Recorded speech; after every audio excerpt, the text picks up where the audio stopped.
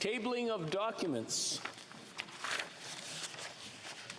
It is my duty to lay upon the table, pursuant to Section 11 of the Lobbying Act, the Commissioner of Lobbying's report for the fiscal year ended March 31st, 2022. Order 1083H. This report is deemed to have been permanently referred to the Standing Committee on Access to Information, Privacy and Ethics. Tabling of documents. The Honourable Minister of Crown and Indigenous Relations. Here, here. Here, here. Excellent. Here, here. Thank you, Mr. Speaker. Today I have the honour to table in both official languages the Anishinaabe Nation Governance Agreement.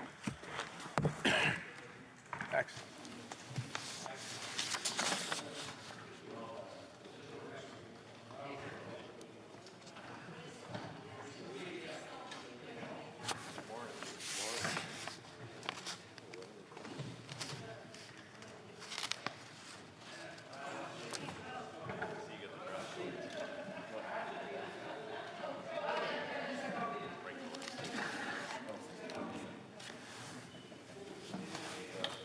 Good to go.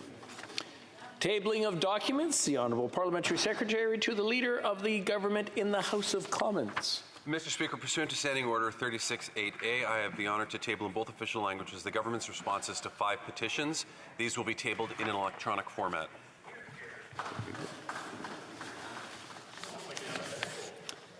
Introduction of government bills. Mr. Mendicino, seconded by Monsieur Champagne, moves for leave to introduce a bill entitled An Act Respecting Cybersecurity, Amending the Telecommunications Act and Making Consequential Amendments to Other Acts. Sorry? Yes, got it. This motion is deemed adopted. Mr. Mendicino, seconded by Ms. Bennett, moves that this bill be now read a first time and be printed. This motion is deemed adopted. First reading of this bill, première lecture de ce projet de loi. When shall the bill be read a second time? At the next sitting of the House.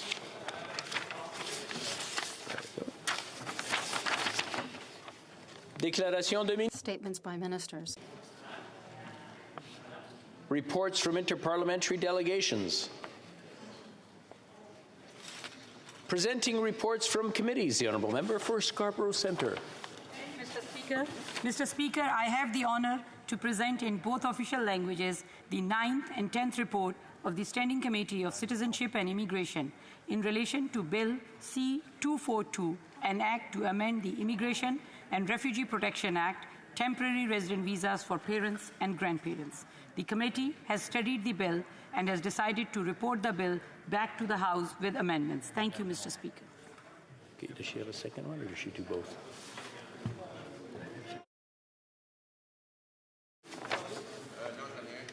Introduction of private members' bills.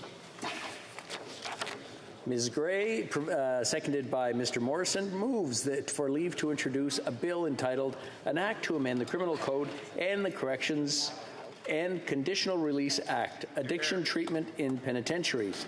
The motion is deemed adopted. The Honourable Member for Kelowna Lake Country. Thank you, Mr. Speaker. I'm very excited today, and I'm pleased to rise to introduce my private member's bill, the End the Revolving Door Act, to amend the Criminal Code and the Corrections and Conditional Release Act, Addiction Treatment in Penitentiaries. I would like to thank the member from Kootenay, Columbia, for doing a lot of the preliminary work on this legislation and for seconding my bill. This bill proposes to amend the Criminal Code of Canada to expand the sentencing options available in our justice system and to assist those whose lives have been ravaged by addiction. In my home province of British Columbia and my community of Kelowna Lake Country, we are all too familiar with the revolving door of our criminal justice system, with prolific offenders and seeing addiction on our streets with increasing crime rates.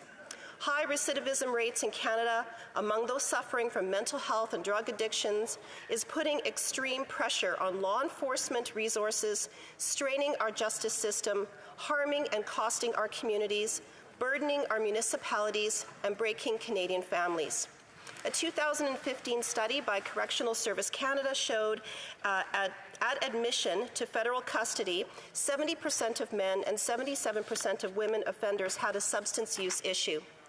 This legislation would allow the Commissioner of the Correctional Service of Canada to designate all or part of a facility as an addiction treatment facility.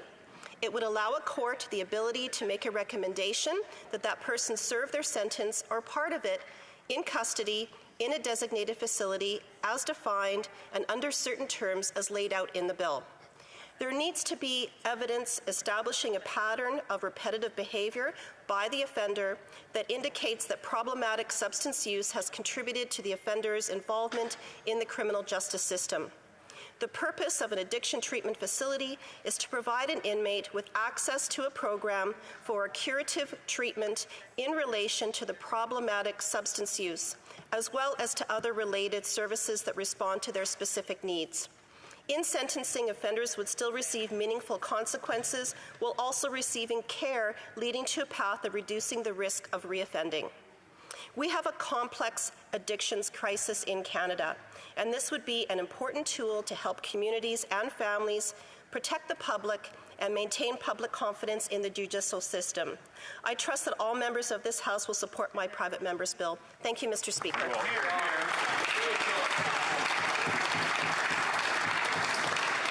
I just want to remind all members who are in the House and maybe tell their colleagues to be as concise as possible. The time for debate comes once we debate it, not now, but I appreciate the details. Ms. Gray, seconded by Mr. Morrison, moves that the bill be now read a first time and be printed. This motion is deemed adopted. First reading of this bill, première lecture de ce projet de loi. When shall the bill be read a second time? At the next sitting of the House. Introduction of private members' bills. The honourable member for Humber River Black Creek. I'm sorry. Ms. Groh, seconded by Mr. Garrettson, moves for leave to introduce a bill entitled An Act to Establish a National Strategy for Eye Care. This motion is deemed adopted. The honourable member for Humber River Black Creek. Thank you very much, Mr. Speaker, and I'm very happy today to have that opportunity to introduce this bill calling for a national strategy on eye care, something that Canadians have been calling for many, many years, and the government has promised actually many times before that. And I want to acknowledge I'm introducing this bill in memory of my grandmother, Annie Steeves, and I continue to see my aunt, Ruby Gentili, and my longtime friend and mentor, Paul Valenti, who suffer from blindness.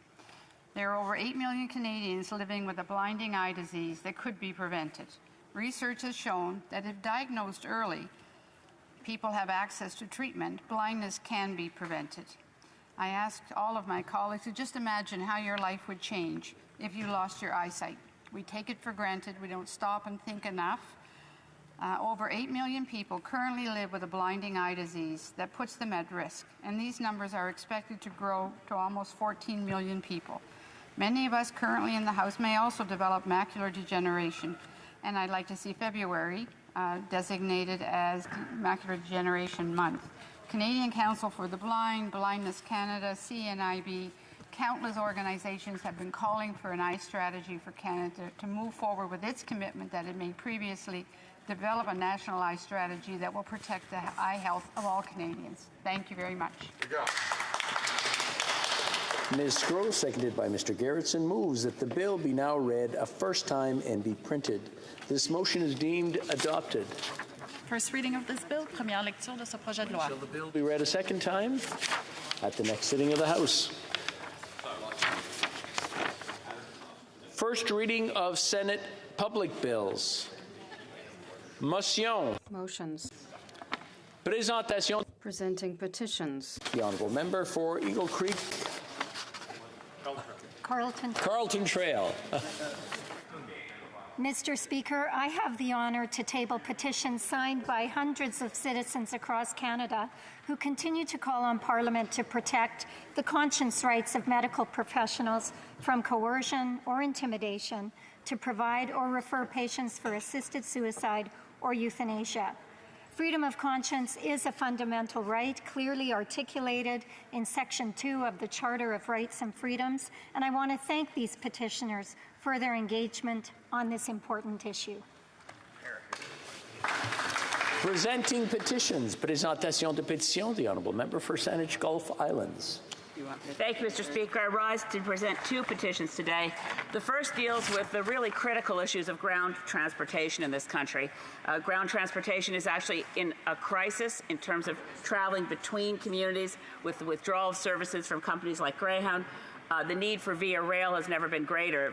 These petitioners point out that Via Rail is an essential service owned by the Canadian public, that it's a public asset that must remain public, and that it should be seen as an important part of our transportation system, requiring more investment and certainly to ensure that we have a green, economical, efficient alternative to travel within Canada that's accessible to all. The undersigned residents call on the Minister of Transportation to stop any moves towards the privatization of Via Rail in the Windsor-Quebec corridor and to improve service across Canada. The second petition, Mr. Speaker, relates to the number of physicians in Canada, the lack of family doctors. It's an acute shortage, and the citizens and petitioners in this petition call on us as a House of Commons to work with all provinces and territories to come to a fair and holistic solution for the current doctor shortage. Thank you, Mr. Speaker. Presenting petitions, présentation de pétitions, l'honorable député. The Honourable Member for Rosemount Petite Patrie. Thank you, Mr. Speaker. The first petition that I wish to table comes from a group of people who are concerned about our social safety net. As we've seen during the pandemic, that the most vulnerable have become even more fragile. So they should be funded by those who are rich, very rich. The other is an initiative of three organizations, Canadian Voice of Women for Peace and another coalition. Hundreds of people are concerned by threats of nuclear weapons. They're asking the federal government, therefore, to sign the treaty on the ban of nuclear weapons. And I must stress the work of colleagues on this issue, the member for Edmonton, Strathcona, the member for Lac-Saint-Jean, the member for Beaches, Eastwood. Thank you, Mr. Speaker. Presenting petitions, the Honourable Member for West Nova. Thank you very much, Mr. Speaker. It's not often I get to stand and do a petition. Here's a petition signed by 593 Canadians, where in Canada many medications available on the market are not adapted for children's use, as manufacturers primarily produce for adult formulations, which do not take in size into consideration the differences of children. Quand aucune préparation pédiatrique. When a pediatric treatment is available, it has to be amended to adapt it to the physiology and psychology of children. Of Canada call upon the Minister of Health to waive Health Canada's submission fees for pediatric formulations to encourage the research and development of medicines for children. And I thank you very much for the opportunity. Presenting petitions, the Honourable Member for New Westminster, Burnaby. Thank you very much, Mr. Speaker. And I'm presenting a petition on behalf of several dozen residents of my communities of New Westminster and Burnaby that are calling on the government, given the extent of the opioid crisis that we've seen, the fact that we have a death occurring in Canada on an average about every 2 hours, and we've had a death toll of over 15,000 in the past 4 years alone. These constituents are calling upon the Government of Canada to declare the overdose crisis a national public health emergency and take important steps to end overdose deaths, collaborate with provinces and territories to develop that comprehensive pan-Canadian overdose action plan that is so important, including looking at reforms such as the legal regulation of drugs to ensure safe supply and decriminalization for personal use, and to ensure this emergency is taken seriously with adequately funded programming and supports. These constituents ask the Government of Canada to act on the opioid crisis. Thank you, Mr. Speaker. Presenting petitions, présentation de pétitions, the Honourable Member for Peace River, Westlock. Well, thank you, Mr. Chair, and I want to, I've got a number of petitions to present this morning. I'm presenting this petition on behalf of Canadians who are concerned about certain charities are being targeted based on their views, and this petitioners call on MPs to ensure that charities that hold views that differ from the government don't lose their charitable status. The next petition I have to present, Mr. Chair, it comes from Canadians from across the country who are concerned about the increase in trafficking in human organs. They're calling on the government to pass legislation that would prevent Canadians from going abroad to purchase organs, and they're also calling on the Canadian government to ensure that there is no financial transaction that happens in the pursuit of gaining organs. The next petition I have, Mr. Speaker, is from folks living in Fox Creek and Swan Hills. These are two towns located in northern Alberta. The petitioner is saying that the rising costs of heating and fuel make life more expensive, particularly living in the north. They also have to travel great distances to get groceries and to shopping centres. They're calling on the government to move the arbitrary line that runs across Alberta, preventing Fox Creek and Swan Hills residents from accessing the northern living allowance. The petitioners are calling the government to include Fox Creek and Swan Hills as communities within the prescribed intermediate zone, allowing these people to receive the northern residency deduction for living in northern Alberta. The next petition I have, Mr. Speaker, is from Canadians from across the country who are concerned about the changes to the law around conversion therapy. They're calling on the government to define the definition in a way that does not ban talk therapy. They're calling on the government to ensure that parents and clergy are able to have discussions with children around their sexuality. They call on the government to ban coercive and degrading practices that are intended to change a person's sexual orientation or identity, but to amend the current law so that conversion therapy doesn't ban discussions that happen between parents and their children. The next petition I have, Mr. Speaker, is from Canadians from across the country who are concerned with what is going on in Azerbaijan in the detention of Armenian prisoners of war. They're calling for immediate release of those prisoners of war. They're calling for the government to use all diplomatic tools to advocate for those who are being held to be released. They're calling for the ongoing condemnation for the ongoing state sponsor of anti-Armenian hatred in Azerbaijan, and they denounce all aggressive rhetoric from Turkey and Azerbaijan against the Armenian and other minorities. And they're calling for Canada to provide all necessary humanitarian assistance to ensure safe and viability of the Armenian population there. The final position I have today, Mr. Speaker, is from Canadians from across the country, drawing the attention of this House to the ongoing campaign against the Uyghur population by the Chinese Communist Party. They particularly note the birth suppression that is happening there through forced sterilization and abortion, as well as some of the they also want to call to our attention some of the photos that we've seen around folks that have been lined up on the bus stations being taken off to detention centers. They're calling for the government to recognize this as a genocide. They're calling on Canada to do more in the face of and for the plight of the Uyghurs and their treatment by the Communist Party of China. They're also calling, Mr. Speaker, for the use of Magnitsky sanctions to go after particular officials in the Chinese Communist Party to ensure that they are held responsible for these heinous crimes against the Uyghur population. Thank you, Mr. Chair.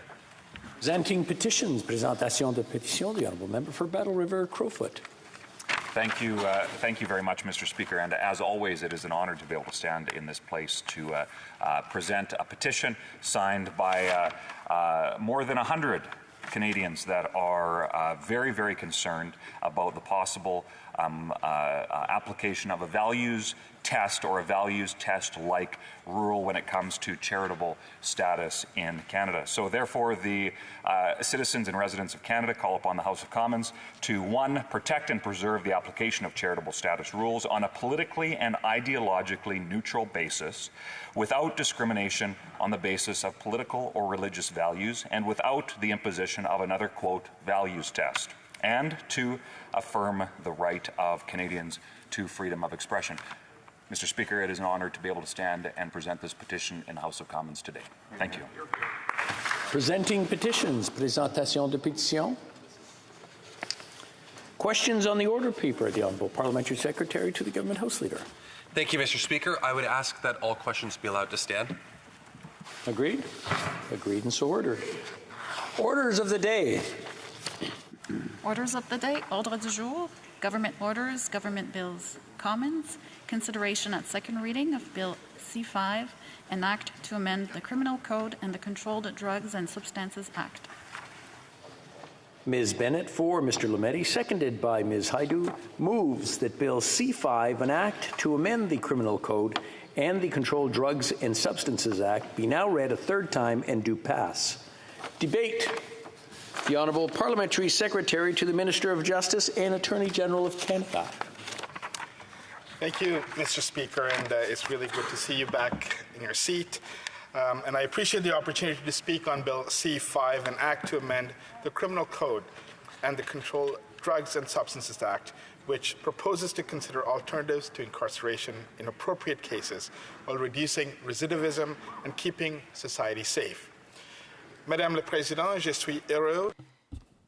Madam Speaker, I am very pleased to rise today to speak about Bill C5, an act to amend the Criminal Code and the Controlled Drugs and Substances Act.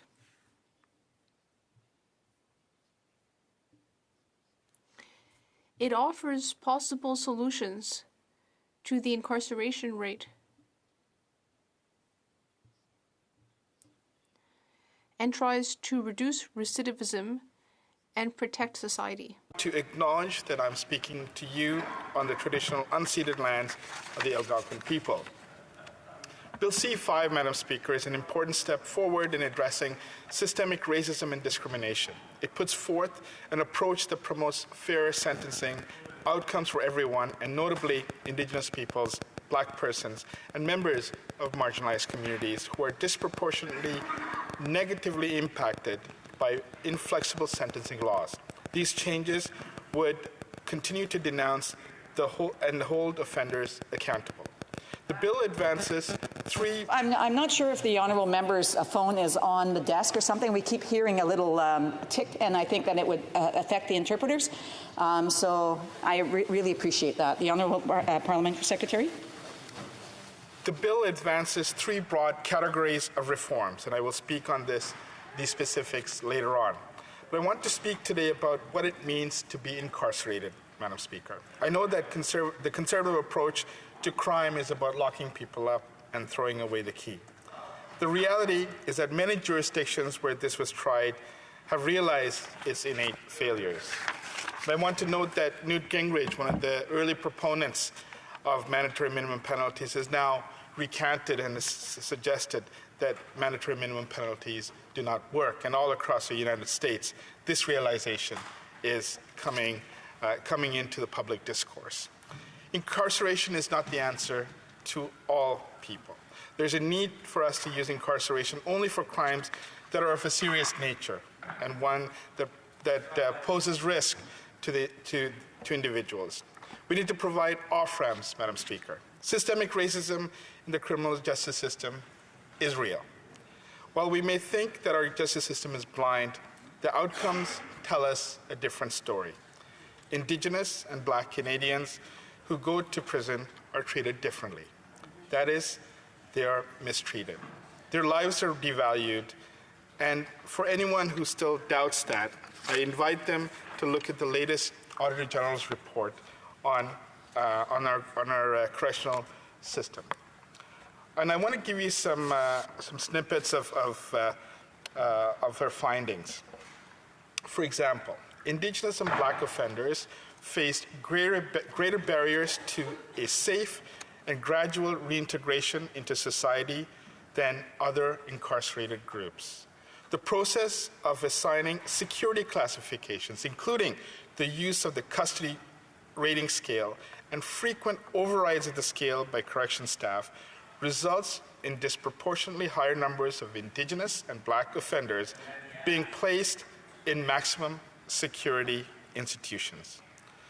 We noted that Indigenous, and I'm quoting here, that Indigenous representation gaps among correctional officers across institutions, Black representation gaps among program and parole officers at institutions with a high number of Black offenders, and gender representation gaps among correctional officers at women's institutions.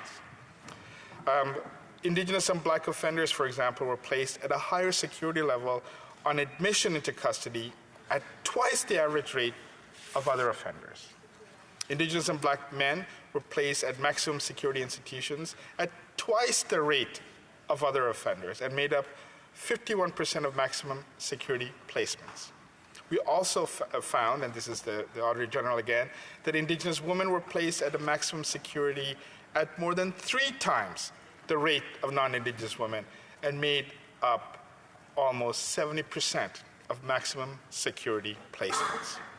Correction staff overrode, which means that once a classification is completed, correctional staff have the discretion at times to override the classifications.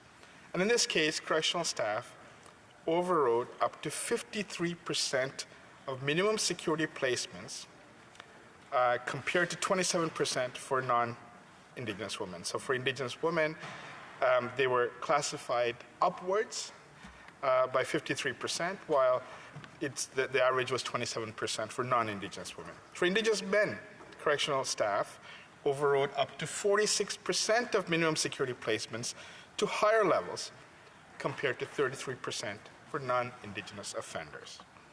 More Indigenous offenders remain in custody until their statutory release and were released directly into the community from higher levels of security, which essentially means that once somebody is classified, the higher the security classification, the harder it is for them to get the programs of support necessary for them to reintegrate into society. But it also means that they serve a longer period of sentence in custody, while those who may be classified at lower rates or at the lower levels are able to spend less time in custody and more time in bridging programs that will allow them to integrate within the community, which essentially leads, Madam Speaker, to higher levels of recidivism.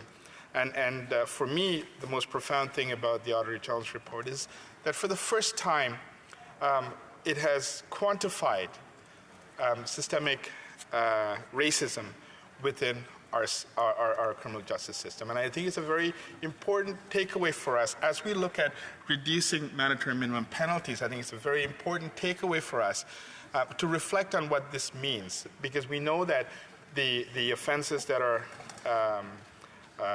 subject to the FC5, where we are repealing many of the mandatory minimum penalties, they directly have an impact on Indigenous and Black offenders, and it's so critical that we keep that in mind as we look at this bill. I do want to talk about my personal experience working with young people in the criminal justice system. I used to run an organization called the Canadian Tamil Youth Development Center back in the late 90s, early 2000, before going into law school.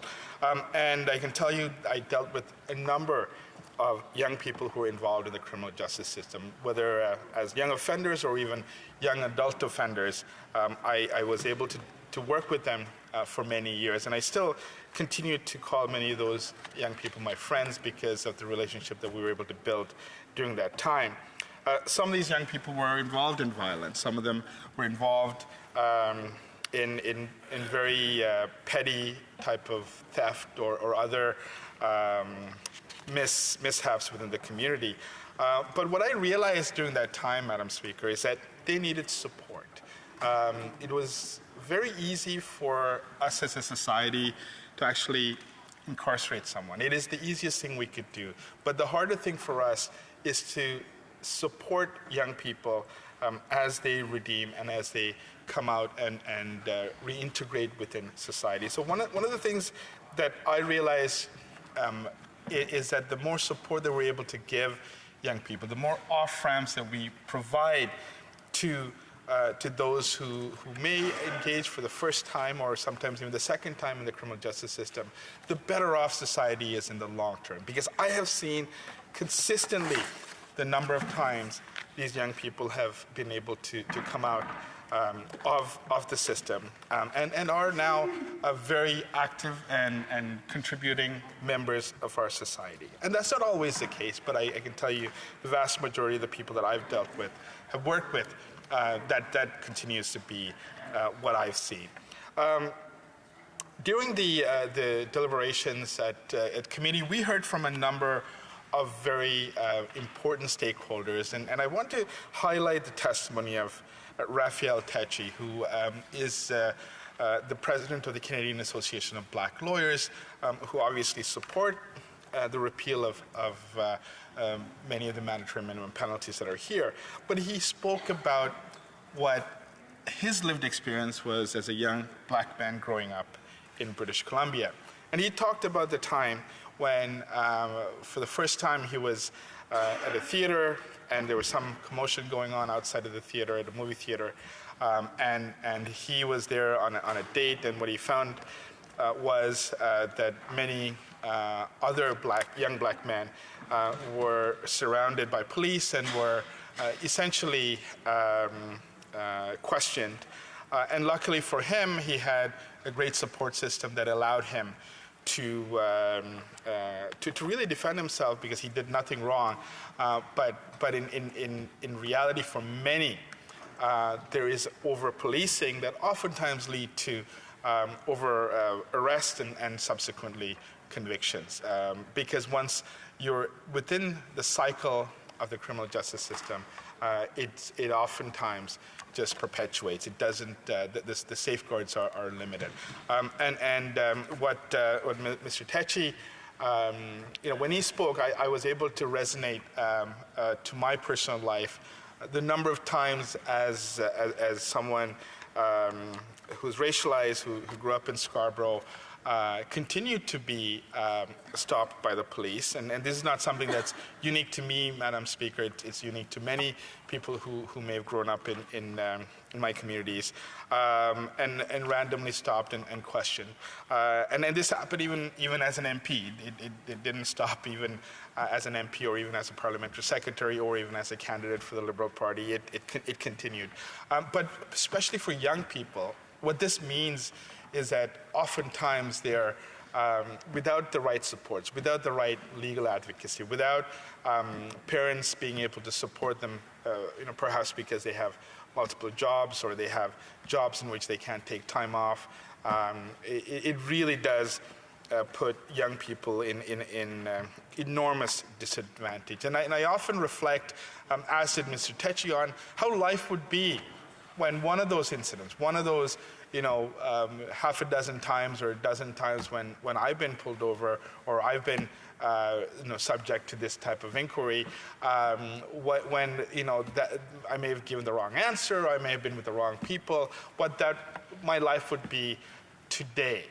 And this is the story with so many people within my community of Scarborough Rouge Park, but I know across Canada in many other parts. And it's so profound. And we know, George Floyd happened 2 years ago, and that I think really tells a story of the disparity that we see in the U.S. But George Floyd is not unique. We know the number of times where in Canada, Indigenous men and women are oftentimes just arbitrarily arrested, arbitrarily beaten up. And we've seen it with chiefs, with people who are who have even a national or local profile, where discrimination doesn't really stop with who and what your title is. And we see that with particularly young black men.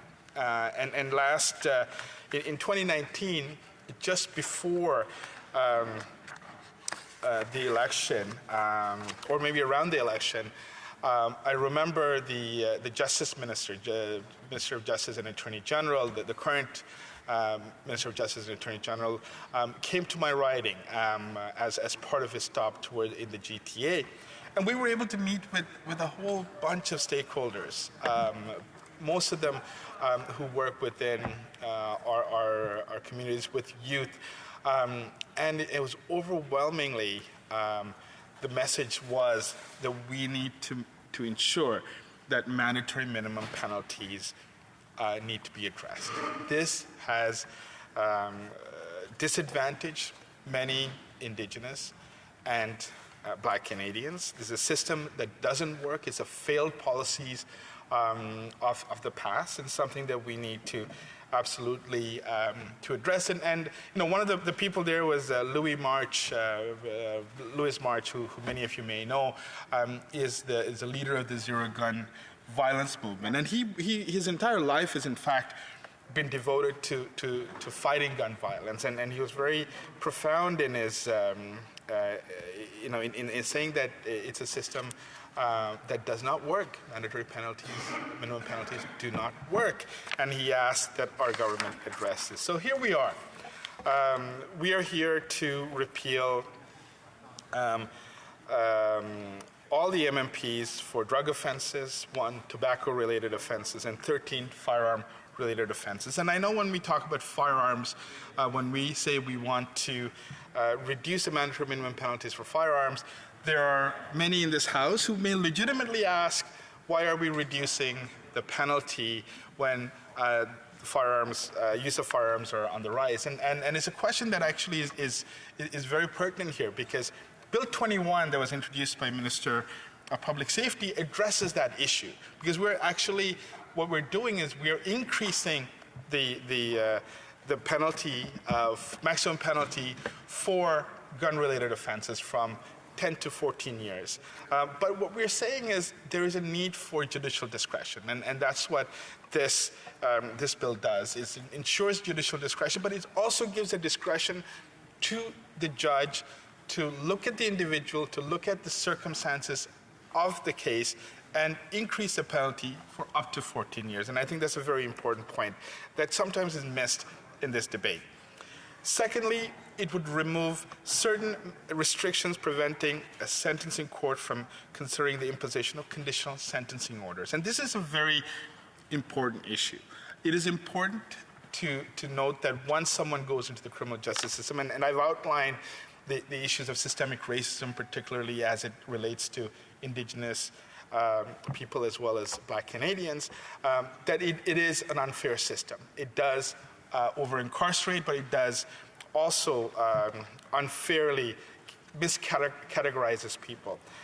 And what the conditional sentencing orders do here is it allows the judge to impose conditional sentences that may be out of custody on individuals who do not pose a risk to society. And this is a very important point again, because oftentimes, this is not about giving every offender a conditional sentence. It's about smart policy that says when we put someone in jail, in institutions, we criminalize them even further. We don't give them the right supports. We take them away from their families. We take them away from the addiction treatment that they may need. We take them away from their responsibilities of going to work or doing work in the community or doing or being a member of their church or being part of the local community that will give them the support they need to get out of the criminal justice system. It's a very smart policy.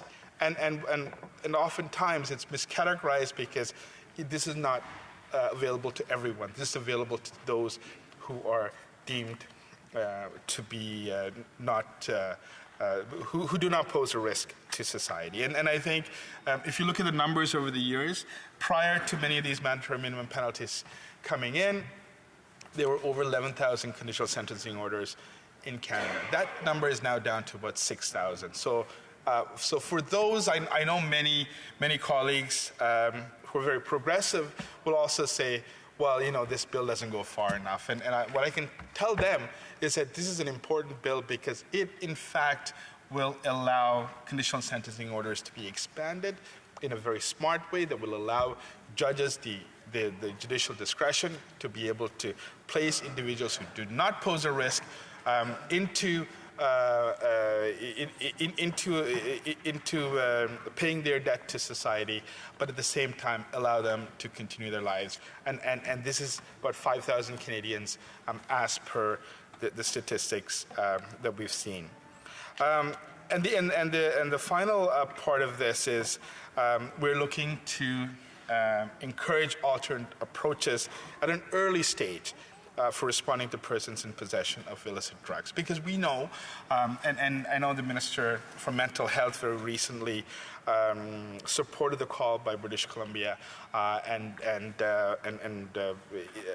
allowed British Columbia to take more control over issues around drugs.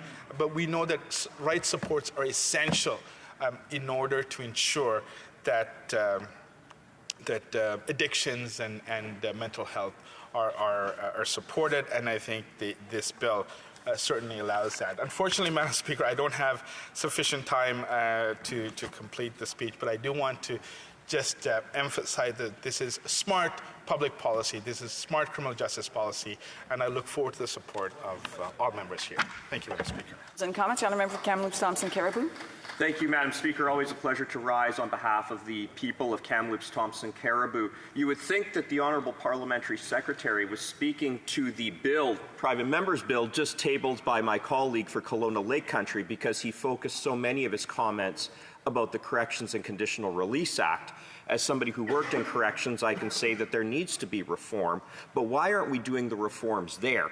I want to focus, though, on one of the sections. I believe it's section 244.2, which essentially deals with drive-by shootings. And there have been a number of incidents of gun violence, and I would like this Honourable Parliamentary Secretary to look into the camera and say, I am comfortable with people who commit drive-by shootings having a community-based sentence because right now they will not be going to jail. Thank you. The Honourable Parliamentary Secretary to the Minister of Justice and Attorney General. And Madam Speaker, this is the type of I think, outrageous type of manufactured stories that we get here from the Conservatives. Right, this bill on conditional sentence orders does not. Order. First of all, the Honourable Member had an opportunity to ask a question. I'm sure he wants to hear the answer. And for anyone else who's thinking out loud, I would ask them to hold off until it's questions and comments time and to be recognized at that time. Then they can certainly participate in the discussion here.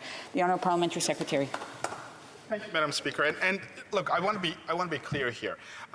Conditional sentencing orders is one tool that judges have at their discretion in order to ensure that public safety is protected. And one of the prevailing issues there is that the individual who gets a CSO does not pose a risk to society. So we can come up with the worst criminal offenders, the worst type of crimes, and we can manufacture all of these scenarios, but they will not get conditional sentencing orders. So let's be clear on that. This is about smart public policy, criminal law reform that is important, that will address the issues of systemic racism, Madam Speaker. Questions and comments. The Honourable Member for Jonquière.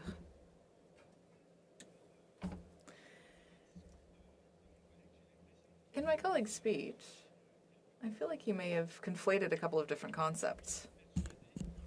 I am convinced that we need to fight a racial profiling by police officers. But in this bill, I don't see the idea of what I see is abolishing mandatory minimums for people who discharge a firearm, for example. I don't think that helps with racial profiling. We've seen increased gun violence in Montreal, and I think that this bill sends a really mixed message on that. So maybe my colleague could explain how eliminating mandatory minimums for people who fire guns would reduce racial profiling. Thank you. The Honourable Parliamentary Secretary. Thank you, Madam Speaker. And I think I've spoken extensively on systemic racism within the criminal justice system and why it's important to ensure that those who do not pose a risk do not end up in jail. With respect to the issue of gun violence, and it's a very important issue. It's a real issue.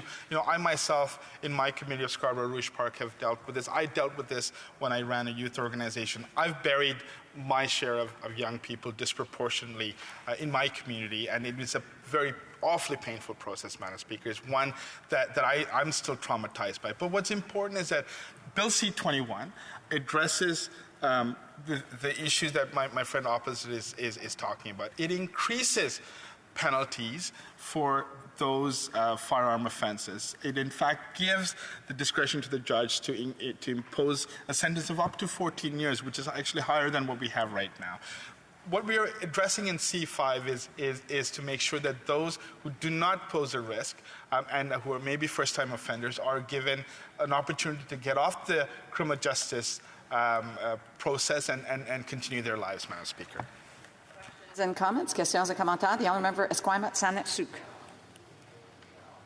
Thank you very much, Madam Speaker. And I want to thank the Parliamentary Secretary for his speech and for the good work that we managed to do together in committee to improve this bill. We've just seen a couple of examples from the Conservatives in the bloc of this attempt to somehow say that C5 threatens public safety. And I wonder if the Parliamentary Secretary could talk about the actual evidence we heard in committee on the impact of mandatory minimum sentences and how their impact, if anything, actually improves public safety by eliminating them. Parliamentary Secretary. Thank you, Madam Speaker, and I'd like to thank my friend opposite for his very important work in improving this bill at every stage. And I agree with him. You know, this is smart criminal justice policy reform. It's important to recognize that not everyone needs to go to jail. There is a need to have off-ramps that will support individuals who do not pose a risk to continue to be in their communities, continue to be integrated as part of the community. If they pose any risk, the judge will have the discretion to put them in jail, and that's precisely what this bill does, Madam Speaker. Questions and comments. The honourable member for Toronto Danforth. Madam Speaker, and really interested in hearing my colleague's speech and talking about the impact that he sees in his own community and how it will support people within his own community.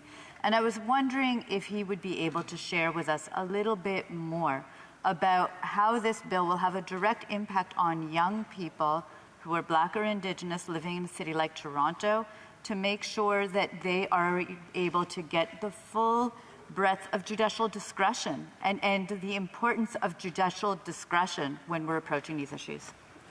Parliamentary Secretary. Thank you, Madam Speaker, and I'd like to thank my colleague from Toronto Danforth for her comments and her question. Madam Speaker, Scarborough is one of the most diverse areas in Canada. I represent a riding that is highly racialized, particularly a very large percentage of Canada's Black community is in Scarborough. And I can tell you every time I go door to door, I hear stories. I hear stories from mothers, I hear stories from siblings, I hear stories from young men who continue to complain about over-policing, which has in turn led to over-incarceration. My community is a stellar community in every respect, save and except for the trauma that they faced within the criminal justice system. I believe that Bill C5 is a very important starting point in addressing the over-incarceration of Black and Indigenous people. But this is not the only answer, Madam Speaker. We are, as a government, working on an Indigenous justice strategy, a Black Canadian justice strategy, and we look forward to bringing those forward to Parliament. Comments? The honourable member for Kildonan St. Paul. Madam Speaker, I'd like to thank the honourable member for his speech. I know that he's probably very sincere in his remarks. However, I do have a legitimate concern with sexual violence against women concerning Bill C5. The conditional sentencing house arrest will now be an option for Bill C5 for sexual assault. And the member and the Liberal Party continue to refer to vulnerable communities. They name Black and Indigenous communities repeatedly. My concern is someone will be sexually assaulted, and that individual responsible for that heinous crime will be able to serve house arrest in the community or maybe even next door to the victim that they sexually assaulted. I'm very concerned about that and would like to hear the members' thoughts on this serious issue with Bill C5. Parliamentary Secretary. Thank you, Madam Speaker, and I'd like to thank my colleague opposite for her question. And again, I think I come back to the same answer. We can contrive and come up with a whole bunch of scenarios where in fact, conditional sentencing orders may not be appropriate. What is important is that we give judicial discretion that allows a judge to look at the facts of the case, to see and to weigh the risk that individual will pose to society. And when there is no risk, conditional sentencing order may be appropriate. And that's exactly what's happening here. But I do want to bring a highlight to my friend opposite, the over-incarceration of Indigenous women. There are only, in terms of penitentiaries for women, over 50% of those in penitentiaries for women are Indigenous women. What does my friend have to say about that, Madam Speaker? Time for a brief question. The Honourable Member for Berthier-Masquinongé. Very brief, please. Thank you, Madam Speaker, and I want to thank my colleague for his speech. In certain specific cases mentioned by my colleague from Jonquière, like, for example, discharging a firearm, does my colleague not think that this sends a very strange message to the people of Canada and Quebec, given the many incidents of gun violence in Montreal in recent months? Parliamentary Secretary, within 40 seconds. Madam Speaker, as I reiterated earlier, Bill 21 addresses the issues that my friend opposite has brought forward.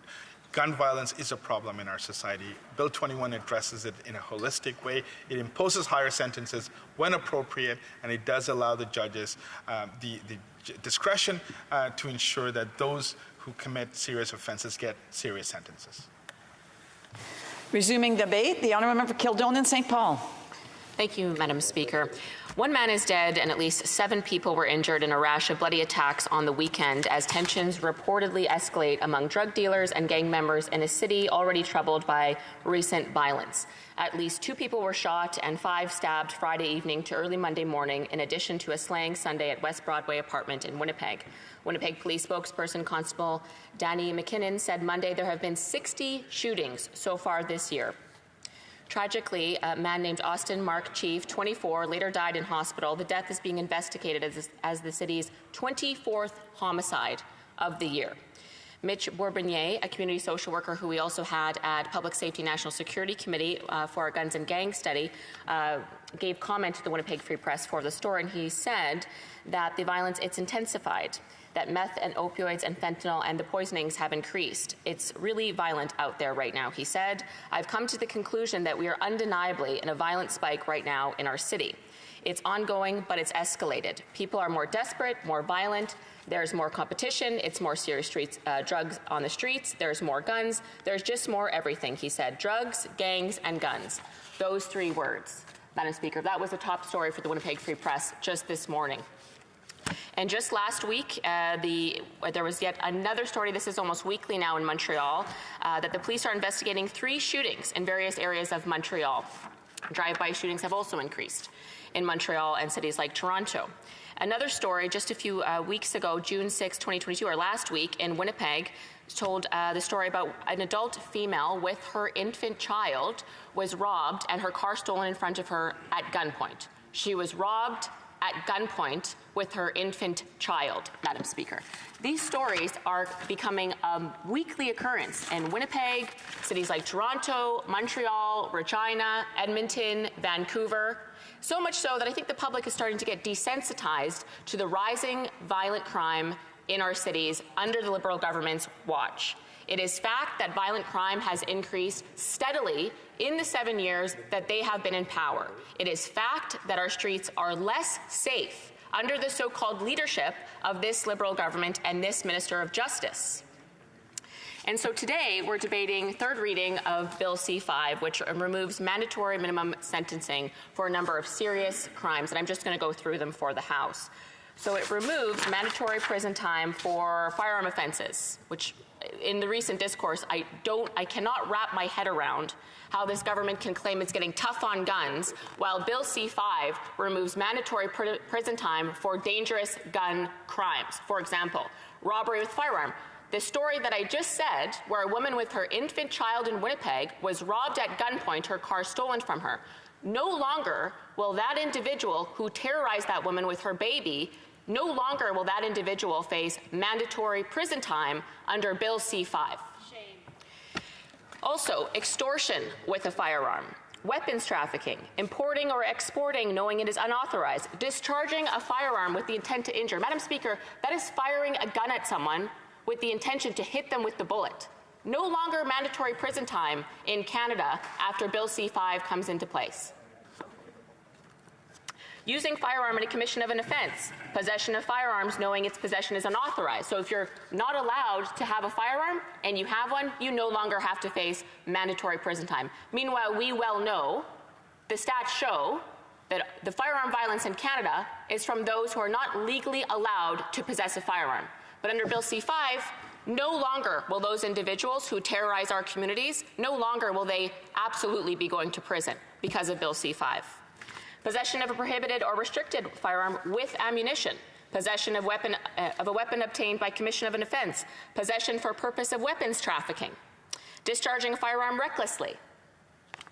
These are very serious gun violent crimes that will no longer, I will repeat, no longer face mandatory prison time because of Bill C-5. And I consistently hear from Liberal members that they're repealing these bad Conservative policies, but the fact is, many of these mandatory minimums were instituted by Liberal governments. And in fact, one of them in particular was instituted, that is the using firearm in a conviction of an offense, by Pierre Elliott Trudeau's government back in 1976. And they're actually keeping a number of mandatory minimum sentencing that Conservatives did bring in. So that argument doesn't stand. So to be clear, the Liberals are eliminating mandatory prison time for criminals who commit robbery with a firearm, weapons trafficking, and drive-by shootings. They make the argument that it's, well, I don't know, I guess soft on crime, let's go easy on criminals. They seem to be more interested in defending criminals than the victims they terrorize with guns. For example, they're expanding conditional sentencing, so they're allowing house arrest for the following crimes. Sexual assault. Sexual assault. So if someone sexually assaults someone, they could be serving house arrest in the neighborhood of the woman or the individual that they sexually assaulted. That will become more commonplace, more easily accessed by the courts, conditional sentencing, house arrest, and others, because of Bill C-5. Kidnapping. Abduction of a person under 14. Abducting a child, Madam Speaker. House arrest. Arson for fraudulent purposes, so setting fire to things. House arrest. Assault causing bodily harm or with a weapon. Assaulting a peace officer causing bodily harm or with a weapon. Trafficking in or exporting, importing Schedule III drugs. So talk a little bit more about the drug offenses as well, because this is really interesting. So they're also eliminating mandatory prison time for drug dealers. Last year, Madam Speaker, over 7,000 Canadians died as a result of opioid overdoses. That's things like fentanyl, carfentanil. Now, those addicted to drugs should be treated as a healthcare issue. Conservatives believe that someone addicted to drugs needs to be treated. We need to have more access. That's why in the last election we proposed building more treatment beds. That is very clear. But the individuals responsible for pushing deadly drugs on Canadians, killing 7,000 people last year, deserve to go to prison. Full stop. This bill eliminates mandatory prison time for trafficking or possession for the purpose of trafficking drugs. That's drug pushers, drug dealers. Importing or exporting or possession for the purpose of exporting. People who smuggle drugs into Canada, which kills thousands of Canadians, no longer mandatory prison time for them. Production or substance of Schedule I or II drugs like heroin, cocaine, fentanyl, crystal meth. People who create these drugs, who kill thousands of Canadians, particularly young people in BC and Ontario, no longer will face mandatory prison time as a result of Bill C-5.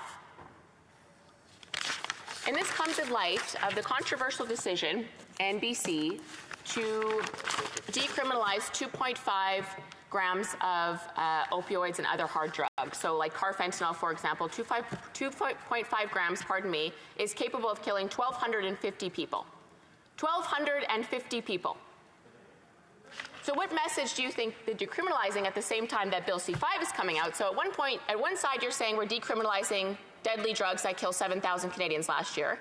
And on the other side, we're saying no more mandatory prison time for the people responsible for making those drugs, smuggling those drugs, or trafficking those drugs and preying upon vulnerable Canadians.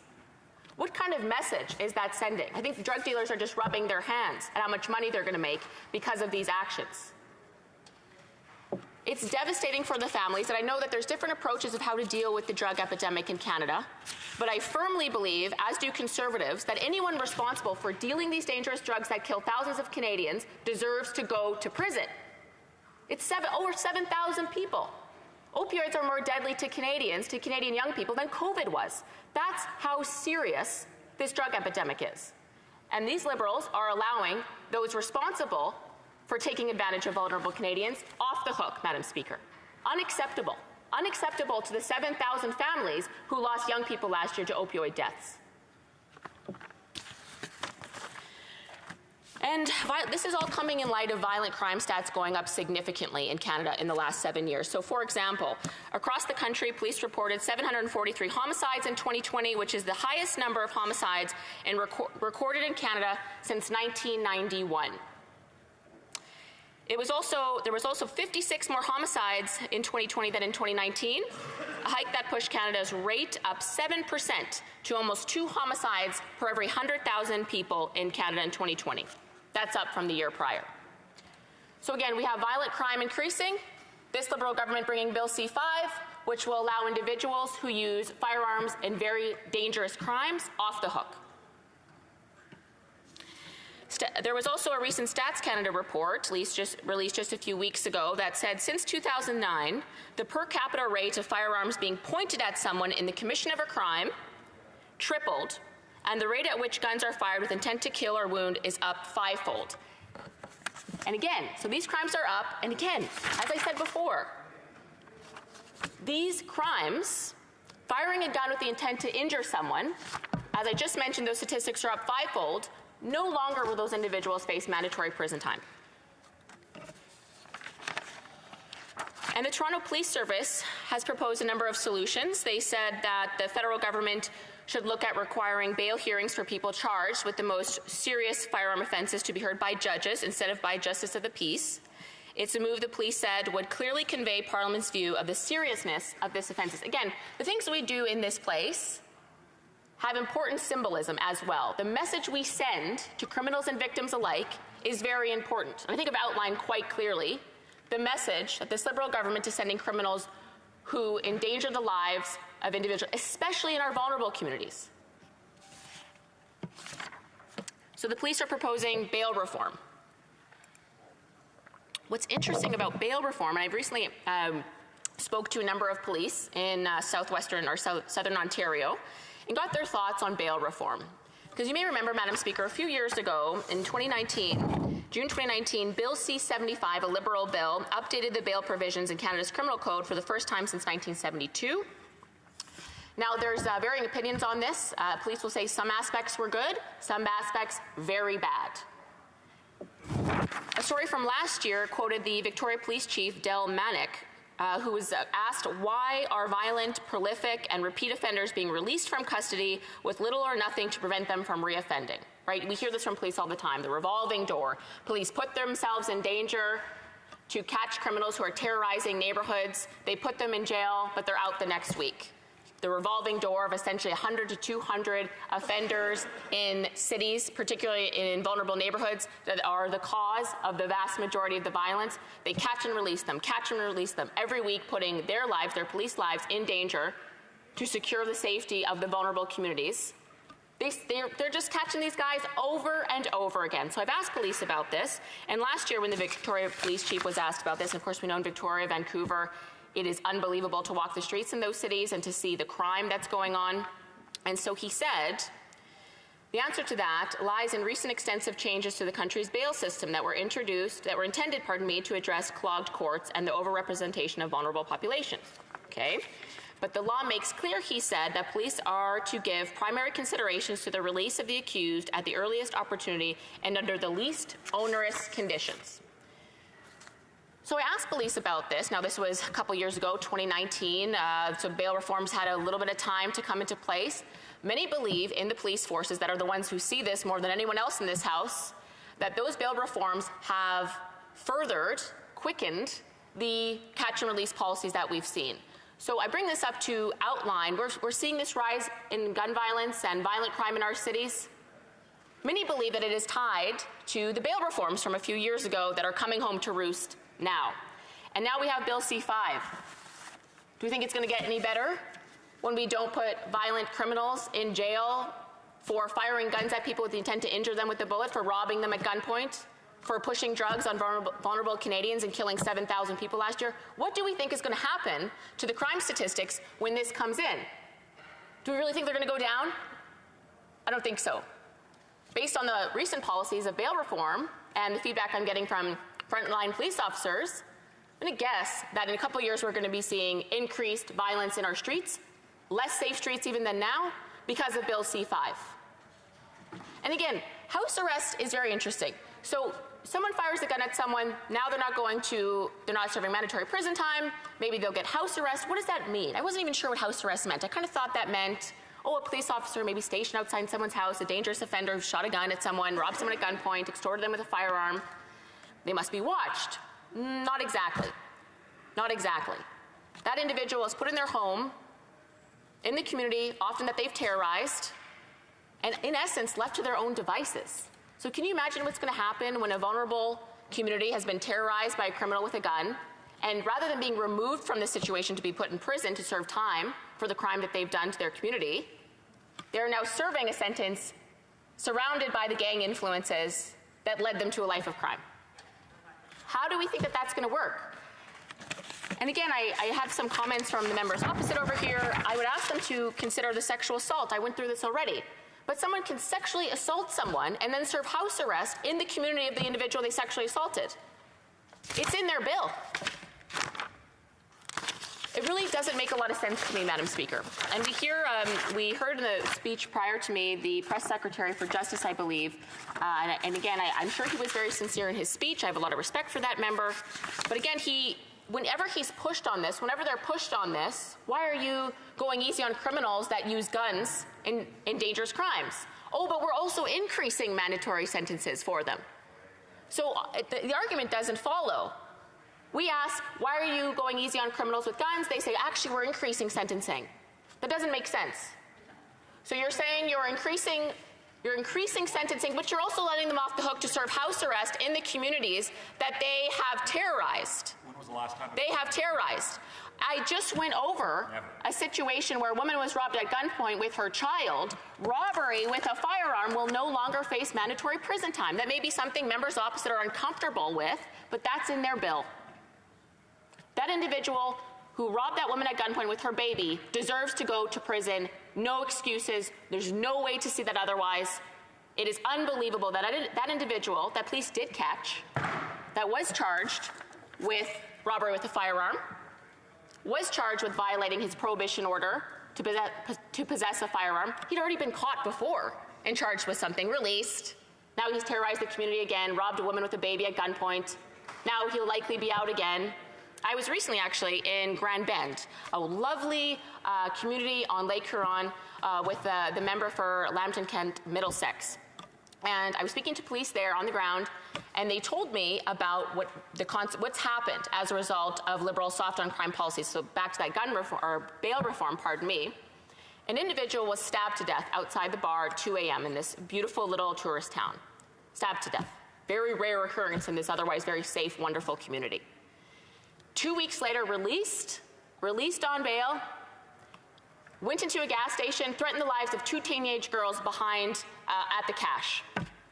This man murdered someone, murdered him with a knife, murdered an innocent man who was just outside the bar at the wrong time, murdered him out on the streets 2 weeks later, threatening the lives of 2 teenage girls.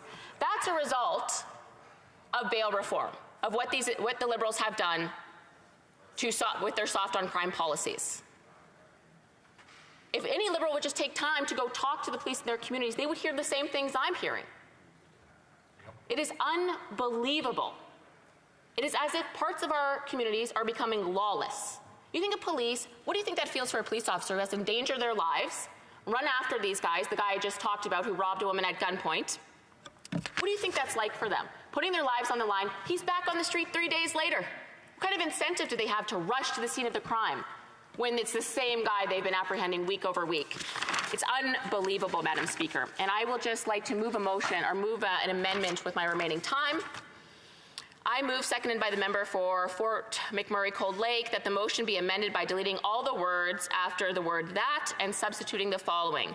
Bill C-5, an act to amend the Criminal Code and the Controlled Drugs and Substances Act, be now read a third time, but be referred back to the Standing Committee on Justice and Human Rights for the purpose of reconsidering clauses 5, 6, 7, 8, 10, and 12, with a view to remove the provisions in the bill that would eliminate a number of mandatory minimum sentences for very serious crimes, namely robbery with a firearm, weapons trafficking and discharging a firearm with intent, possessions of a weapon obtained by commission of an offense, and possession for purpose of weapons trafficking. Madam Speaker, the purpose of this amendment is to take out the most insane parts of Bill C-5 so that those individuals Faut finir l'amendement.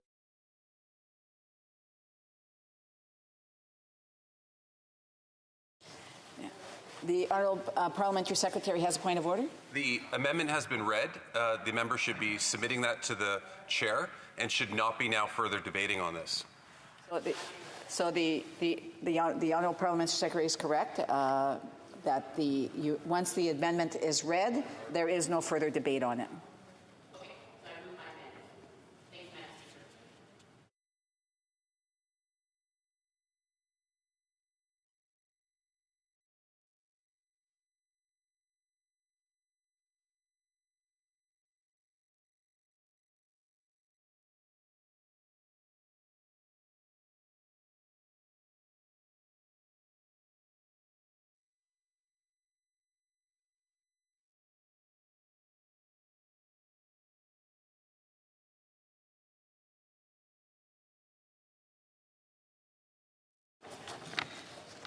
Ms. Dancho, seconded by Mrs. Goodridge, moves the following amendment. That the motion be amended by deleting all the words after the word that and substituting the following. Bill C-5, an act to amend the Criminal Code and the Controlled Drugs and Substance Act, be not now read a third time, but be referred back to the Standing Committee on Justice and Human Rights for the purpose of reconsidering clauses 5, 6, 7, 8, 10, and 12, with a view to remove the provisions in the bill that would eliminate a number of mandatory minimum sentences for every serious crimes, namely robbery with a firearm, weapons trafficking, and discharging a firearm with intent, possession of a weapon obtained by commission of an offense, and possession for purpose of weapons trafficking. L'amendement. The amendment is in order. Honourable Parliamentary Secretary to the Government House Leader. I can't believe, Madam Speaker, that just before moving the amendment, the member actually said that police might choose not to do their job because of a policy that the government made. Thank God that the police forces throughout Canada don't operate the same way that conservative politicians do by picking and choosing when they think something is important enough to actually listen to the policies that have been created by this place. But nonetheless, Madam Speaker, you know, you would think by listening to the intervention there that individuals would not have to face any jail time whatsoever, and you don't even have to read between the lines. The member said, and I quote, "This bill will, quote, let criminals off the hook," end quote. That is absolutely untrue. What this bill does is actually put the decision-making into the hands of the judges, the people who hear the case, the people that deliberate over it, and the people that render judgment at the end of the day. And I am certain that those judges will continue to render strict decisions when necessary.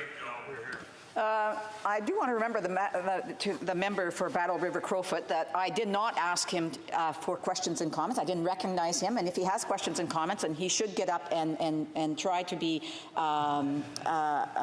recognized at that time. And for anyone who's yelling out time, I would just say I do have a clock in front of me, and it is to my discretion. The honourable member for Kildonan St. Paul. Madam Speaker, I could tell that the member opposite is quite fired up about my speech, and good. He should be. He should be angry about his government bringing forward a bill that allows house arrest for those who rape other people. Sexual assault now could have house arrest, and he puts a lot of trust in judges. I respect our judges as well, but I don't always agree with them. For example, the Supreme Court recently said that if you are intoxicated, that could be a defense for rape. So judges don't always get it right, and the member opposite should remember that, Madam Speaker. Questions et commentaires. Questions and comments. Comments. L'honorable. The honourable member for Sandwich-Suk. Well, thank you very much, Madam Speaker. And I do take particular exception to the remarks by the previous member, which completely distort what's going on in C5, and not only distort what's going on in C5, but the position of the police in Canada on the bill. Both the Canadian Association of Chiefs of Police and the National Police Federation, which represents RCMP officers, appeared in committee in support of this bill. What's going on here by the Conservatives is an attempt to distort the actual impacts of the bill and create some crisis in public safety when in fact the bill does exactly the opposite. Member for Kildonan St. Paul. Shocked that the member opposite would suggest that there isn't a crisis in public safety following years and years and years of soft on crime liberal policies. I talked extensively about that, and I guess we'll have to see. We'll have to see what happens to the crime stats after Bill C5 comes. I hope I'm wrong. I hope I'm wrong. I hope there's not rapists serving house arrest next to the individuals that they raped, Madam Speaker. Based on the powers of this bill to give discretion to judges, I'm deeply concerned about individuals who brandish firearms around shooting them at people in their communities that now won't have to go to prison for it. So I will not apologize for standing up for vulnerable communities and the risk to them, first and foremost, that this bill presents, Madam Speaker. Questions and comments. The honourable member for Rivière-des-Mille-Îles. Thank you, Madam Speaker. I want to thank my colleague for his speech. We talked a lot about diversion as experienced in Portugal. There is a success. And also in Switzerland in the 90s, they adopted an approach called tough on drugs. This was a complete disaster. There were many issues as a result, and they put in place 4 measures. Treatment, reduction of harm, and the application of certain legislation. And this made a huge difference. In terms of diversion, I would like to hear my colleague talk about this kind of approach, and it's quite relevant. Kildonan St. Paul. Thank you to the member for his question. Again, I will reiterate that those suffering from drug addiction, that needs to be treated as a public health issue. That's why in the last election we ran on a policy to build more treatment beds for individuals suffering. Those who suffer from drug addiction should not be going to jail. They should be going into treatment. Unfortunately, we don't have nearly enough treatment beds in this country to help the thousands of Canadians who are addicted to dangerous and deadly drugs. But I will stand by our position that eliminating mandatory prison time for drug pushers, drug smugglers, those individuals are responsible for killing thousands of Canadians and should absolutely be behind bars, Madam Speaker. Questions and comments? The honourable member Sarnia Lambton.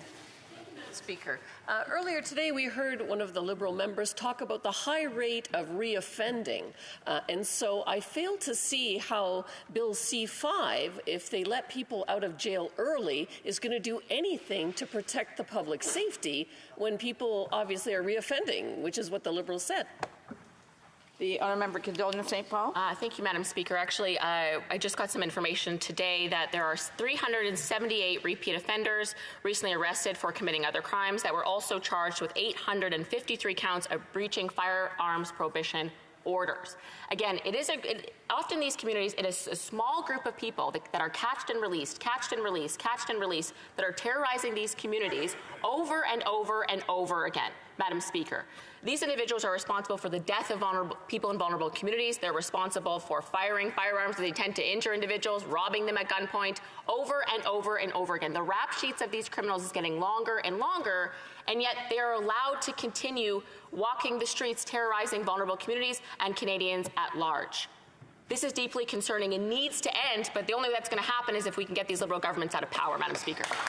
The Honourable Parliamentary Secretary of the Government House Leader. In response to my question, Madam Speaker, I couldn't believe what I heard. The member said, quote, "I respect judges, but they don't always get it right," end quote. That is just an example of the fundamental misunderstanding of the justice system and how it's supposed to be implemented. What the member should also be respecting are the decisions that the judges make, because that is a show that you genuinely understand and appreciate and respect the judicial system in Canada. But instead, what Conservatives are trying to do is basically, through that comment, they're trying to say that we are going to try to put a fail-safe in place for when, in their opinion, the judges don't get it right. The honourable member Kildonan St. Paul.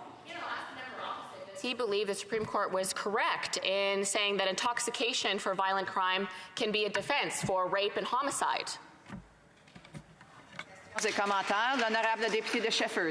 The Honourable Member for Shefford. Thank you, Madam Speaker. My colleague mentioned crimes against women, and that was studied a great deal during the Truth and Reconciliation Commission. In Clause 32, the Liberal government in that case proposed that there would be specific circumstances when it came to crimes against Indigenous women.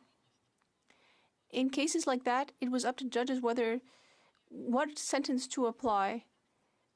Does my colleague think that this has something to do with the solution? What does my colleague think? Madam Speaker, I think the member opposite for her question, we've worked on together on committee. Thank her very much for her hard work. Actually, Winnipeg is the epicenter of murdered and missing Indigenous women. It's an extremely serious issue that is wreaking havoc on Winnipeg's North End in particular and our Northern Reserve communities. It is very serious. I know this issue very well, having worked for the provincial government at the time. And I would say that, again, we can go back to Bill C-5. It allows house arrest for sexual assault, for kidnapping. It allows no prison time for firing a gun with the intent to injure, for robbery with a firearm, extortion with a firearm. These are very serious offenses faced most of all by our most vulnerable in our societies. We see this time and time again, story after story, of Indigenous women and girls suffering at the hands of criminals doing these exact crimes that will no longer have mandatory prison time as a result of the Liberals' Bill C-5, Madam Speaker. It is unacceptable. Questions and comments? The Honourable Member for Winnipeg Centre. Yes, thank you, Madam Speaker, and I'd like to thank my colleague for bringing up the genocide of murdered and missing Indigenous women and girls. I just want to point to the National Inquiry where specific calls for justice, call, in fact, for the end of mandatory minimum sentences because of the over-incarceration of Indigenous women, which includes 98% of women in prisons in Saskatoon or in Saskatchewan are Indigenous, so they actually call for a complete end of mandatory minimum sentences. And I'm wondering if my colleague actually does stand in solidarity with Indigenous women and will support this call for justice. Member for Kildonan St. Paul's in 50 seconds. I thank the member opposite for her question, and I applaud the work that she has done on this file. She's very, very knowledgeable, and I would not claim to know as much as she does about this important issue. I deeply respect her.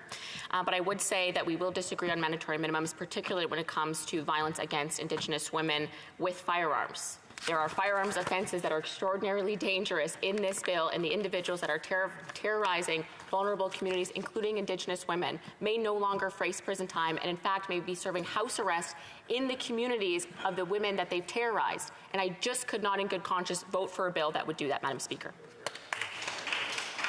Reprise de débat. L'honorable député de Rivière.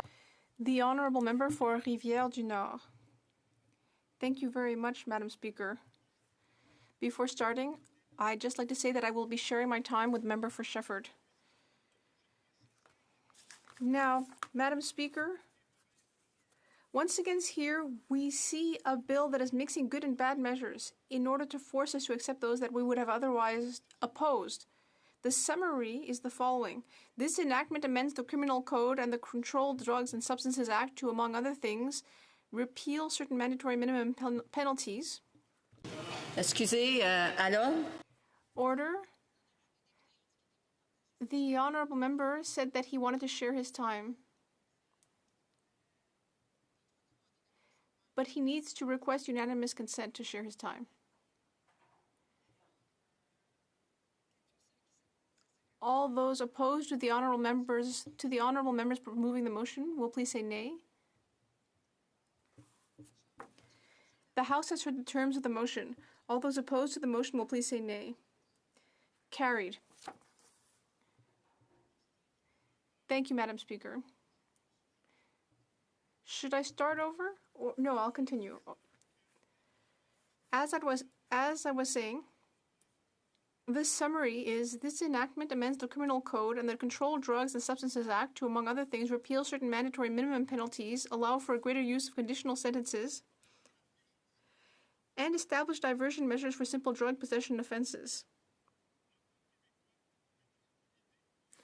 The Bloc Québécois has always advocated for diversion rehabilitation and for leaving judges the option to determine what an appropriate sentence is. So this is seemingly a bill that we would approve of. It's like apple pie. It seems like it's obviously a good thing. But unfortunately, there is a rotten apple in this pie.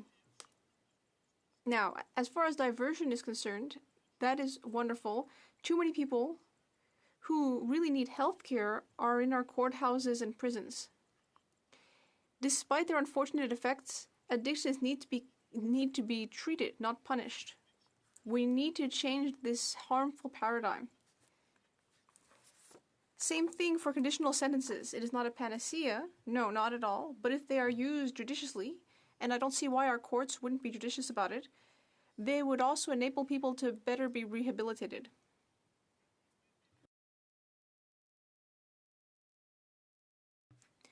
Regarding the repeal of certain minimum penalties, I think that is a good idea overall, and I believe that it's good to show this trust in our courts.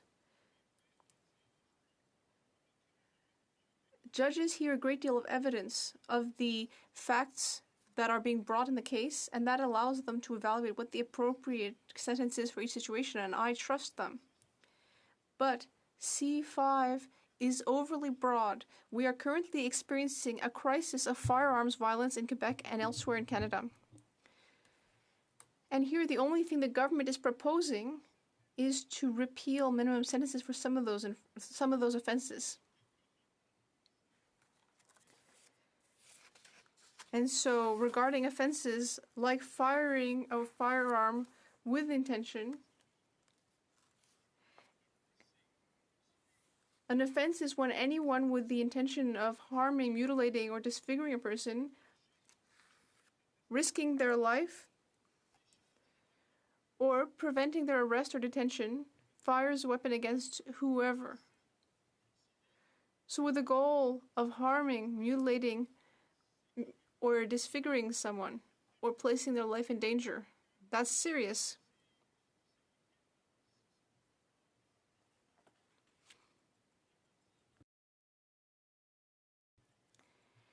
And so, under the criminal code, there was a 4-year minimum penalty for this.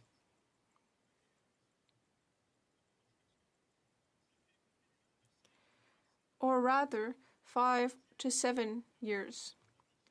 Then we have a clause about robbery with a firearm. That's in clause 344(1) of the criminal code. And there is a minimum punishment of 4 years.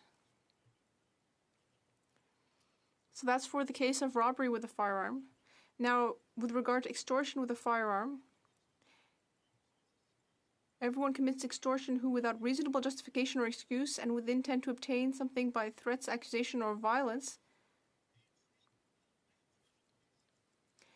attempts to induce any person, whether or not the person threatened or accused, or the person against whom the violence is directed, to do or cause to be done anything.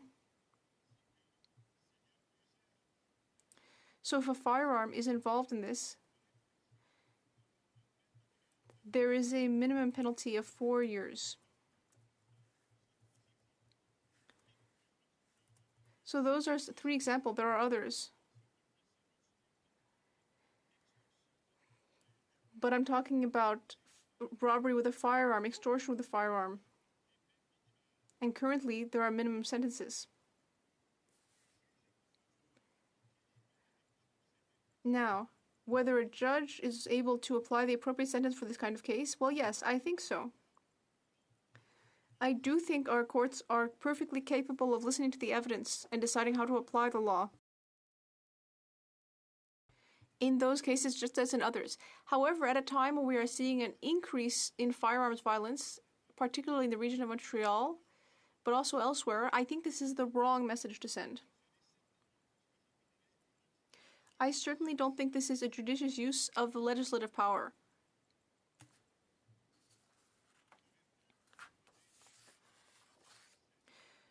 We could easily have seen the government proposing rehabilitation and diversion measures and even repeal of some minimum sentences while excluding firearms offenses that are very serious. That could have been done.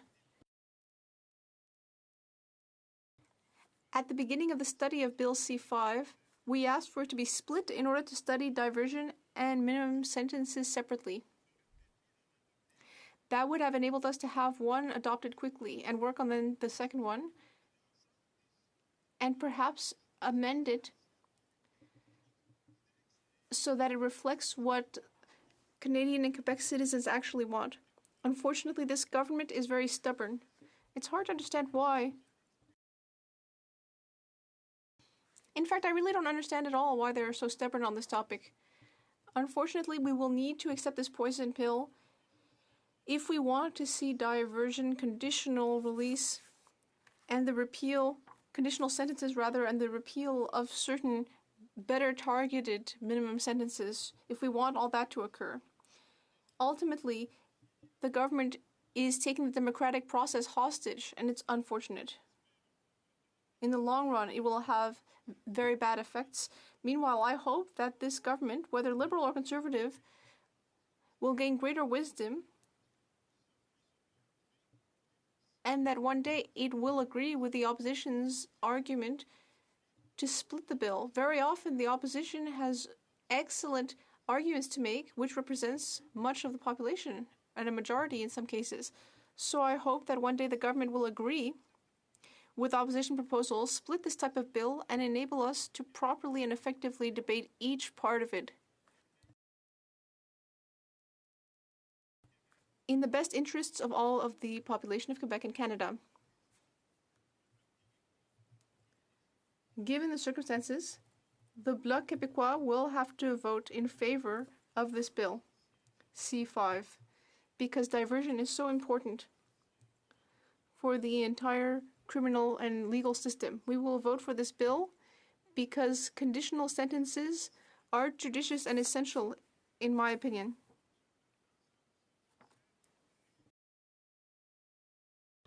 For the proper functioning of the legal system and for rehabilitation of offenders.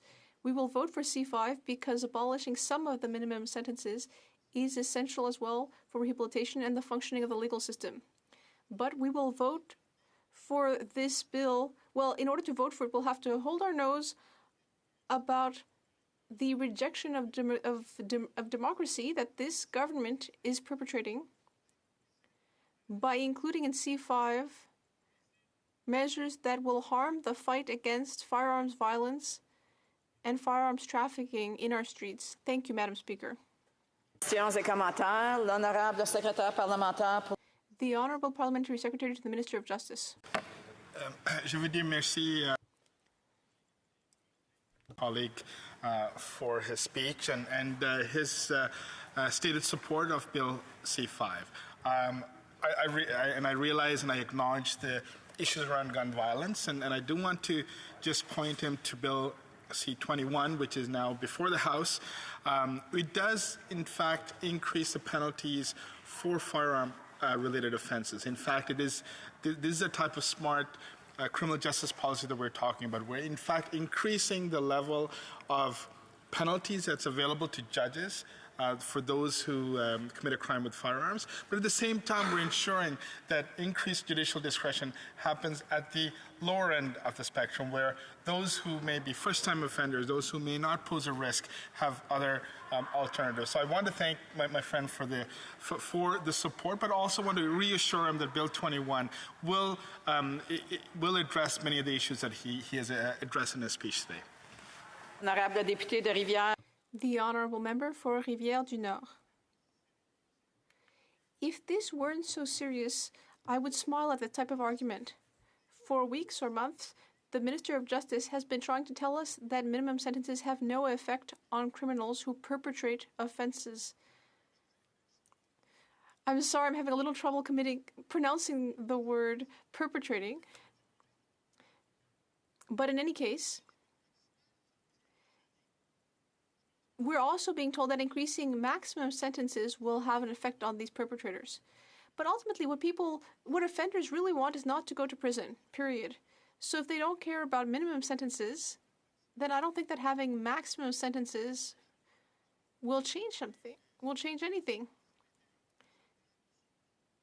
That said, C-21 addresses the issue of legal weapons and restricts them, but does not do anything about weapons trafficking and illegal weapons. And the government should do more to stop that. L'honorable député de Saint-Hyacinthe. The honourable member for Saint-Hyacinthe-Bagot. Personally, I'm not aware of any criminals who are familiar with mandatory minimums. And I don't think there are any empirical studies showing that there is a link between a reduction in crime and mandatory minimums. Unfortunately, there are still people here who are putting forward a demagogical and repressive approach. But ultimately, is the translation of tough on crime making crime worse? The honourable member for Rivière-du-Nord? Perhaps, Madam Speaker. I don't want to repeat what I said in my speech.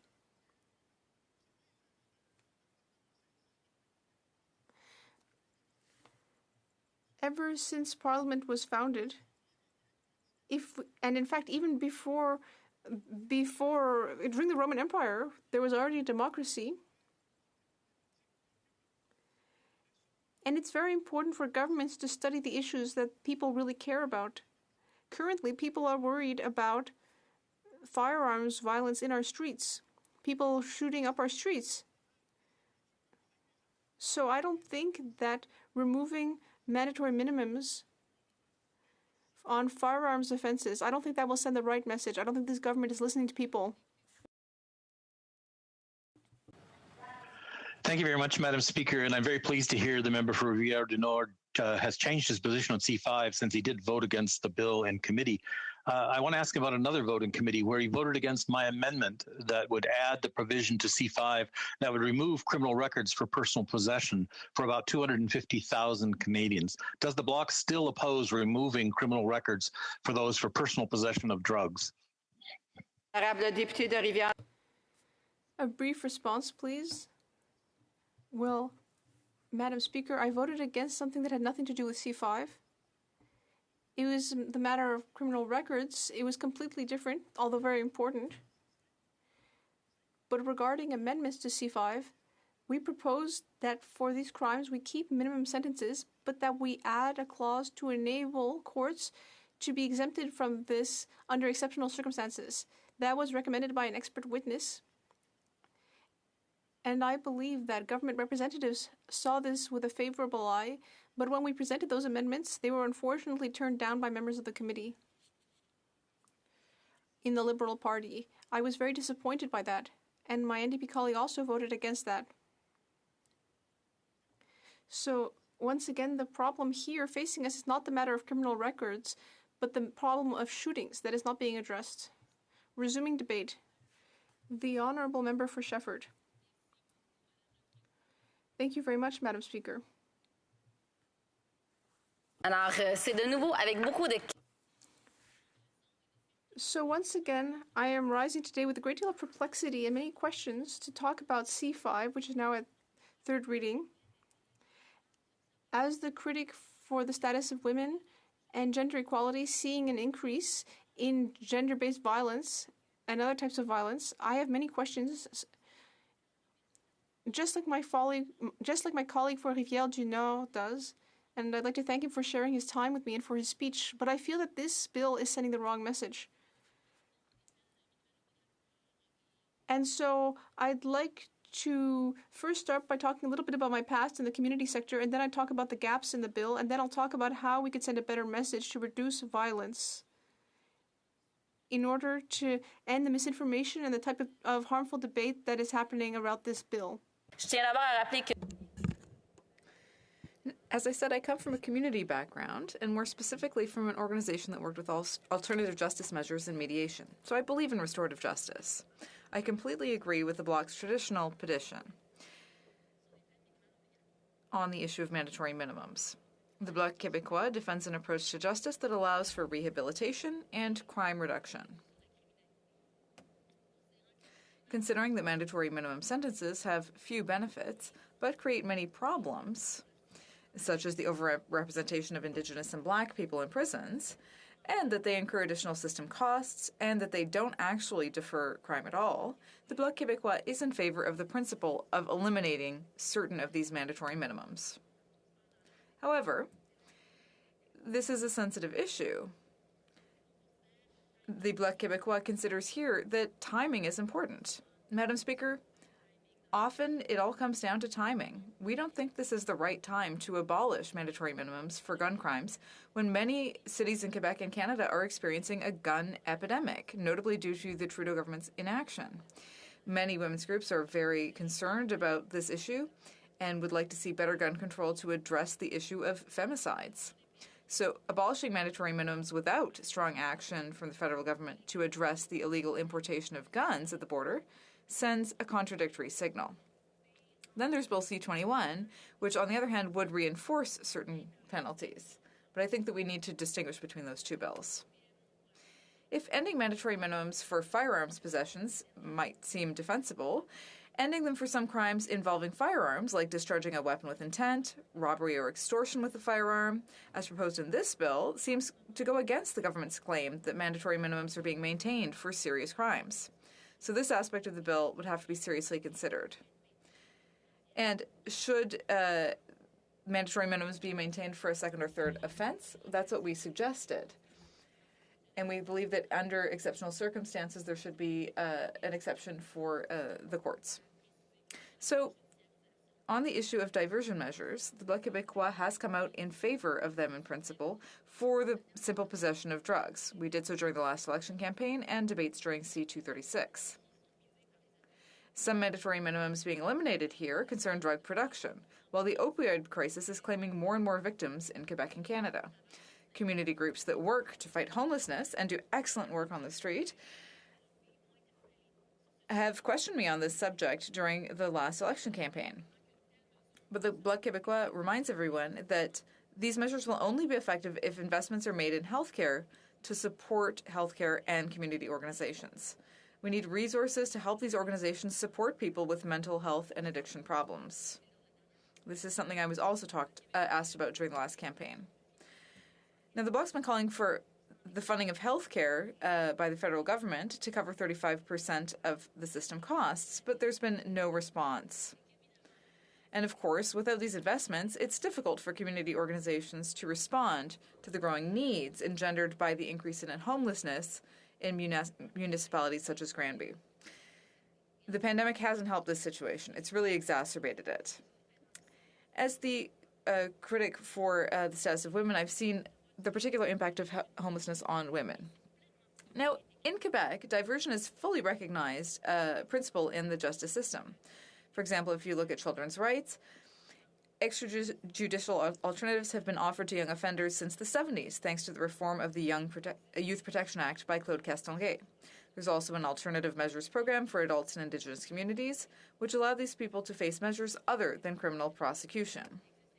There's also the Justice and Mental Health Accompaniment Program, which allows individuals who have committed a criminal offense but who are fit to stand trial to obtain a reduced sentence or sometimes a diversion measures. And more recently, the General Alternative Measures Program for adults, which is being implemented, would allow adults with certain criminal offenses the opportunity to take responsibility for their actions and resolve their conflict with the law in a manner other than through the usual judicial procedures provided for in the criminal code.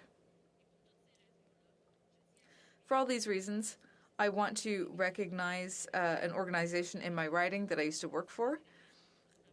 I know that your work is really crucial.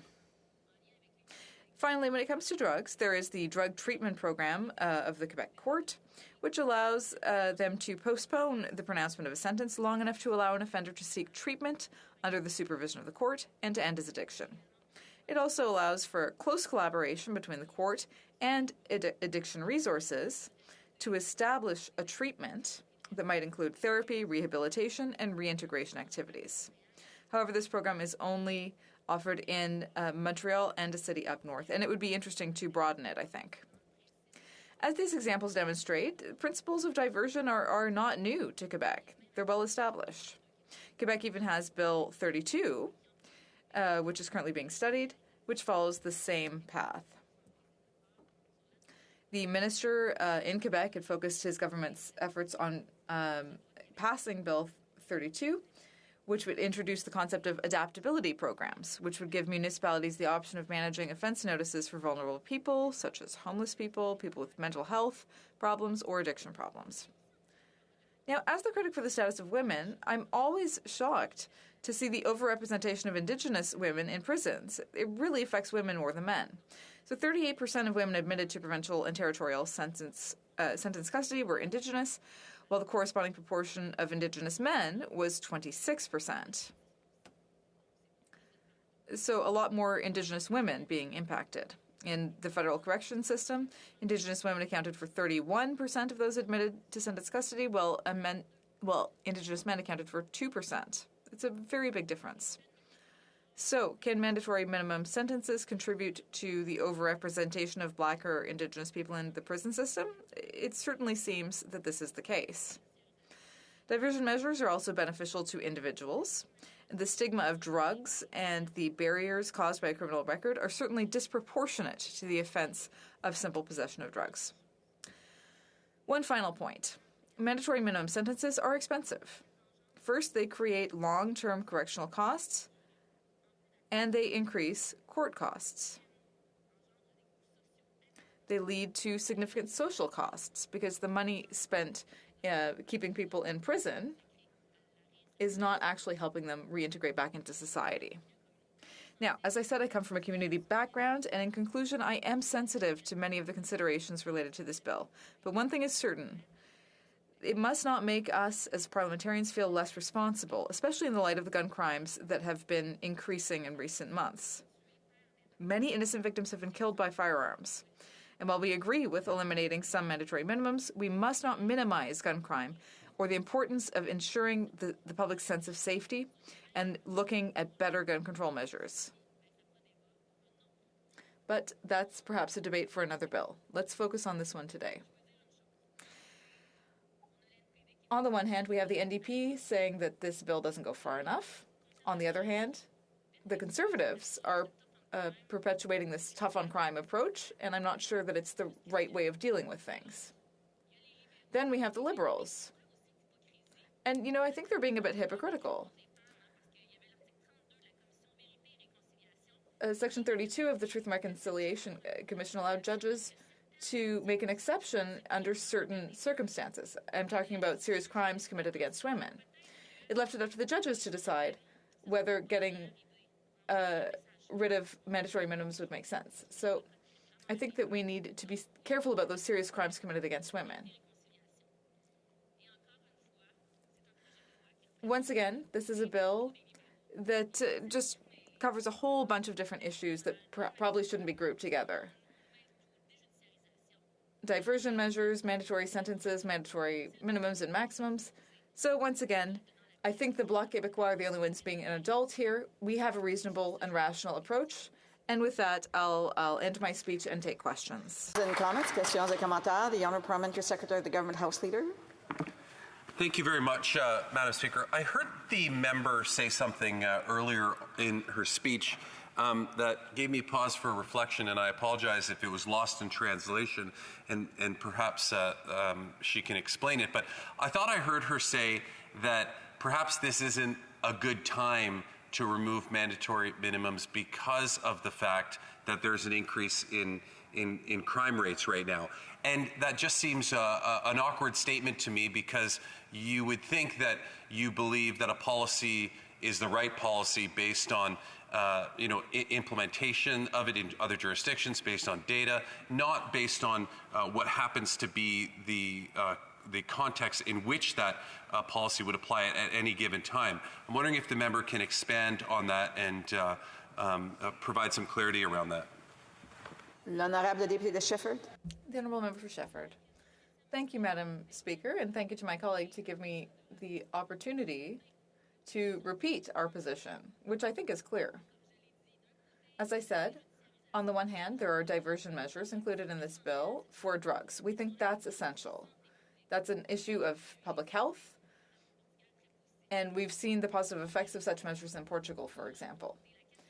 On the other hand, on the question of mandatory minimums, we are in favor of rehabilitation, but it is a strange context in which to be passing this bill, because for some serious crimes, don't you think that we should maintain mandatory minimums?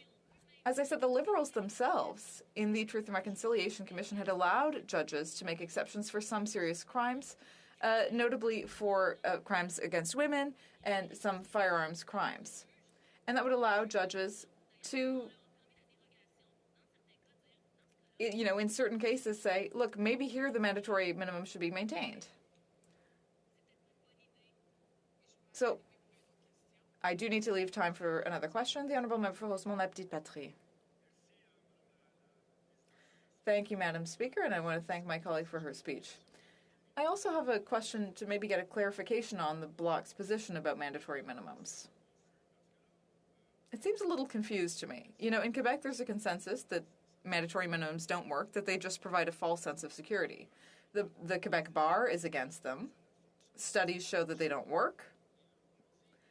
And now they're saying, we're against mandatory minimums, but maybe not all of them and maybe not right now. So if they don't work, why not get rid of them now? The Honourable Member. Thank you, Madam Speaker. Well, I'll repeat. My colleague is right. Mandatory minimums don't work in all cases. Studies show that. But for certain serious crimes, like firearms offenses, offenses against women, it would be good to give the judge's discretion, because there may be exceptional circumstances that deserve the mandatory minimum to be maintained. As I said, it's just for certain cases, and I think what the Quebec Bar was saying was based on what was already done in the TRC Commission. Time for a brief question. The Honourable Member for Richmond-Arthabaska. Thank you, Madam Speaker, and thank you to my colleague for her speech. It was a very illuminating speech on the Bloc's position. They say that they're going to be voting in favor while raising all of these concerns.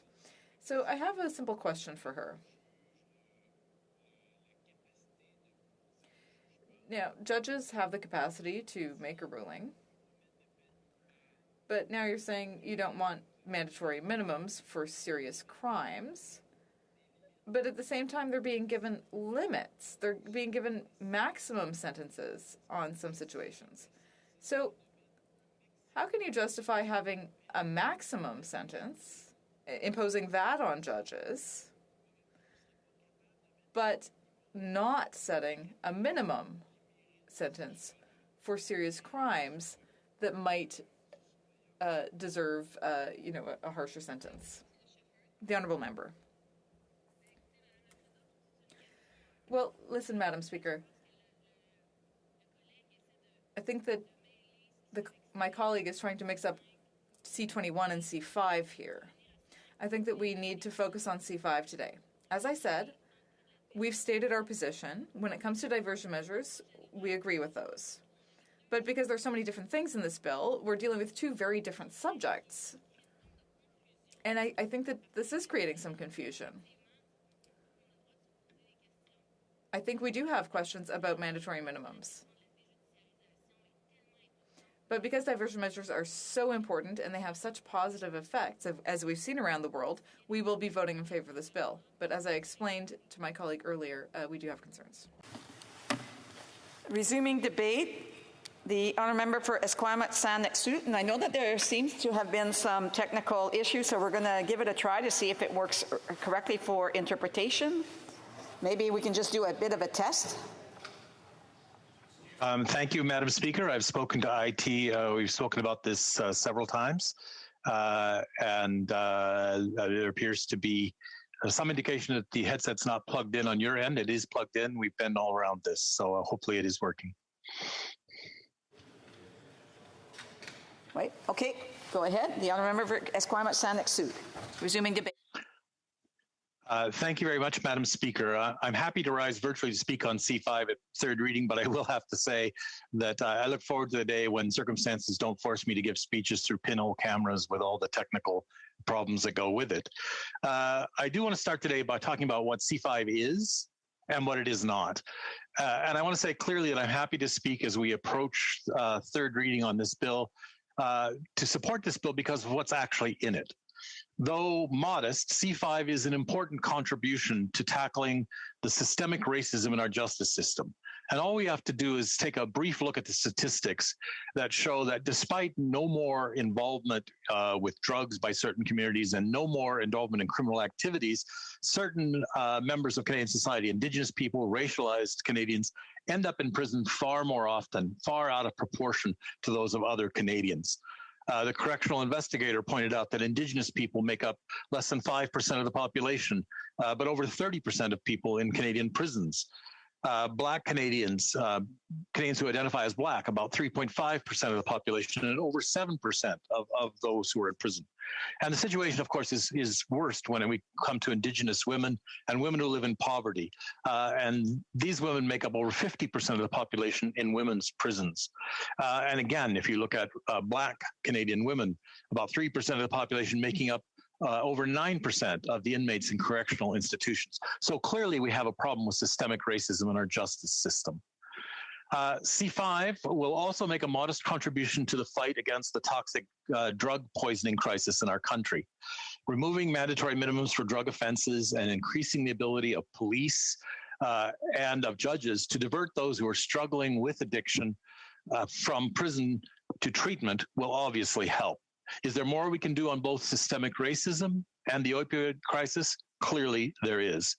But let me stop and talk at the outset about what C5 does not do, because we've heard many claims, outrageous claims, I would say, from, in particular, the Conservatives, but sometimes also from the Bloc about what the bill does.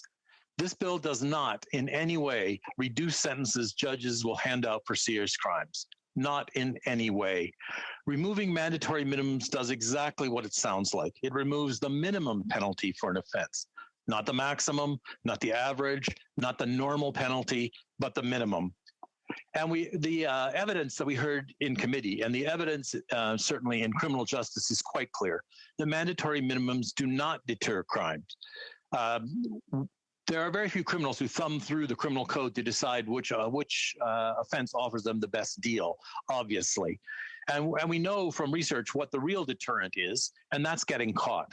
And all criminals, of course, tend to think that they're the smartest in the bunch and won't get caught. But it's that fear of enforcement that is actually a deterrent to crime. And the evidence shows us that mandatory minimums, if anything, actually increase the likelihood of recidivism. That in fact, they make their existence makes the public, if anything, less safe rather than more safe. So pay no attention to those who tell you that C5 is soft on crime. And instead, let's look for a moment at what it actually does. It removes 20 mandatory minimum penalties, 14 from the Criminal Code and 6 from the Controlled Drugs and Substances Act. There are, of course, many more mandatory minimum penalties that could be removed, but we heard from experts that these 20 will make a significant difference when it comes to the overrepresentation of racialized and Indigenous people in our corrections system. New Democrats do support maintaining mandatory minimums for the very most serious violent crimes, where there is evidence that longer times of supervision may make a difference and may be necessary for public safety. But we acknowledge that all mandatory minimums can and do have disproportionate impacts on Indigenous people and racialized Canadians. That's why we attempted to amend C5 in committee to add a waiver restoring judicial discretion in offenses with mandatory minimums when it would be manifestly unjust to apply those mandatory minimums. This is in line with the Gladue principles, which have required judges to consider the circumstances of Aboriginal people when it comes to sentencing. But unfortunately, in the laws that exist right now, Gladue principles do not apply where there is a mandatory minimum. And I do have to point out that I think the member for Rio du Nord from the Bloc misremembered what happened in committee. The amendments, and there were several attempts by several MPs and parties to add this kind of waiver to C5, and they were, due to the narrow drafting of this bill, unfortunately, ruled out of order outside the scope of the bill. So no one voted against adding this waiver. So again, New Democrats do support adding a parallel provision to the Gladue principles, requiring judges also to take into circumstances when it comes to take into account circumstances when it comes to sentencing of racialized Canadians as well. And we think this kind of waiver would be a further improvement to our attempts to attack the systemic racism that exists in our justice system. So what's actually there again? 20 mandatory minimums, most of which specify terms of imprisonment of less than 2 years would be removed. And what that means, if you have a mandatory minimum of less than 2 years, is generally not much time will end up being served. When you take into account time which may have been served before the trial process, when you take into account provisions for earlier release for good behavior, which is essential for maintaining discipline within our corrections system, then the time served under these mandatory minimums is very, very short in most cases. And it means the time will be served in provincial institutions. And those provincial institutions generally do not have extensive rehabilitation programs due to the short time most offenders spend there. Obviously, if you're only in custody for a few months, you can't really complete an addictions treatment program. You can't really get training, which might allow you to get a better job when you leave the corrections system. You can't even complete literacy training, which is often important for those who have come into the criminal justice system in that very short period of time. So there's not enough time under these mandatory minimums to spend in custody to get any real help that would allow the person to be rehabilitated back into society and make them less of a threat to public safety. What there is under these mandatory minimums is a guarantee that the offender will serve just enough time to lose their job, to lose their housing, and often to lose the custody of their children. These are pretty heavy additional penalties that I don't think were ever intended for things like personal possession of drugs. And it's just enough time to make it more likely that the offender will have to return to that behavior that got them in trouble in the first place, rather than become successfully reintegrated into their community. Now, instead of mandatory minimums, Bill C-5 is important in that it will grant additional access to conditional sentences. So judges may choose conditional sentences over right now those mandatory minimums. And what that means is that judges may assign penalties like serving time on weekends or serving time under house arrest. But this is important because the Conservatives, again, are distorting what the bill does. Judges are only allowed to use conditional sentences in those cases where and only where the penalty being assigned is less than 2 years in custody. So the kind of extreme examples the Conservatives are giving of things that would be subject to conditional sentences simply aren't in this bill. Now, what a conditional sentence might do if you serve time on weekends is allow someone to keep their job and be able to continue supporting their family. A time served in a conditional sentence in house arrest might allow someone to be the primary caregiver of their children and remain in the home so their kids don't go into custody, and allowing them to keep their families together. And we've all seen the terrible impacts on both Indigenous Canadians and on racialized communities of kids ending up in care in a system which has just as many problems with systemic racism as our justice system has. So again, C-5 does nothing that would reduce the amount of time judges hand out for serious crimes. Nothing at all. Judges' discretion and sentencing guidelines mean that serious crimes will continue to get serious time in custody even after Bill C-5 passes. The third aspect of C-5, the third major thing that it does, the third thing that's actually in the bill, is it will increase the ability of police and prosecutors to use warnings and diversions instead of charges when it comes to drug possession offenses.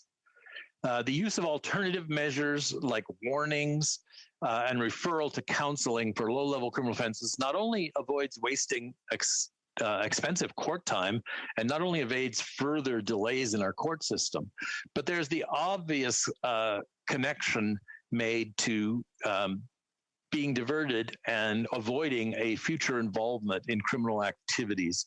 And there's the obvious benefit of diversion, allowing people to get drug treatment, to allow them to get out of their addiction problems, which led them into conflict with the criminal justice system.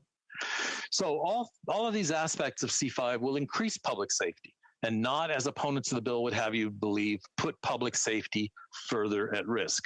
No one denies that there are many crises in public safety we need to address. But in fact, what C5 does is create room in our criminal justice system to address those most serious crimes by taking the less serious crimes out of the justice system and allowing judges to apply penalties that would be the most appropriate, not just for the offender, but the most appropriate for making sure that offenders don't reoffend, and thus helping defend or protect public safety in the community.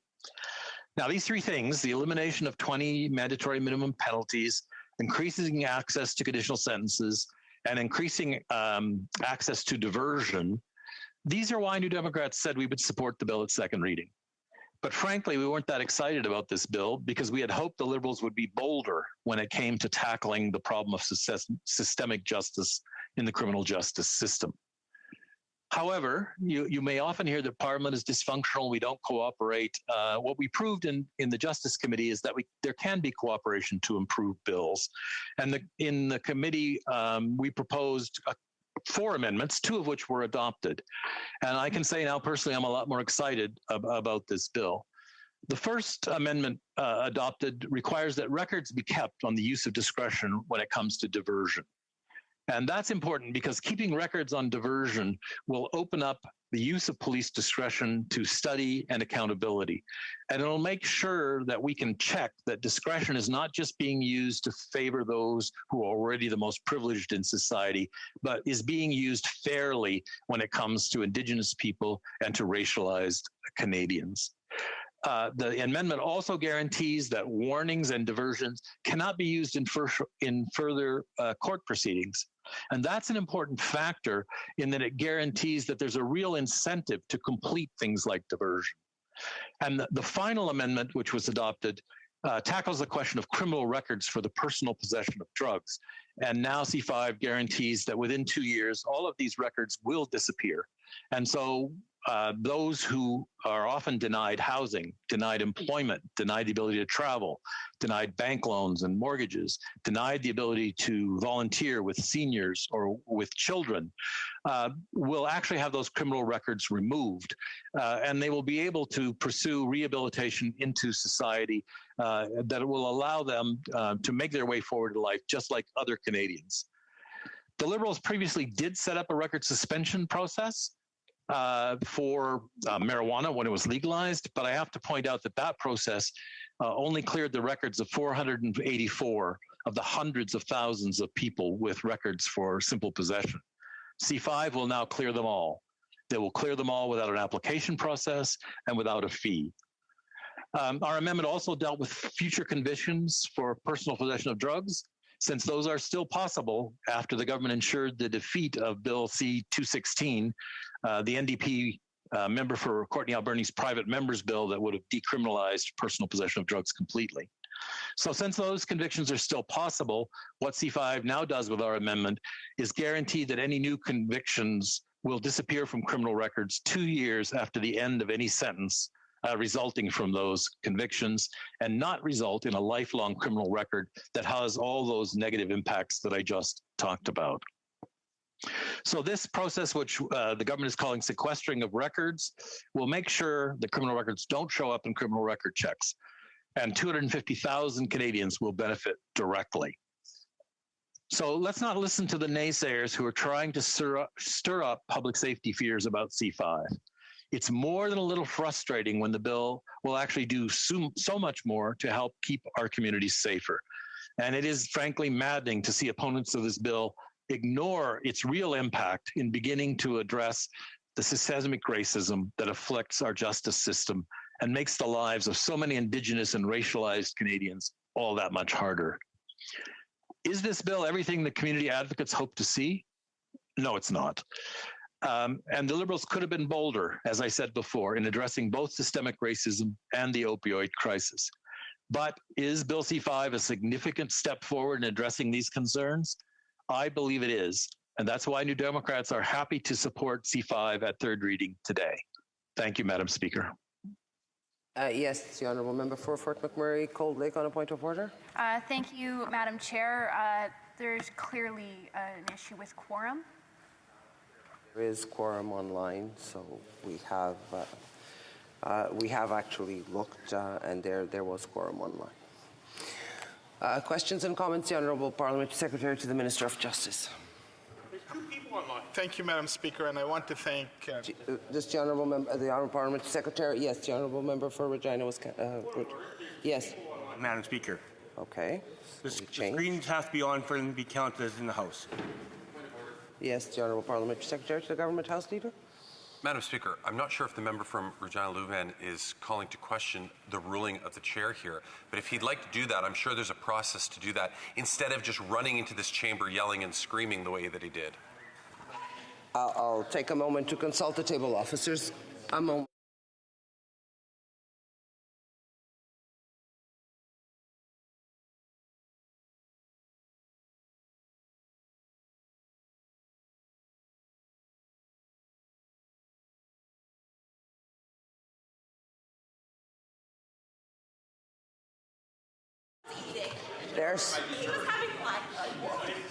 There's certainly quorum now, so we will proceed. The Honourable Parliamentary Secretary to the Minister of Justice.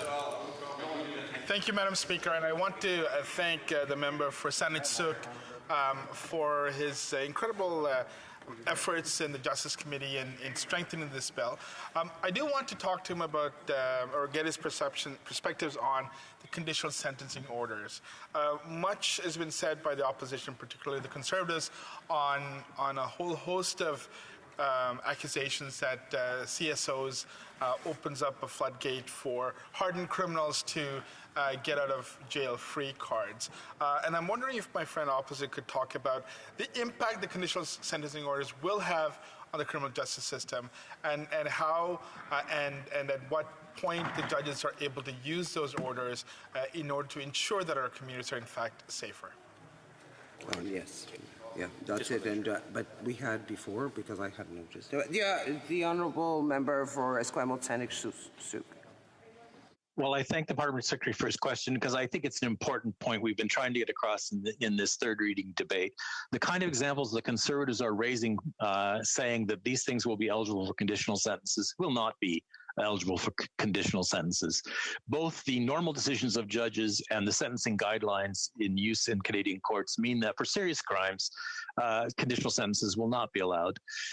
For anything where the sentence is over 2 years, then that time will be served in custody, and that time will be served in a federal institution. The importance of conditional sentences is it allows the judges to look at the circumstances of the offender, whether the offense is associated with an addiction problem or whether it's associated with a mental health problem, and to come up with a sentence that actually fits the needs of the community to be safer by making the sentence fit the needs of the person who came in conflict with the law. So there is an additional benefit to public safety when judges are allowed to use conditional sentences for those less serious, less violent crimes. The Honourable Member for Fundy Royal. Thank you, Madam Speaker, and thank the Honourable member of the Justice Committee for his remarks, and I listened to them. One of the things, I think it's a misconception that's out there, and I know he knows the bill well, so I'd like his comment on it. The government has talked repeatedly about simple possession of drugs. And what I'd like his perspective, our read of it, and Conservatives believe that trafficking, production, importing, those are the offenses of which mandatory minimums are being removed for Schedule I and Schedule II drugs, which includes fentanyl, cocaine, heroin, some of the drugs that are plaguing our streets. So I'd like his commentary on the removal of the mandatory minimum penalty for those specific offenses, which are clearly not a simple possession. The Honourable Member for Esquimalt Saanich Suk. Well, I thank the member for Fundy Royal for his question. I'm going to take a moment here to do what the Conservatives like to do and use an anecdote. What about the case of a woman who's traveling with her boyfriend and he's involved in drug trafficking and he puts the drugs in her bag. And when they come across the border, she's caught. Does she deserve a mandatory minimum sentence for importing drugs? Or can the judge take into account the circumstances here that she may have been financially dependent on her boyfriend? She may or may not have known that he was trafficking drugs. And so as the law currently stands, she's going to end up in serious custody, serious time in detention. And so just like the Conservatives like to do those extreme examples, there are many, many examples of where the law right now catches people and sentences them to mandatory prison time when it's obviously not in the interest of the public to do so. Questions et commentaires. Questions and comments? The honourable member for Calgary-Rocky Ridge. Speaker, and I thank the member for his speech. It was thoughtful. He's quite knowledgeable on the bill, but I don't agree with him on balance on the bill, and I'm not going to support it. But the part I'd like him to comment on is the section that opens up community sentencing for serious sexual offenses. And we know that victims of sexual assault are severely disincentivized to report their crime because of the continued victimization that occurs. And the prospect of the perpetrator of a sex crime being able to serve a sentence in the community is one that troubles me, and I wonder if he could comment on that portion of the bill. The honourable member for Esquimalt-Shannock-Sioux. Well, I thank the member for Calgary-Rocky Ridge for his question, and I do have a great deal of respect for him as a member of Parliament. But I think, again, we're talking about something that's not going to happen here. The penalties for sexual assault rarely come in under 2 years in custody. And so anything with 2 years in custody is not eligible for a conditional sentence. It's not eligible for house arrest. It's not eligible for serving time on weekends. So I do share with him the concern about the way sexual assault is treated in our criminal justice and policing system. And I do share his concern that we need to do better by victims, not just of sexual assaults, but of all crimes in our community. But in fact, allowing judges to use conditional sentences to get a sentence that fits the crime, fits the offender, and fits the community is an important piece of progress in C5. Questions et commentaires, questions and comments. The honourable member for Windsor West. Thank you, Madam Speaker. And to my colleague, again, thanks for his hard work on this file and generally the justice file in particular. But one of the things that we'll see is a shift in the law, but also, too, there's an opportunity to enhance not only the bill and adjust later on. I'd like his thoughts about, the bill, as he pointed out, is shortcoming in a few elements, but also the ability to adjust and to be able to plan and to go forward, whereas we haven't done that to date on this file. And, whether it's a 3 or 5 year review or a quicker review, what's his suggestion in terms of how do we monitor and continue to move towards a health-based approach for dealing with this? The honourable member for Esquimalt-Shannock-Sioux. Well, I thank the member for Windsor West for his question and for being such a good colleague in all aspects of parliamentary work. And I want to take a moment to congratulate him on his work on the first urban national park in his riding. This bill now calls for a mandatory review of what's happening with these kind of things. And I have to tell you, we had some discussion about the number of years for that review, and I believe we ended up at 4. I'd have to check. We had a debate between 3 and 5.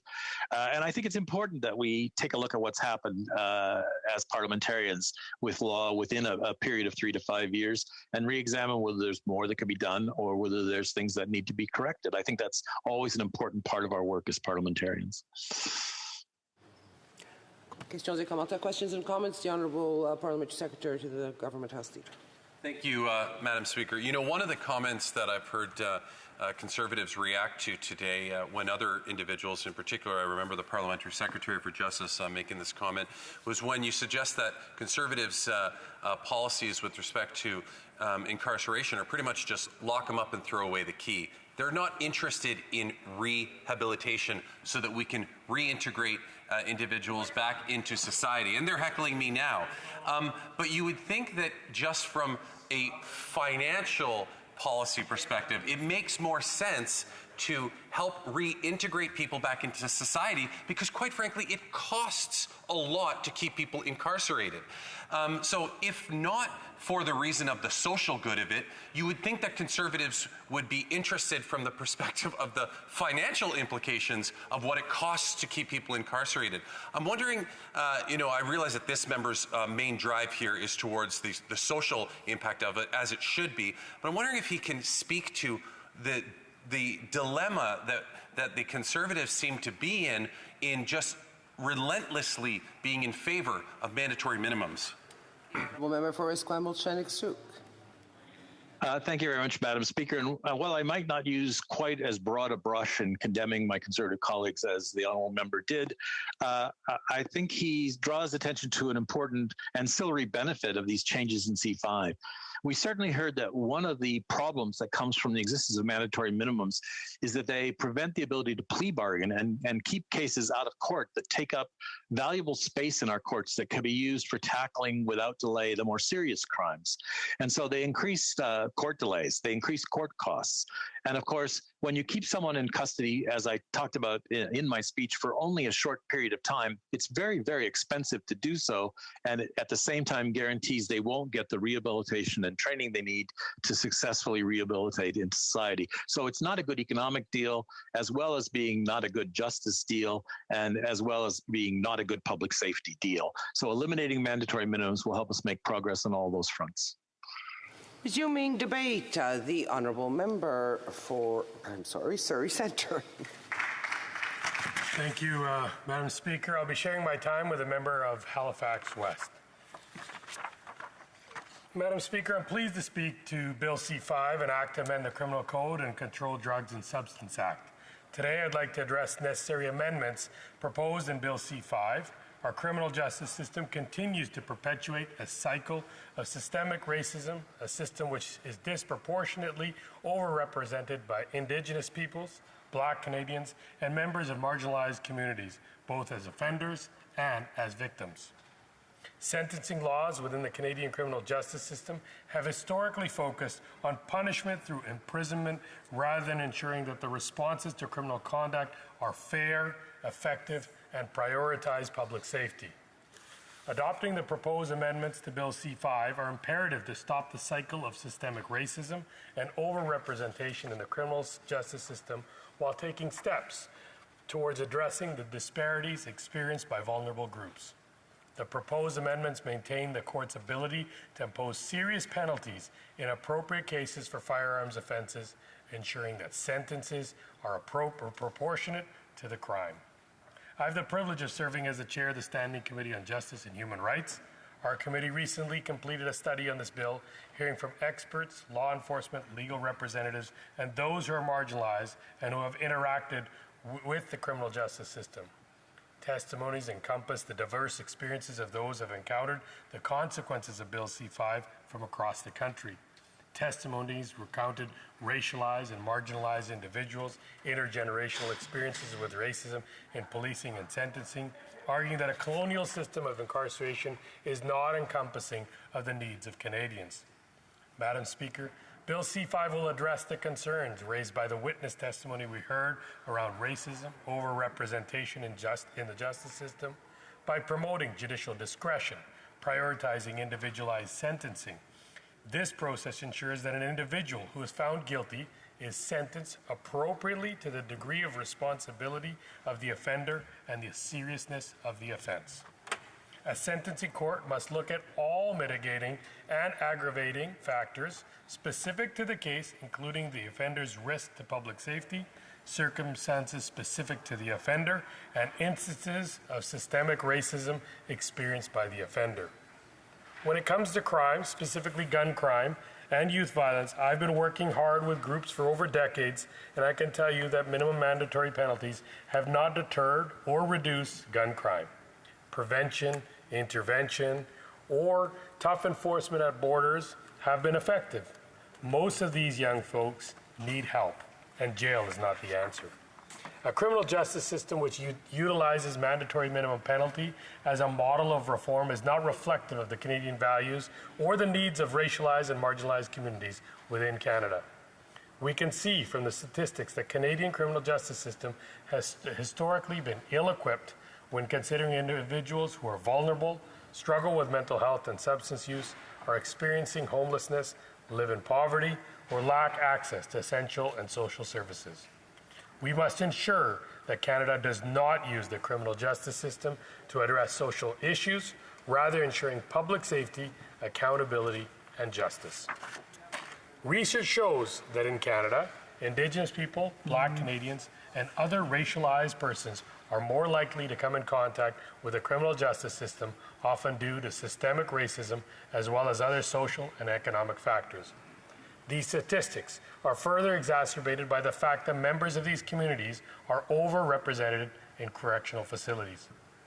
Between 2007 and 2008 and 2016 to 2017, Indigenous and Black offenders were more likely to be remanded to federal custody for an offense punishable by a mandatory minimum in the last 10 years.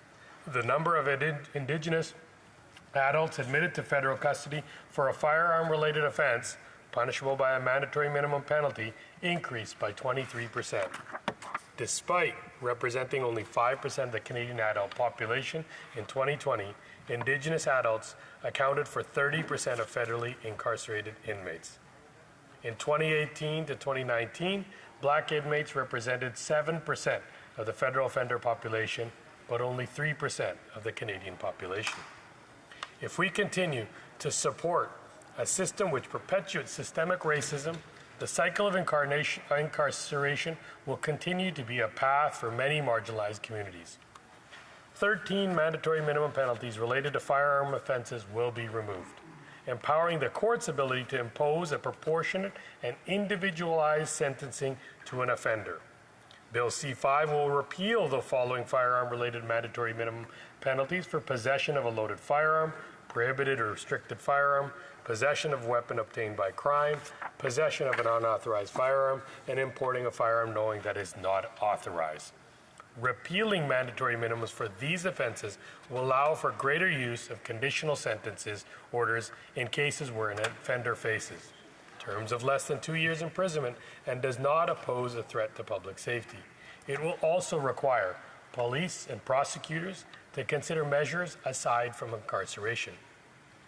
The reality is the restricted availability of conditional sentencing has contributed to the disparities experienced by racialized and marginalized communities in Canada. Consistent with the government's commitments, mandatory minimums penalties will remain in place for offenses related to robbery, extortion, and discharging a firearm with intention to cause bodily harm, firearm trafficking and importing, and for making automatic weapons. A justice system that targets unfairly Indigenous peoples, Black, and marginalized communities is not effective, does not keep us safe, and must be changed. For those who say that Bill C-5 is not tough enough on crime, those who commit serious offenses will continue to receive serious sentences. Our bill is about getting rid of the failed policies that filled our prisons with low-risk, first-time offenders. They do not need to be put in jail, they need support. These failed policies did not deter crime in the past, they did not keep us safe, and they did not make our justice system more efficient. They target the vulnerable and racialized Canadians. Madam Speaker, Canadians see the devastating effects that come from firearms on a daily basis. I'm no exception. However, I recognize that a one-size-fits-all system where mandatory minimum penalties are considered just and fair is not representative of those disproportionately impacted by the Canadian criminal justice system. And for those who are a danger to the public or serious or repeat offenders, the judge will be able to award stiff and harsh penalties, in some cases higher than the minimum sentences. So this is not a soft-on-crime approach. This is an approach that separates social issues from judicial issues and allows the judiciary to make the appropriate sentence. To end the cycle of overrepresentation, we require a tailored approach that encourages rehabilitation, that acknowledges the historic and ongoing injustices faced by Canadians across the country, repealing select mandatory minimum penalties does not mean that firearm offenses are considered as a serious offense. Rather, it provides the courts with the ability to impose an appropriate and proportionate sentence. Madam Speaker, the changes we make today to our criminal justice system will have an impact on current and future Canadians. It will change the way we engage with racialized and marginalized communities. This includes providing meaningful support for victims, accused persons, offenders, their families, and their communities. Our government is committed to maintaining public safety and has taken urgent and significant action to make Canada safer. Thank you, Madam Speaker. Comments, questions et commentaires. The l'honorable député de Berthier-Masquinongé. The Honourable Member for Berthier-Masquinongé. Thank you very much, Madam Speaker. I'd like to thank my colleague for his speech, and I'd like to hear from him about the way resources are shared out. If we take people out of the prison system, and if we hope to help them be rehabilitated and help them become functioning members of society, well, we need the resources in order to accomplish that. For example, social services, which is under provincial jurisdiction, and you can doubtless see where I'm going, Madam Speaker. I want to talk about the health transfers. If there are possible savings to be had in the prison system, will that enable my colleague to internally pressure his government to finally decently fund social services and health services? Thank you. Member for Surrey Centre. Well, thank you. That was a good question in terms of the supports needed. Obviously, when you need conditional sentencing or you need diversion programs, you'll need those supports. But let me tell you, they'll also cost a lot less than incarcerating somebody and throwing away the keys for 5 years. So for those provincial jurisdictions that save on the under 2-year prison sentences, where they are now incarcerating less people, they can afford and use those funds to help rehabilitate them, give them diversion programming, and to give them conditional sentences to help make them better human beings and better members of society. And when it comes to health transfers, the federal government always has been there and always will be there for the provinces. Questions and comments. The Honourable Member for Windsor West. Thank you, Madam Speaker, and thanks to my colleague for his intervention. Prior to this, I used to work as an employment specialist on behalf of youth at risk. And one of the things that we found, and it's ironic because some of them actually had drug convictions from small amounts of marijuana on their criminal record. And fast forward to today, you can buy it on several locations and it's no longer a criminal offense. And the anguish on the young people for either having made a mistake at that time in a short moment or being around other people that made a mistake that lasted as we tried to find them employment, housing, and other things, often coming from broken homes or being on their own at the age of 16 or 17. And I'd like the Honourable Member to talk about how we're not going to brand young people for a potential short-term mistake that could lead to long-term problems and bring them into a poorer cycle of life versus that of moving forward, because that's really what's at heart in many situations. Honourable Member for Surrey Centre. I want to thank the member from Windsor West. That is exactly the type of supports that are needed. I have seen dozens, if not hundreds, of young people who've made small mistakes in their life, now mistakes that are not even considered criminal, as smoking marijuana or possession of marijuana, but even small thefts or being in a car with somebody who had a loaded firearm or who had drugs on them, and they're facing sentences.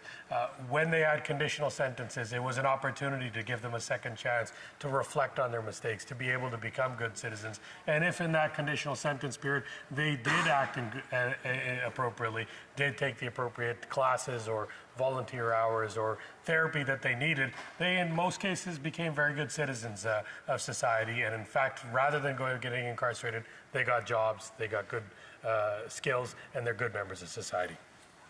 Comments. The Honourable Parliamentary Secretary to the Minister of Justice. Thank you, Madam Speaker, and I want to thank my friend and the chair of the Justice Committee for his speech today. And just reflecting on the last few weeks when C5 was studied at the Justice Committee, I was wondering if my friend could talk about some of the witnesses that came forward. And I really want to highlight the intervention by the president of the Canadian Association of Black Lawyers and reflecting on what systemic racism means, and as someone with some lived experience, if you can reflect on why this bill is so important for us. Member for Surrey Centre. I think the parliamentary secretary has actually worked very hard on this issue, and it really is an important issue for him, his community, his constituents, and speaking to people like those that were from the Black Lawyers Association of Canada and others, we saw how it affected, and it actually it disabled people who could become great members of society, because we already have a lot of challenges. We are looking at systemic racism, where a lot of young folks who are marginalized, who are from Black Canadian populations, get targeted, get picked up quickly, and then it actually reduces their ability to become good citizens and become future inhabitants. So that's why it's been disproportionately represented, and along with them, the Indigenous populations, who's been even more so, and we know the challenges they face. Resuming debate, the Honourable Member for Halifax West. Merci beaucoup, Madame la Présidente. Thank you very much, Madam Speaker. I rise virtually this afternoon to speak about Bill C-5, an act to amend the Criminal Code of the Controlled Drugs and Substances Act. An important step forward in our ongoing work to acknowledge and address systemic racism in Canada's justice system. Our response to systemic racism must be comprehensive, and I acknowledge there will be more to do after C-5 to reform our criminal justice system to ensure Canadians from all backgrounds and Indigenous people are treated fairly when they become involved with the court system. As a member of the Standing Committee on Justice and Human Rights, we heard the testimony of the many witnesses and on-the-ground experts calling for reforms. Canadians want responses to criminal conduct to be fair and effective while ensuring public safety is maintained. Le projet de loi propose trois réformes. There are three reforms posed in the bill. The first is to repeal the mandatory minimum penalties of imprisonment for 14 of the 67 offenses of the Criminal Code, and all 6 offenses under the Controlled Drugs and Substances Act, to address the disproportionate impact on Indigenous and Black offenders, as well as those struggling with substance use and addiction. The actual empirical evidence on mandatory minimum penalties is clear. On their failure as deterrents, the strain they add to our justice system, and their harm in adding to the over-incarceration of Black and Indigenous people who already face marginalization. They are failed policies that did not keep Canadians safe or make our justice system more efficient. The Honourable Member, I have to interrupt the Honourable Member. We have no interpretation at the moment, and perhaps advise her to lower the microphone slightly. Can the Honourable Member lower the microphone? Thank you. Can we try again to see if interpretation is working? Is interpretation working? Yes, it must be the French interpretation. Can you hear me now? It is working now. Please proceed. Where would you like me to start from?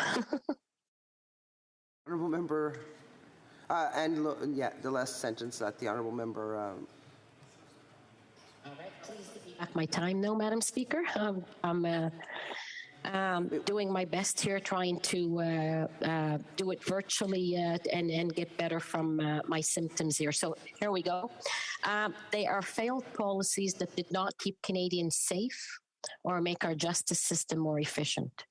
What they did do was fill our prisons with low-risk first-time offenders who needed help. C-5 removes mandatory minimum penalties that target lower risk and first-time offenders and have shown to increase the over-incarceration of racialized and marginalized groups.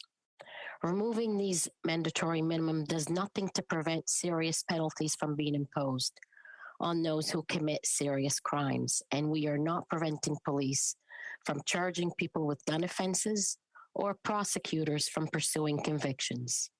We are restoring judicial discretion so that sentencing judges can impose just sentences that are proportionate to the degree of responsibility of the offender and the seriousness of the offense, taking into account all aggravating and mitigating factors, including the risk to public safety and the individual in front of them and their experience with systemic racism. These could include terms of imprisonment that are lower or higher than the mandatory minimum that would be repealed. Mandatory minimum will continue to exist for offenses including murder, high treason, sexual offenses, impaired driving offenses, and serious firearm offenses. Secondly, the bill will allow for greater use of conditional sentence orders in cases where an offender faces a term of less than 2 years imprisonment and does not pose a threat to public safety. Bill 5 would restore greater availability of conditional sentences so that judges will have the flexibility needed to allow an offender who does not pose any risk to the public to serve their sentence in their community with strict conditions. These conditions would include a curfew, house arrest, abstaining from consumption of drugs and alcohol, abstaining from owning, possessing, or carrying a weapon, abstaining from communicating with victims, attending a treatment program approved by the province. As witness Michael Spratt pointed out, offenders can be required to take counseling, seek employment, perform community service, and make reparations to the victims of their offenses. That's because, unlike other sanctions, CSOs allow courts to focus on rehabilitation. Less serious offenders who receive a CSO would have access to treatment programs and other supportive services while keeping their family together, having the benefit of a community support, and costing the system dramatically less money. This will help promote the rehabilitation and the reintegration of those who do not pose a risk to society, and by extension, deter crime and ensure our communities safe. And we know that locking up less serious offenders is a poor tool for supporting rehabilitation. And I certainly saw that during my time as Attorney General in Nova Scotia. I want to quote Brendan Roll of the African Nova Scotian Justice Institute, who testified in front of us at committee. And he said, "We know that when you go to jail as a Black person, you're not going to have culturally informed programming. You're not going to be deemed you are going to be deemed a troublemaker more often.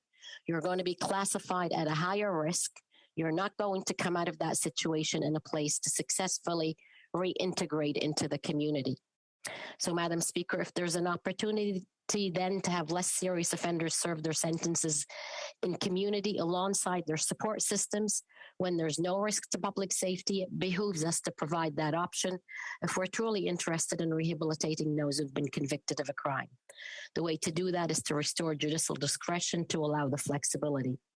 And I have confidence in our judges and our witnesses, including Madame Guirin Scalusot from Wisconsin Indian Band and manager of Indigenous Relations with British Columbia. Infrastructure said exactly that. And I quote, "I would say that, yes, I have confidence in the judges. I think the implementation of GLADU went pretty well. I think it's something that our community members and those who are facing the criminal justice system are very familiar with.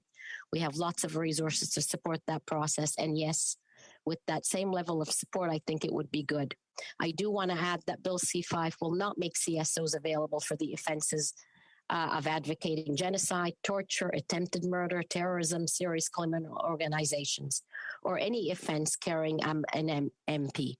Thirdly, what this bill does is require police and prosecutors to consider other measures for simple possession of drugs, such as diversion to addiction treatment programs, rather than laying charges or prosecuting individuals for simple possession of an illegal drug.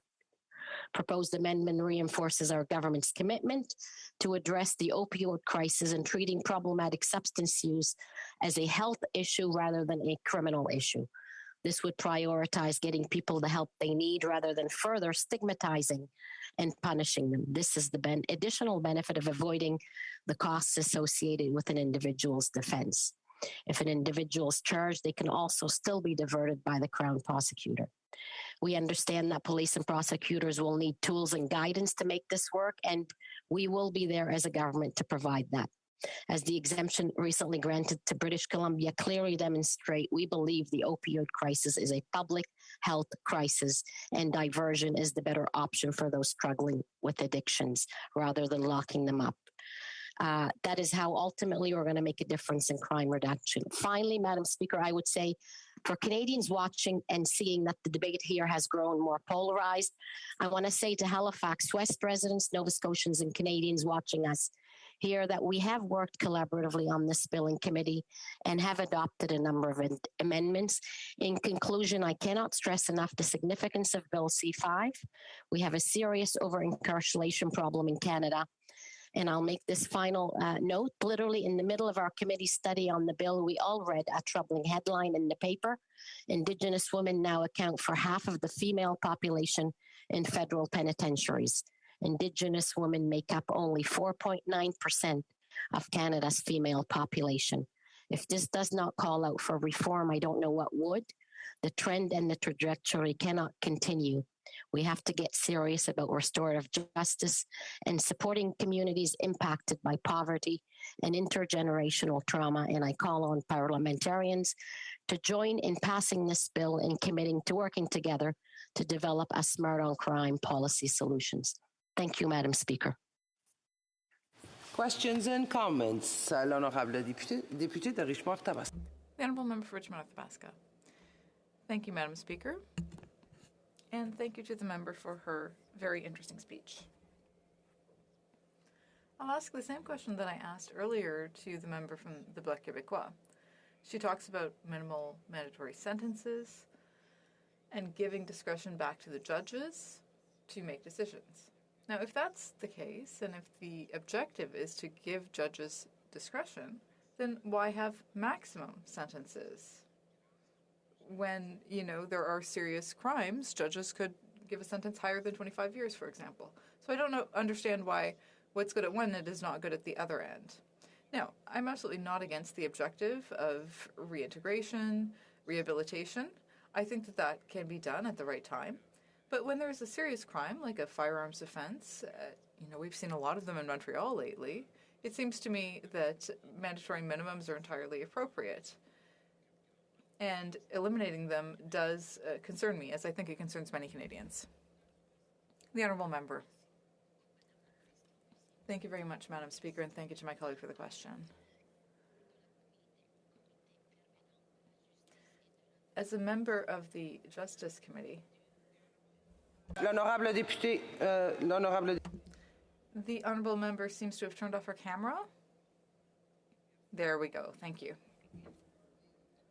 Go ahead, please. Thank you, Madam Speaker. As a member of the Standing Committee on Justice and Human Rights, I heard from many experts on the ground and communities.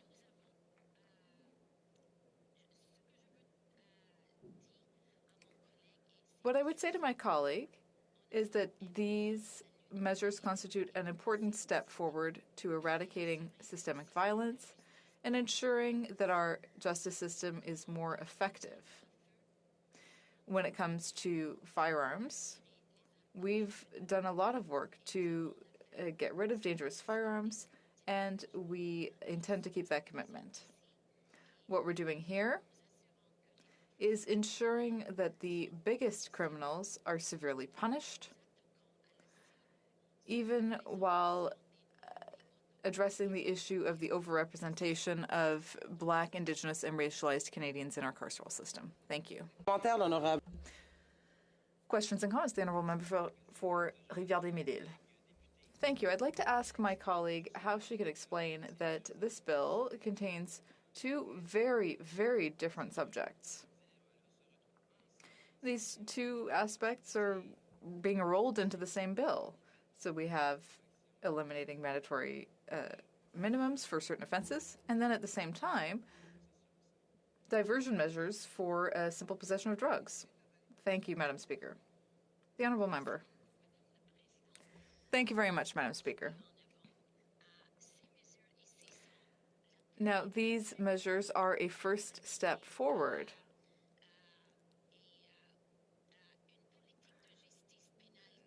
toward a justice policy that ensures the safety of our communities.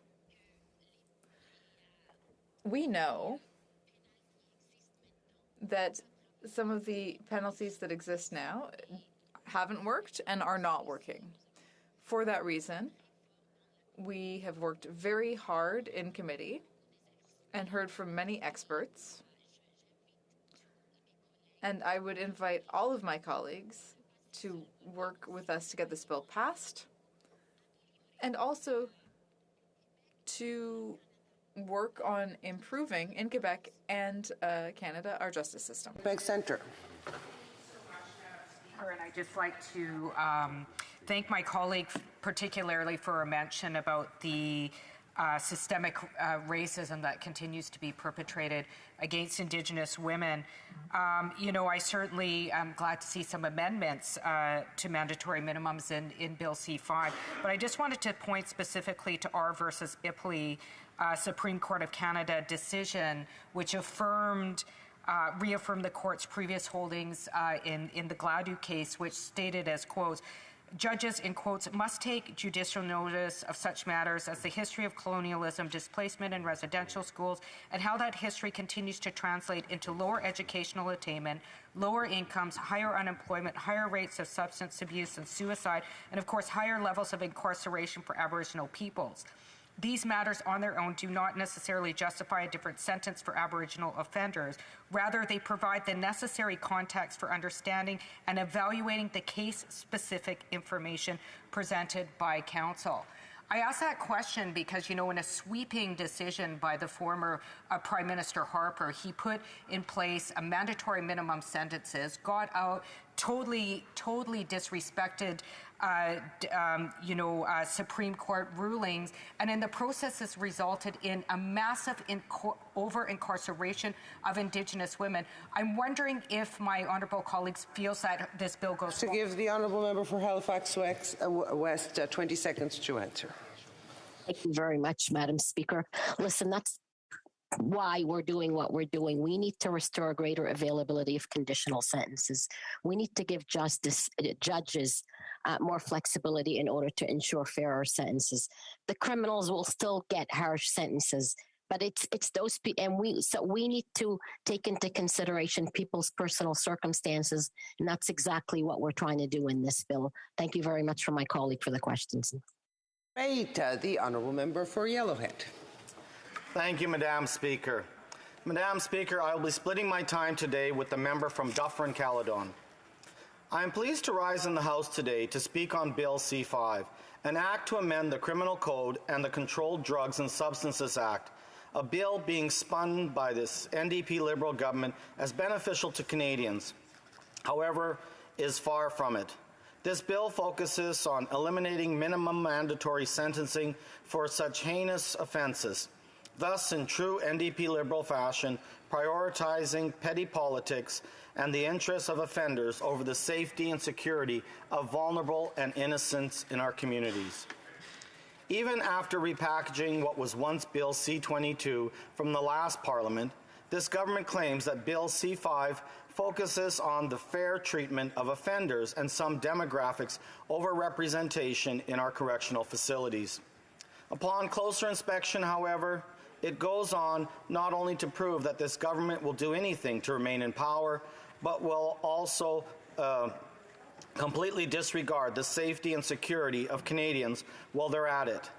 The approach proposed by C-5 is critically faulty and appalling, quite frankly. It is a slap in the face for Canadians who have placed their trust and faith in this government to do what is right and advocate for common sense solutions to protect vulnerable Canadians' sovereignty and security. Madam Speaker, this bill suggests some highly concerning amendments to both the Controlled Drugs and Substances Act and the Criminal Code of Canada by removing mandatory minimum sentencing not only for offences relating to the consumption and distribution of illicit drugs and substances, but also for offences involving firearms. It doesn't stop there, Madam Speaker. Apart from pushing to loosen gun restrictions in Canada, this government is also advocating for the ability of conditional sentences such as house arrest. on heinous crimes that would substantially put lives at risk, including to, but not limited to, attempted murder, torture as inflicted on another person, advocating for genocide, sexual assault, kidnapping and abduction of a person under the age of 14, human trafficking for material benefit, and firearm smuggling. What I just quoted is just some of the several offenses that could qualify for conditional sentencing, such as house arrest. If mandatory minimum sentencing is lifted under Bill C-5, this government seems to heavily rely on the theme of protect the offenders and punish Canadians, thus providing more opportunities for criminals to be emboldened to terrorize, now abetted by this government. The NDP Liberals are turning a blind eye on illegal firearms by not cracking down on gang operations and activity, and also sparing these criminals from incarceration at correctional facilities by removing mandatory minimum sentencing for serious offenses, such as those involving firearms. Furthermore, Madam Speaker, Bill C-5 also adds to the Controlled Drugs and Substances Act, highlighting a series of principles that peace officers and prosecutors should use when determining whether or not to lay charges for drug possession. Again, this government fails to address their alleged aim at lessening overrepresentation of underrepresented communities in our penitentiaries, because of peace officers, law enforcement, and prosecutors already have the authority and flexibility to decide whether or not to lay charges for simple possession of drugs or illicit substances. A directive from the Public Prosecution Service of Canada was also previously issued to direct prosecutors to limit their involvement in the prosecution of simple drug possession unless there was proven and immediate public safety concerns. Conservatives argue that offenders involved in serious violent crimes committed by firearms, including substantially horrific offenses, deserve prison time, and most definitely not tucked away in their individual homes with a slap on the wrist. Furthermore, drug offenders should be represented with mandatory participation in Canadian drug treatment courts to end the cycle of crime and drugs and provide them with rehabilitative therapeutic opportunities in lieu of premature reintegration into communities or being subjected to correctional facilities and the criminal justice system. To date, this rehabilitation program is critically limited through strict eligibility criteria and non-mandatory participation. This government's proposal to lift mandatory minimums is a performance stunt that does nothing to address the root of the drug and crime crisis in our country. I also find it questionable how this government insists on conditional sentencing for alleged low-risk offenders, as if our police and officers have time and resources to continually monitor these people serving conditional sentence in their respective communities and ensure their compliance. Contrary to what this NDP Liberal government claims that this bill suggests, the elimination of offenders' mandatory time in correctional facilities will not be alleviated, and the overrepresentation of Black and Indigenous communities in our penitentiaries, but will offer more opportunities for criminals to infiltrate and prey on vulnerable and innocent. In addition, this government claims to state that they will be removing mandatory minimum penalties for simple possession. But how can they do that, Madam Speaker, when mandatory minimums for simple possession do not exist? Instead of punishing or pushing C-5, we Conservatives believe in establishing mandatory participation in support and rehabilitation centres for those struggling with addictions, reinforcing our borders to prevent firearm smuggling, and abolishing conditional sentencing opportunities for crimes that threaten the safety and security of Canadians. Why is this government weakening our gun laws, standing up for criminals, blatantly disregarding the grief and trauma experienced by victims, and being lenient with the deterrence and punishment of offenders instead of defending our communities?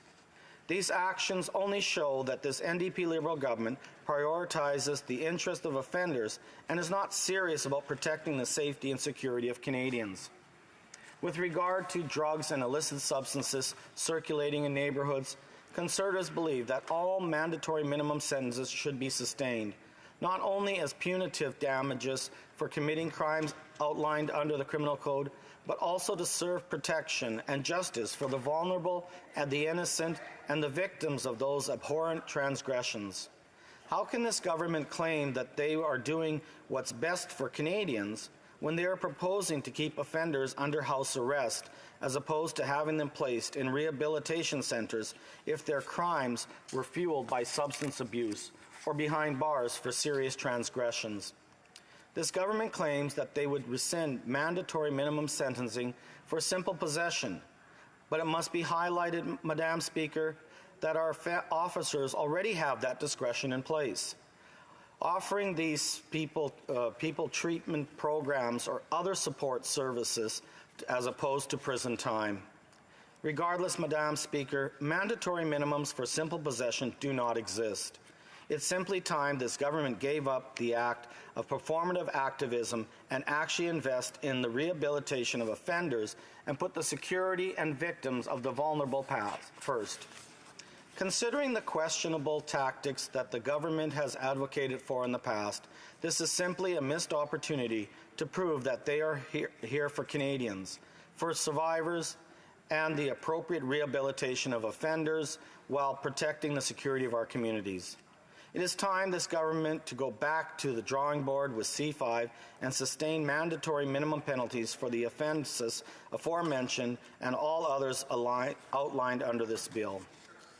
In conclusion, I recommend that this government closely reconsider their advocacy for Bill C5 and prioritize the safety and security of all Canadians through the close reconsideration of lifting mandatory minimum sentencing, the consumption and distribution of drugs and illicit substances, and mandatory minimum penalties for serious offences. I now welcome questions from my colleagues. Thank you, Madam Speaker. The Honourable Parliamentary Secretary to the Government House. Madam Speaker, when the member from Scarborough Rouge Park earlier was talking in response to or asking a question of the member from Kildona St. Paul, he spoke of manufactured outrage. And I can't think of an example that would better demonstrate the manufactured outrage than that speech that we just heard. I realize that this member was probably just reading a speech that was given to him by the Conservative propaganda machine, but nonetheless, he should seriously reflect on the words that he delivered in this House over the last 10 minutes. He actually said that if somebody's convicted of human trafficking, they'll probably just be locked up in their house. And that's absolutely ridiculous.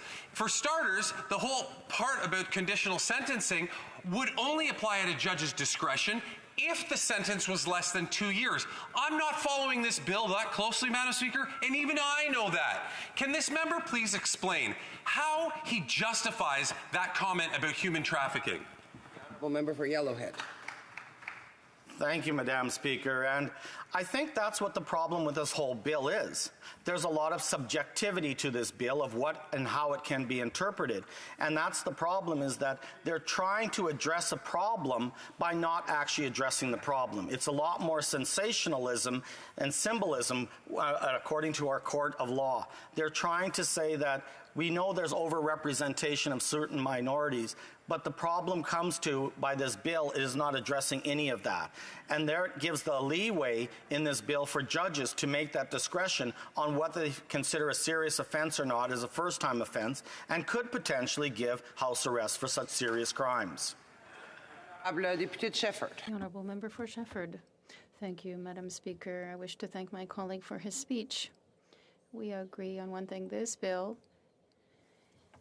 has been an issue with regard to the division of the two different subjects within it. I want to come back to something. The member said that the conditional sentencing orders didn't work, it's difficult to maintain them, but there are studies that show that it doesn't really have an impact, but more than that, can he look at organizations in Quebec that are doing a lot of work in rehabilitation and alternative justice measures? And is he saying their work means nothing, Madam Speaker? I'd like to hear his comments, because we do have organizations working hard in Quebec and that have proved, on the contrary, that this does indeed work. Go ahead. Thank you, Madam Speaker, and to the member. No, I'm not saying that at all. Actually, in my speech, I spoke several times about how we really need to invest more money into rehabilitation, into making sure these criminals are getting drug treatment programs and making sure that they actually take them. Because if you're not trying to address their drug addiction, if that is the case, then how are they actually going to break that cycle? So definitely, I think we need to work more on rehabilitation, managing the drug problem, and making sure they get the need and the care that they deserve. Because if they don't break this continual cycle, they are never going to change their life. So definitely, I think that's great organizations to working on breaking the drug addiction crisis. The Honourable Member for Rosemont Petite Patrie. Thank you, Madam Speaker. I thank my colleague for his speech. But if there are people who are sensationalizing this issue, it's the Conservative Party, because they're taking a position to say, look at how we're hard on criminals. We have mandatory minimum sentences, when all studies prove that these mandatory minimum sentences do not work. It doesn't have, it's not a disincentive, and it has a perverse effect. When you want to eliminate a mandatory minimum, it doesn't mean there is no sentence. The person will go to prison, but if it's the judge who will decide. Why don't the Conservatives not want to let judges do their work? Well, I think that's the whole point of this, is the fact that we're trying to deal with systemic racism, and we're doing it in a judicial system. That is exactly what we've been saying, is that the judges should have that ability to make that determination. But at the same time, we want to make sure that these criminals are being addressed to get their drug addiction and rehabilitation properly. We're not asking that we're going to change the whole world instantly, but we have to make sure that we've got to get a handle on their mental state. And usually their mental state drives from the fact that they have a drug addiction or some other type of addiction, and that they need to get a proper adherence and proper treatment, more so than just being a slap on the wrist and house arrest. Resuming debate, the Honourable Member for Dufferin-Caledon. Well, thank you very much, Madam Speaker. So I'm in the chamber often, and I certainly hear from members on the other side of the House this phrase, its constant refrain: we listen to the experts. When we talk about vaccine mandates, they say, we listen to the experts. When we ask where those experts are to produce that expert report, of course, it never gets produced.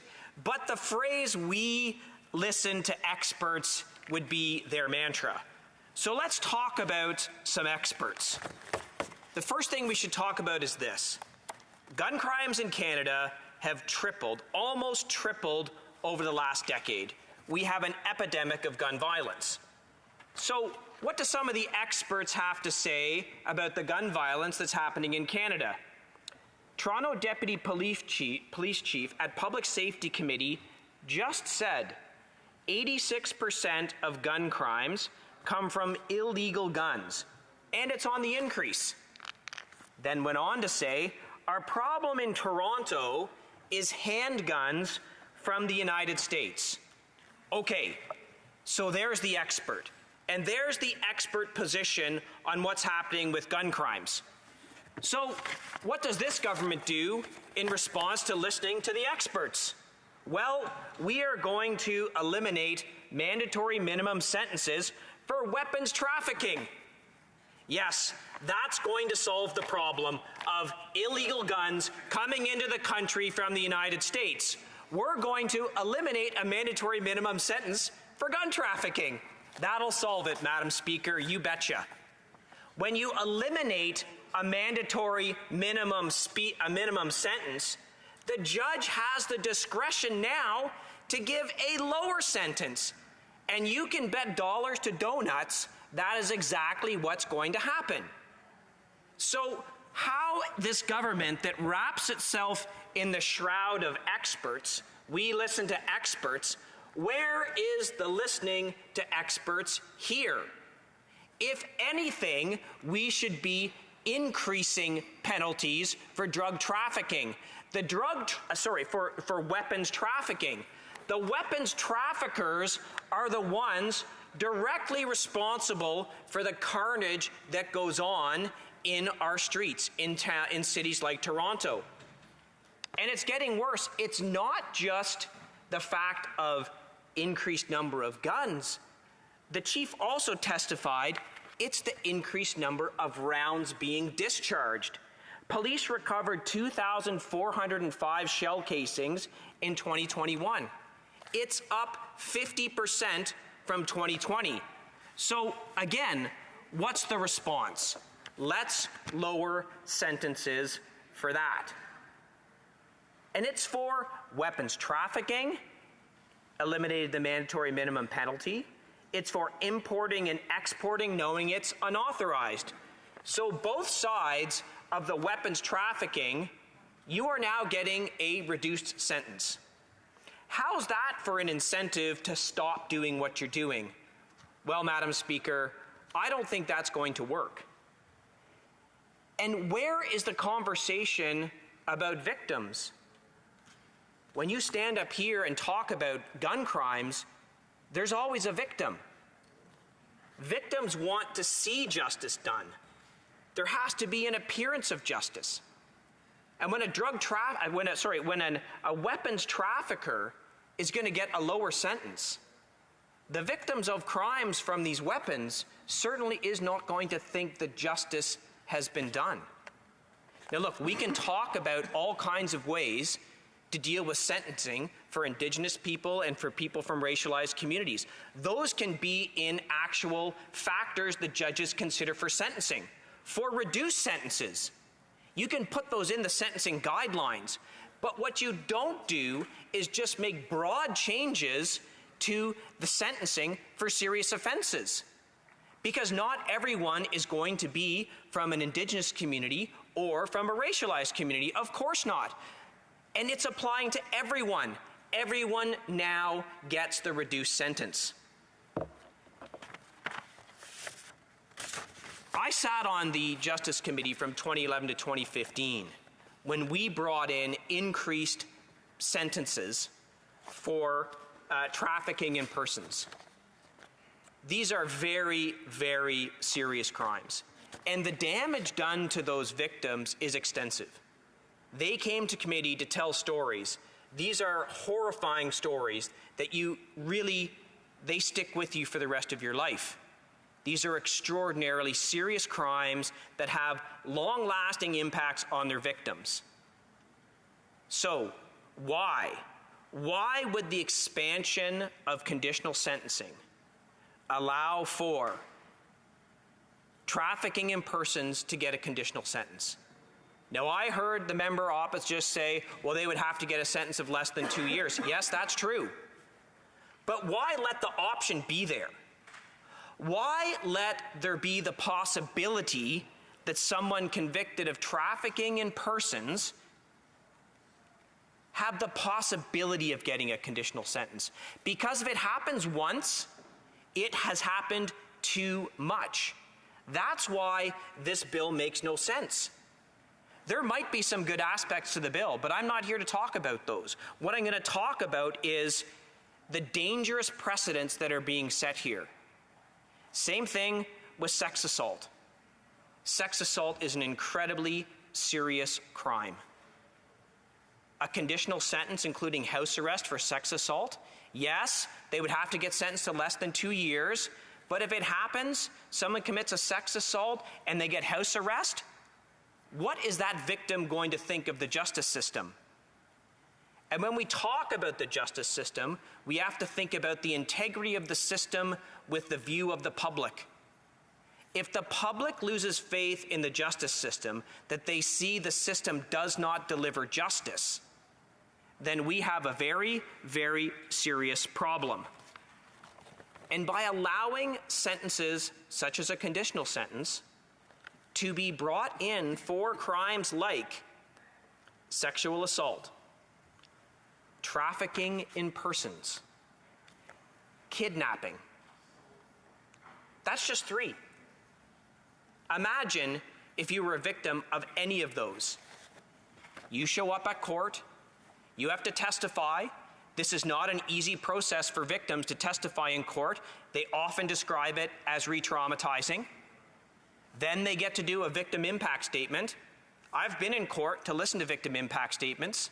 They can be absolutely devastating because you know that the effect on the victim's life is long-term, long-lasting, and devastating. And then imagine that they hear a verdict of house arrest for any of these things that I just listed. That's the sentence. You are sentenced to, you committed a sex assault against me, you get a conditional sentence with a house arrest.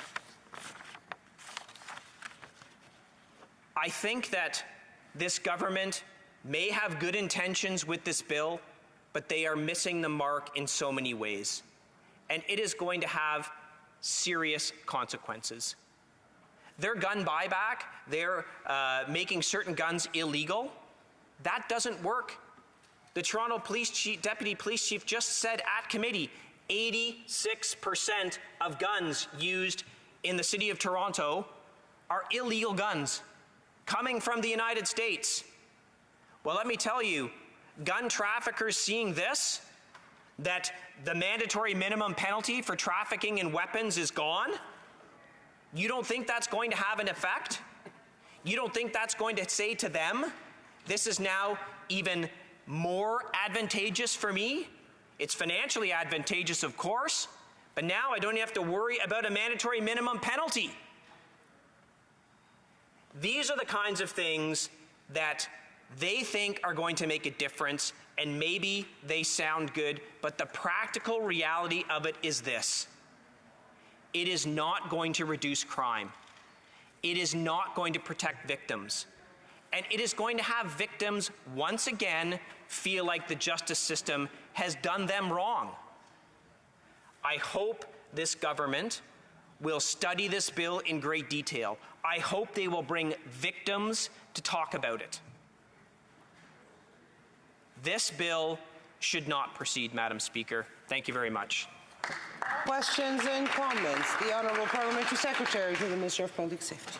Thank you so much, Madam Speaker. And I listened to the Honourable Member who spoke at length, repeating the same lines that we continue to hear from the Conservative Party of Canada, saying that we're reducing sentences. Well, Madam Speaker, what we're doing, we're not doing that. We are not reducing sentences. What we are doing is removing the mandatory minimum penalty that's attached to that. We're giving the discretion to the judges. To say that we're reducing sentences, Madam Speaker, is simply wrong. A judge continues to have the discretion. So my question to the Honourable Member is, has he actually read the bill?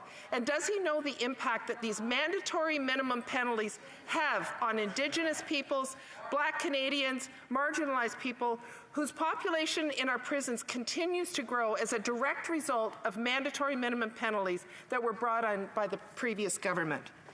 For Dufferin-Caledon. For the Parliamentary Secretary to have such little knowledge of how the justice system actually makes sense considering this bill, that question displays a stunning amount of ignorance. By eliminating a mandatory minimum, the judge has discretion. Yeah, the judge now has discretion to go lower. The judge always had discretion to go higher. A mandatory minimum isn't a maximum. You should look that up. So when we say, Madam Speaker, when we say that this will lead to lower sentences, it's because the floor is gone. The judge now has the discretion to say, oh, it was 5 years? Oh, I don't have to give 5 years. I can now give 3 years. That is a lowered sentence. And that is what's going to happen for weapons traffickers, human traffickers, and a whole host of other offenses. I don't know how they don't see it. Questions and comments. The Honourable Member for Berthier-Masquinongé. Thank you very much, Madam Speaker. Listen, it's very interesting and amusing to listen to the main parties accuse each other. But to change the subject, I'd like to talk about content. I'd like my colleague to talk about his vision with regard to drug consumption, opioid use, and whether we can take a more public health rather than a criminalization approach when it comes to possession, simple possession? Does he not believe that the withdrawal of mandatory minimums might be a good thing in some instances? I actually thank the member for that question. Look, we have to look at certain ways of reducing harm with respect to drug and drug addictions, and I think that's a great way to look at doing things. But eliminating mandatory minimum sentences is perhaps one tiny aspect of it. Where's the funding to actually help people transition off a life of addiction and other things? So there can be ways to deal with that, but where's the real, actual hard work that needs to be done by funding programs and other things? I think that's what should be done. I don't think tampering with the criminal justice system is always the sole answer. Questions and comments. The Honourable Member for London Fanshawe. Thank you, Madam Speaker. And there were dozens of mandatory minimum sentences added to the criminal code under the Harper government. And now there are even jurisdictions in the U.S., like Texas, who have declared mandatory minimums an expensive failures. Canadian courts have been striking them down as unconstitutional, and yet we see the Conservative Party digging in further and further. The honourable member said that the parliamentary secretary didn't know what she was talking about, and yet the Canadian Association of Chiefs of Police and the National Police Federation appeared at committee and supported C5. They, I would assume, know what they're talking about. Could he explain why he doesn't believe that they know what they're talking about? Thank you, Madam Speaker. Member for Dufferin-Caledon. Well, look, I mean, the first problem with that question is comparing the mandatory minimums in the United States to the ones that are here. The ones in Canada are significantly lower in the mandatory minimum sentence. And yes, some may have been struck down by the Supreme Court, but that doesn't mean we strike all of them down. I mean, does the member actually believe that we should strike down? No interpretation. We seem to have a problem. Can we try again? Okay. Is it working now? Is it working now? Okay, the honourable member can start his answer again, please.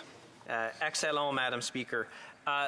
The problem with that question is this. Comparing American justice to Canadian justice, comparing an American mandatory minimums, which are extraordinarily high, to Canadian mandatory minimums, which are, quite low in most cases. So that is a false narrative and a false comparator. Mandatory minimums can serve a whole bunch of purposes, including showing society's denunciation of what's happening. And when we look in the context of the gun crime that's going on in this country and the fact that almost all of the guns are coming from the United States, does the member agree that we should be reducing mandatory minimum penalties for gun traffickers?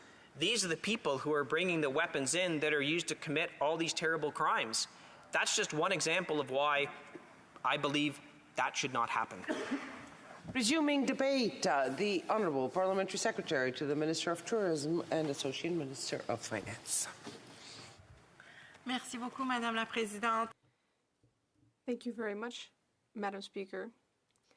I'll be sharing my time with my colleague, the member for Oakville-Burlington. I'd like to thank you for the opportunity to speak about our Bill C5 and about how we need to reform our legal system in order to learn from the errors of the past and put an end to ill-advised policies like mandatory minimum penalties. They do not contribute to making our communities safer, and they have a devastating and disproportionate impact on racialized and marginalized communities.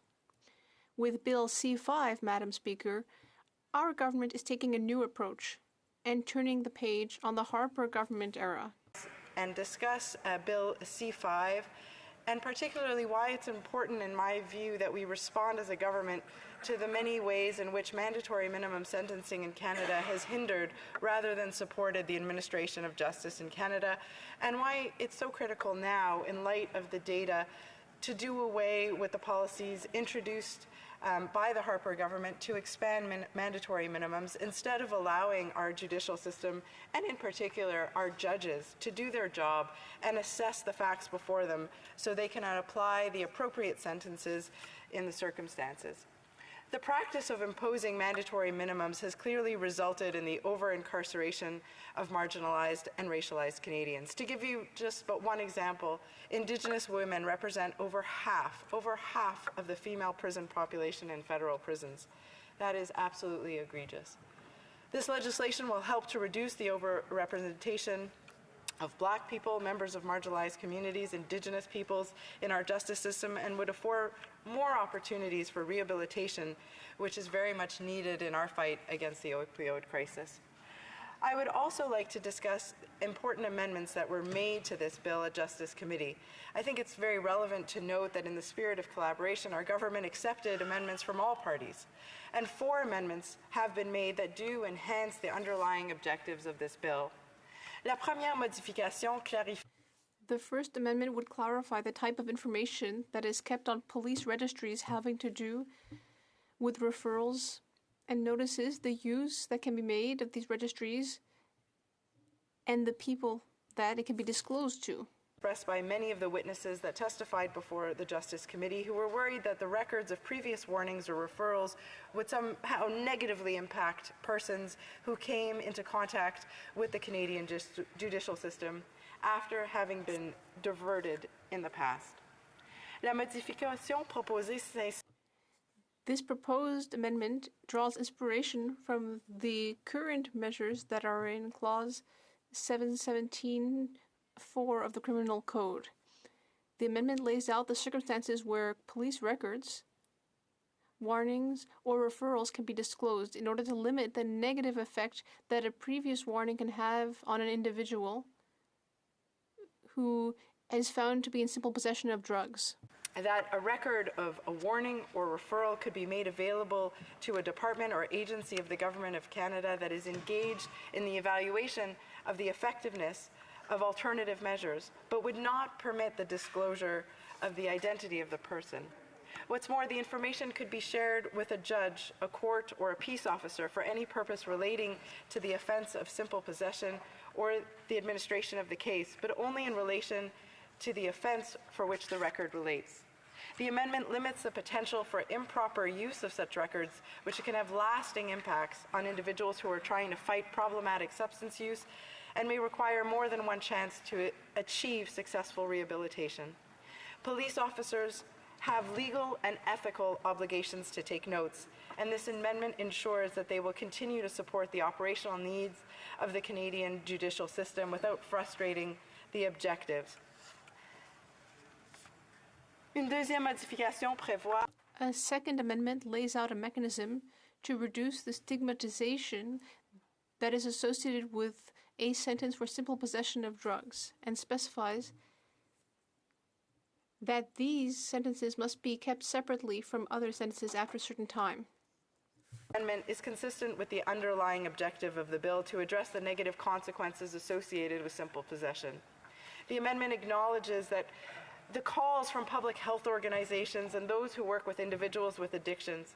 It helps address barriers to successful reintegration into society and helps also address a contributing cause to the ongoing opioid crisis, Madam Speaker, namely the stigmatization of people who use drugs. Il est indéniable que les casiers judiciaires. It is undeniable that criminal records show up in job applications, housing checks, and other record checks. They have a lasting impact on people's impact to rehabilitate and form a part of society once again after having overcome personal obstacles in their lives. Treating simple possession of drugs as a health issue and a societal issue means that we must reduce the stigma that is associated with these simple possession charges. A third amendment to the bill would codify the common law defense for innocent possession under a specific set of circumstances. Social workers, health professionals, and service providers would not risk facing charges when they are in possession of drugs as a part of their functions and when they intend to dispose of them legally within a reasonable time period. And Bill C-5 will have a new Section 21, which would require a complete review of Bill C-5 after 4 years that it's been in force. This 4-year review period is consistent with our government's evidence-based policymaking and will provide us with an opportunity to evaluate the effect of the legislation in practice on the ground.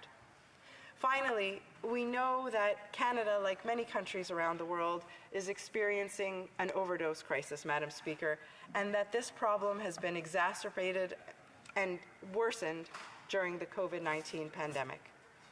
Comme le reconnaît le projet. As recognized by Bill C-5, consumption of psychoactive substances is a public health issue, which has to do with complex social factors. Bill C-5 is only one part of a plan to reduce the number of deaths, but all other options available to prevent overdoses, improve health results, and save lives are on the table and are being considered by the Government of Canada.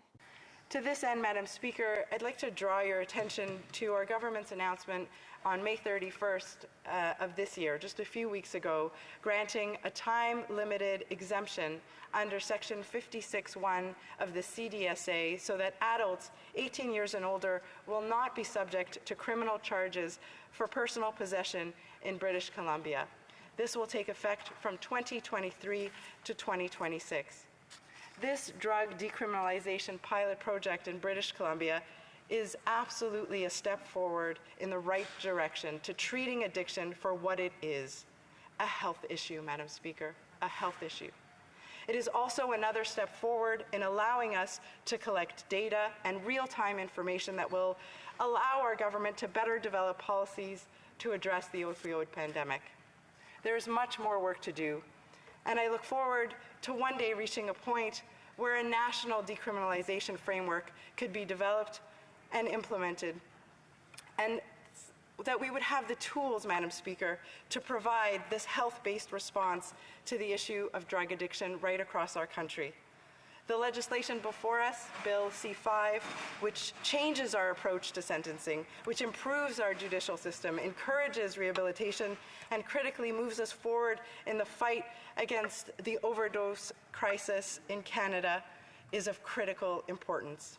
I therefore urge all members of this House to support this important legislation because we simply cannot wait any longer. Merci, Madame la Présidente. Questions and comments? The Honourable Member for Sarnia. Sarnia-Lempton. Thank you, Madam Speaker, and I thank the member opposite for her speech. She talked about, the addiction crisis that's facing Canada, which is a very serious issue. And what I don't understand about C-5 is that it allows people that are producing drugs and people that are trafficking drugs to potentially get house arrest instead of going to jail. And I wonder how that will help the addiction problem in the country. Perhaps you could clarify. The Honourable Parliamentary Secretary. Thank you, Madam Speaker, and I really appreciate this question because I think it's important to clarify that what the bill before us actually does is allow judges to evaluate the circumstances before them. And removing mandatory minimums means empowering our judges, means that if there is somebody before a judge that poses a threat to society, for example, she cites the possibility of drug traffickers, certainly a judge is capable of evaluating the person before them and imposing a sanction or a sentence that fits the crime. And therefore, we would absolutely support judges in exercising that discretion and where it's warranted, insist on high sentences. Before we proceed, can I ask that somebody checks on the noise happening outside the chamber? It's very perturbing and really disrupting of proceedings. Questions et commentaires, l'honorable député de Longueuil-Saint-Hubert. The Honourable Member for Longueuil-Saint-Hubert. Thank you, Madam Speaker. I'd like to thank my colleague for her speech. Well, as various members have raised this morning, we in the Bloc Québécois tend to agree with various aspects of C-5, diversion, reduction of mandatory minimums, but we are concerned about the timing. Currently, there is a sharp increase in firearms violence in Montreal, Toronto, and elsewhere. We raised it several times with the government. Is my colleague not concerned about the message that having C-5 adopted now sends? The Honourable Parliamentary Secretary. Madam Speaker, I'd like to thank my colleague from the Bloc Québécois. And I'd like to thank the Bloc Québécois for its support for this bill. We are all, of course, concerned about the firearms violence that is increasing more and more. And that is why we have brought forward Bill C-21 in order to freeze the sale and import of assault weapons. Madam Speaker, we will also move forward with our plan for a mandatory buyback of assault weapons.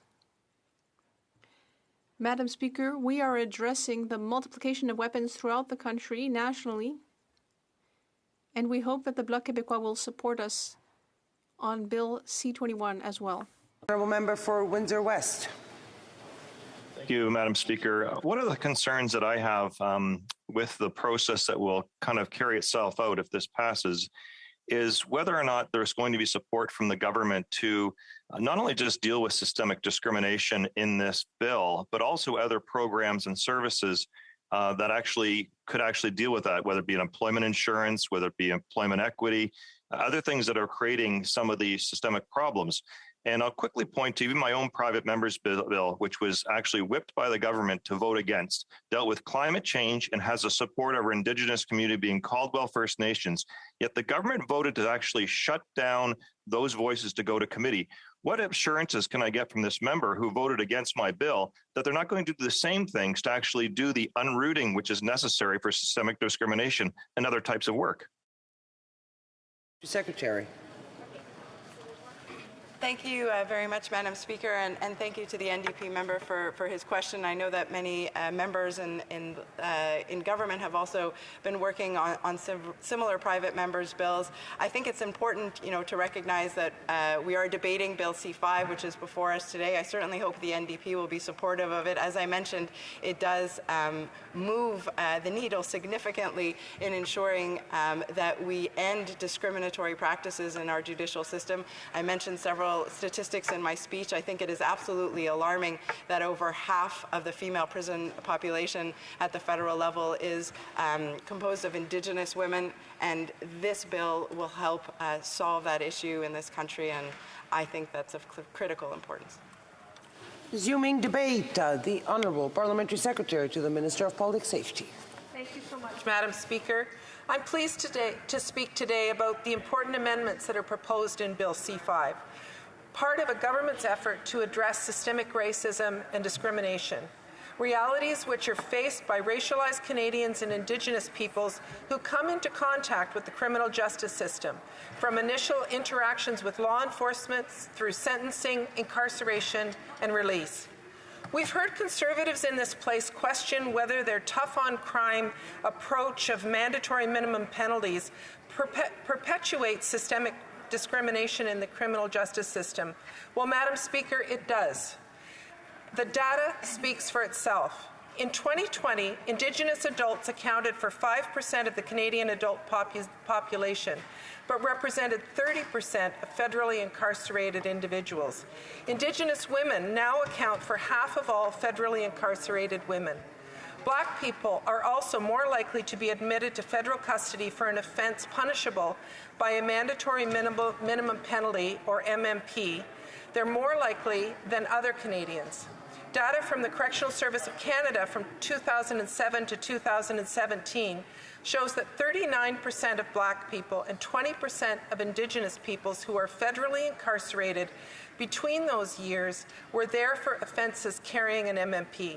Repealing those MMPs is expected to reduce the overall rates of incarceration of Indigenous peoples, Black Canadians, and marginalized people. Bill C-5 includes 3 categories of reforms. First, it repeals mandatory minimum penalties for all drug offenses, some firearm offenses, and a tobacco-related offense. Second, it will allow for greater use of conditional sentence orders, also known as CSOs. The third and final category of reforms would encourage police and prosecutors to consider alternative measures, such as diverting individuals to treatment programs when exercising their discretion in cases involving simple possession of a drug.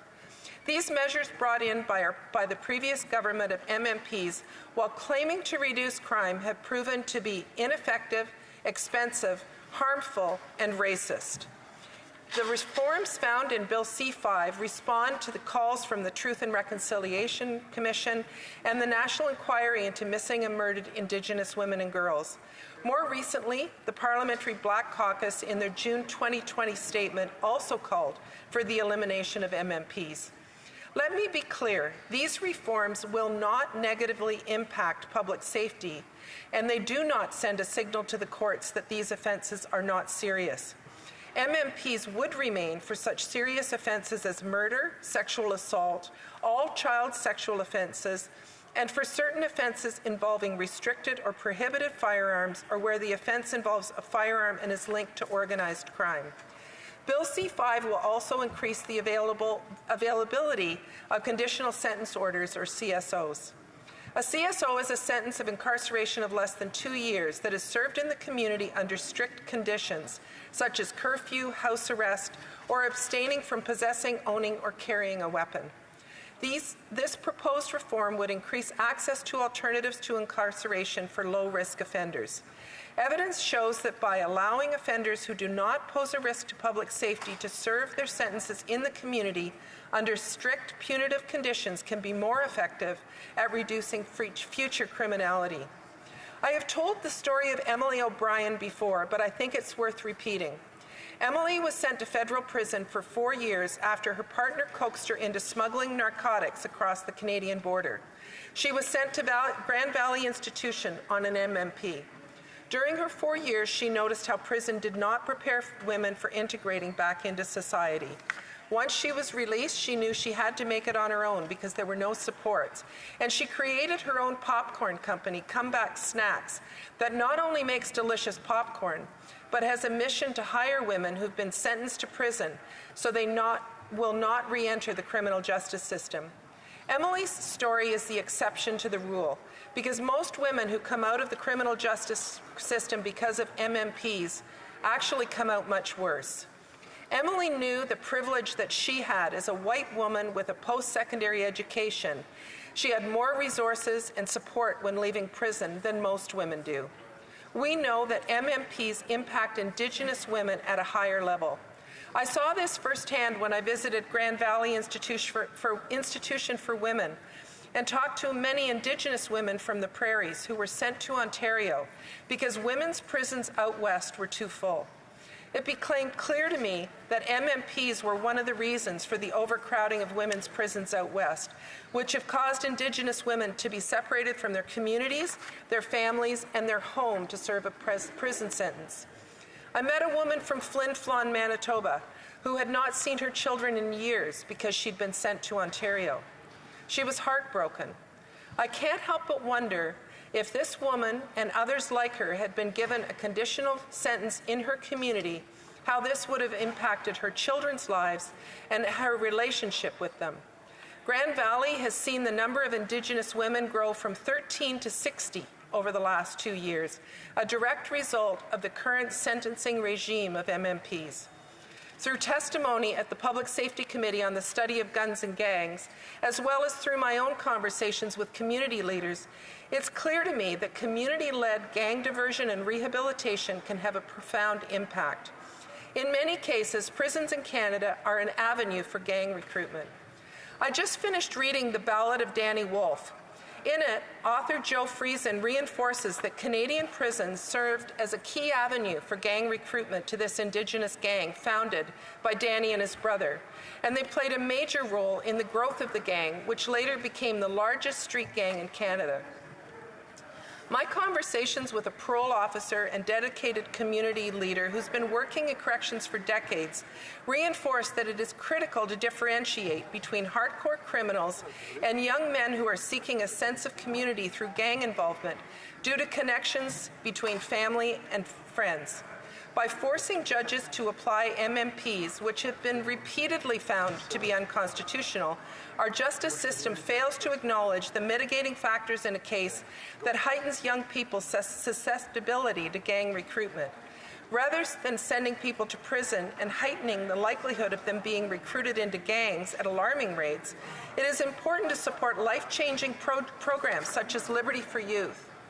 Liberty for Youth is an amazing organization that advocates for second chances and assists at-risk youth in Hamilton, while providing a safe space where youth feel accepted regardless of their mistakes, struggles, or life circumstances. Funding community organizations such as Liberty for Youth, the Bear Clan Patrol, and OPK in Manitoba, and Straight Up in Saskatchewan. These are organizations who are on the ground in our community supporting individuals transition away from crime, and it will have a greater impact on our public safety than putting vulnerable young people behind bars. Supporting these young people in their communities is the rationale behind CSOs. However, CSOs are currently unavailable for all offenses prosecuted by way of an indictment that are punishable by a maximum term of imprisonment of 14 years or life. They are also unavailable for all offenses punishable by a maximum term of 10 years imprisonment if the offense resulted in bodily harm, involved drugs, or the use of a weapon. The proposed reforms would remove many of these limitations on CSO eligibility. Finally, while it is important to enact sentencing measures that aim to reduce recidivism and overrepresentation, it is equally essential to ensure that there are adequate off-ramps from the criminal justice system at the earliest stage of the criminal process, especially for conduct that could have more appropriately been treated as a health concern rather than a criminal one. To this end, Bill C-5 would require police and prosecutors to consider alternatives to laying or proceeding with charges for the simple possession of drugs. Available alternatives would range from taking no action at all to issuing a warning, or if the individual agrees, diversion to additional addiction treatment programs. These measures are in line with a public health-centered approach to address substance use and the opioid epidemic in Canada. Madam Speaker, it's time for us to take a new approach. We will ensure that serious criminals continue to receive serious sentences, but we will put control of this back in the hands of judges. The reforms in C-5 will be transformational for those most impacted by the systemic racism built into our criminal justice system, and I hope that members of this House will support it. Thank you, Madam Speaker. We spoke French at home. Questions and comments? The Honourable Member for Sarnia-Lambton. Thank you, Madam Speaker, and I'd like to thank the member opposite for her speech. We have worked together a long time in this place on issues related to the status of women, and so my specific question is on sexual assault. I have a real concern with C-5 that somebody that committed sexual assault could actually not go to jail but be on house arrest in the community where they committed the offense. We know that although judges do great work, sometimes they don't get it right, and we did hear lots of testimony about the judge that said keep your knees together and a few other things like that. Does the member share my concern that maybe there should be more controls put in place? Thank you. The Honourable Parliamentary Secretary.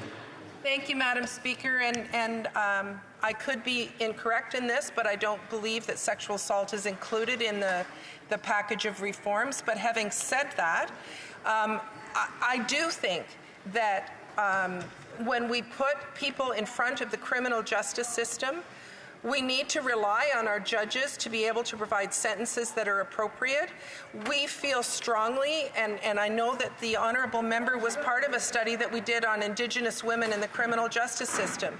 And mandatory minimum penalties were one of the getting rid of mandatory minimum penalties were one of the recommendations that came out of that report, that is seeing women being sentenced to time in prison when they could far more better be spent treating their addiction, dealing with mental health issues, and dealing with those core issues rather than sending them to a federal institution. Questions et commentaires, l'honorable député. Questions and comments, the Honourable Member Shepherd. I thank my colleague, whom I've also been discussing with in the Status of Women Committee, and even sometimes at the Public Safety Committee when I was substituting. Now, when it comes to mandatory minimums, we know that there are more Indigenous women in prison, as I said in my speech. But I would like to hear my colleague on the following issue. You know, in politics, everything comes down to perception. Here, was it a good idea to split the bill? Wouldn't it be a good idea to split the bill in two? You know, I agree with her that diversion measures are really important because the opioid crisis is a public health crisis. But then when it comes to mandatory minimums, you can see there's a lot more crime, as she's seen at the Public Safety Committee. And in the current context, I think the public's feeling of safety might be impacted. So it would be better to split this bill in two, to focus on diversion measures and to leave the mandatory minimums to later after we've had a more thorough debate. I'd like to hear her on that. Parliamentary Secretary. Thank you, Madam Speaker, and I thank the honourable member for the work that we've been able to do together in this place. When it comes to mandatory minimum penalties, I don't agree that, first of all, that the bill should be split, because I think this is an important aspect of ensuring that women are not being sent to prison when they shouldn't be sent to prison. And the fact that the intent of this bill has been misconstrued in the debate today, and I've heard the debate earlier from the Conservative Party, that is giving Canadians the impression that public safety will be at risk, and it will not be at risk. Public safety will actually be enhanced when we are not sending people into prison. In my speech, I talked about how prisons are used to recruit people into gangs. If a young man, and it's predominantly young man, goes to prison and is not a gang member when he went in all likelihood, he will be a gang member when he's released. If we can find alternatives for those individuals, our public safety is greatly enhanced, Madam Speaker. Questions and comments? Questions et commentaires? The Honourable Member for Longueuil-Charlemagne.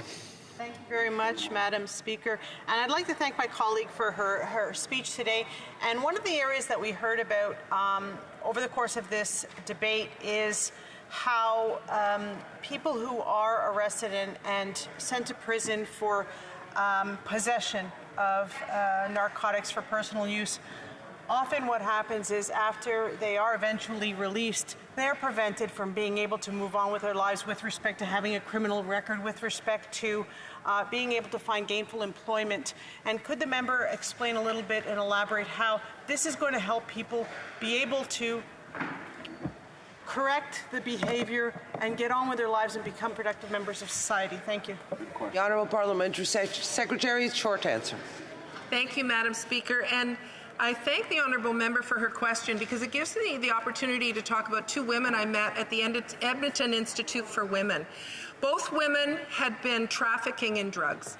Both women were trafficking drugs because they were poor, because they had developed drug addictions of their own, and they had a man who was controlling them, and they ended up in prison. And they specifically told me they were there because of mandatory minimums. Those women, we need to deal with the poverty issues they were facing, the drug addictions. They are not being served by sitting in the Edmonton Institute for Women. Thank you, Madam Speaker. Resuming debate, the Honourable Member for Kamloops, Thompson, Caribou.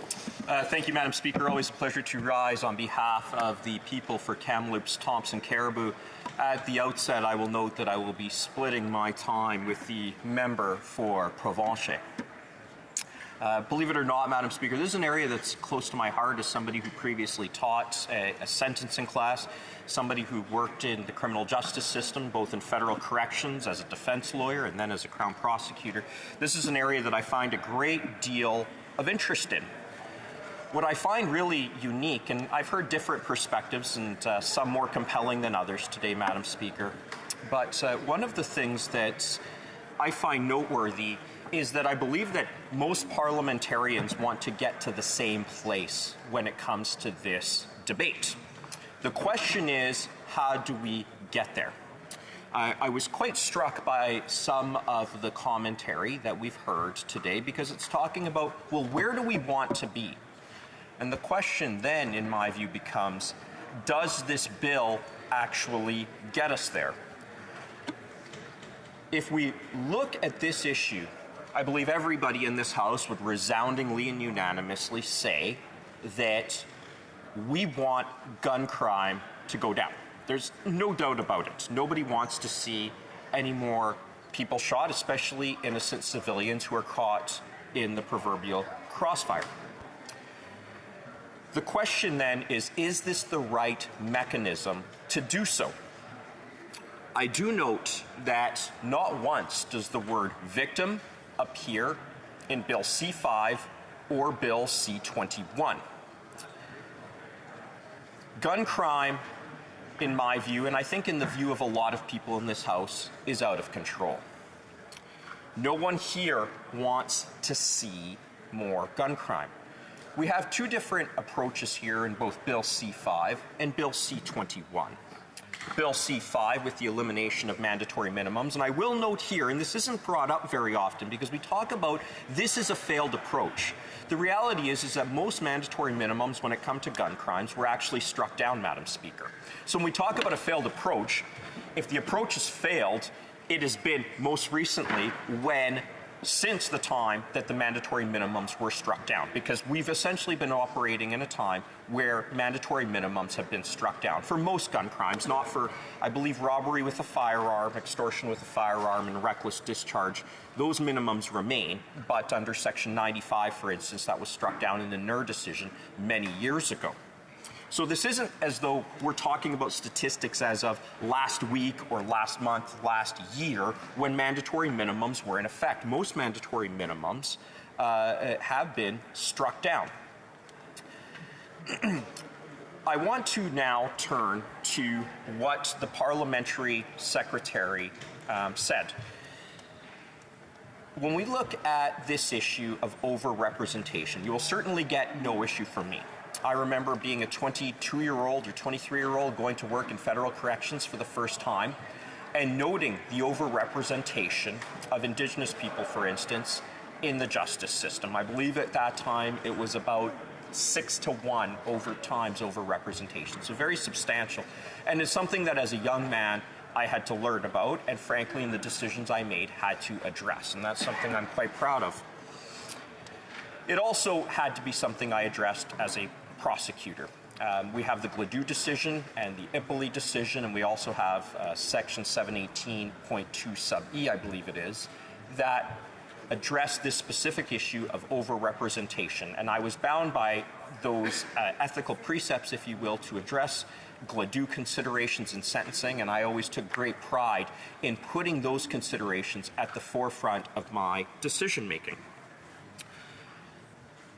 Now, where the parliamentary secretary and I part company is that he notes on behalf of the government that we are looking at alternatives to incarceration while keeping the public safe. This argument might hold water, Madam Speaker, but for the fact that there are serious offenses that are left out of this bill, or I should say not left out, that are included in this bill. And I'm going to fast forward to them. Reckless discharge with a firearm. Section 244, sub 1. Every person commits an offense who discharges a firearm at a person with intent to wound, maim, or disfigure or endanger the life. So we're talking about public protection, we're talking about gun violence, and we want to reduce gun violence overall. And yet, this provision was included in Bill C-5. This allows what I would characterize commonly as a drive-by shooting. Rather than signal we are not going to allow a community-based sentence for such a serious offense, the question should be the length of incarceration. To me, it's paradoxical because, and I asked the parliamentary secretary this, and I can't remember his exact response, but it was essentially, well, you're using rhetoric. I'm not using rhetoric by simply pointing out that a sentencing option now exists for drive-by shooters to serve their sentence in the community. I'm not sure how we get there. I just don't know how the principles of sentencing in Section 718 are enhanced and put forward by conditional sentence orders for drive-by shootings. The honorable parliamentary secretary spoke about systemic racism, and then he went to speak about corrections. And this is my point about that, Madam Speaker. I have no issue with targeting racism anywhere in Canada, none whatsoever. He talked about the custody rating scale. As somebody who's completed the custody rating scale, previously worked in corrections, if you want to address the custody rating scale, if you want to address the overrepresentation of people in maximum security, in federal custody itself, then do that. We do that by amending the Corrections and Conditional Release Act, not by allowing conditional sentence orders for people who commit offenses like extortion with a firearm, robbery with a firearm, or, most seriously, reckless discharge, or discharge with intent. The Honourable Parliamentary Secretary talked about Conservatives wanting to lock people up and throw away the key. Nothing could be further from the truth, Madam Speaker. What we want is a safe society with just sentencing. I'm just going to pause now, Madam Speaker. Try again to get some silence in the outer chamber because it is very, very disturbing. The Honourable Member for Kamloops Thompson Caribou. And the Honourable Parliamentary Secretary referenced Newt Gingrich saying that mandatory minimums were not successful in the United States. The United States experiment with mandatory minimums was completely different, in my view, with the Canadian approach. In the United States, sentences are often 10 times what they are, 3 strike rules. We don't have that in Canada. I see my time for the time being has elapsed. I believe I have 2 or 3 minutes that I will finish afterwards. Thank you, Madam Speaker. Honourable Member for Kamloops Thompson Caribou will have about 2.5 minutes to complete his speech after the time for oral questions. Statements by members. Déclaration des députés. The Honourable Member for Saanich Gulf Islands. Thank you, Madam Speaker. Shireen Abu Akleh, Gufran Warashne. Say their names. Women, Palestinian journalists, killed while doing their jobs, covering what was going on before their eyes, killed by the Israeli military. And somehow even more shocking, their funerals were attacked by the Israeli military. Their pallbearers were blocked as they tried to take them to their place of eternal rest. The Vatican representative in Jerusalem denounced it as brutally violating decades-old agreements to hold Jerusalem sacred to the 3 main theist religions for whom all find spiritual significance in Jerusalem.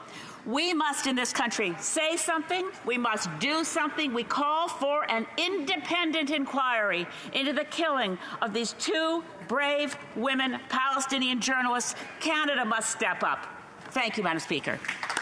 The Honourable Member for Winnipeg South. Madam Speaker, I want to express my sadness and anger at the horrific terrorist attack that took place in Owo, Nigeria on June 5th, and send my condolences to the families of the victims, to Nigeria, and to our Nigerian community here in Canada.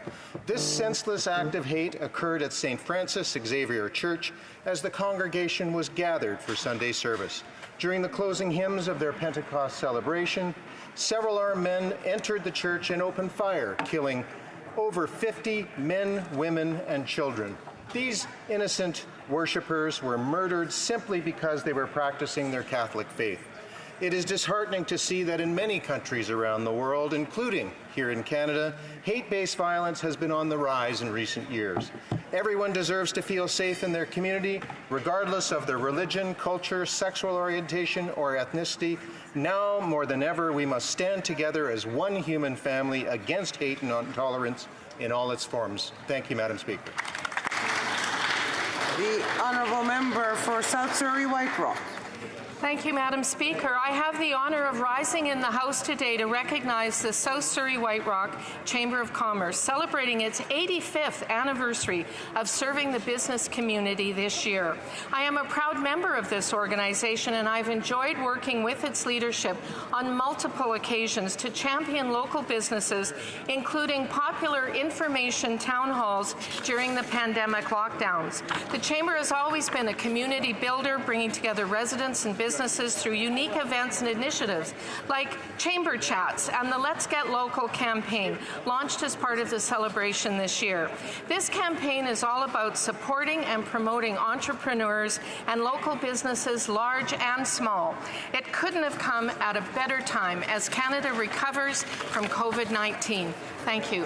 Hear, hear. The Honourable Member for Vimy. Thank you, Mr. Speaker.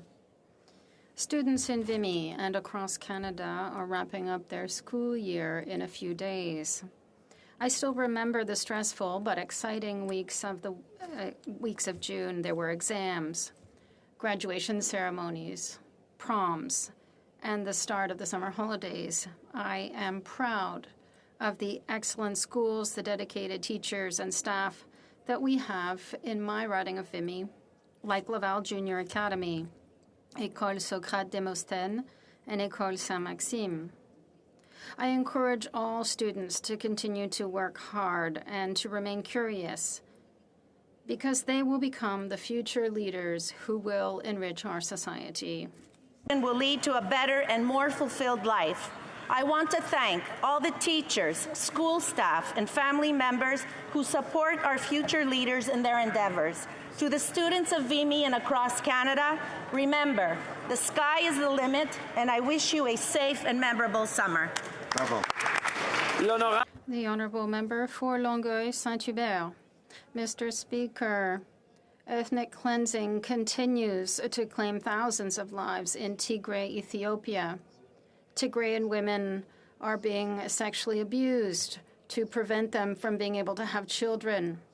Children are suffering from armed violence and hunger due to a blockade imposed by Amhara militias and the Ethiopian government's forces. While the war in Ethiopia threatens to destabilize the Horn of Africa for the past 2 years, the Tigrayan diasporas in Canada and Quebec have been lobbying for the Canadian government to impose sanctions on the Ethiopian government for crimes against humanity in Tigray. Speaker, we can only admire the courage of the members of the United Tigaroo Canada as these Tigrayan men and women continue to fight for their cause. While the Canadian government turns a deaf ear, Tigrayans in Canada and Quebec have a single question for the Canadian government. When will it impose sanctions on the Ethiopian government and demand access to humanitarian aid for Tigrayans? The Honourable Member for Gatineau. Mr. Speaker, I am pleased to rise in the House to pay tribute to Ms. Anne Boutin, who is celebrating 35 years of service as executive director of an organization that I often visit. It's called La Maison Pointe aux Jeunes in Gatineau. With her determination and daring, Ms. Boutin has dedicated her career to community intervention with teenagers. Since the very beginning of her career, she has carried out many innovative and unifying projects to ensure they can have a healthy and dynamic environment in which to live. Whether it's the bike caravan, the open-air cinemas, or the winter coat distribution project, Ms. Boutin stands out for her sense of humor and her ability to work with young people. On my name and in the name of all my colleagues here in the House, I want to offer her our sincere thanks for her wonderful contribution to young people in Gatineau. Happy 35th year of service. The Honourable Member for Langley Aldergrove. Mr. Speaker, in my riding of Langley Aldergrove, we celebrate Environment Week by planting trees. Now, mere seedlings for now, but in the process of growing up, they will add beauty to our community and greening for the planet. On Saturday, June 4th, with the help of Langley Environmental Partners Society, we gave away 500 native tree seedlings. Now, admittedly, 500 trees is not nearly as impressive as the 2 billion trees that this government keeps promising again and again, but our trees are real trees that as they grow up, they will add real pleasure and contribute to the greening of our planet. I want to thank our friends at LEPS, Nicole, Carmen, and Ben, and to my volunteers, Jane, Jim, and Elizabeth, and Home Depot for hosting us once again. And of course, a big thank you to the constituents in my riding for celebrating Environment Week in this very real and tangible way. Thank you. Real trees. The Honourable Member for Scarborough Rouge Park. Mr. Speaker, languages are at the core of who we are. They're the means through which we express ourselves and our culture, share stories, and pass on knowledge throughout the generations. Languages are at the heart of our cultural identity and integral to our collective well-being. Since colonization, hundreds of Indigenous languages and dialects in Canada have been lost. According to UNESCO, 75% of the remaining 70 Indigenous languages in Canada are endangered. As we mark National Indigenous History Month, I want to thank the elders, knowledge keepers, and teachers of Indigenous languages. I want to honor the resilience of those who persevere to maintain these precious languages. As we continue to march towards reconciliation, I want to highlight the work of the recently appointed Commissioner of Indigenous Languages, Ronald Ignace, who is here in Ottawa today. Let us work together to support Indigenous peoples' right to self-determination, to maintain, reclaim, and revitalize their languages as a fundamental tenet of reconciliation. Thank you, Mr. Speaker. The Honourable Member for Pierrefonds-Dollard. Mr. Speaker, June is CDKL5 Awareness Month. Resident in my riding, a young girl in Pierrefonds-Dollard suffers from this rare disease. CDKL5 is a neurodevelopmental condition caused by a rare gene mutation. It also is one of the most common forms of genetic epilepsy amongst young girls. Amelia vit avec cette maladie. Amelia has been living with this disease, and I'm honored to speak today of her courage. Parents have been making her home accessible for her, fundraising so that her home is safe. Throughout it all, Amelia has been cheerful, spreading love and joy all around her. CDKL5's Awareness Month's motto is Hope, Love, Cure. I encourage Canadians to learn about this disorder during this month. Merci. Thank you. The Honourable Member for Souris Moose Mountain. Mr. Speaker, on June 1st and 2nd, the City of Weyburn hosted the Saskatchewan Oil Show 2022. The event was a resounding success, with people coming from all over the country to see and learn about the latest developments in Canada's vital oil industry. Congratulations and thank you to the Chair, Dan Cognett, and all the organizing committee. Unfortunately, one topic often discussed was the astronomical price of gas and the negative impacts it is having on the people of Saskatchewan. With the current price of gas hovering over $2 per litre, people in rural areas are going to have to start choosing between things like driving to work that week or putting food on the table. The people of Souris Moose Mountain deserve more than a Liberal government that sits by and watches them suffer while refusing to use the tools they have available to fix the situation. My constituents and all Canadians deserve a break. And while this Prime Minister continually says he has Canadians' backs, the only thing he has done is twist their backs to the verge of breaking. Good job. The Honourable Member for Vaughan Woodbridge. Mr. Speaker, no matter the age, rainbows are a symbol of hope, peace, equality, luck, and new beginnings. And throughout Pride season, we see the rainbow flag proudly displayed across Canada, because Pride is a time to celebrate our differences and, yes, support one another. This Pride season, we join the LGBTQ+ community across Canada. We acknowledge their history, the hardships they have endured, and the progress that has been made while recommitting ourselves to continue building more inclusive communities where everyone is free to be who they are and love whom they love. Mr. Speaker, this evening, youth from across the 905 region will come together to celebrate Pride season in a conversation with our Minister of Tourism. And after a 2-year hiatus, this Saturday, June 18th, residents across York Region will join York Pride to celebrate Pride on the Riverwalk and walk the York Pride Parade. Hope to see you there. Mr. Speaker, happy Pride season, everyone. Love is love, Mr. Speaker. Good job. The Honourable Member for Red Deer Mountain View. Mr. Speaker, in their rolling ranch and farmland of Viking, Alberta, came a band of brothers that changed the hockey world forever. They all began their junior careers with our Red Deer Rustlers in the 70s and 80s before moving on to the WHL's Lethbridge Broncos. Their exceptional talents on the ice were only surpassed by their unique knowledge of the game, with 4 of the boys continuing on to apply their trade as managers and coaches. Last week, the NHL Broadcasters Association voted Calgary Flames coach Daryl Sutter as a recipient of this year's Jack Adams Award as NHL Coach of the Year. Daryl took a team that had missed the playoffs the year before to 6th place this year.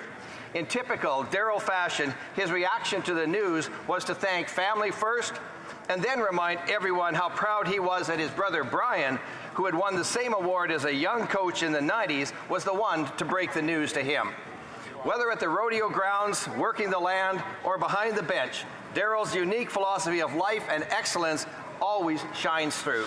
On behalf of hockey fans everywhere, we congratulate Daryl Sutter on this well-deserved award. Thank you, Mr. Speaker.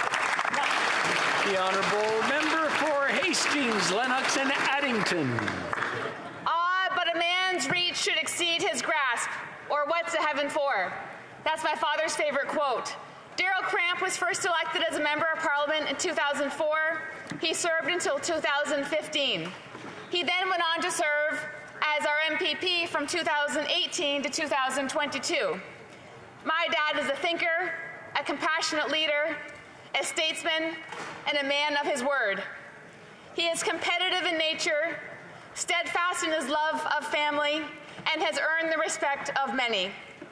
In his time in office, he and his team made a huge impact on the lives of many. He has delivered millions of dollars to our riding. He has proudly represented Canada abroad on many missions. For all of those that know him, you can expect a firm handshake and for him to look you in the eye. He will ask hard but thoughtful questions. He will encourage you to evaluate your why. You can anticipate the love of his life, Carol Ann, his firecracker, my mother, always by his side and often leading the charge. Today, I'm proud to rise in the House to wish my dad and my mentor a very happy birthday, and also to all of the dads out there, may you enjoy a very special Father's Day this weekend.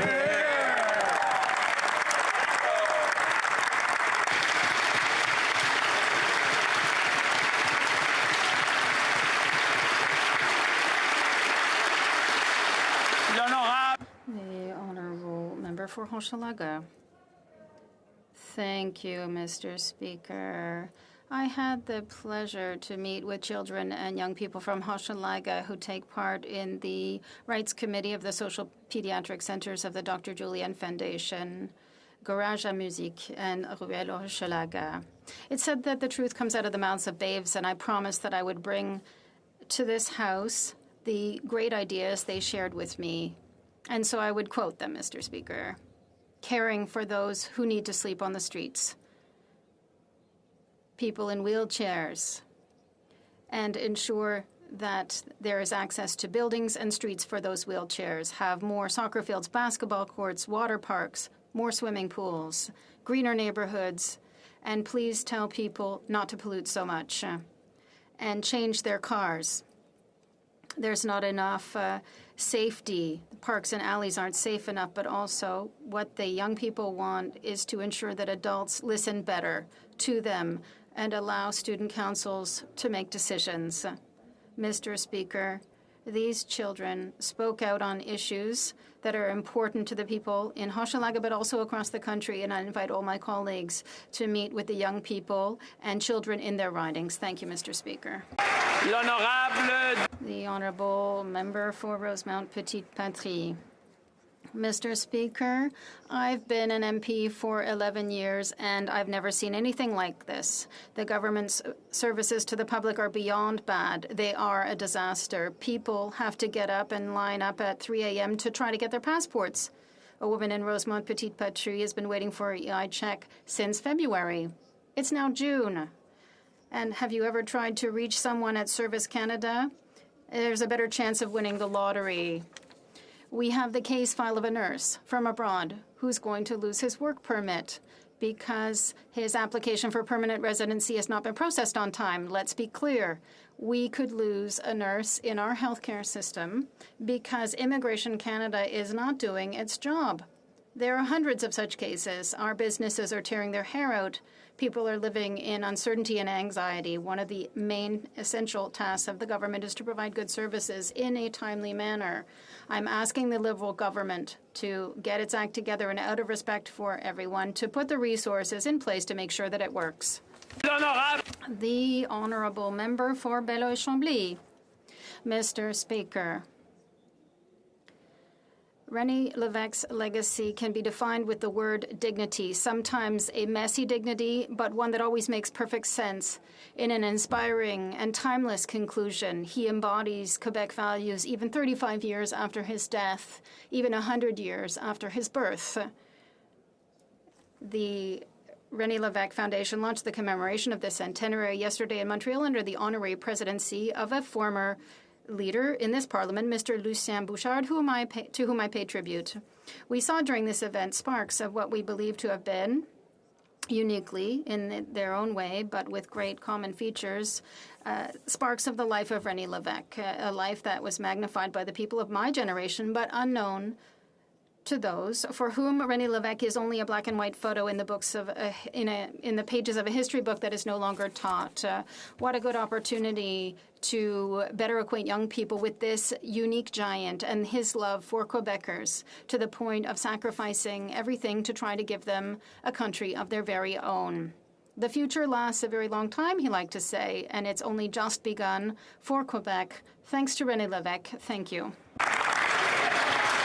The honourable member for Calgary, Rocky Ridge. Mr. Speaker, airports are in chaos, the passport office is snowed under, inflation is out of control, ministers are misleading Parliament, and this government's current priorities are an incoherent mess. C5, a bill that drops sentencing requirements on violent offenders and drug traffickers and opens the door for sex offenders to serve community sentence near their victims. C21, which pretends to address gun violence, but literally only affects people that obey Canada's existing strict firearms laws. C19, which removes any pretense of fiscal control from this undisciplined and unserious government.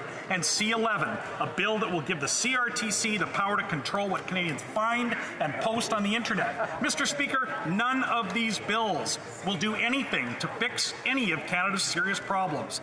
If these are the government's priorities for the next 2 weeks, I suggest they quit now and spend the summer coming up with a real agenda to help Canadians. The honourable member for Ottawa South. Mr. Speaker, I'm rising today to recognize my constituent and long-time dedicated employee of the House of Commons. Monsieur Claude Saint-Germain, Assistant Sergeant-at-Arms and Risk Management and Investigation Officer, is retiring after 35 years of outstanding service. Monsieur Saint-Germain joined the House of Commons Security Services on September 21st, 1987, moving to Ottawa from his hometown of Sudbury. Au fil des ans, Claude... Over the years, he rose in the ranks at the House of Common Security Services, where he was the sergeant of the civil unit before joining the Sergeant of Arms in 2015. Dedication, commitment, kindness, and vast knowledge of this place is deeply appreciated and will be greatly missed. I ask all my honourable members to join me in thanking Claude for 35 years of unfailing and dedicated service. Merci, Claude. Thank you, Claude.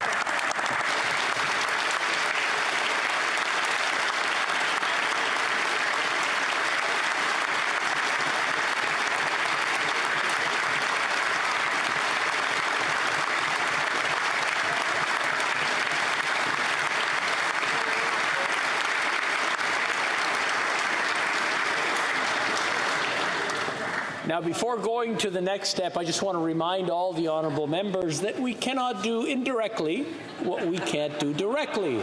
So if there's anything in your questions or your answers, scratch it out now before I have to act. It'll make my life a lot easier.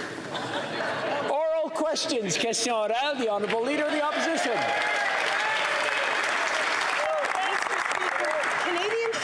To trust that what their government tells them is the truth. Telling the truth is especially important when setting the serious precedent of invoking the Emergencies Act. We now know the Minister of Public Safety has been misleading Canadians. No police force asked for the act. He knows it. We all know it. There was no misunderstanding. The Minister has lost credibility and trust. Will the Prime Minister do the right thing and ask the Minister of Public Safety to step away from his duties? The Honourable Minister. When illegal blockades paralyzed our economy, hurt workers and communities, police, municipal and provincial leadership told us more tools were needed to bring them to an end. The former Ottawa police chief said at the time, "We cannot do it alone, and we're grateful for what they provided, but we need more." And even Alberta's Minister of Municipal Affairs wrote that the local RCMP, quote, "have exhausted all local and regional options. We listened, we determined that the Emergencies Act had the tools necessary to end this, and it worked." Honourable Leader of the Opposition. Mr. Speaker, there is no misunderstanding, and this is too important to try to skew the words. This is vitally important. No police officers or agencies asked for the act to be invoked. The Minister of Public Safety said that they did. He was not telling the truth. He misled Canadians. He cannot be trusted. He has lost the confidence of this House to do his job. Has he lost the confidence of the Prime Minister? Will the Prime Minister ask him to resign? Honourable Prime Minister. Let us be very clear, Mr. Speaker. Law enforcement should never be able to grant themselves extraordinary powers. That's up to government to choose to do, as we did with the Emergencies Act. But once in place, the Emergencies Act allowed police to, according to the Commissioner of the RCMP, refuse entry of individuals traveling to the illegal protest with the intent of participating. It gave police, quote, the power to arrest individuals who continue to supply fuel, food, and other materials, and to compel individuals to provide essential towing services. Canadians remember how the Leader of the Opposition. Mr. Speaker, the minister has abdicated and failed in his responsibility to be truthful with Canadians. He is a lawyer and a former federal prosecutor. He knows full well how to choose his words carefully. He knows full well how to be precise in his language. Yet he said over and over again that law enforcement requested the Emergencies Act. Those were his words. We now know his words were not true. How can the Prime Minister have any faith in this minister? Will he ask this minister to resign? Honourable Prime Minister. Mr. Speaker, what is crystal clear is how much the Conservative Party is hoping Canadians forget that they stood with the illegal blockaders, that they stood with the people disrupting the daily lives, the economy, the communities of Canadians from coast to coast to coast.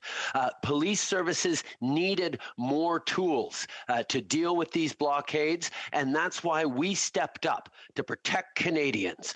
We invoked the Emergencies Act, and it worked, Mr. Speaker, to end these illegal blockades and to keep Canadians safe.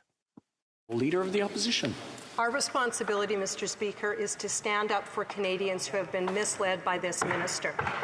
Speaker, Canadians were shocked and disgusted to learn that last weekend the Minister of Foreign Affairs sent one of her delegates to share champagne and caviar with Russian diplomats. Mr. Speaker, while Putin and his thugs continue an unjustified and violent war on innocent civilians in Ukraine, can the Prime Minister tell us how in the name of everything that is good did he allow this to happen? We are supposed to be friends of Ukraine. Why did his minister send one of her delegates to party with Russian diplomats who are still being allowed to stay in Canada? The Right Honourable Prime Minister. Mr. Speaker, not a half an hour ago, I got off a 45-minute phone call with President Volodymyr Zelensky to talk about everything Canada has been doing and will continue to do, including by leading conversations at the Summit of the Americas last week, continuing to deliver on toughened sanctions, on more equipment and ammunition. We will continue to step up to support Ukraine. Obviously, it was absolutely unacceptable for any Canadian representative to be at this event. It never should have happened, and we denounce it thoroughly. The Honourable Leader of the Opposition. Well, his minister is either incompetent or complicit in what happened, maybe both. Either way, it's a complete failure on behalf of the Liberals. Canadians expect that their Minister of Foreign Affairs will lead by example by condemning and isolating Putin's regime, not sending senior officials to party at the Russian embassy. The Prime Minister and his Foreign Affairs Minister claim to be great friends of Ukraine. I hope he apologized to President Zelensky, because what kind of friend sends a delegate to their enemy's house to enjoy champagne and caviar? The Right Honourable Prime Minister. I can assure the Leader of the Opposition and indeed all Canadians that President Zelensky and I had an extremely positive conversation where this issue did not come up, because obviously there are much more important issues, like how we are continuing to deliver munitions that are desperately needed by Ukrainians, how we continue to mobilize international support for Ukraine in condemning Russia, how we continue to engage every single day to stand up for Ukraine, and indeed how Canada is so completely and totally unequivocal in its support for Ukraine and its condemnation of Russia. The Honourable Member for Belleuil-Chambly. Well, you can easily imagine that I always read the Globe and Mail. And today in the Globe and Mail, we saw that the government's own experts told it that before it published its greenhouse gas emissions reductions targets, that the 2030 targets were completely unrealistic. So it's in full knowledge of the facts that the Minister of the Environment and the Prime Minister made announcements that were simply fake. Can the Prime Minister at least do what he often does, apologize for having misled Quebecers and Canadians? The Right Honourable Prime Minister. On the contrary, Mr. Speaker, our emissions reductions targets are some of the most exhaustive in the world, and they aim to offer Canadians a solid economy and environment. Our plan credibly establishes the contributions that each sector must make in order to enable us to reach our climate targets, including the Climate Institute of Canada, Clean Prosperity, Équiterre, and first-line scientists are all in support of our plan. We promised a realistic and ambitious plan, and that's what we delivered. The Honourable Member for Belleuil-Chambly. This is climate humor, Mr. Speaker. His own experts, those who he quotes when it suits him, have said that the only way to perhaps reach the targets would be to stop with this fantasy about carbon sequestration and cut funding to the oil and gas industry. Will the Prime Minister do that? The Right Honourable Prime Minister. Mr. Speaker, the analysis my dear colleague is referring to was an early comment that did not take into account new measures, investments, and regulations. That is why prestigious organizations like the Canada Business Council and the Petroleum Technology Alliance of Canada, among others, confirm the feasibility of our plan and have projections that are similar to those in our plan. We have the only concrete and real plan to deliver, and that is what I want Canadians to know. Be South. Thank you, Mr. Speaker. 1 out of every 4 Canadians in this country has reported that they will not be able to afford their home if interest rates continue to rise. The Bank of Canada estimates that the mortgage payments will increase by 45% by the year 2025. In response, the Liberal government says, well, it's not our fault that inflation is going up. That doesn't cut it. That's not going to help Canadians keep their homes. So will the Prime Minister increase financial supports directly to Canadians by increasing the GST tax credit and the Canadian Child Benefit to help families keep their homes? The Right Honourable Prime Minister. Mr. Speaker, we know full well that housing prices are a real concern, especially for middle-class Canadians hoping to buy their first home. Through Budget 2022, we're making investments to double housing construction this decade, help Canadians buy their first home with extra savings, curb unfair practices that drive up the price of housing, and support the construction of affordable housing. Of course, there's much more work to do, and we're watching interest rates with concern as well, but we will continue to be there for Canadians with housing affordability because that's the strong foundation on which an economy is built. The Honourable Member for Burnaby South. 1 out of 4 Canadians, Mr. Speaker, will not be able to keep their home if interest rates continue to rise. That means that Canadians will lose their home. And the Liberal government is saying that it's not their fault that inflation continues to rise. This shows a lack of leadership. The government must act to help families, and it must do so now. Will the government increase direct financial assistance to families who need it so they can keep their homes? The Right Honourable Prime Minister. As the Honourable Member has said, inflation is a global problem, but we have a responsibility to be there for Canadians who are facing these increasing prices. With housing, it's a real source of concern, especially for middle-class Canadians who are hoping to buy a first property. That is why Budget 2022 has laid out investments to double housing construction over the next decade to help Canadians buy their first property thanks to a specific savings account and in order to reduce the speculative practices that are increasing housing prices. The Honourable Member for Mégantic-L'Érable. Mr. Speaker, the Minister of Public Safety has repeatedly said that the serious decision to invoke the Emergencies Act was made at the request of police authorities. All the police forces have denied that they asked for this emergency legislation. The Minister knows it, and as a former Crown Prosecutor, he also knows the importance of telling the truth and nothing but the truth.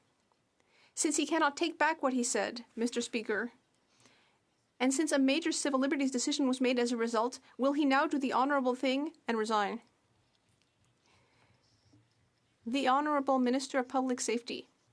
Mr. Speaker, on this side of the House, we understand our responsibility for public safety, and that is exactly why we invoked the Emergency Measures Act.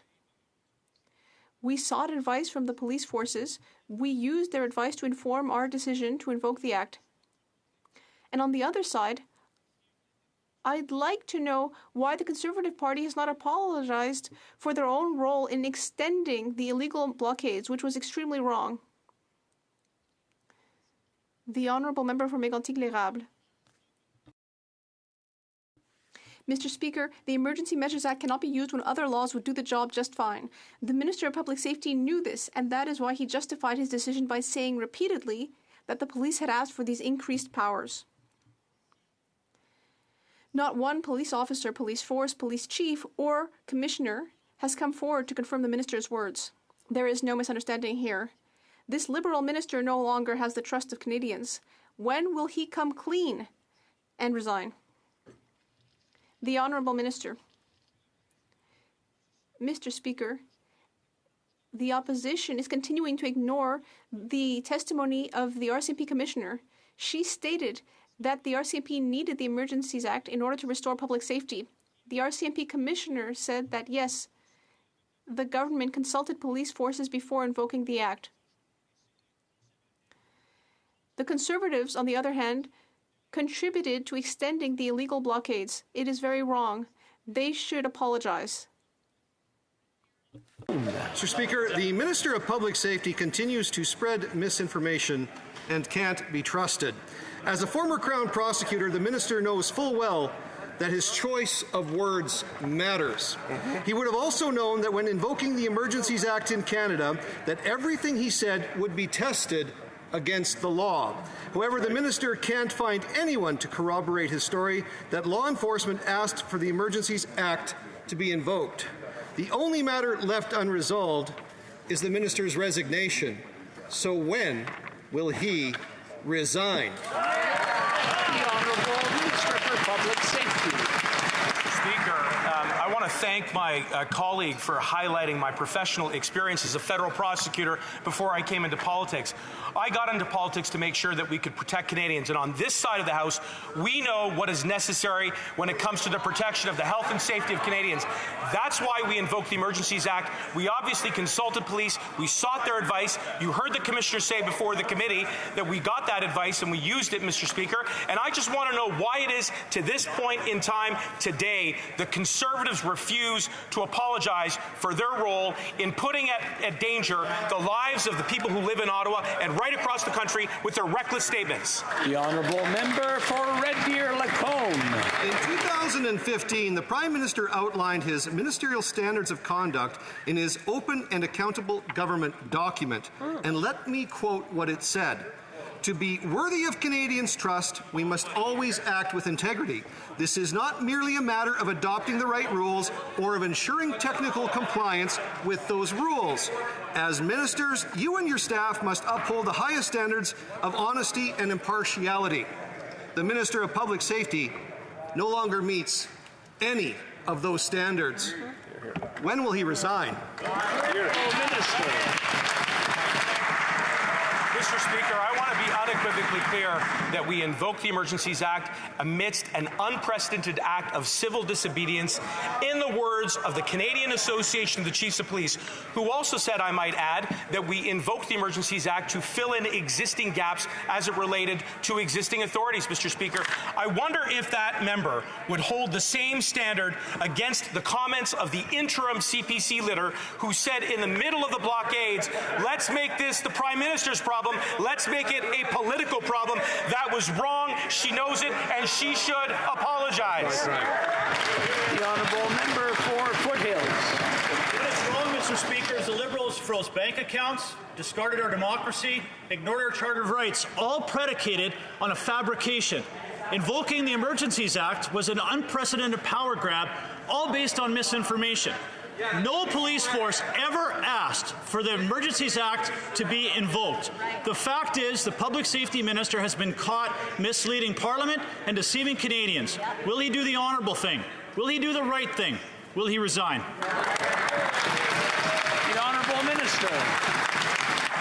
Mr. Speaker, if that member had read the Emergencies Act, he would have seen that all of the measures that we introduced were charter compliant and were absolutely targeted towards an unprecedented act of civil disobedience, which the Conservatives continue to deny. And it is they who are engaging in revisionism, Mr. Speaker. It is they who engaged in reckless abandon, who, while Ottawa residents were unable to go to work, take their kids to childcare, were able to navigate the city, they were encouraging blockaders to double down. They put at risk the lives of the people in the city. It's wrong. They should apologize. The Honourable Member for Foothills.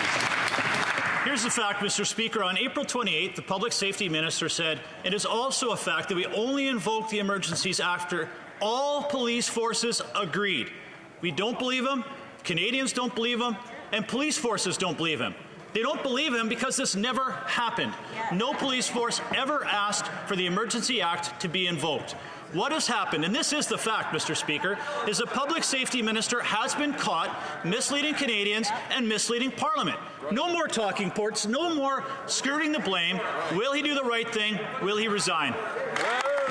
The Honourable Minister. Talk about disinformation. Talk about a distortion of the record. You heard from the Commissioner of the RCMP who went before a committee and said that she needed to use the Emergencies Act to get the job done as quickly as possible. She spoke about the consultation between government and police forces to ensure that we use their advice to make that decision in an informed way, Mr. Speaker. And it is the Conservatives who continue to bury their heads in the sand in what was an unprecedented moment of civil disobedience. We worked with law enforcement to protect public safety. It was the Conservatives who undermined it. The Honourable Member for Repentigny. Mr. Speaker, internal documents obtained by the Globe and Mail revealed that when the minister announced his 2030 greenhouse gas reduction plan, he knew he was headed for failure. He knew his department was projecting that the oil and gas industry would reach only 53% of its 2030 reduction targets. He knew that the only way they could meet the target was to cut their production. But he refused to require that. So he knew that he was publishing a plan doomed to failure. Why did the minister mislead Quebecers? The Honourable Minister. Thank you, Mr. Speaker, and I'd like to thank my colleague for her question. I completely disagree with her characterization of the situation. Our plan is ambitious but realistic.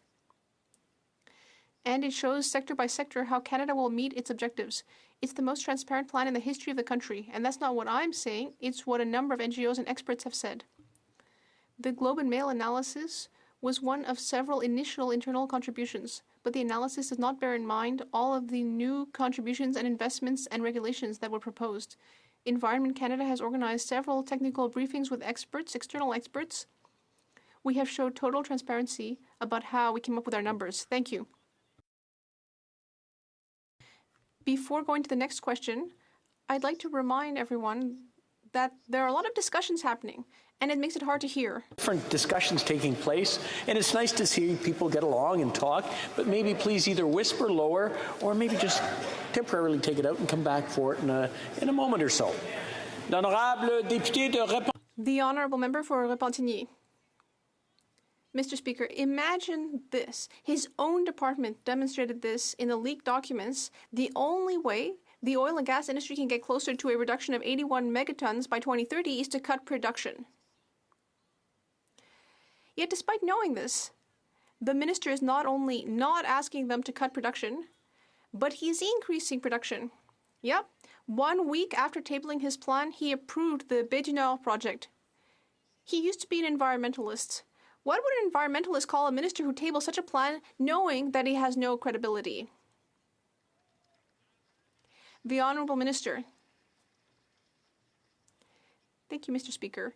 Well, I would invite my colleague to read the whole Globe and Mail article, not just the headline, but the whole thing, because in it, 2 experts are quoted and have stated that what we are asking the oil industry is ambitious, what we want to do is ambitious, and I would have thought that the Bloc Québécois is in favor of ambition in fighting climate change.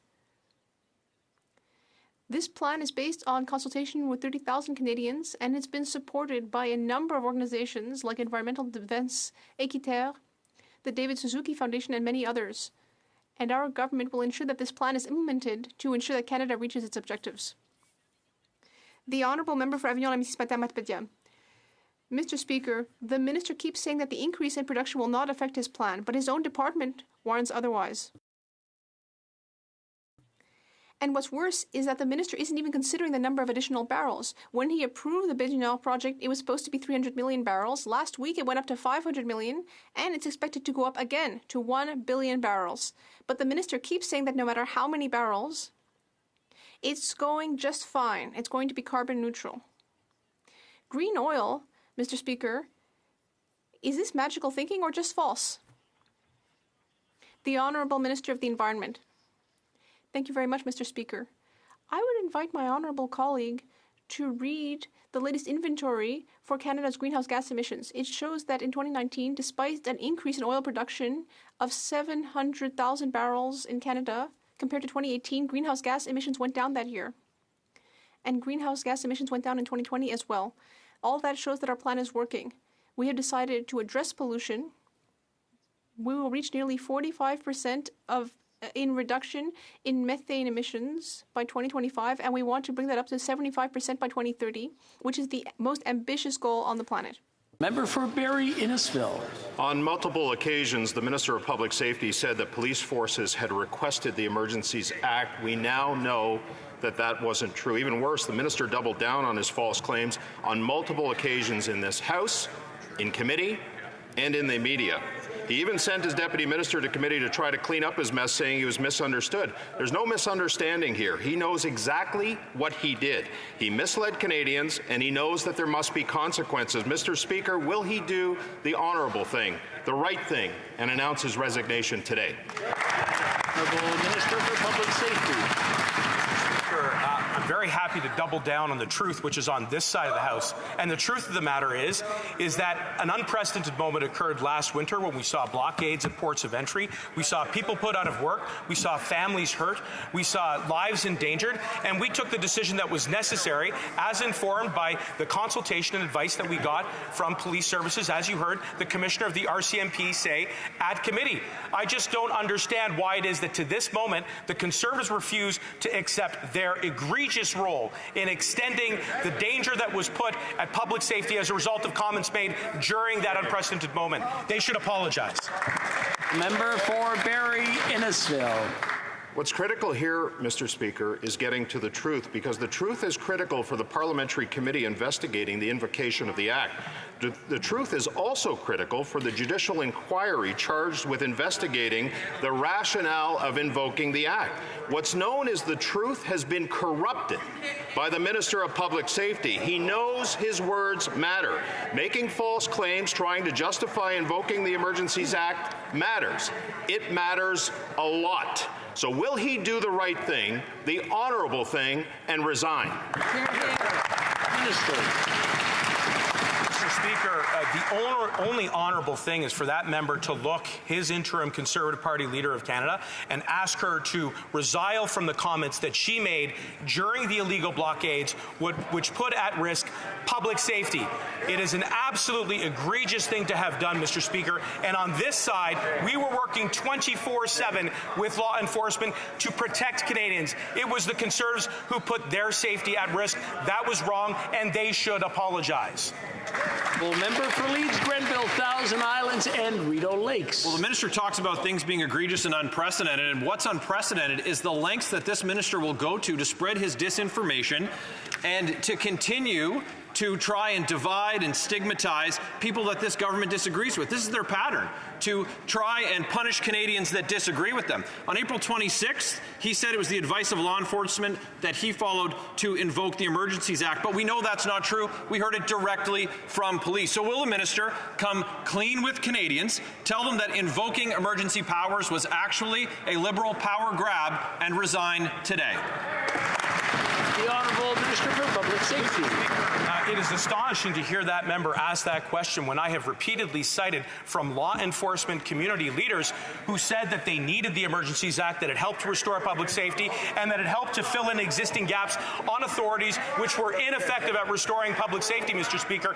And it is that member who should be looking right down the aisle at his interim Conservative Party leader who actually undermined public safety as a result of comments by trying to make it a political problem for the Prime Minister. That was fundamentally wrong. They are soft on crime, they are weak on law and order, and they should apologize.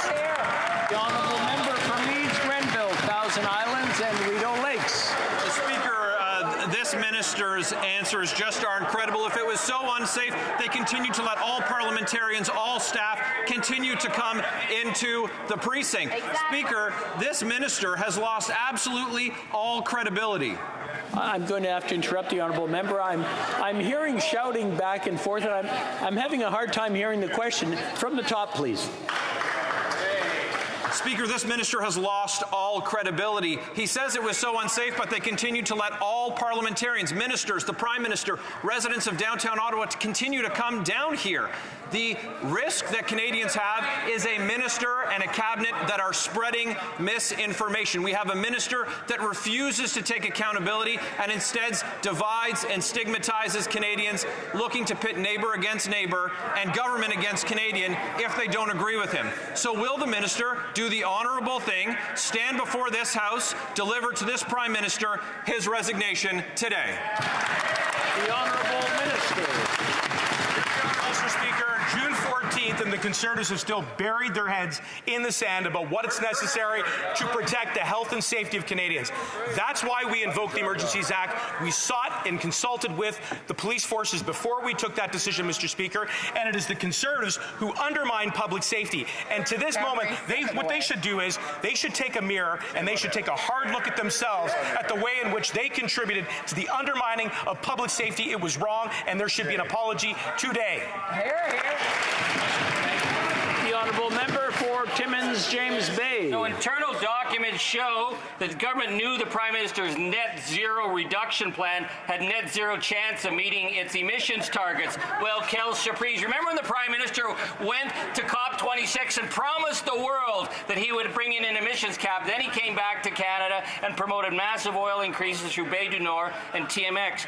The planet is on fire, and generations of Canadians will pay the price for his inability to deliver a credible plan on just transition or the emissions cap. Doesn't the Prime Minister understand this? Honourable Minister. Thank you, Mr. Speaker. What strikes me is that the member doesn't seem to have read the 2030 emissions reduction plan, because it's a plan to reduce our emissions by 40 to 45%, the plan to net zero to 2050 plan, Mr. Speaker, and that plan is coming. So if he had read the 2030 plan, the member opposite would see that we have, for the first time in the history of this country, shown how we get to our 2030 targets per sector, and that has been validated by a number of experts, including ex-leader of the Green Party, BC Green Party, IPCC scientist, and a number of other experts across the country, Mr. Speaker. Member for Windsor West. Mr. Speaker, Canadians are facing a disaster at the border. Preventable staff shortages are causing endless delays at our land crossings. Small businesses are suffering and Canadians can't travel. The NDP has called for a safe border task force since the beginning of the pandemic that will work with all sectors to relieve this pressure, but the Liberals have refused and has led to confusion and frustration. These problems are not going away. Will this government finally put together a safe border task force that will help Canadian travelers and businesses? The Honourable Minister for Public Safety. I want to thank my honourable colleague for raising this important issue. I know that he speaks on behalf of his constituents in a border committee, which I'm very familiar with. Of course, the government is committed to collaborating with my honourable colleague to set up this force and to use other existing platforms to ensure that we have smooth flow of commercial goods and manufacturing goods, while at the same time protecting the integrity of our borders. And I also want to thank my colleague for his advocacy during the illegal blockades. He, unlike the Conservatives, understood that there was an unprecedented act of civil disobedience, and it was thanks to his collaboration and all of the members on this side of the House that we were able to restore public safety, no thanks to Conservatives. The Honourable Member for Longueuil, Charlemagne. Finally. Mr. Speaker, as always, many Canadians are looking forward to summer, one of the best times of the year to be outdoors with family and friends. But as firefighters in many of our communities are warning us, we are also entering wildfire season. And thanks to the impacts of climate change, Canadians are at a greater risk than ever before. Can the Minister for Emergency Preparedness explain to this chamber what is it the federal government doing to help communities at risk? Thank you. Minister for Emergency Preparedness. Thank you, Mr. Speaker. And I'd also like to thank my honourable colleague for this very important question. Our government shares the concern that we all share, for increasing severity and frequency of wildfires as well as all natural disasters. And Mr. Speaker, that's why we've invested through Budget 2022 over $515 million to help provinces, territories, and Indigenous communities mitigate and respond to wildfires that threaten their community. This includes equipment for firefighters and training that specifically incorporates Indigenous traditional knowledge in fire management. And Mr. Speaker, throughout the coming fire season, we will continue to work with our provincial and territorial partners, and we are prepared to act in response to any request for assistance. Thank you, Mr. Speaker. L'honorable député de... The Honourable Member for Charlebourg-Saint-Charles. Mr. Speaker, Andrew Coyne of the Globe and Mail said, and I quote, "If the Liberals were trying to convince people that they had something to hide with regard to the decision to invoke the Federal Emergencies Act, they could hardly do a better job." The situation is serious. The Minister of Public Safety has misled Canadians, and he must resign. Will he?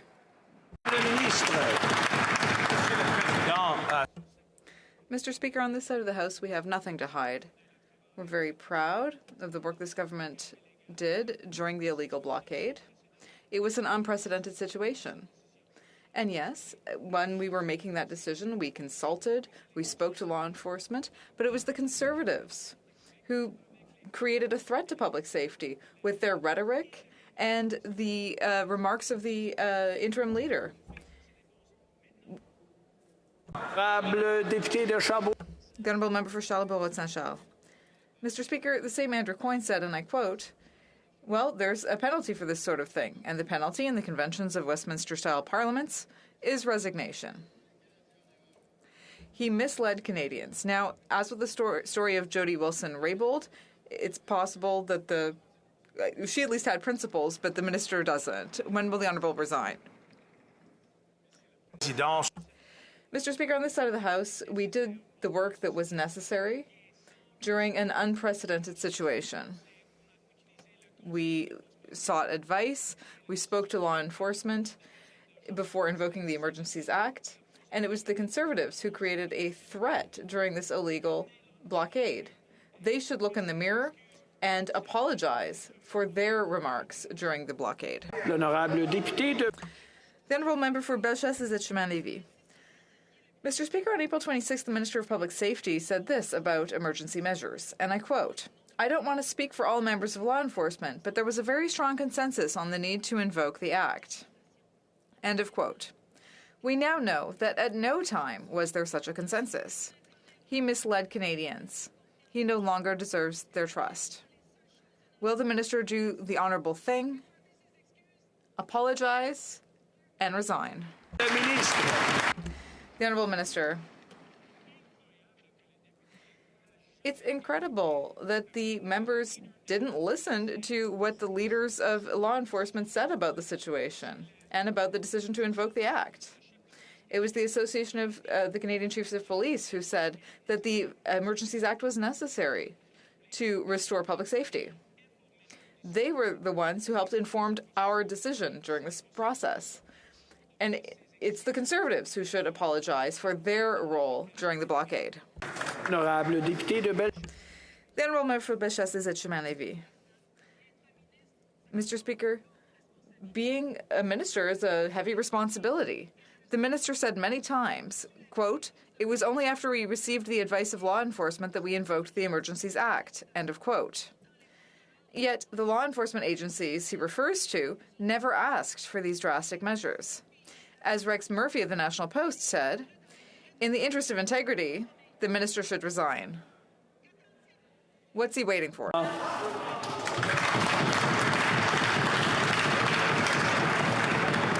Tout s'en vient très bien aujourd'hui.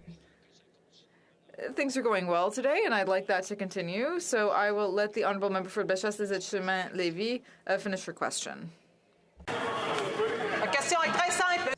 My question is very simple, Mr. Speaker. He misled the House. He needs to apologize and resign. That's it.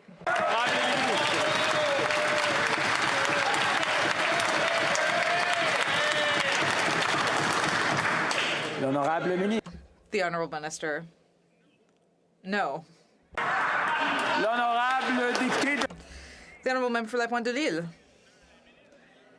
Mr. Speaker, the Minister of Official Languages told La Presse that her Bill C-13 is a carbon copy of Quebec's Bill 96 regarding enterprises under federal jurisdiction. It would be a serious mistake to believe this. Bill 96 provides for the application of the Charter of the French language to all businesses in Quebec. Bill C-13, on the other hand, gives businesses the right to voluntarily apply the Charter of the French language. The minister knows the difference between being obliged to use French and being able to choose between using English or French at work. Why is she misleading Quebecers? The Honourable Minister of Official Languages. Thank you very much, Mr. Speaker. What's a serious mistake now is that the Bloc Québécois didn't work with us to move forward with C-13. This bill was set up to ensure that our beautiful language is promoted and protected. The Bloc and the government of Quebec both want to protect this beautiful language. So I don't understand why the Bloc and the members of the opposition don't want to work with us to make sure that we get this bill passed as quickly as possible. The Honourable Member for La Pointe de l'Île. Well, the minister would like to have us believe that, but in fact she was right yesterday when she said, and I quote, "Let's be very clear, the only minority language in Canada is French." Those are her words, Mr. Speaker. But then why does her bill, C-13, protect the majority language, English? Why does it give the Air Canadas of the world the choice to operate in English in Quebec if they want to? Why does she give these companies the choice to circumvent the Charter of the French language? The Honourable Minister. Mr. Speaker, as I said yesterday, French is declining in North America, including across Canada. And yes, Mr. Speaker, French is the only minority language in Canada. That's why we're moving forward with an ambitious bill. We all want to protect and promote this beautiful language. Once again, I hope that the Bloc Québécois and all members of the opposition will work with us and stop playing political games, because this bill will make a real difference. And the new version of the bill has even more teeth, so I hope they'll help us get it passed. Member for Sherwood Park, Fort Saskatchewan. Mr. Speaker, the minister is desperate to blame someone else, but there is only one person that is under investigation, and that's the Minister of Public Safety. Now, the state of his credibility is grievous and irremediable. It is completely untenable to have a Minister of Public Safety who misleads the public about advice he is receiving from the police.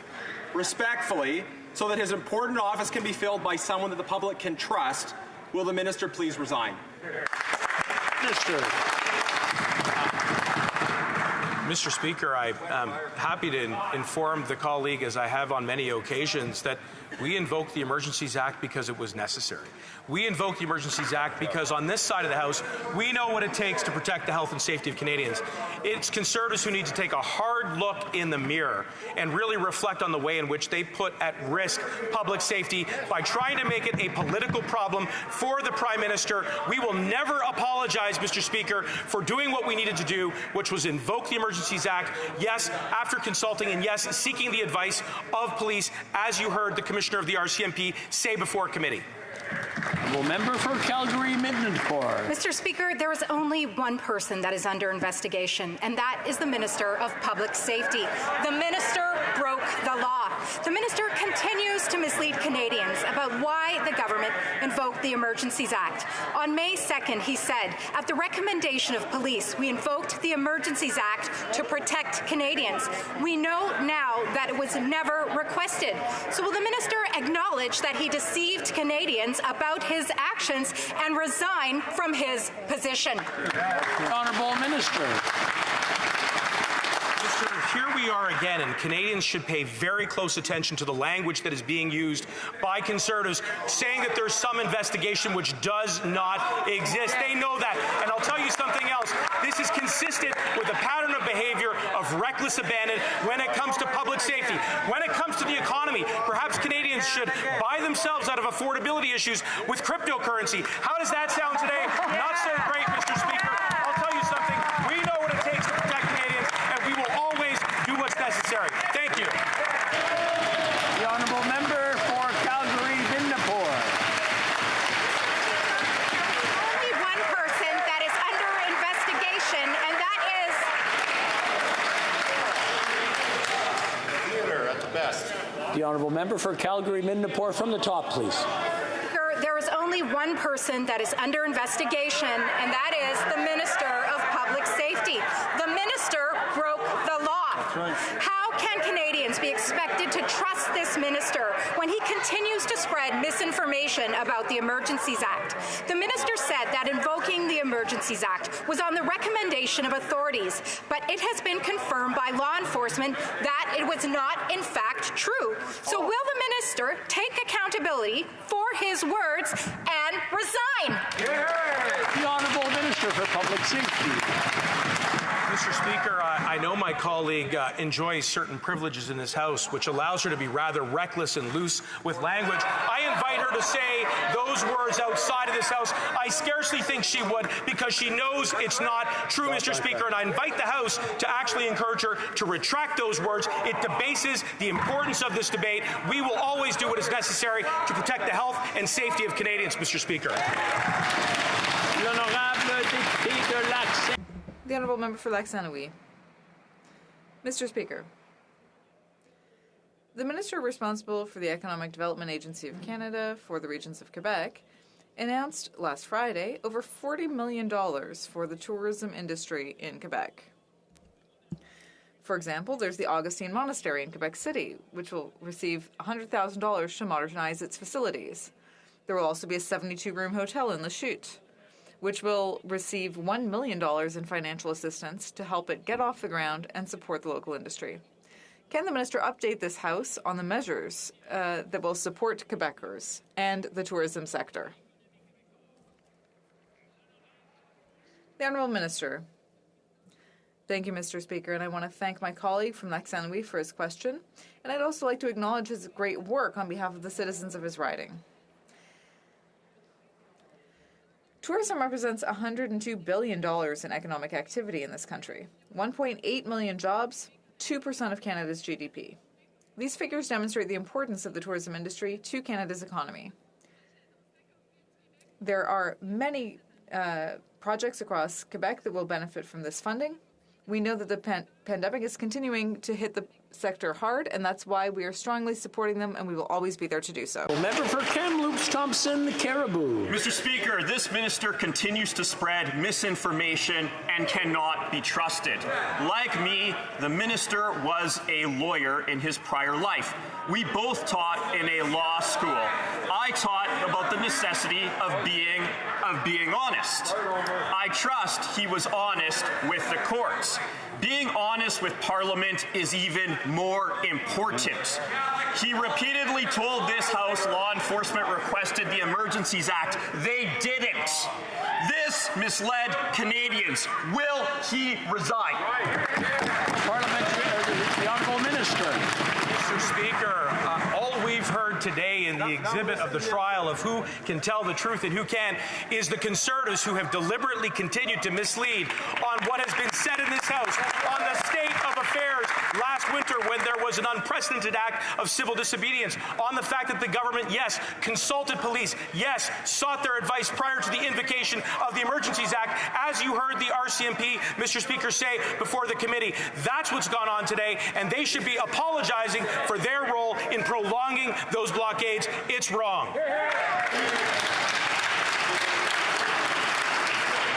I just want to remind the Honourable Minister that in the House we can say someone is misleading someone. That's an accident. People do that. That's normal. But deliberately misleading is not acceptable language in the House. The Honourable Member for Kamloops, Thompson, Caribou. I'll expect the apology afterwards. How dare this minister wag his finger at me given his conduct in this House, Mr. Speaker.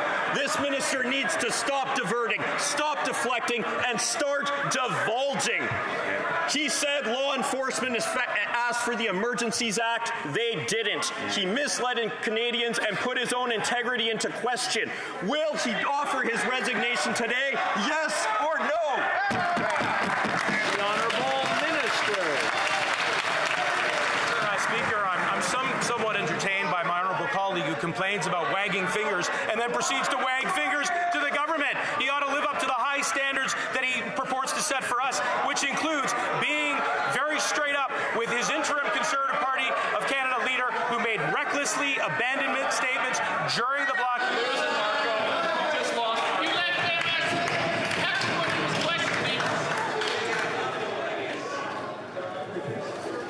Question to answer. Repeat the question. Can I ask again, Speaker?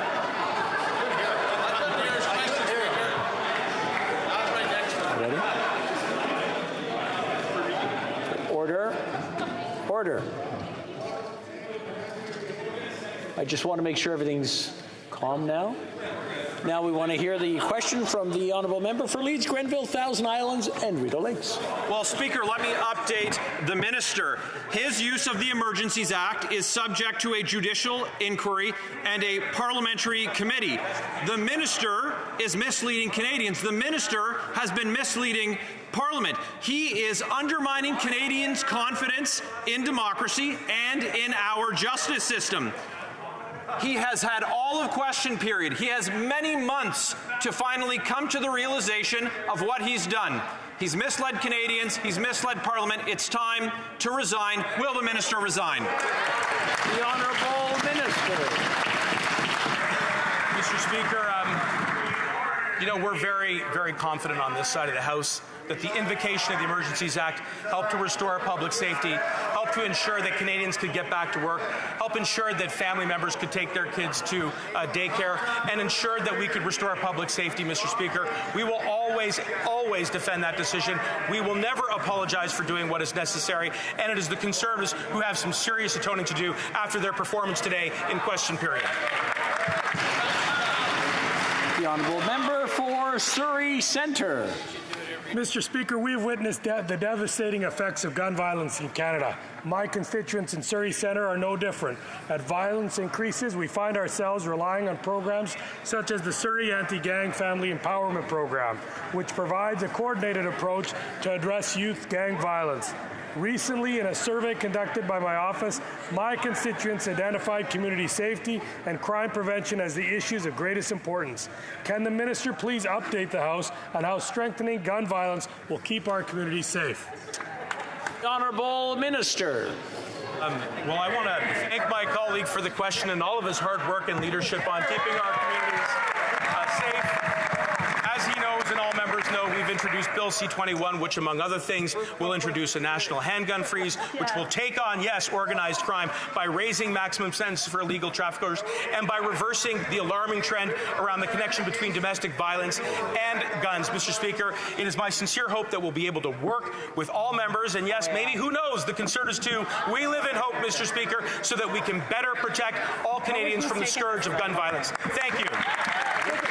The Honourable Member for Winnipeg Centre. Mr. Speaker, Indigenous women, girls and diverse gendered individuals continue to experience high rates of violence, go missing and murdered. Yet, out of of the $724.1 million allocated for the violence prevention strategy announced in 2020, guess how much the Liberals have spent? Zero. I have something that they can spend it on, an adequate 24/7 low-barrier safe space in Winnipeg for women, girls, and diverse gendered individuals that will save lives. So I asked the minister, why are they hoarding this money while people continue to lose their life? Full minister. Mr. Speaker, the violence that we've seen in Winnipeg is absolutely heartbreaking. Too many vulnerable women, girls, Two-Spirit, LGBTQIA+ people have lost their lives. And frankly, Mr. Speaker, one person is too many. The work of frontline organizations like Velma's House are absolutely essential. They are literally saving lives. We are working across government to find immediate solutions for a 24/7 safe space because we know, Mr. Speaker, time is of the essence. Member for Edmonton Strathcona. Mr. Speaker, the new UN report on the occupied Palestinian territory in Israel has alarming findings. Increased discrimination, ongoing human rights abuses, and a deepening asymmetrical conflict where Israel clearly has no intention of ending the illegal occupation. This adds to the list of reputable reports that this government is ignoring. Human rights are human rights everywhere in the world. The cycle of violence will continue as long as this government stays silent. Why won't the government even consider this United Nations report and revisit its policy towards Palestine and Israel? Yes. The Honourable Minister, or the Honourable Parliamentary Secretary. Thank you, Mr. Speaker, and it gives me again an honor to talk about the steadfast friendship that we have with Israel. We are a friend and ally of Israel, and we are a friend of the Palestinian people. And in that context, we are committed to the goal of a comprehensive, just, and lasting peace in the Middle East. We know that that is not easy. It takes time, it takes energy, it takes commitment, but that always will include the creation of a Palestinian state living side by side in peace with Israel. This is consistent with Canada's long-standing position. We'll continue to work with every member of this House to make that vision a reality. Thank you, Mr. Speaker. I'm afraid that's all the time we have. C'est tout le temps que nous avons.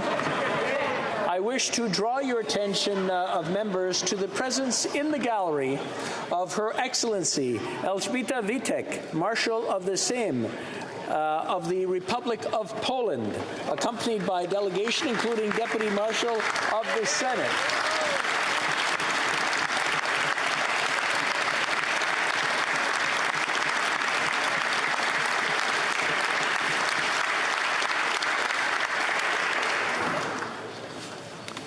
Orders of the day.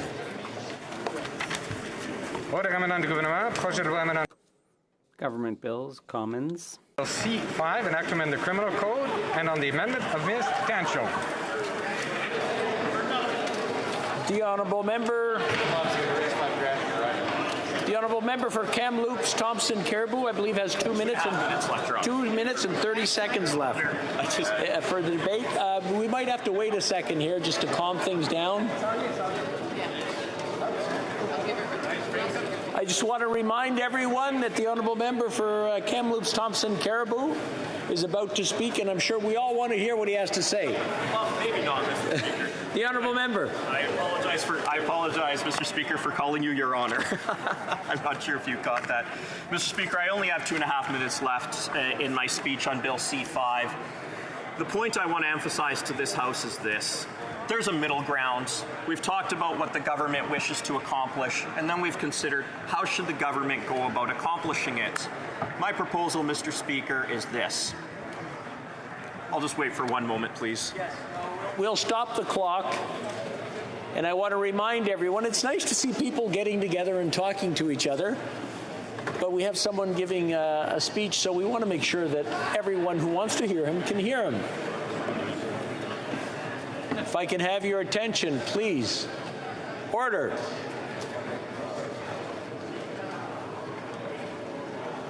We'll wait a few more moments.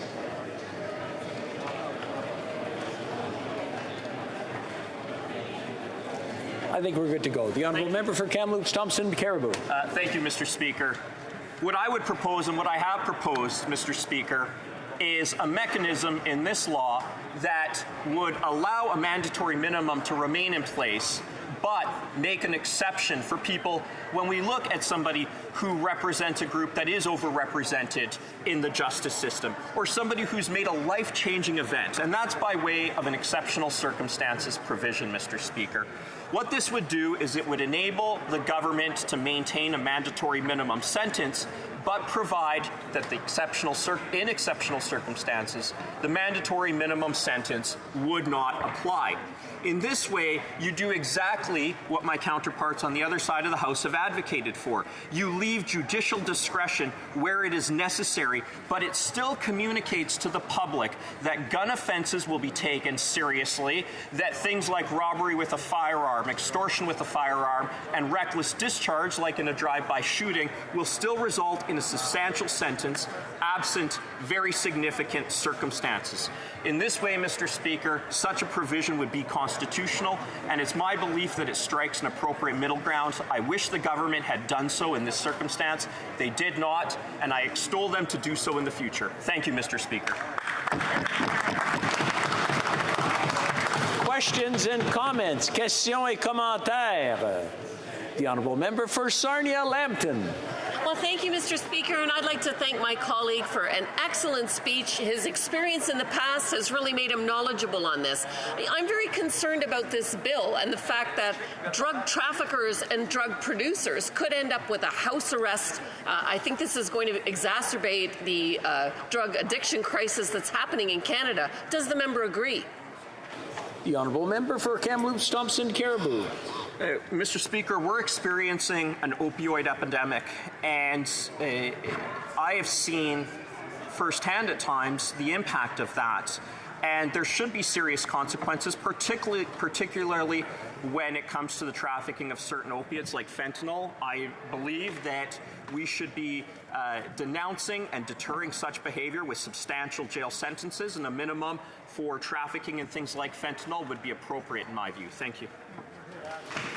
Questions and comments? Questions et commentaires. The Honourable Member for Timmins, James Bay. Thank you, Mr. Speaker. In our region, we've seen an unprecedented level of civil problems because of the opioid epidemic.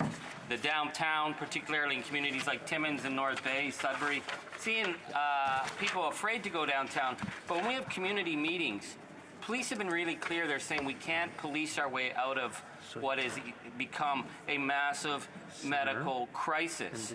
The people's lives are falling through the cracks here. So would my honourable colleague agree with me that we actually need to take a medical treatment process for the people who are on the streets and find a way that we can start to address this crisis that is not only killing people by the hundreds and the thousands, but is making our streets more and more unsafe?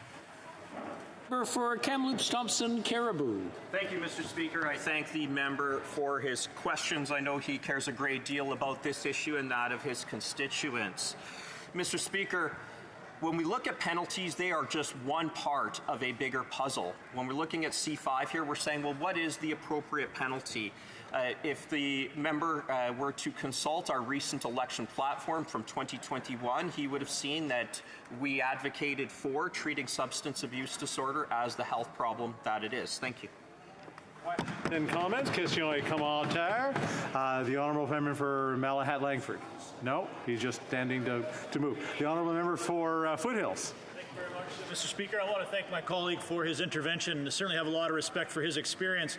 And I would just like to ask him, as his experience as a prosecutor, what kind of message does this send the criminals as well as the victims and victims' families when you have a bill like C-21 that is attacking law-abiding firearms owner and C-5, which is lessening mandatory sentencing? What kind of message is this sending to Canadians, to victims of families, and also to the criminals? The Honourable Member Thompson Caribou. And Kamloops.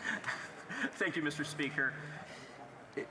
My honourable colleague brings up a great point. If you were to look at Section 718 of the Criminal Code, it deals with sentencing, and it talks about principles of denunciation and deterrence. When we think about these things, we're saying, what message are we sending to the public? So this is the way I would answer it, and it's with somewhat of a question. What message do we send when reckless discharge with a firearm can result in a community-based sentence? In my view, the message that we are sending is that we're not serious enough on this. I'm sure everybody in this House has their heart ache when they hear about anybody being shot, particularly an innocent civilian, and I am worried about our messaging when we don't go hard on these very serious offenses. Thank you. Questions and comments? Questions et commentaires? Give it one more time. There, the honourable member, and I should always remember this. I know, and see, now, this is what happens. Sarnia Lambton. Thank you, Mr. Speaker, and I appreciate the opportunity to ask another question because I do have a lot of concerns about C5. When it comes to victims of sexual assault, I've spent a great portion of my career here in Parliament defending the status of women in Canada, and to think that someone could be sexually assaulted and that their attacker could actually get house arrest in the same community is very worrisome to me. Does the member have a comment on, the perspective of the courts? The Honourable Member Kamloops Thompson Caribou. Mr. Speaker, this allows me to raise a vital point. We think about the sentence for robbery, which is life imprisonment maximum. Break and enter, life imprisonment maximum. These are offenses that we often see. Robbery is taking property by force from somebody. Sexual assault is taking their dignity by force. And yet, their inviolability, their sexual inviolability, yet sexual assault has a maximum 10-year sentence. Robbery has a maximum of life imprisonment. Why the discrepancy? Parliament needs to act on this. Yes. Thank you. Reprise du débat, continuing debate. The Honourable Member for Provencher. Thank you, Mr. Speaker. It's always a privilege to rise in the House and to speak to legislation. I'll start by making the point that I find the intent behind this bill, at least expressed by the Prime Minister, to be troubling. I'll admit it's rare that I find merit in any legislation put forward by this Liberal government, but in this case, as we get into the conversation about drugs, rather than exclusively treating simple drug possession as a criminal issue, we need to also recognize it as a health issue. There's some merit in that. And that's where we're at as a party. I think that's where we're at as a country. And that's the conversation that we should be having. The problem is, as usual, this Liberal government has taken a nugget of common sense and buried it so deeply into a larger piece of legislation that it's so rife with contradictions and virtue signaling that unfortunately that semblance of a good idea gets lost.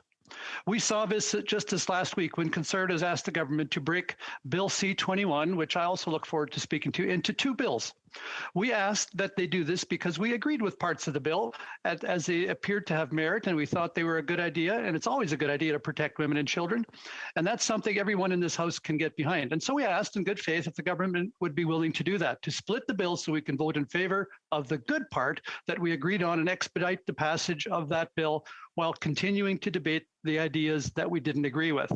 But this government refused, and I think it's the all or nothing approach that they keep taking that's behind their inability to present coherent legislation that we can all agree on. We have a prime minister who is so convinced that he knows better than anyone else, better than this House, better than Canadians, that he takes these big legislative swings and misses. Because he didn't bring this House along with him, he didn't bring the country along with him. And from what I've been reading in the news of late, it sounds like he's lost any interest in bringing his own party along with him. It's just the prime minister out there on his own, doing his own thing, not particularly concerned about the consequences because he knows best. Not concerned about the consequences because, if we're honest, when has this prime minister ever been accountable for his actions? He wouldn't know a consequence if it jumped up and bit him somewhere unparliamentary. In fact, the only time this prime minister expresses any concern or outcomes is when his own political fate may be jeopardized. Then he cares. High inflation doesn't affect him. When do you think the last time was that the PM set foot in a grocery store, other than, of course, for a quick photo op? House prices? Let's just say he has options. He's in Rideau College while the family's at the lake. A mere 38 rooms between them all. But I hear they're getting by, unlike many Canadians. Gas prices? He's still jetting around the globe to take pictures and lecture people about emissions. So obviously, the price of gas doesn't affect him. Rising crime rates, gang violence. He's never had to live in downtown Winnipeg or Thompson or Thunder Bay. Let him live in a rooming house on Magnus Avenue or Regent Park and see what he says then. But he doesn't, and he won't. He wouldn't even visit those neighborhoods. So it shouldn't come as any surprise to anyone, Mr. Speaker, that we keep getting this out of touch legislation. You know, it was the Prime Minister's father who stated, this government has no business in the bedrooms of Canadians. And I find it quite ironic that this government wants to be not just in the bedroom, but every room, every device, every thought. There's no aspect of Canadian life that they don't feel they need to control. And yet, despite that, they're still so out of touch with the reality of everyday Canadians. It's actually very sad. And I wonder if this Prime Minister, if this government spent a little less time pushing narratives and virtue signaling and a little more time actually listening to Canadians, if they wouldn't be better off. Perhaps then we could get legislation that deals with the root causes of these problems rather than just the symptoms. Let's take a look at this bill. Because this bill is a great example of what I'm talking about. It gives great insight to Liberal mentality, at least that of the PM and his cabinet, the inconsistency of their government's reasoning. Why put this bill forward? Well, the Prime Minister was clear when he spoke in the House this last week. He says our previous conservative government's tough on crime agenda was racist. The PM claims our attempts to crack down on serious crime and put victims first was really just a cover to discriminate and put Black and Indigenous Canadians in jail. Mr. Speaker, that assertion is as false as it is insulting as it is ridiculous. Here's our position. If you commit a crime in Canada and you're convicted of that crime, you should be held accountable for that crime, period. Race doesn't come into play. The law is colorblind. And I wish this government would be intellectually honest enough to try to stop bringing race into every equation. That they would stop with the identity politics and stop dividing Canadians. That person who is convicted by a court of law and sent to jail is not in the position because they're a victim. They're in that position because they're a criminal. They've victimized another person. That's not to say that they themselves were not victimized somewhere along the road. They probably were, and that needs to be part of this discussion. But being the victim of crime does not entitle you to commit crimes. But we know that hurt people, and that's the bigger conversation. Now, do we need to have discussions surrounding the extenuating circumstances that might have contributed to that choice? Absolutely. We need to address poverty. We need to address housing and the cost of living and education and opportunities. We need to discuss the role of the entertainment industry and media. We need to discuss the role of parents, or in too many cases, the lack of parental involvement that leads to young people being out on the streets. There's a lot we need to talk about, but at the end of the day, those external circumstances aside, that person standing before the judge made a choice. Mr. Speaker, they made a choice.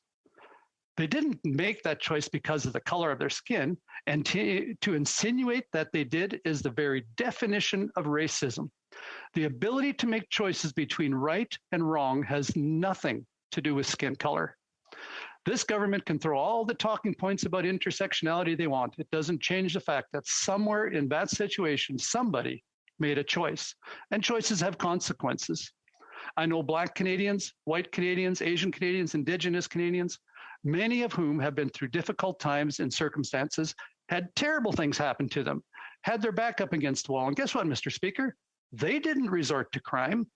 In fact, too often, what we're seeing happen, Mr. Speaker, is that those same racialized communities that a disproportionate number of offenders come from, that we also see a disproportionate number of victims. So I look at this legislation, and on the face of it, I can only see one message that this government is trying to send, that they actually have come to believe that racialized Canadians somehow lack the ability to choose between right and wrong. It's ridiculous, Mr. Speaker. It's insulting. And I'm not about to speak for those racialized communities, but if it was me, I would find this legislation incredibly insulting. Because rather than empower racialized Canadians and fight racism, this bill enshrines a racism of lowered expectations, one that will harm the very communities I believe that they actually genuinely want to help. That's the first big inconsistency. And here's the second. At the same time the government is lowering penalties for serious offenders, as they have done before, they're once again targeting law-abiding Canadians. They won't address illegal guns flooding across our border, but they'll go after farmers. They won't deal with illegal border crossers flooding into Canada, but try and cross the border without having your Arrive Canada app.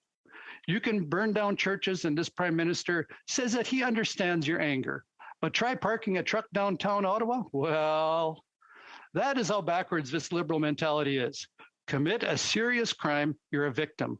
Obey the law, you're clearly a danger to society. It's backwards, Mr. Speaker. It's not progressive, it's regressive. One more thing. We started by talking about drugs. I'd like to end there as well.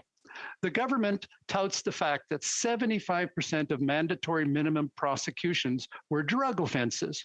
What they don't and won't tell you is that 89% of those cases were for drug trafficking. Not personal use, not simple possession. It was for dealing, Mr. Speaker. Now, I'm fine if we want to shift the diversion programs and treatment for simple possession for those who are addicted. Addiction is a medical issue. But I'm not okay with diversion programs for those who peddle this poison to our kids. All we need to do is look at downtown Winnipeg or Vancouver to see the deadly consequences of drug use. And I believe that those who are instrumental in causing the chemical carnage, they shouldn't have the option of house arrest. They should go to jail. Yet still there are those, even in this government, certainly those in this House, who would say, take away the penalties, legalize drugs, let's remove the stigma. And for those who do, here too, we have another inconsistency, another logical gap. Because saying eliminating penalties and legalizing drugs will help fix drug addiction is like trying to extinguish a fire with gasoline. It wouldn't be laughable if it weren't so true. So once again, we have an example of legislation that addresses the symptoms, but fails to address the root cause of the problem. It's a backwards approach that harms the very people it claims to want to help. This is typical of this government's failed approach. That's why I'll be voting against Bill C5. Thank you, Mr. Speaker. Questions and comments. Question commentaire. The Honourable Parliamentary Secretary to the Government House Leader.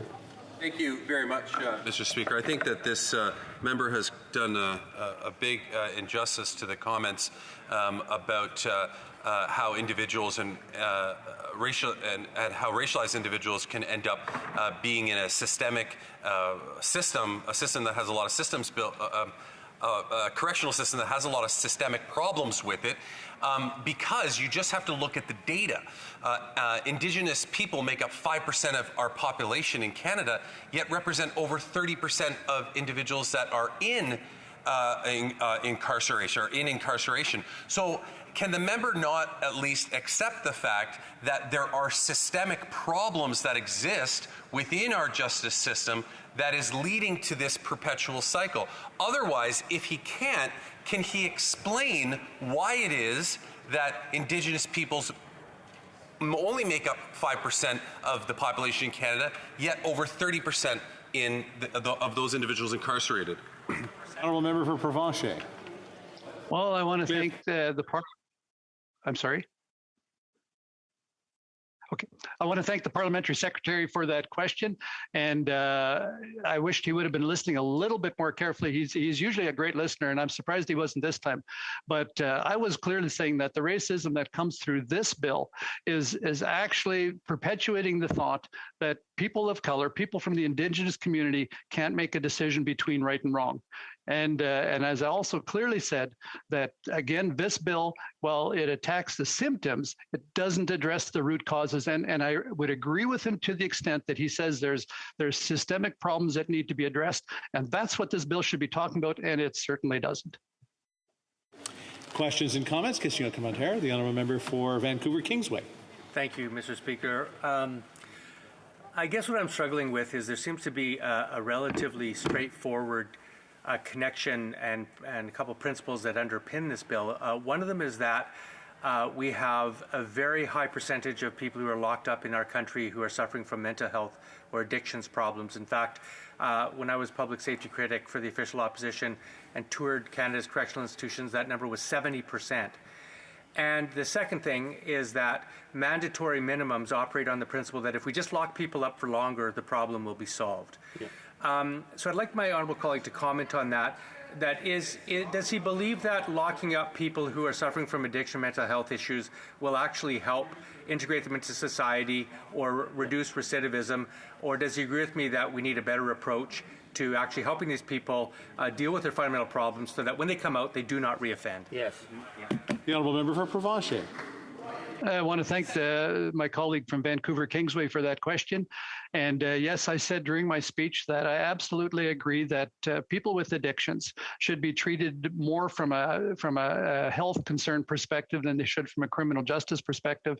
Also made it very clear that the folks that are being incarcerated right now on various drug charges, 89% of those folks are in there because they're trafficking. They're the ones providing this poison to individuals that are addicted. And absolutely, if people need help, I think we need to turn the conversation to how can we provide help? How can we initiate actions in this House that will actually give people the help that they need to be free from those various addictions? Questions et commentaires, questions and comments. L'honorable député de... The honourable member from Montcalm. Thank you, Mr. Speaker. Throughout the debate on C5, I heard colleagues from all parties say that with regard to diversion from the criminal system and not criminalizing drug addicts, well, that was something that people agreed with. But the problem is very different. And I was wondering whether my colleague could tell me why he thinks that the government put two issues in one bill. The honourable member for Provencher. Thank you to the member from Montcalm. That's a great question.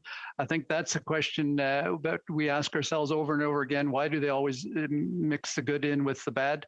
It was something that I talked about in my speech early on. It's just like Bill C-21. You know, there's aspects of that bill that we as Conservatives strongly believe are good, and we would like to see further discussion. And I think we could see ourselves through supporting those ideas. And then again, they put aspects in there that are absolutely not palatable, and that we need to debate further, come to a better resolution. And it's disappointing that we're putting in two separate ideas and concepts into the same bill because it makes it unsupportable. Thank you. Prise du débat, continuing debate. The honourable member for Humber River, Black Creek. Thank you very much, Mr. Speaker, and I'm pleased to get up and to speak on Bill C-5. I have to reference the previous speaker and listening to him, and you know, I think all of us come to this House to make life better, and we have different opinions on how we achieve that goal.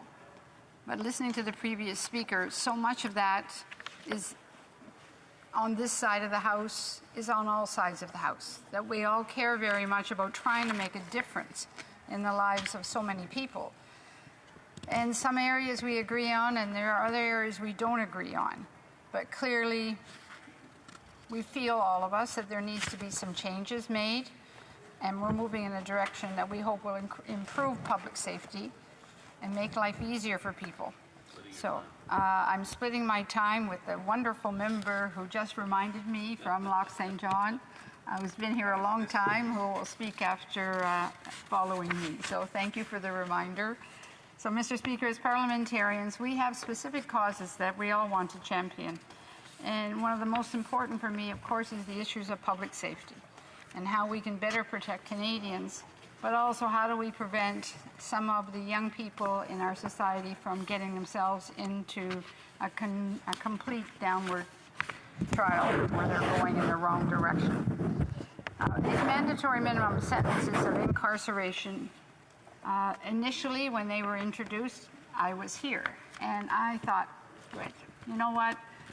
That's going to help us. That's going to deter crime. They'll know that, you know, if they perform a certain crime, they're going to end up with a minimum of 2 years or 4 years or 10 years. Throw the book at them. And that was very much how I thought. But clearly, watching this mandatory minimum play out since 2007, especially in ridings like mine, I've seen that it didn't help. It didn't help. It proved to be unjust at the end of the day in the eyes of many. And it contributed to systemic racism and the overcrowding of correctional facilities, delays to the justice process, and reoffenses. Very much different than what everybody thought when it was initially brought in. So since the introduction, the Supreme Court of Canada has also seen an influx of charter challenges due to these mandatory minimum sentences. In fact, as of December the 3rd, 2021, the Department of Justice indicated that 217 charter challenges exist due to mandatory minimums and account for 34% of all constitutional challenges to the criminal code. And of those challenges, 69% related to drug offenses and 48% of firearm-related were successful. And, Mr. Speaker, when we talk about firearms, I think anybody who uses a firearm in the process of any kind of unlawful activity, as far as I'm concerned, you throw the book at them. When you're using firearms, it's a very different thing than some of these other issues that we're talking about today. So why are these challenges successful? Because it comes down to an inequality of justice that subjects those facing charges to a punishment that may not fit their crime and takes nothing into account for the situations that led to the commitment of those crimes. Removing mandatory minimums allows for judges to do their jobs. Coming before a judge isn't just about facing judgment for your consequence. It's about allowing the judge to use their judgment in a case. Mandatory minimums don't allow for this, and therefore hinder judges from fulfilling the role that they have been assigned. Mandatory minimums contribute to the overrepresentation of Indigenous, Black, and other groups of color. Of federal offenders, 23% are Indigenous, even though only 4.3% of our population are Indigenous, and 9% are Black or another group of color, while only representing 2.9% and 16.2% of the population. Something clearly wrong with those numbers. Mandatory minimums mean mandatory time in a corrections facility. And we know that, and we have seen from past practices, as much as I support throw them away and lock them up and they'll never go out theory at times, this does not deter crime. Much to my disappointment, it actually increases the likelihood of someone reoffending. A person going through the Canadian justice system, that includes corrections, is at particular risk of reoffending. And we have seen it time and time again. And it's very disappointing, but that is the reality of what happens. Once they're into incarceration, they don't come out better for it, they come out worse for it. The prevalence of recontact with the police is even higher with youth. A 2019 Statistics Canada study found that 62% of individuals who went through the full justice system into correctional had recontact with the police, and 77% for youth. Mr. Speaker, in my riding of Humber River Black Creek, it is the youth numbers that are particularly troubling and made me stop and question the whole issue of mandatory minimums, which I indicated earlier that I was very supportive at the time.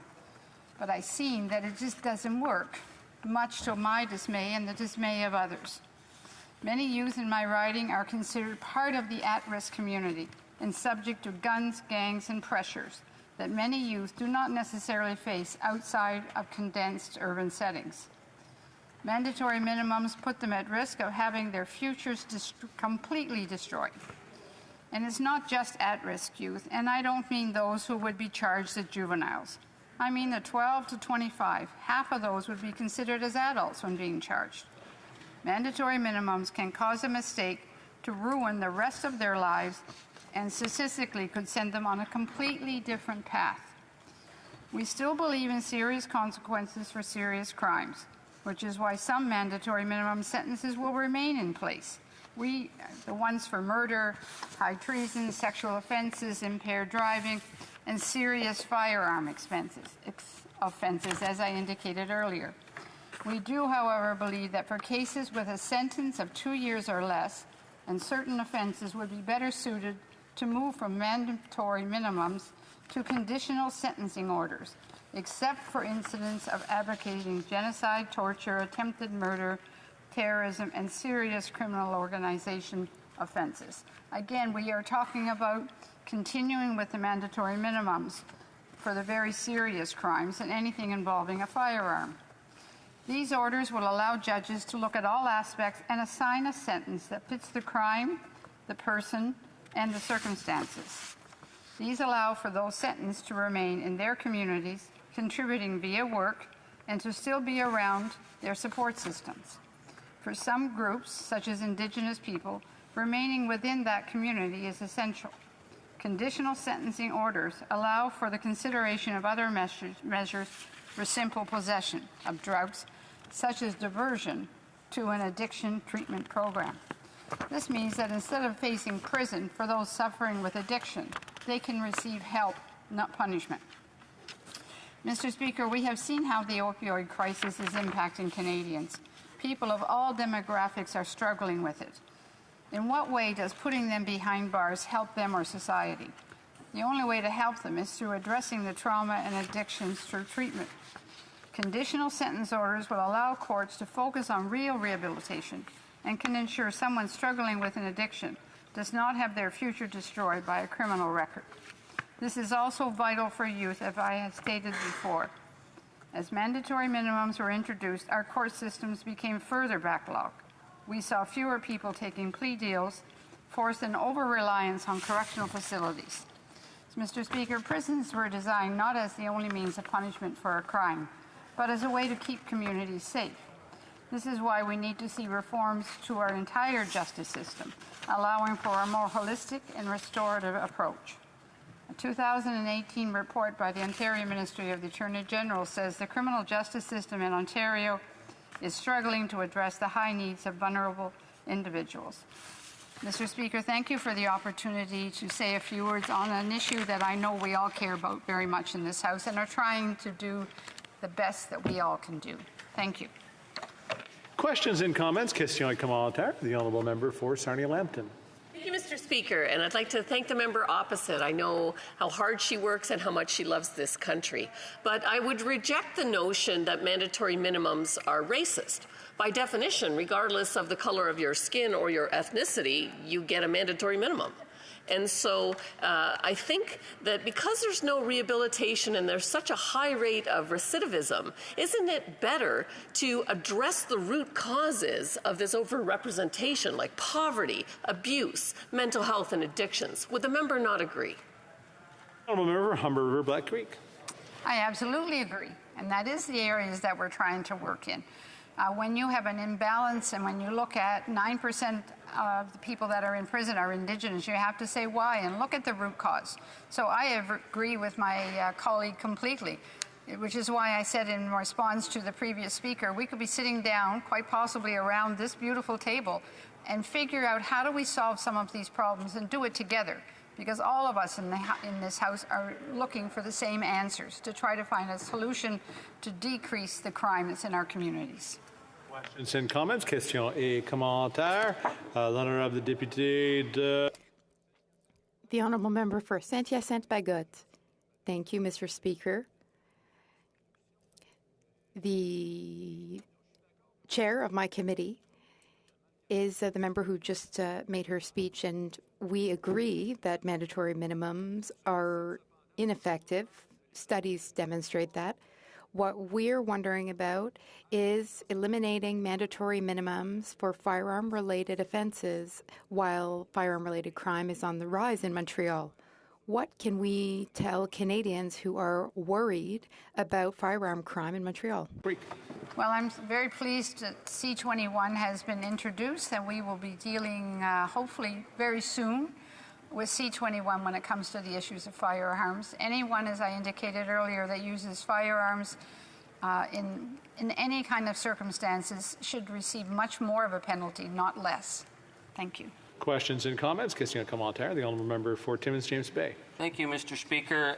In a younger life, my wife and I worked with men and lived with men coming out of prison, and we worked with people on the streets. And what we saw was the enormous amount of public money that gets wasted with police sitting all night in an emergency ward, of people that should be in detox being jailed over the weekend, the failure to deal with the mental health issues that we see in people on the street in marginalized communities.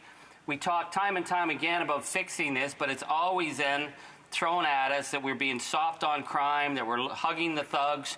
I'd like to ask the honourable member about the larger sociological issues of a society that treats people so as disposable that it locks them away in places like the jail in Thunder Bay without the support networks to actually get people off their addictions and get them back into civil society.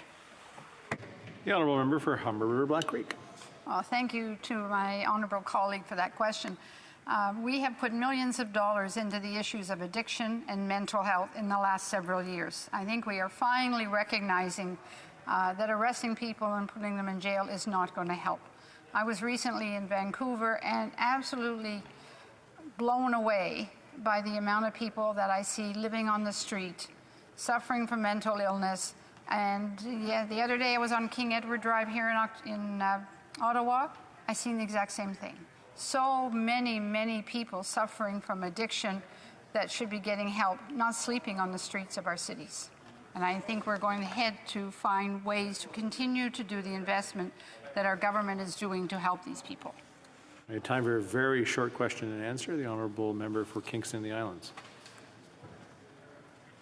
Thank you very much, Mr. Speaker. You know, I really appreciated the beginning of this member's speech where she talked about the fact that she was here decades ago, although she must have first got elected when she was 6 years old, decades ago, and she was part of, you know, the parliamentary process when these mandatory minimums were brought in. But she's since had time to reflect on that and come to a different conclusion. I mean, that's what this place is all about. It's about continuing to evolve. And I'm wondering if she can just expand on that slightly.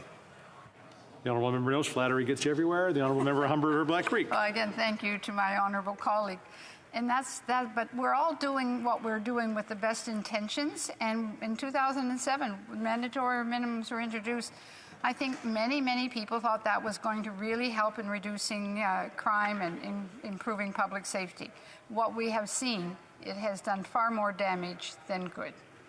Reprise du débat, l'honorable député de Louis Lac Saint-Louis. Resuming debate, the honourable member for Lac Saint-Louis. I'm pleased to stand and to speak on this bill. As I was preparing my speech, I was thinking back to the 1990s when I came up to Ottawa as a legislative assistant.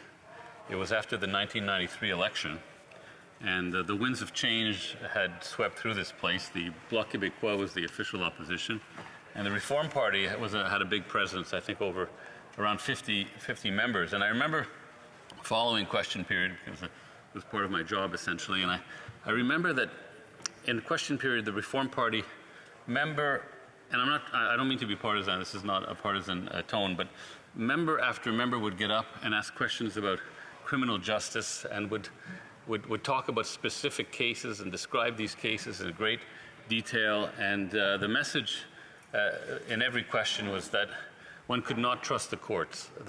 So the questions were intended to impugn the courts, to make people believe that judges were not approaching issues and with a kind of objective framework, that they were just injecting their own personal biases into the decisions they made and so on. And I think that's very dangerous. And I think we're heading in this direction more and more in our political culture. And I think that's very unhealthy for our democracy. I think people, and I'm looking more towards the United States right now, I think in the United States people are starting to view the courts as an extension of the political system. And when you start doing that, you just lose faith in the constitutional democracy. I read in the paper the other day, and I was just flabbergasted. In the state legislature of Ohio, they passed a motion stating, it came down to party lines. It's a Republican-dominated state legislature, and the Republicans voted for it, the Democrats voted against it. But the motion was that Canada should be put on the watch list of states that suppress religious freedom.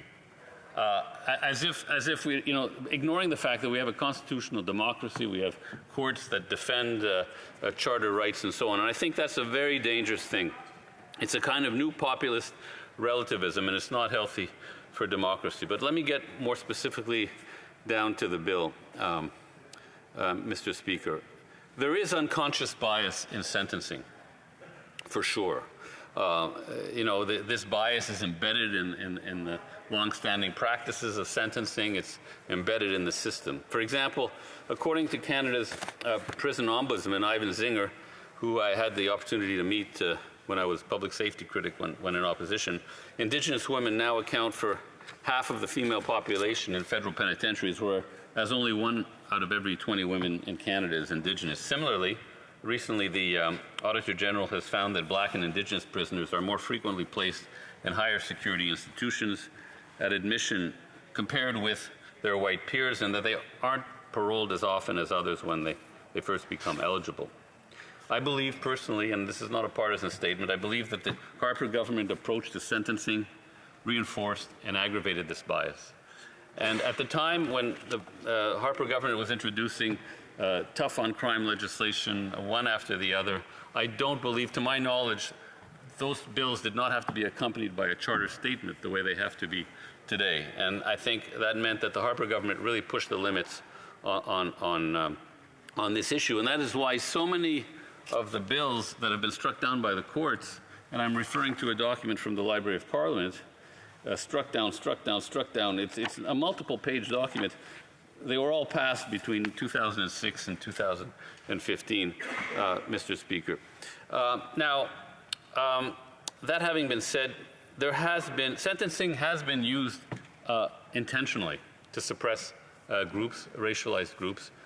Not to my knowledge in this country, but it can happen. Someone said before in the House that, well, no, the same sentence applies to everybody, regardless of creed, color, whatever. But it has been used to suppress particular groups. And I'll read you a quote. And as I say, I'm not attributing anything to any Canadian politician that I know, but it's interesting to see that it can be used deliberately. John Ehrlichman, counsel and assistant to Richard Nixon and a Watergate co-conspirator, is quoted as saying, quote, "The Nixon campaign in 1968 and the Nixon White House after that had two enemies, the anti-war left and black people.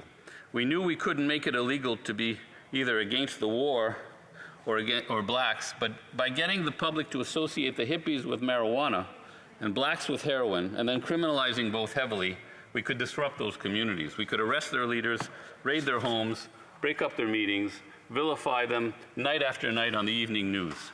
Did we know we were lying about the drugs? Of course we did.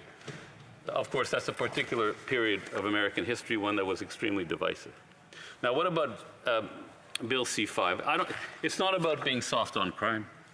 It's about having sentences that fit the crime and circumstances. It's about law reform, a work in progress that draws on evolving and accumulated wisdom. It's about removing an approach to sentencing that has proven not only discriminatory but also costly, and in many cases futile and ineffective. Costly, why? Because minimum sentences clog up the courts. There's no incentive to plead guilty. Ineffective, why? Because they involve the greater use of prosecutorial discretion. For example, in 1995, and I'm quoting from a research paper by Doob, Webster, and Gartner from the Universities of Toronto and Ottawa, and I'll quote, "A sentencing referendum, Measure 11, brought in by the voters of Oregon, resulted in long mandatory minimum sentences. It was later found that there was a decrease in the prosecution of Measure 11 eligible cases and an increase in the prosecution of alternate cases, typically lesser degrees of the same offense, of the same offenses which did not attract the mandatory penalty. Trial dates for Measure 11 eligible offenses also increased in the first 2 years after implementation and then reverted to their former levels. But the nature of pleas changed. There was an increase in the number of cases in which the accused decided to plead to lesser included offenses and a decrease in pleas involving the original charge. Futile, why? Because a slew of Harper-era minimum sentences have been struck down by the courts, and I just referenced a document from the Library of Parliament a moment ago. There's something called deterrence through sentencing, and this is the policy that was adopted in the Harper years, Mr. Speaker. Again, to quote Dobb, Webster, and Gartner, at this point, we think it is fair to say that we know of no reputable criminologist who has looked carefully at the overall body of research literature on deterrence through sentencing who believes that crime rates will be reduced through deterrence by raising the severity of sentences handed down in criminal courts. Mr. Speaker, we need to realize there's nothing objectively true about minimum sentences. They are not something handed down by Moses. Those who advocate for minimum sentences do so based on an accepted but false intuition whose appeal is a simple but misleading logic. The greater the penalty, the greater the deterrence. But often intuition is wrong, Mr. Speaker. This is why we invest in research and analysis. Now, even without the benefit of science, there are some who possess uncanny insights at different times. John A. Macdonald, Canada's first Prime Minister, is quoted as saying, quote, certainty of punishment, and more especially certainty that the sentence imposed by the judge will be carried out, is of more consequence in the prevention of crime than the severity of the sentence. John A. MacDonald, Mr. Speaker. Say Dube, Webster, and Gardner, we suspect that what MacDonald meant by the certainty that the sentence imposed by the judge will be carried out is simply the certainty that there will be a criminal punishment.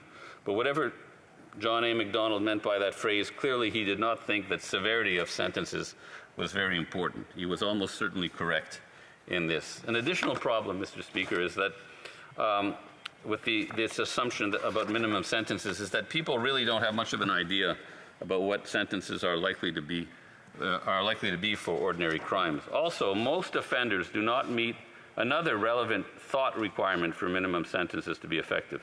That is, believing that they might be caught. How much time, Mr. 1 minute? You know, Mr. Speaker, there are a lot of misconceptions, a lot of policies in the last few years that have been based on sort of an intuition, and we know that intuition can sometimes be correct, but it can sometimes be extremely misleading. Bill C-5 is about reaffirming trust in our judicial system, and this is fundamental to a healthy constitutional democracy, and I know that's something that everyone in this House desires. The Conservatives used to believe that our institutions needed to be respected because they evolved organically and contained the inherited wisdom of our forebears. Those values seem to be from a bygone Conservative era, long ago before the party veered into hard right politics. Pardon? Okay, am I done? Okay, sorry. I have a point of order from the Honourable Government House Leader. Merci beaucoup, Monsieur le Président. Thank you, Mr. Speaker. It's a point of order. I'd like to ask that the hour of adjournment for the next sitting be midnight, pursuant to the order, previous order.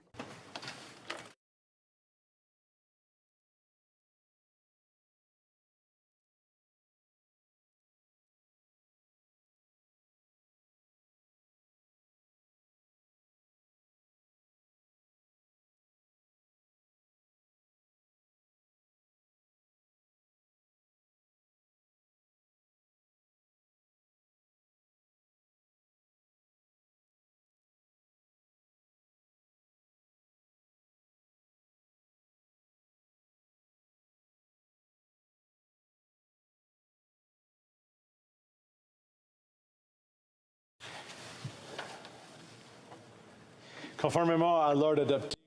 Pursuant to the standing order of May 29, 2022, the minister has requested that the sitting be extended, and that is deemed adopted. Central Okanagan, Similkameen Nicola. Thank you, Mr. Speaker. So a question just on the point of business that was just referred to by the Government House Leader. Conservatives would like to know which opposition House Leader was consulted, because it certainly wasn't the Conservatives. I believe that this government owes Canadians and this House a little bit more transparency and openness. Thank the member for his intervention. As the chair has previously pointed out, the motion adopted on May 2nd simply states that a minister must have had the agreement of another House leader. It does not require that the parties to the agreement communicate to the House. In making the request, the minister implicitly acknowledged that there is an agreement. There's a longstanding principle that takes a member at their word.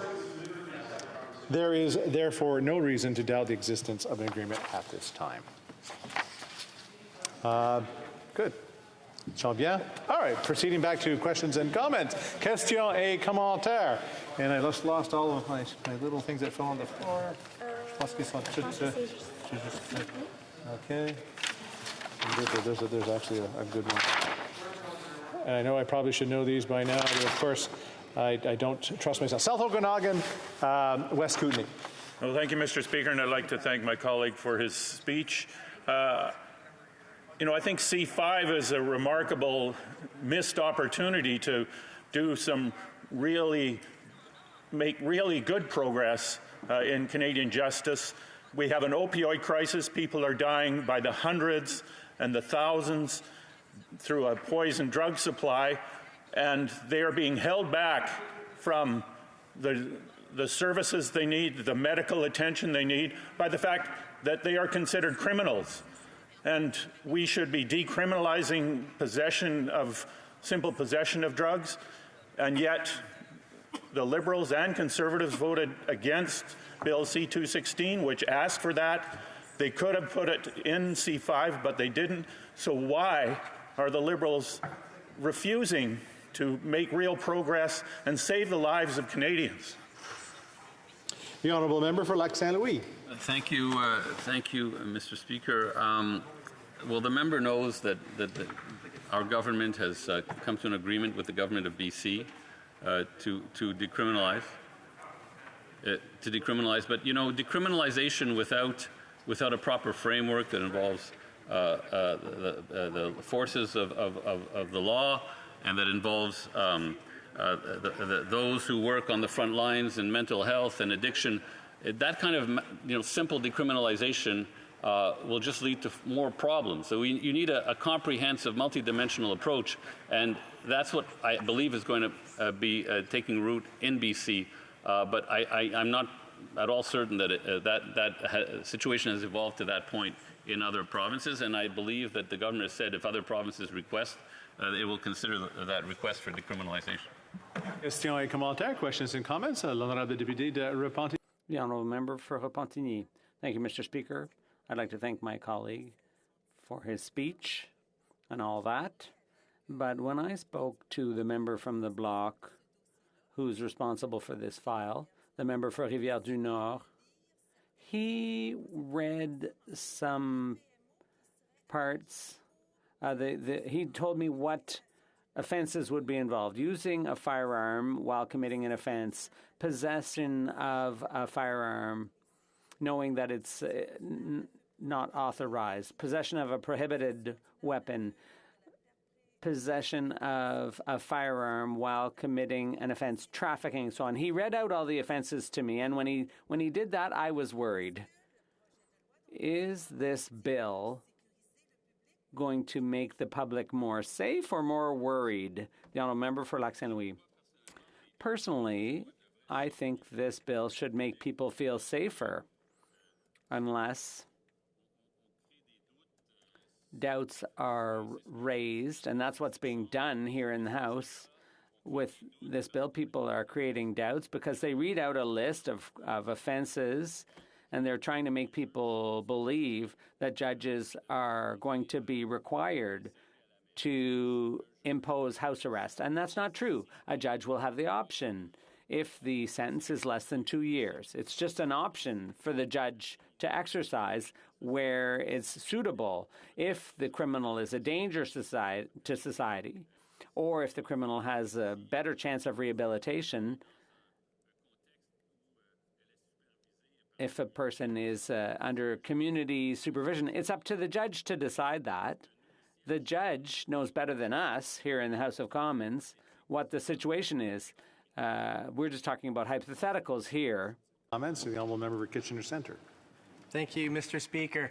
I appreciate the member for Lac Saint Louis sharing how mandatory minimum penalties contribute to systemic racism. He made many important points in his speech.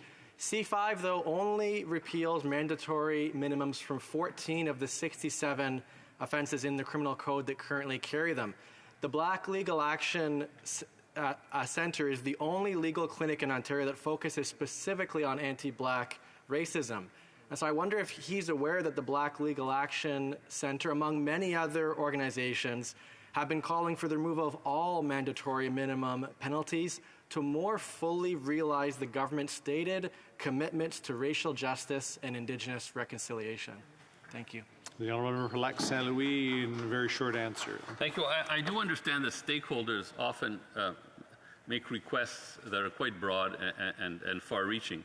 But the role of the government is to consult, yes, but to use the best judgment possible with access to the best experts, legal and other possible. And you know, these are the sentences these are the crimes that have minimum sentences that have come up in this bill, and I do trust the Minister of Justice and and others in the government on this, and that I believe that they're doing as best they can at the moment.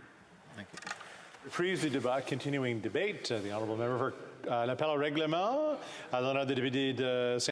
On a point of order, the honourable member for Saint-Hyacinthe. Yes, Mr. Speaker, I think there's unanimous consent. There was a discussion earlier about the hour of adjournment, and the question was asked by the official opposition, who was the opposition House Leader who gave his consent. I just want to specify that we did not consent, and we'd like to know who did.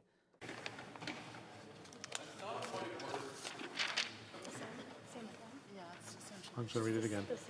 Yep. I'll read it a second time in French. I'd like to thank the honourable member for raising this point. The Speaker has already mentioned that the motion of May 2nd simply states that a minister has to have consulted one of the other House leaders. It does not require the House to be informed. When making the request, the minister recognizes implicitly that there was an agreement, and there's a well-established principle according to which we must take members at their word. There is no reason to doubt the existence of an agreement in this case, and I'd like to thank the member for his intervention. Carlton Trail, Eagle Creek, as we continue debate. Mr. Speaker, thank you for the opportunity to speak to Bill C-5, an act to amend the Criminal Code and the Controlled Drugs and Substances Act at third and final reading.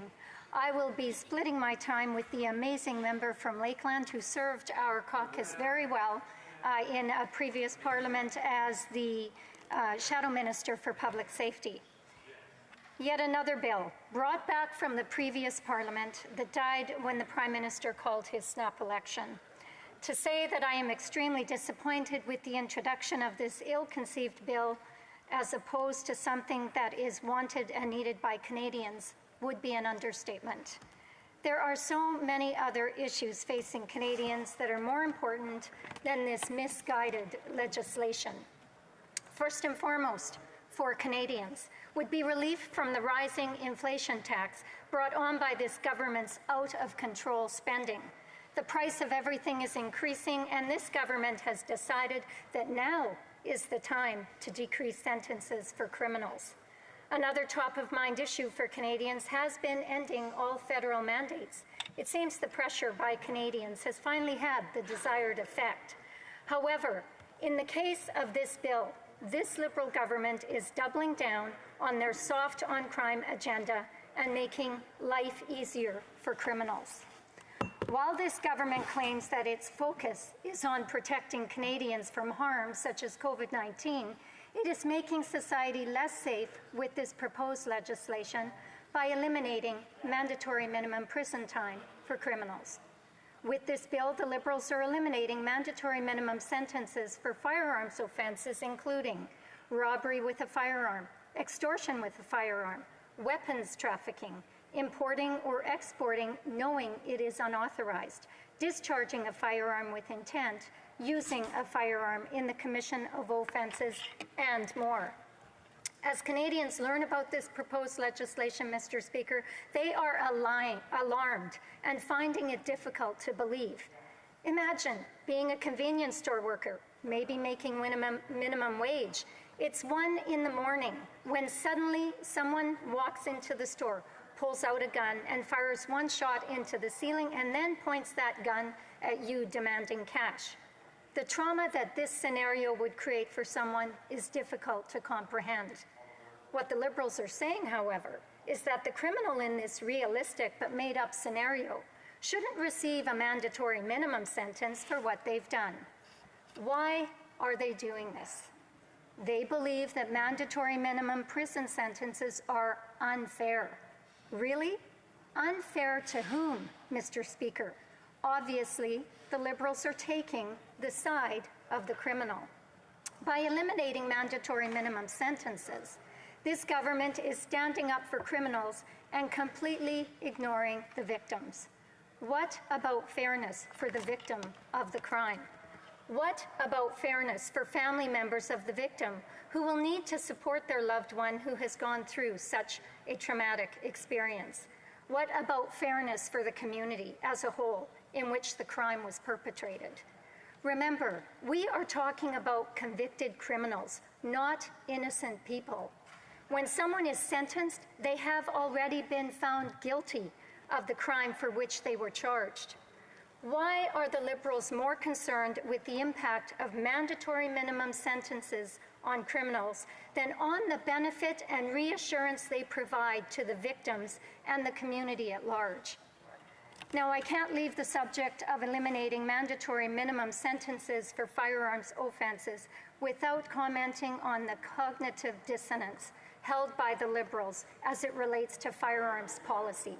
On one hand, they want to eliminate mandatory minimum sentences for offenses like weapons trafficking and importing or exporting a firearm knowing it is unauthorized. But on the other hand, increasing rules and regulations for law-abiding firearms owners. Talk about a lack of fairness. According to this Prime Minister and his government, if you follow the rules and don't commit a crime, they will punish you. However, if you commit a crime, they will make your sentence lighter. If this wasn't bad enough, not only does C5 eliminate mandatory minimum sentences for certain firearm offenses, but it also eliminates mandatory prison time for drug dealers for crimes such as trafficking or possession for the purpose of trafficking, importing and exporting or possession for the purpose of exporting, and production of substances such as fentanyl, crystal meth, and others. To be clear, we are not discussing simple possession. We are talking about eliminating mandatory minimum sentences for those that traffic or produce harmful drugs. I would like to read a few lines from a global news story from last September in relation to a drug bust carried out by the Saskatoon Police Service, and I quote, "Police said they seized a total of 6,158.3 grams of methamphetamine, 339.8 grams of powdered cocaine, 5.2 grams of psilocybin, and 0.3 grams of fentanyl. Cell phones, scales, packaging, and materials, and over $67,000 in cash were also seized," police added. "The message must be clear. Organizations responsible for the importation, manufacture, and distribution of illicit drugs in Saskatoon are responsible for an overwhelming proportion of harm within our community. The drug trade is intrinsically linked to guns, violence, and victimization," Superintendent Patrick Naugier said in a release. He went on to say the Saskatoon Police Service will continue to focus on organizations benefiting from illegal activities as they pertain to the drug trade in Saskatoon, end quote. These are the types of crimes, Mr. Speaker, that this legislation proposes to eliminate mandatory minimums for. These criminals prey upon people with addictions. Further, as the quote by Superintendent Naugier indicates, these criminals use violence in carrying out their activity, which negatively impacts the broader community in which they exist. Police forces across Canada do their utmost to protect the communities they serve. They are not helped by this type of legislation. I would like to read a section from another global news story from last fall, and I quote, "Superintendent Patrick Naugier with the Saskatoon Police Service said drug and general seizures have increased by almost 8% over the last year, and SPS is continuing with efforts to reduce drug trafficking. These are significant seizures that are taking a product off the street that has the potential of doing a lot of harm to your community," said Naugier. The Street Crimes Unit alone has seized over 15 kilograms of crystal meth over the last year, end quote. How can any member of this House say he or she supports the police and the work they do while at the same time supporting this legislation? Criminals belong in jail and addicts need help to break free of their addiction. With this bill, criminals will spend less time in jail and addicts won't get the help they need. Lastly, I want to highlight my opposition to one more misguided aspect of this bill, and that is the expansion of conditional sentencing options for many violent crimes. If passed, this legislation would allow criminals convicted of serious crimes such as prison breach, sexual assault, kidnapping, trafficking in persons for material benefit, assault causing bodily harm or with a weapon, and many others to serve their sentence in some way other than in jail, such as house arrest. Once again, I ask, what about the victims? How does allowing a criminal convicted of sexual assault or trafficking, for example, to serve their sentence in the community and potentially the same neighborhood as the victim make any sense? This Liberal government is eroding our justice system by passing laws that support convicted criminals while ignoring the victims of crime. Mr. Speaker, I will vote against this bill, and I encourage all members to join me. Thank you. Questions and comments? Question commentaire. The honourable member for Charlottetown. Thank you very much, Mr. Speaker. I was interested to hear the member's comments. In knowing that time and time again the courts have struck down as unconstitutional mandatory minimum penalties, and now the Conservatives were in full-throated support of charter rights during the truckers' convoy, and yet it seems to be expendable during this debate. The second question I would have relates to judicial discretion. Mandatory minimums take away judicial discretion. Conservatives and Liberals both have appointed some excellent judges. Why don't the Conservatives trust them? The honourable member for Carlton Trail, Eagle Creek. Well, thank you very much, Mr. Speaker, and I do thank that member for his observation as well as his question, and I'll make my answer as to the point as he did his question. It is up to Parliament to decide what the minimum and maximum sentences for an offence should be, and it is a judge's duty to decide how they will apply those maximums and minimums based on the circumstances in each case. Commentaire, questions and comments. L'honorable député de... The honourable member for Repentigny. Thank you, Mr. Speaker. When we look at this quickly, and I'm not an expert here, but I am a bit concerned. But when I read that for a while now we've known that mandatory minimums do not have a deterrent effect for certain crimes, and in the United States, where mandatory minimums are very strict for drug use, there has been no effect on the population. So if it does not have an effect, what could the members suggest to ensure that society is better? Thank you very much, Mr. Speaker, and I do thank my honourable member for that question. I would ask that member if she, through you, Mr. Speaker, supports mandatory minimum sentences that remain for crimes such as murder, high treason, and other violent crimes. Because if they do, then by his or if they do, then by his or her logic, or if they don't, then we should do away with those mandatory minimums as well. Victims of crime deserve better from this government and this Parliament, and I would encourage all members to reject this bill.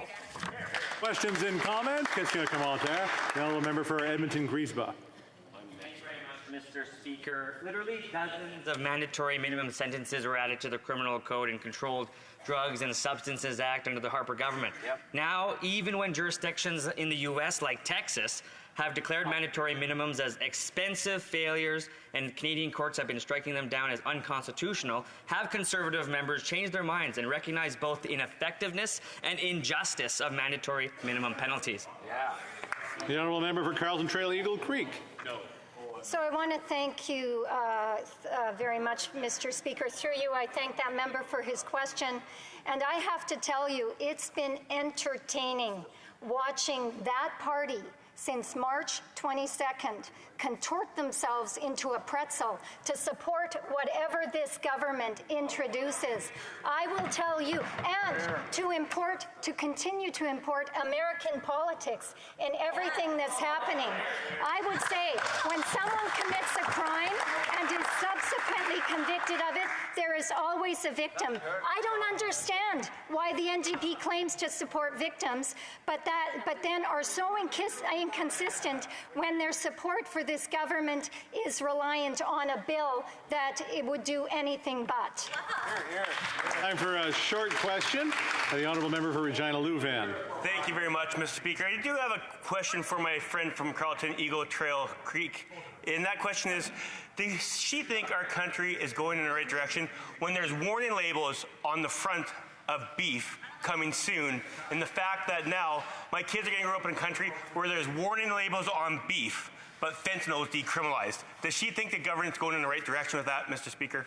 Honourable member, Carleton Trail, Eagle Creek, in a very short answer. Thank you very much, and I will keep my answer short. Absolutely not. I have to tell you that I hear from constituents every day who are deeply alarmed about the direction that this country is going under that government. Reprise du débat, continuing debate. The honourable member for Lakeland. Thank you, Mr. Speaker. Bill C-5 is a perfect example of the Liberals' backwards approach to crime and justice. Liberals seem to believe that public safety means treating criminals like victims and treating law-abiding citizens like criminals. That's the reality of their soft-on-crime pattern. It's most obvious with gun crimes. The Liberals implement $1 billion confiscation of legally acquired firearms from lawful owners, hunters, farmers, collectors, and sports shooters that the Toronto Police Service says is not an effective public safety measure, while Bill C-5 will get rid of mandatory jail time for gangsters and criminals who terrorize Canadian communities with drive-by shootings, robbery with guns, and all kinds of existing gun crimes relating to illegal possession and trafficking. All crimes that, by the way, are skyrocketing in places like Toronto, Montreal, and Vancouver under this Liberal government. Meanwhile, they'll also allow for dangerous criminals to remain in communities among their victims instead of in prison where they belong. And of course, the Liberals are limiting debate and pushing through this deeply flawed bill with time allocation. As our colleague, the MP for Barrie Innisfil, said last week, once again, we are privy to a front row seat to the decline in democracy. Bill C-5, the soft-on-crime bill, has gone through committee, and there have been thousands of dissenting voices, advocates and stakeholders, police chiefs and police forces across Canada that have spoken against it. The minister claimed during committee hearings that Bill C-5, quote, will have no negative impact on public safety and will not signal to the courts that the offences concerned are not serious. The minister also often suggests that others have not read this legislation, but it appears he himself doesn't really understand the consequences of the bill, or he's being deliberately obtuse about it. Here's the reality. Under Bill C-5, a victim of sexual assault or a victim of kidnapping will be more likely to have to be back at home or in the same neighborhood with the very predator convicted of assaulting or traumatizing them in the first place. Drug manufacturers and traffickers, they don't have to worry about mandatory baseline jail sentences either. Between C-5 and plans to decriminalize significant and dangerous amounts of fentanyl, the Liberals are keeping addicts as open prey for emboldened dealers who are already usually chronic repeat offenders. It just makes no sense. How can the minister tell Canadians that public safety will be protected by Bill C-5? Law enforcement, victims advocates, policy experts have all spoken out against it precisely because it will undermine public safety. In committee, the executive director of the London Abused Women's Centre said the conditional sentencing provisions of Bill C-5, quote, put women at greater risk. It puts them in harm's way. It puts them in the communities where the offenders are going to be. The chief of the Brantford Police Service said, quote, with Bill C-5, we are now going to see sentencing become a joke. Victims will live in fear of gun violence and fearful of retaliation by armed criminals. Importantly, that Chief Davis is a Mohawk from the Six Nations of Grand River Territory, where Brantford is, and the only Indigenous leader of a municipal police service in Ontario. Chief Davis has served more than half of his career in Indigenous communities, with most of that time in Six Nations and also in Ontario's far north. He said, quote, conditional sentences, as suggested by this Liberal government under Bill C-5, clearly will not work. I've witnessed firsthand throughout my career, and especially over the last 5 5 years the lack of deterrence bail reform has created, and it will only be amplified if Bill C-5 is passed. This serious warning is echoed by the president of the Association of the Chiefs of Police of Quebec.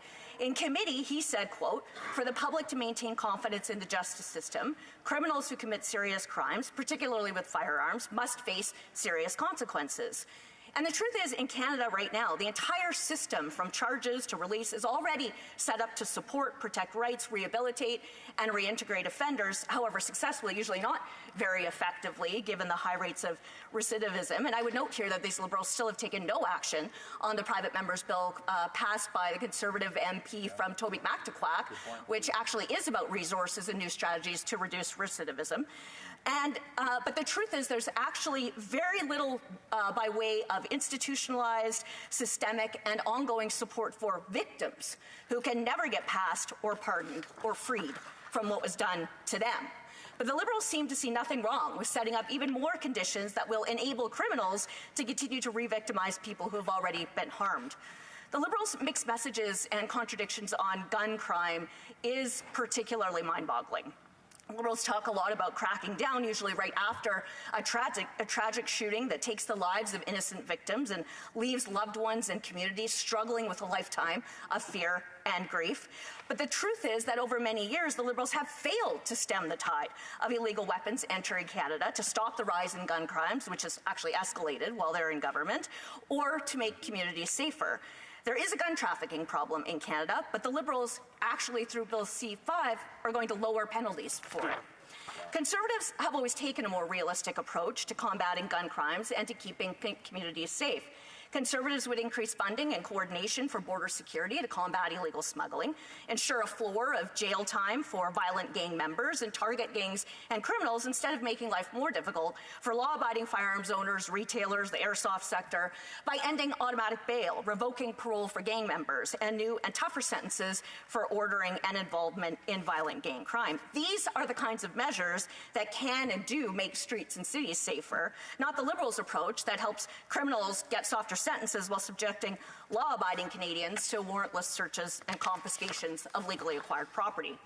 And I can understand the Liberals want to claim otherwise, but Bill C-5 will eliminate mandatory minimum jail time for many serious existing firearms offenses like robbery and extortion and trafficking, unauthorized importing or exporting in possession, discharging with intent, using guns for offenses, possession of prohibited or restricted firearms with ammunition, possession of weapons through an offense, trafficking and discharging a firearm with recklessness. Stéphane Wall, the retired supervisor for Montreal's police service, said, quote, "We're now seeing young people laughing at the justice system. We're already in this situation. Bill C-5 would lead to lower standards and trivialize the possession of firearms for a criminal purpose." The chief of police of the Six Nations Police Service pleaded with MPs to, quote, "consider the well-being not only of the people of Six Nations, but also of all Indigenous communities on Turtle Island with regard to Bill C-5. We deserve to feel safe, and more importantly, our children deserve to grow up in a community free from violence," which is exactly what Indigenous leaders and constituents in Lakeland say to me.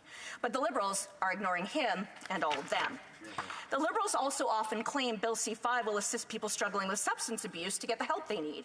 Conservatives believe addicts should receive treatment and in the discretion of law enforcement to decide between charges and recommendations for treatment or options in sentencing, as already exists with, for example, the Edmonton Drug Court. But that's not what C-5 is about. Bill C-5 will eliminate mandatory jail time for convictions of trafficking or possession for the purpose of trafficking several types of illegal drugs. It will let drug manufacturers and traffickers off the hook, while Liberals have the gall to suggest it will help people get the treatment they need. Actually, Liberals are great for dealers, but bad for addicts. And one of the more perverse aspects of Bill C-5 is enabling the greater use of conditional sentences like house arrest for extremely serious offenses like prison breach, criminal harassment, sexual assault, kidnapping, human trafficking, abduction of kids under 14, thefts and breaking and entering, being unlawfully in someone's house, arson for fraud, causing bodily harm by criminal negligence, assault causing bodily harm or with a weapon, and assaulting a peace officer causing bodily harm or with a weapon. These are not minor offenses. They're major, permanently damaging and traumatizing crimes for which I know the vast majority of people in Lakeland believe convicted offenders should be in prison where they belong with an automatic mandatory minimum penalty, not out on the streets or back at home where they can re-victimize their targets or harm others. Law-abiding Canadians, victims of crime, and their loved ones deserve to live freely and without fear.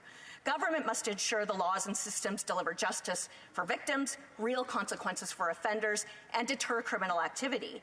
The only thing worse, I think, than a government that fails in this core duty is a government that actually promotes conditions that will ultimately lead to, frankly, guarantee that violent criminals will strike again. Bill C-5 just won't do anything to make Canadians safer. It will put victims of crime and innocent Canadians in harm's way. It ignores the rights of victims completely. All of this and more is why Conservatives, and certainly the vast majority of people in Lakeland that I represent, oppose it. Thank you, Mr. Speaker. Before we go to questions and comments, it's my duty pursuant to Standing Order 38 to inform the House that the questions to be raised tonight at the time of adjournment are as follows. The Honourable Member for Peace River Westlock on health. L'Honorable Deputy. The Honourable Member for Bruce Grey Owen Sound on Foreign Affairs. Member for Spadina Fort York on taxation. Questions and comments, questions et commentaires. The Honourable Member for Vancouver Grenville. Thank you, Mr. Speaker, and I thank the honourable colleague for her speech. I was left, though, a little bit concerned because, you know, every piece of research out there shows that mandatory minimums don't work. Every piece of research in Canada, in the United States, around the world shows that the only people that are disproportionately affected by mandatory minimums are people of color. So what I'd love to understand from the member opposite is how... I'm gonna have to stop for a sec. There's no translation. Okay, just want to make sure. J'entends. Okay, good. I'm going to let him back up and maybe get his question back in. The Honourable Member for Vancouver Grenville. Thank you, Mr. Speaker. So, would you like me to go from the beginning, or? Okay. So, Mr. Speaker, you know, I appreciate my honourable colleague's speech, but really failed to understand there is no data that shows that mandatory minimums work. In fact, every piece of data says mandatory minimums don't work, from Canada, from the United States. The only thing that it does prove is that people of color and Indigenous people and black people are the ones that are disproportionately affected by mandatory minimums. So I would love for the member opposite to share any data that she has at all that proves that A, mandatory minimums work, and B, that they do not disproportionately affect people of color or Indigenous people. Honourable Member for Lakeland. Well, I would point out the lack of coherence in the member's argument as well as the argument by the NDP Liberals overall in this bill. If that's their premise, then as my colleague from Carleton Trail Eagle Creek said, he should be up in arms and encouraging the government to remove the other 67 mandatory minimum penalties that continue to exist under this government. Secondly, here's where we have a conflicting worldview. There are disproportionate representations in prisons of populations who live in situations of violence, of domestic violence, who are at risk, who have a lack of education and job opportunities, who are being traumatized by gangs. And I'm glad that this government followed the lead of the former Conservative government to recognize, for example, the impacts of residential schools in the 60s scoop that destroyed individuals, destroyed families and communities, and led to what we see today, which are disproportionate socioeconomic challenges and also challenges with the justice system. But if what they want to get at is actually dealing with that disproportionate representation, then they need to deal with the root causes. So they need to actually ensure there is educational opportunities, internet service, basic infrastructure for equality of life, standard of living, mental health supports, mental health services, available services for victims of violence. They need to ensure that there are opportunities and hope for people who are ending up in criminal lifestyles because they don't have those things. And they should actually fix the correction system to make it functional and effective. But frankly, Bill C-5 doesn't do any of that. Hear, hear, hear. Questions and comments? Questions et commentaires. The Honourable Member for l'Honourable Député de Montcalm. Merci, Monsieur le Président. Alors, compte tenu que ce projet de... Thank you, Mr. Speaker. This bill addresses two issues. The first, diversion for drug addiction-related behaviors, and the second, mandatory minimum sentences. So here's my question for my colleague. When it comes to mandatory minimum sentences, does my colleague not feel that given rising firearm-related violence in Montreal, it would have been wiser for the government to accept the Bloc Québécois amendment? Our amendment would have given judges the option to take extenuating circumstances into consideration in deciding not to apply a mandatory minimum sentence. And Mr. Speaker, you're saying I have no more time. Thank you. The honourable member. Actually, on which to challenge the Liberals for another of their chief premises of this bill. The Liberals could have taken the approach to have some sort of exceptional circumstances provision where judges in certain factors or certain cases would have the ability to choose something other than the mandatory minimum while maintaining mandatory minimum penalties for serious crimes. But they're not doing that in C5 either. The brass tacks are that Conservatives believe there should be stronger, stiffer, and tougher sentences for all crimes, including and especially gun crimes, which are terrorizing the streets of cities right across the country, and real action against gangsters who don't follow the laws already, and traffic and trade in illegal gun smuggling, which is the vast majority source of gun crime in this country. Very short question and answer. The honourable member for Churchill-Quatanook-Askey. Thank you, Mr. Speaker. I hear some of the critical points raised by the member, but I'm wondering how she can reconcile the need to be tough on the root causes of crime with the agenda of the Conservatives in power that saw the expansion of our prison system that led to greater representation of Indigenous and racialized inmates, including Indigenous women. The reality is when the Conservatives were in power, they weren't tough on the root causes of crime and instead turned around to further criminalize communities that are overly represented in the criminal justice system. So how can we believe the Conservatives now that they want to actually come up with a sound policy when it comes to Canadians on the margins?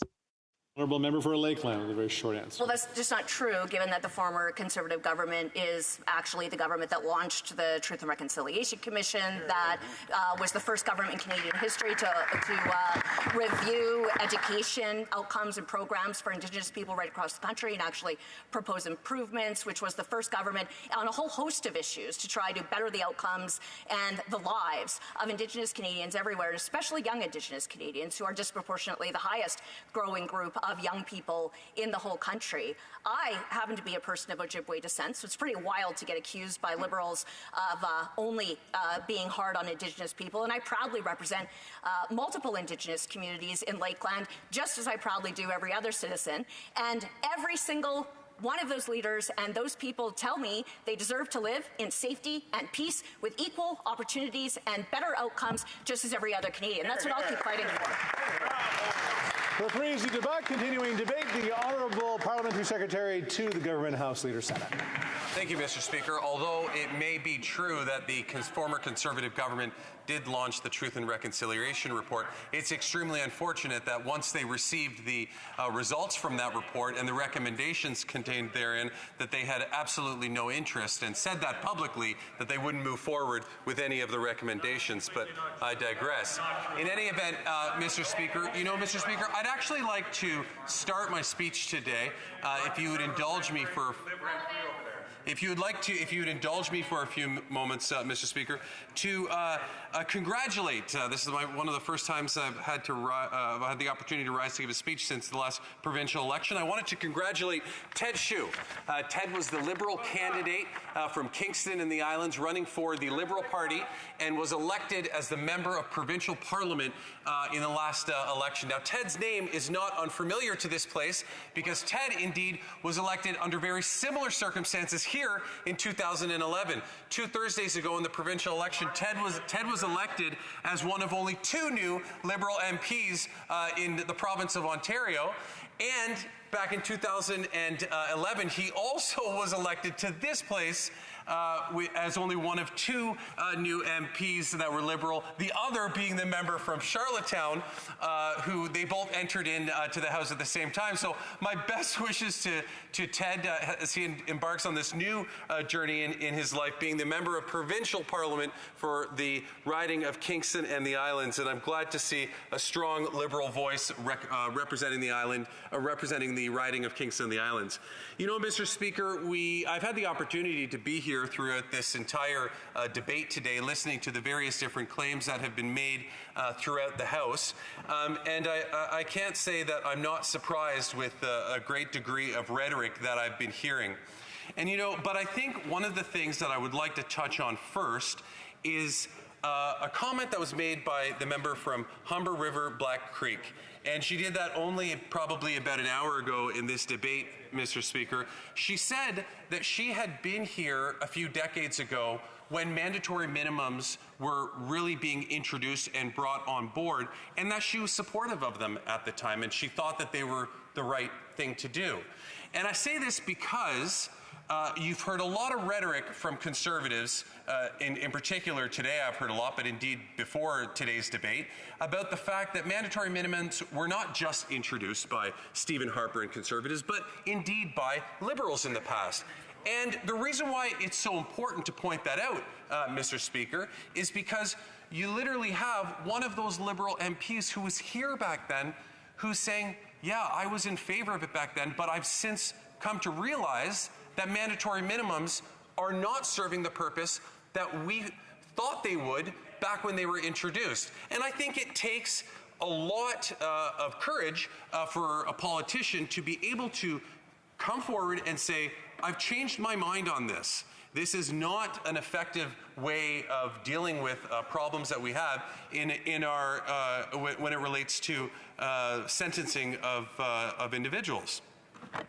So I do want to thank her for those comments. I think that we can learn a lot as time goes on and we evolve through the various different policies that we have and our approaches to them. I think that, you know, if the Conservatives would take a look at what's going on in other parts of North America right now, they would realize that Canada is certainly not unique by starting to understand and turn against the idea of mandatory minimums. Not just because in many cases they're deemed unconstitutional, but just because they aren't producing the results that they were intended to.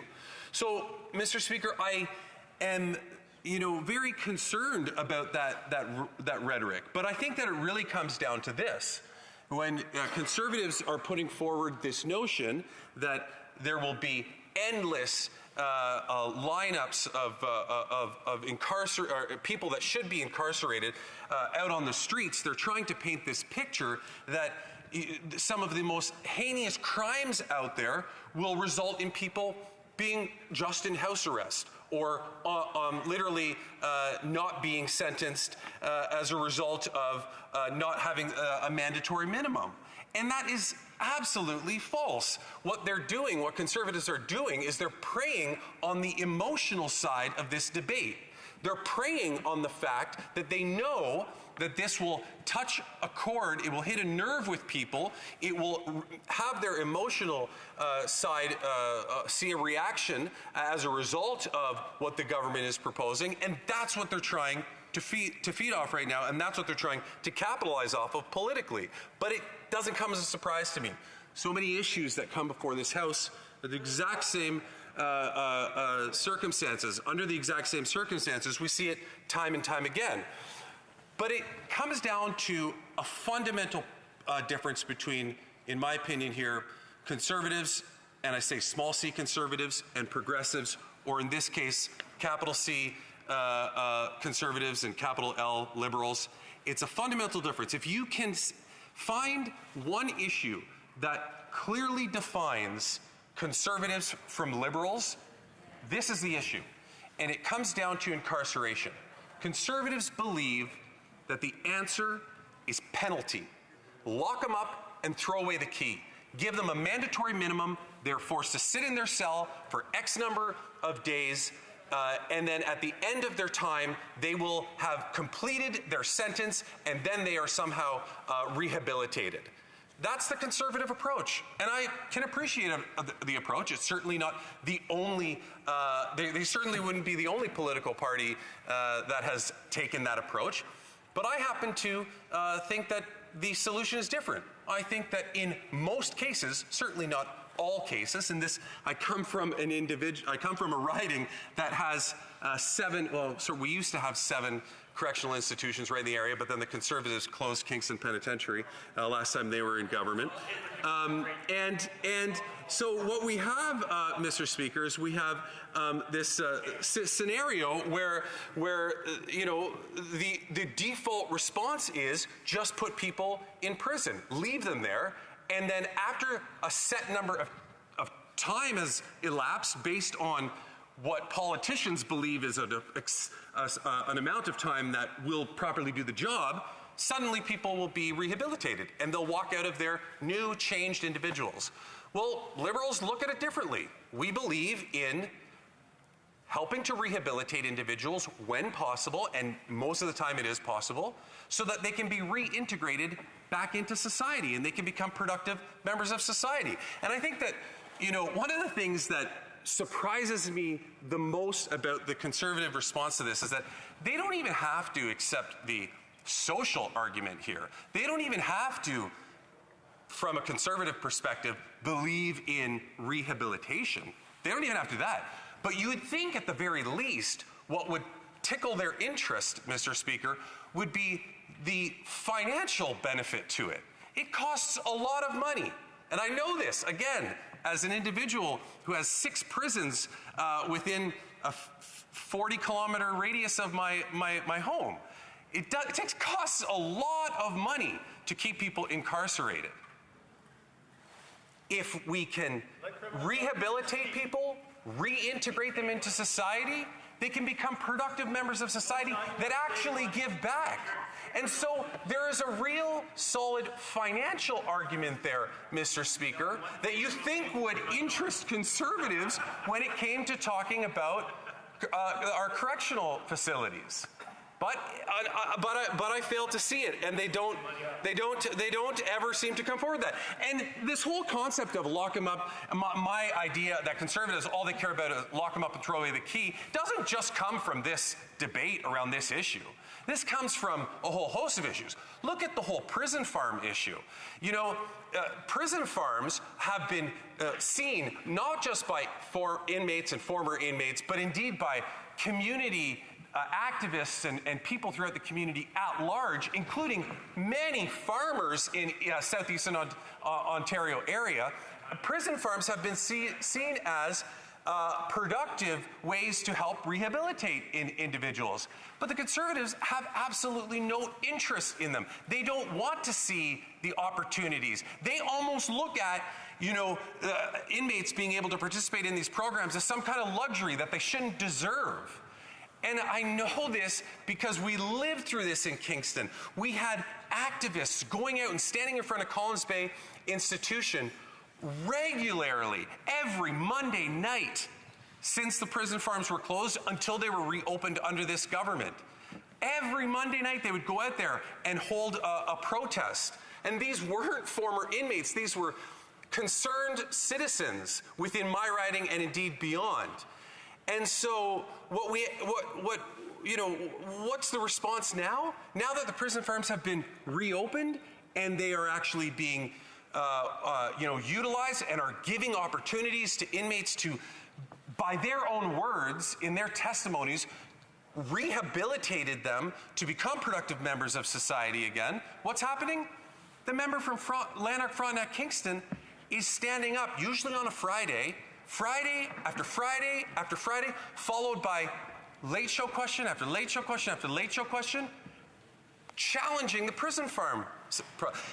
Something that helps farmers in his own riding. He gets up day after week and challenges them. There's no doubt in my mind that if Conservatives were to get elected again, that one of the first things they would do with respect to correctional facilities is close those farms. And so we're seeing this behavior, and it's a pattern of just coming to a simple conclusion that all Conservatives care about when we talk about our correctional institutions is providing a sentence to somebody, locking them up, throwing away the key. When that sentence has expired, the individual, according to their logic, will suddenly be rehabilitated and can go back to society. It doesn't work that way. And the proof is in the when you see people that are continually going through this revolving door of going in and out of our correctional institutions. And you know, I heard, you know, back to the rhetoric that I've been hearing, and I heard a lot of it today in particular as I was listening to various different members. But the word, like the things that they were saying, you know, the member from Kildona St. Paul specifically said, and I quote, "This bill will let criminals off the hook." How is that even? You know, how can somebody even rationally think that from looking at this? What this bill does is it puts the power in the hands of judges. So to make a comment like that, you're basically just saying that you don't trust that judges can do their job.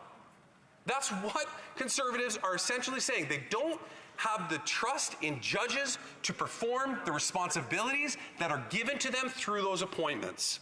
You know, the member from Yellowhead, you know, when talking about conditional sentencing, suggested that those who were convicted of human trafficking would be able to stay at home under house arrest. It's absolutely ludicrous. Conditional sentencing, as included in this bill, specifically gives the opportunity for a judge to allow for an individual to be under house arrest as we better know it, but it actually says in the bill, and I would invite those members who have been, you know, giving their speeches to go back and read this. It says a conditional sentence allows an offender who does not pose a threat to public safety to serve their term of imprisonment in the community under strict conditions, including house arrest and curfew. Furthermore, unlike other sanctions, the conditional sentence orders allow courts to focus on rehabilitation by requiring an offender to attend a treatment program, an approved treatment program. So what this bill is saying is it's saying, okay, there will be certain circumstances that a judge, under the judge's discretion, can decide, yeah, it would be this person is not going to be rehabilitated. You know, if we stick them and lock them up and throw away the key. It might be better if we put this person put under house arrest, so they're not allowed to leave their house, but they also have to complete a set number of things while they're there. That's called rehabilitation. That's called trying to get at the core of what the problem is here. And of course, conservatives will want to spin that like you know, you can commit, you know, murder, and you can be a rapist, and you can do all this stuff, and you'll just be sitting at home watching Netflix. That's the way that they'd like to portray this. And indeed, if you listen to some of the speeches today, that's exactly what they've been saying. And you know, I will go on to say that the bill specifically says, as it relates to the conditional sentence orders, that offenses of advocating certain things such as genocide, torture, attempted murder, as well as terrorism and serious criminal organization effects would continue to be unavailable. So the bill even addresses some of the rhetoric that we're hearing from across the way, as if we need to be very clear about that. And so, Mr. Speaker, it really concerns me that rather than trying to have honest discussions about what is in the bill, that instead what we hear is a huge amount of rhetoric coming from the other side of the House with the intent, as I indicated earlier, to play off people's emotions, with the intent to drum up fear, to manufacture outrage. That's exactly what they're doing. And they're doing it with the intent to motivate and rally the troops, probably for the member from Carleton, so they can go to his website and sign up to support him. But that's... I believe we have a point of order from the honourable member from Kamloops, Thompson Caribou. The Conservative leadership race has nothing to do with this member's speech, and he shouldn't be getting into it. Thank you. I think we're getting into a little more debate here. The honourable member for, I think we have a point of order from Timmins James Bay. I'm always absolutely fascinated by the member for Kingston, but I haven't been able to follow the last 10 minutes of it. So I don't think the Conservatives are correct in saying this may not have anything to do with it, because it's been very hard to get a coherent message of what he's actually saying. I don't think that was a point of order either. So the honourable member for Kingston and the Islands. Well, I certainly, I appreciate the member from Timmins James Bay making that comment. I would love to have the opportunity. Perhaps we can sit down and I can get into more detail with it if what I'm saying is not resonating with him, and I'd be more than welcome to do that at the appropriate time. But the reality of the situation is here, Mr. Speaker, what is happening is we're seeing Conservatives just trying to drum up fear out there, because they're doing it in ways that do not represent what is actually in this bill. I already made this point clear earlier when I talked about the member from Kildona St. Paul who said... Order. I know people are trying to be helpful, but the member has 3 minutes and 33 seconds in his speech, and I'm sure he wants to get himself finished up. The honourable member for Kingston and the Islands. Thank you very much. Thank you very much, Mr. Speaker. And I guess I'll just end with the Bloc and the Bloc's position on this. Yeah, I'll stop picking on the Conservatives for a second, and I'll turn to the Bloc.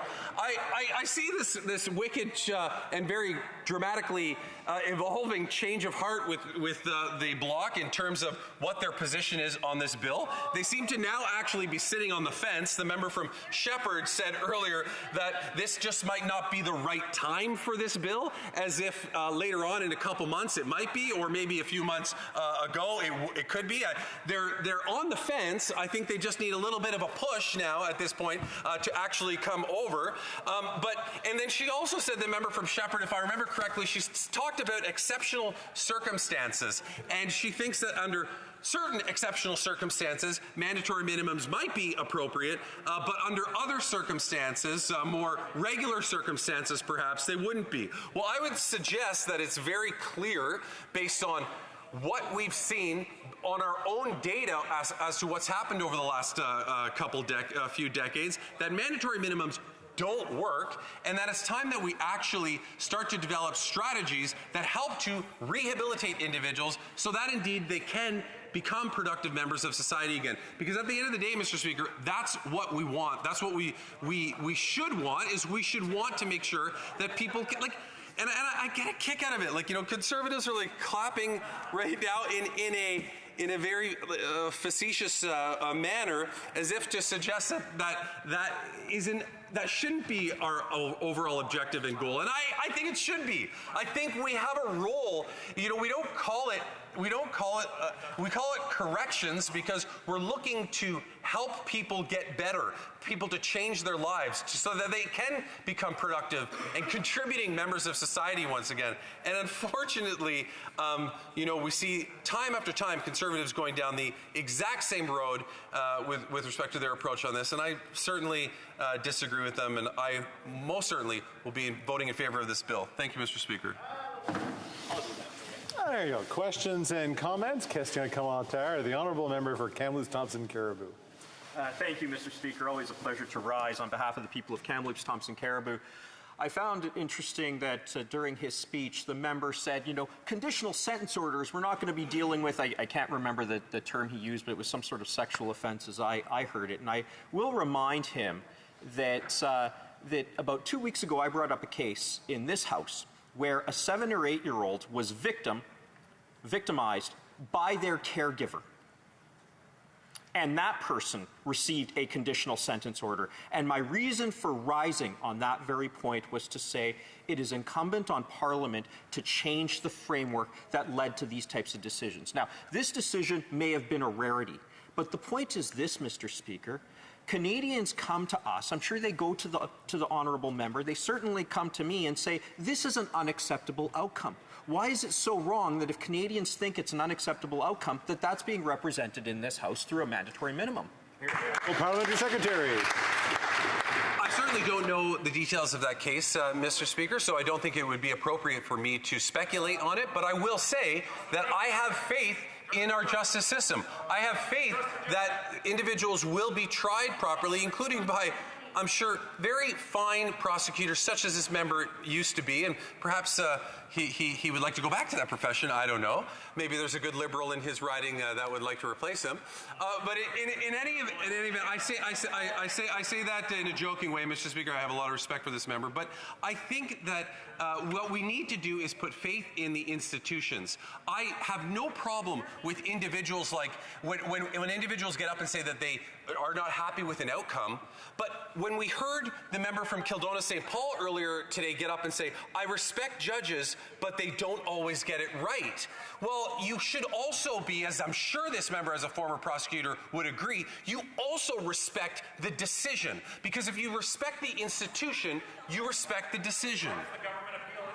Question et commentaire, l'honorable. The honourable member for Thérèse de Blainville. Thank you, Mr. Speaker. I hope I can bring a bit of wisdom to this place. I'm old enough to. Maybe I don't have all the experience, but let's just solve one thing right off the bat. Let's fix one thing with the member's speech. The Bloc has been saying since this morning that we're in favor of the bill, so he could stop interpreting what we've been saying, because you can look at the glass as half full or half empty. And we've decided to look at this bill as being half full because there's the diversion measures and certain sentences, certain mandatory minimums will be removed, and that seems justifiable.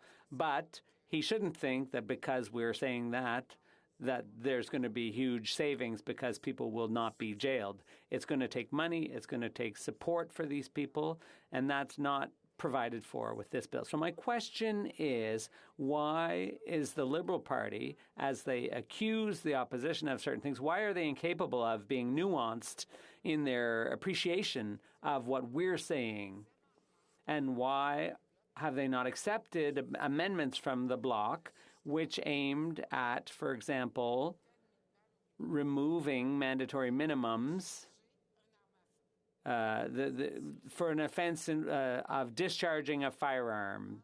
That's a nuance, but the Liberals are not sensitive to that nuance. Thank you, Mr. Speaker. The Honourable Parliamentary Secretary to the Government House Leader. In terms of why Liberals are not accepting amendments, you'd have to talk to the Liberals that are on that committee. Again, I don't have all the details, so I'm unable to provide an answer to that. But I will say, to the member's first point, yeah, I realize that today the Bloc has come on board, but that wasn't the case a week ago. It wasn't the case 2 weeks ago. And as a matter of fact, this morning, the member from Shepherd said that this might not be the right time for mandatory minimums given the recent crime rate. She said that. So, I mean, it's very clear to me that the Bloc has just recently kind of on board with this. For this member to suggest that they're all in and they always have been, I think is a massive stretch. But I will say on the last point that she made about investing money, I agree completely. It costs money and you have to invest in the right things. And I would suggest that instead of investing in more prison guards, which by the way would be great for my riding, instead of investing in more prison guards, what we should be investing in are the tools and resources and programs to help rehabilitate people, because at the end of the day, that's what's much better for society. Questions and comments? Question commentaire. The Honourable Member for Vancouver, Kingsway. Thank you, Mr. Speaker. One of the, I think, good things of this bill is that it removes mandatory minimums for drug sentences, but it leads to a larger question of consistency with this government, because this member and this government voted against the NDP bill C-216, which would have treated addiction as a health issue and decriminalized for everybody. Now, this government continues to say that they do believe that they should treat substance use as a health issue, but yet they continue to criminalize substance use through the Controlled Drugs and Substances Act. So my question, my honourable colleague, is if it's right to remove mandatory sentences from people suffering from addiction in this bill, why isn't it right to treat all drug addicts across this country with the same empathy and ensure that they're treated as patients, not as criminals? Well, Parliamentary Secretary. Because we can't do it on our own. because it involves getting the provinces involved too.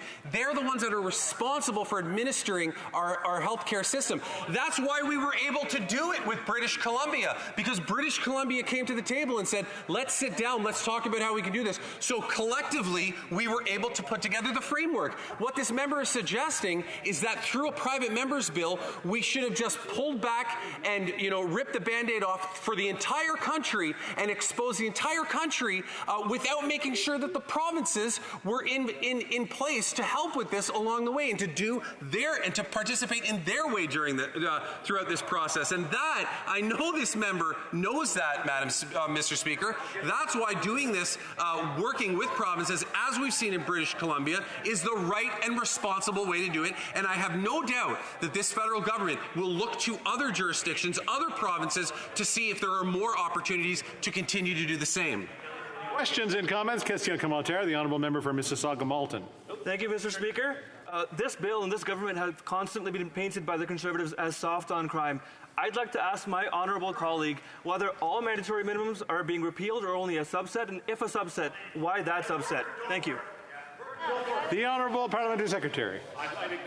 Mr. Speaker, what we have here is we have an opportunity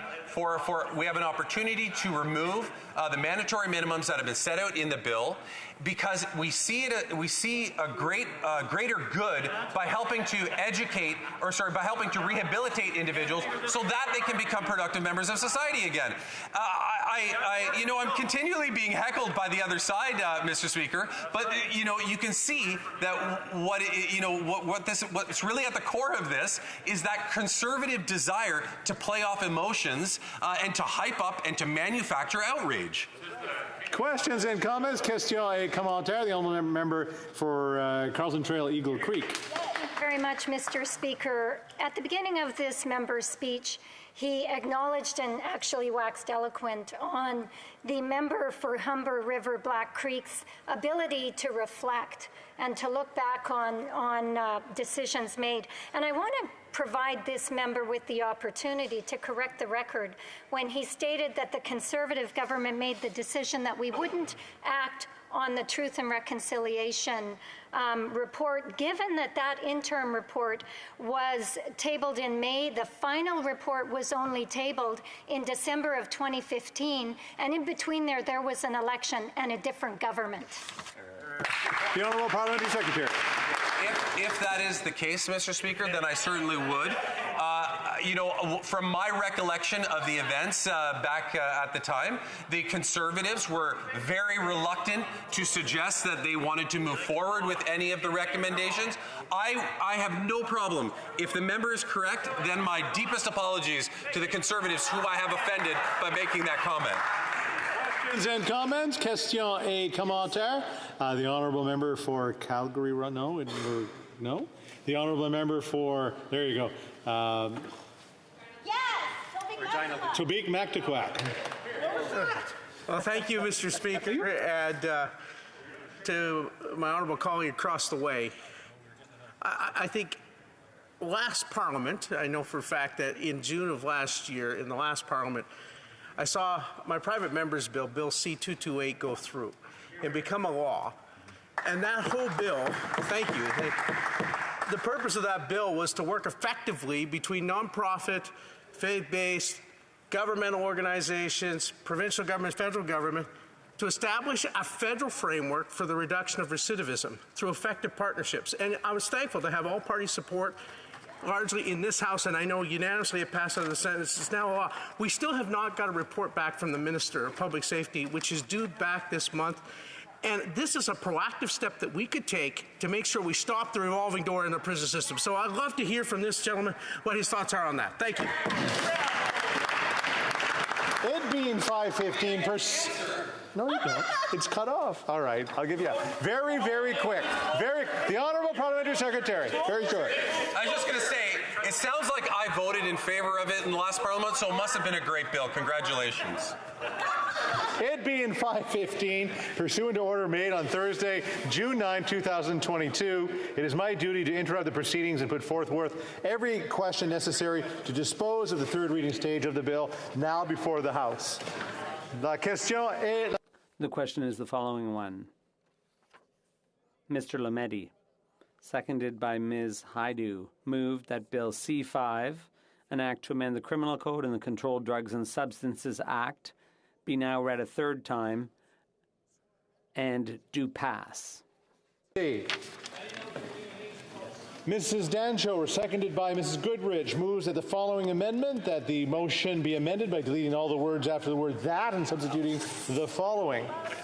Bill C-5, an act to amend the Criminal Code and the Controlled Drug Substance Act, be now not read a third time, but referred back to the Standing Committee on Justice and Human Rights for the purposes of reconsidering clauses 5, 6, 7, 8, 10, and 12, with a view to remove the provisions in the bill that would eliminate a number of mandatory minimum sentences for very serious crimes, namely robbery. May I dispense? Yes. Wow. Please. Wow. I didn't try it. If a member of a recognized party president in the House wishes to request a recorded division or that the amendment be adopted on division, I would like them to rise and indicate it to the chair. The Honourable Parliamentary Secretary. I would ask for a recorded division, Mr. Speaker.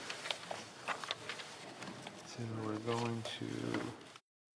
Pursuant to order made on Thursday, November 25th, 2021, the division stands deferred until Wednesday, June 15, 2022, at the expiry of the time provided for oral questions. The Honourable Parliamentary Secretary to the Government House Leader. Mr. Speaker, I believe if you seek it, you'll find unanimous consent to see the clock at 5:30 so we can start private members' business. All those opposed to the Honourable Member moving the motion will please say nay. Agreed. The House has heard the terms of the motion. All those opposed to the motion will please say nay. Therefore, the motion is carried. It being 5:30, the House will now proceed to the consideration of private members' business as listed on today's order paper. Private members' business. Resuming debate at second reading of Bill CS 214, International Mother Language Day Act. In the name of Mr. Hardy. The Honourable Member for La Pointe de l'Île. Thank you, Mr. Speaker. The Bloc Québécois salutes this bill, S 214, put forward by Senator Mobina Jaffer, which is entitled An Act to Establish International Mother Language Day. At the General Conference of the Organization of the UN on Culture in November 1999, the UN proclaimed International Mother Language Day. The UN called on its member states to encourage the protection and defense of mother language speakers around the entire world. A language is a monument that is as worthy of protection as a monument made of stone. Each people has a center of belief and institutions, and that's an irreplaceable part of humanity. So the Bloc has had a historic attachment to the defense and protection and promotion of French in Quebec and Canada and in North America. So we agree, we join this fight for cultural and language diversity all around the world, as well as the right to self-determination for peoples.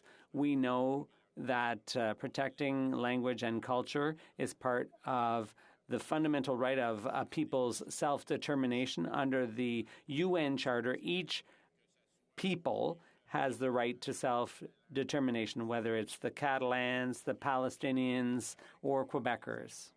With globalization and this neoliberal era, we are now seeing culture become a commercialized product, and culture, mass culture, is becoming anglicized. The U.S. is an exporter of its culture around the world. And so do we want globalization that is going to lead to uniformization of culture and language, or do we want globalization to be done in a way that respects different peoples? I think that's the only way to come to a peaceful and progressive solution. As you know, of the 7,000 languages in the world today, it's estimated that half will disappear by the end of the century.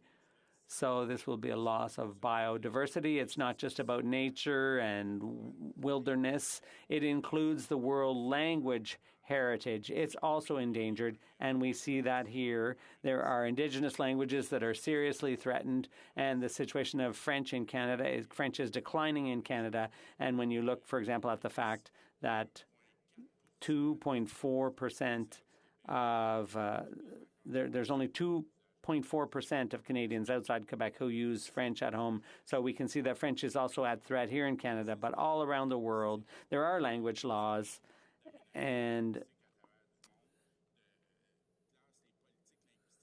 language policy falls into two big categories. There are the principle of territoriality of collective rights, and then there's other policies that are based on personality and individual choice to use a language in a given area.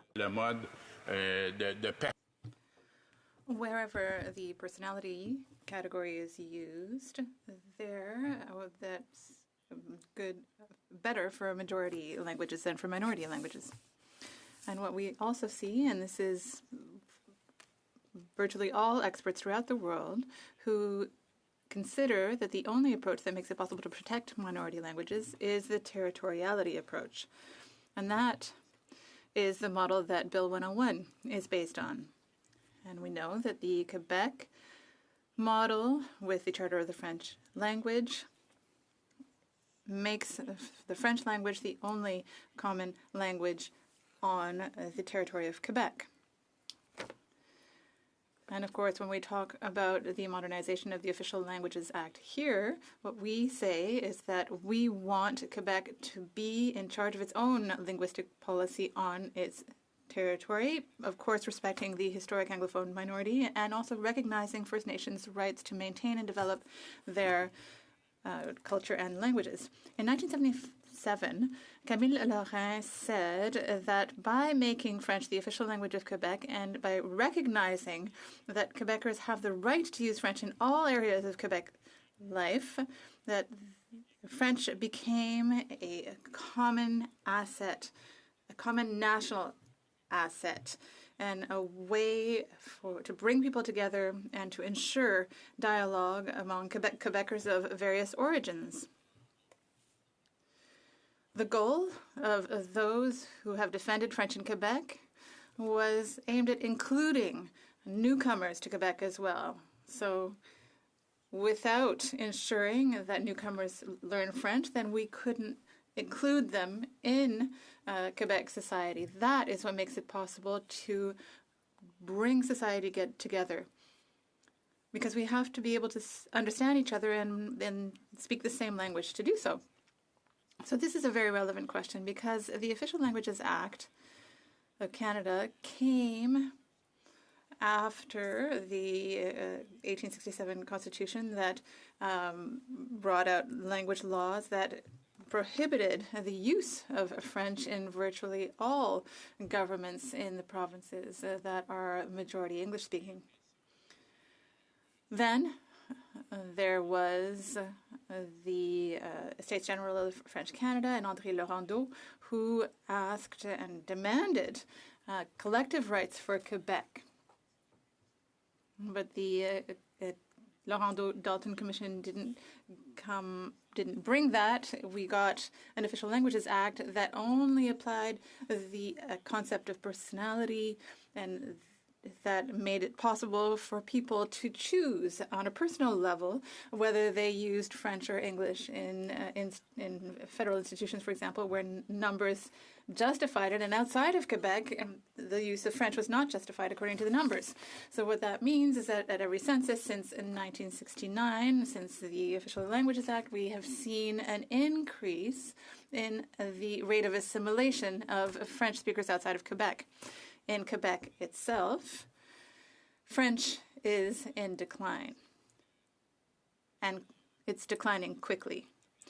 The weight of the population of French speakers in Quebec is going down. There was 91.5% of the Quebec population that had French as its mother tongue, and then in 2016 it was 68%. And Statistics Canada foresees that in 2036, 15 years from now, it's not very far away, it'll be between 70 and 75%. When it comes to the language used at home, we see the same trend, and it'll drop to about 70-75%. And when it comes to the language used in public, well, that is an indicator that is based on the language used at home and the mother tongue. So we know that when it comes to language use, English is favored by circumstances, even in Quebec. So that's why the only official language of Quebec should be French in Quebec. And we ask that the federal government cease to continually promote English as an official language in Quebec, because that means that newcomers to Quebec become anglicized. I'm being told that my time is running out, so I would like to say, well, I would like to talk about what Pierre Bourgault said. He was one of the founders of the RIN, the Rassemblement pour l'Indépendance Nationale. He said to defend the French language at home is to defend all languages in the world against the hegemony of a single language. So thank you very much, Mr. Speaker. I think that the fight for the French is essential to ensure linguistic diversity in North America. Thank you. The honourable member for Nunavut. Kaya nami okaktiti aksuaro kovesuk punga makitun nagama tasuminga maligaksak S21 tayo luni silak jang mit ana nagiyang not ukaw siliginak ulok ilitagayaw kudlogo. Pigyarawngin nung ne kuyarigo mabunga inuktitut ilisayigilok taka blandi na makik manika panikpakutuk amaru manika ituk sakjat. Ikaw madlarikat kinila ilisayit tiyawarong mata kuyarik katak kulaya katawraw miyaka kulaya kataw yumang miyaka ilinarak titaw yuvinit aksok titaw magilaw karak titlugit manamo tikiyot simagata amaro kingulang met akswaro kuyarigo mabunga innang magit akswaro nagligibase kitungak sinne aksak tawraw simagarak titlose naglingnikut manamo tikiyot simagata. I will translate what I just said in my mother language into English, one of the two official languages. It is a tremendous honor to speak today as I represent Nunavut in Bill S21, an act to establish International Mother Language Day. I would like to begin by sharing my gratitude to the Inuktitut teachers that I had in grade school, Blandina Makik, Manika Panikpakutuk, and Manika Ituk Saljat. They were such kind and caring teachers. I share my gratitude with the former residential school students. Despite the abuses you suffered, you have contributed to our well-being where we stand today. Finally, I must acknowledge the Indigenous elders, especially to those whose children were taken away from them. It is by your love and care we are able to thrive today. I care very much for your well-being. In my statement today, I will speak about why passing this bill can contribute to a greater understanding of Canada's history towards its treatment to Inuit, Métis, and First Nations. I begin with the extraordinary story of the late Clara Kwasa of Igloolik. Mrs. Kwasa briefly shared her story in an interview available on Isuma.tv. I remember her fondly as a gentle elder. What I did not know until a few weeks ago is that she was forced to send her 5 children to residential school in Chesterfield Inlet.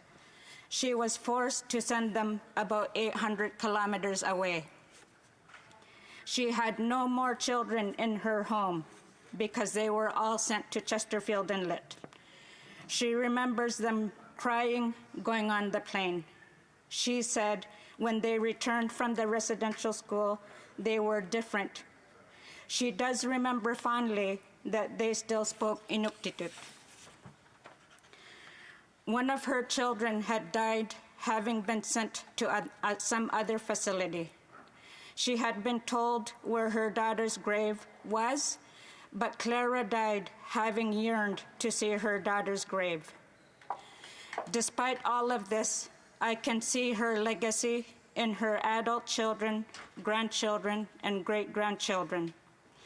When I return to Igloolik, I see and hear them speaking in Inuktitut. I see them cherish her fondly. What I despair to share is that her story is not unique. There are far too many Inuit, First Nations, and Métis who have stories similar to hers. Canada is founded on Inuit, Métis, and First Nations lands. Canada thrives as a first world country based on the injustices it caused to Indigenous peoples.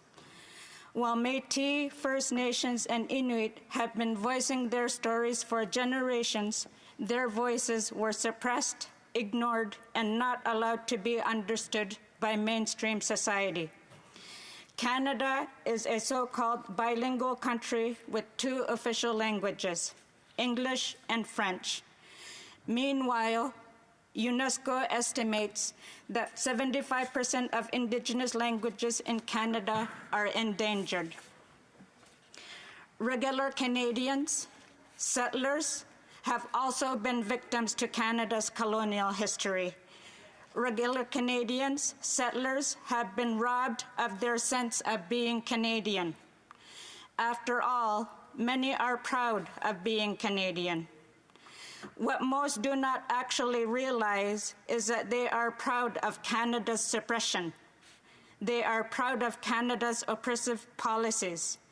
They are proud of colonial laws and policies that continue to impact current generations through intergenerational trauma. They are proud of the chronic underfunding that ensures Inuit, First Nations, and Métis remain suppressed, remain in poverty, remain undereducated, and not able to overcome the mental health challenges of intergenerational trauma. Indeed, I myself used to be proud to celebrate Canada Day. I too was robbed through Canada's colonial education system.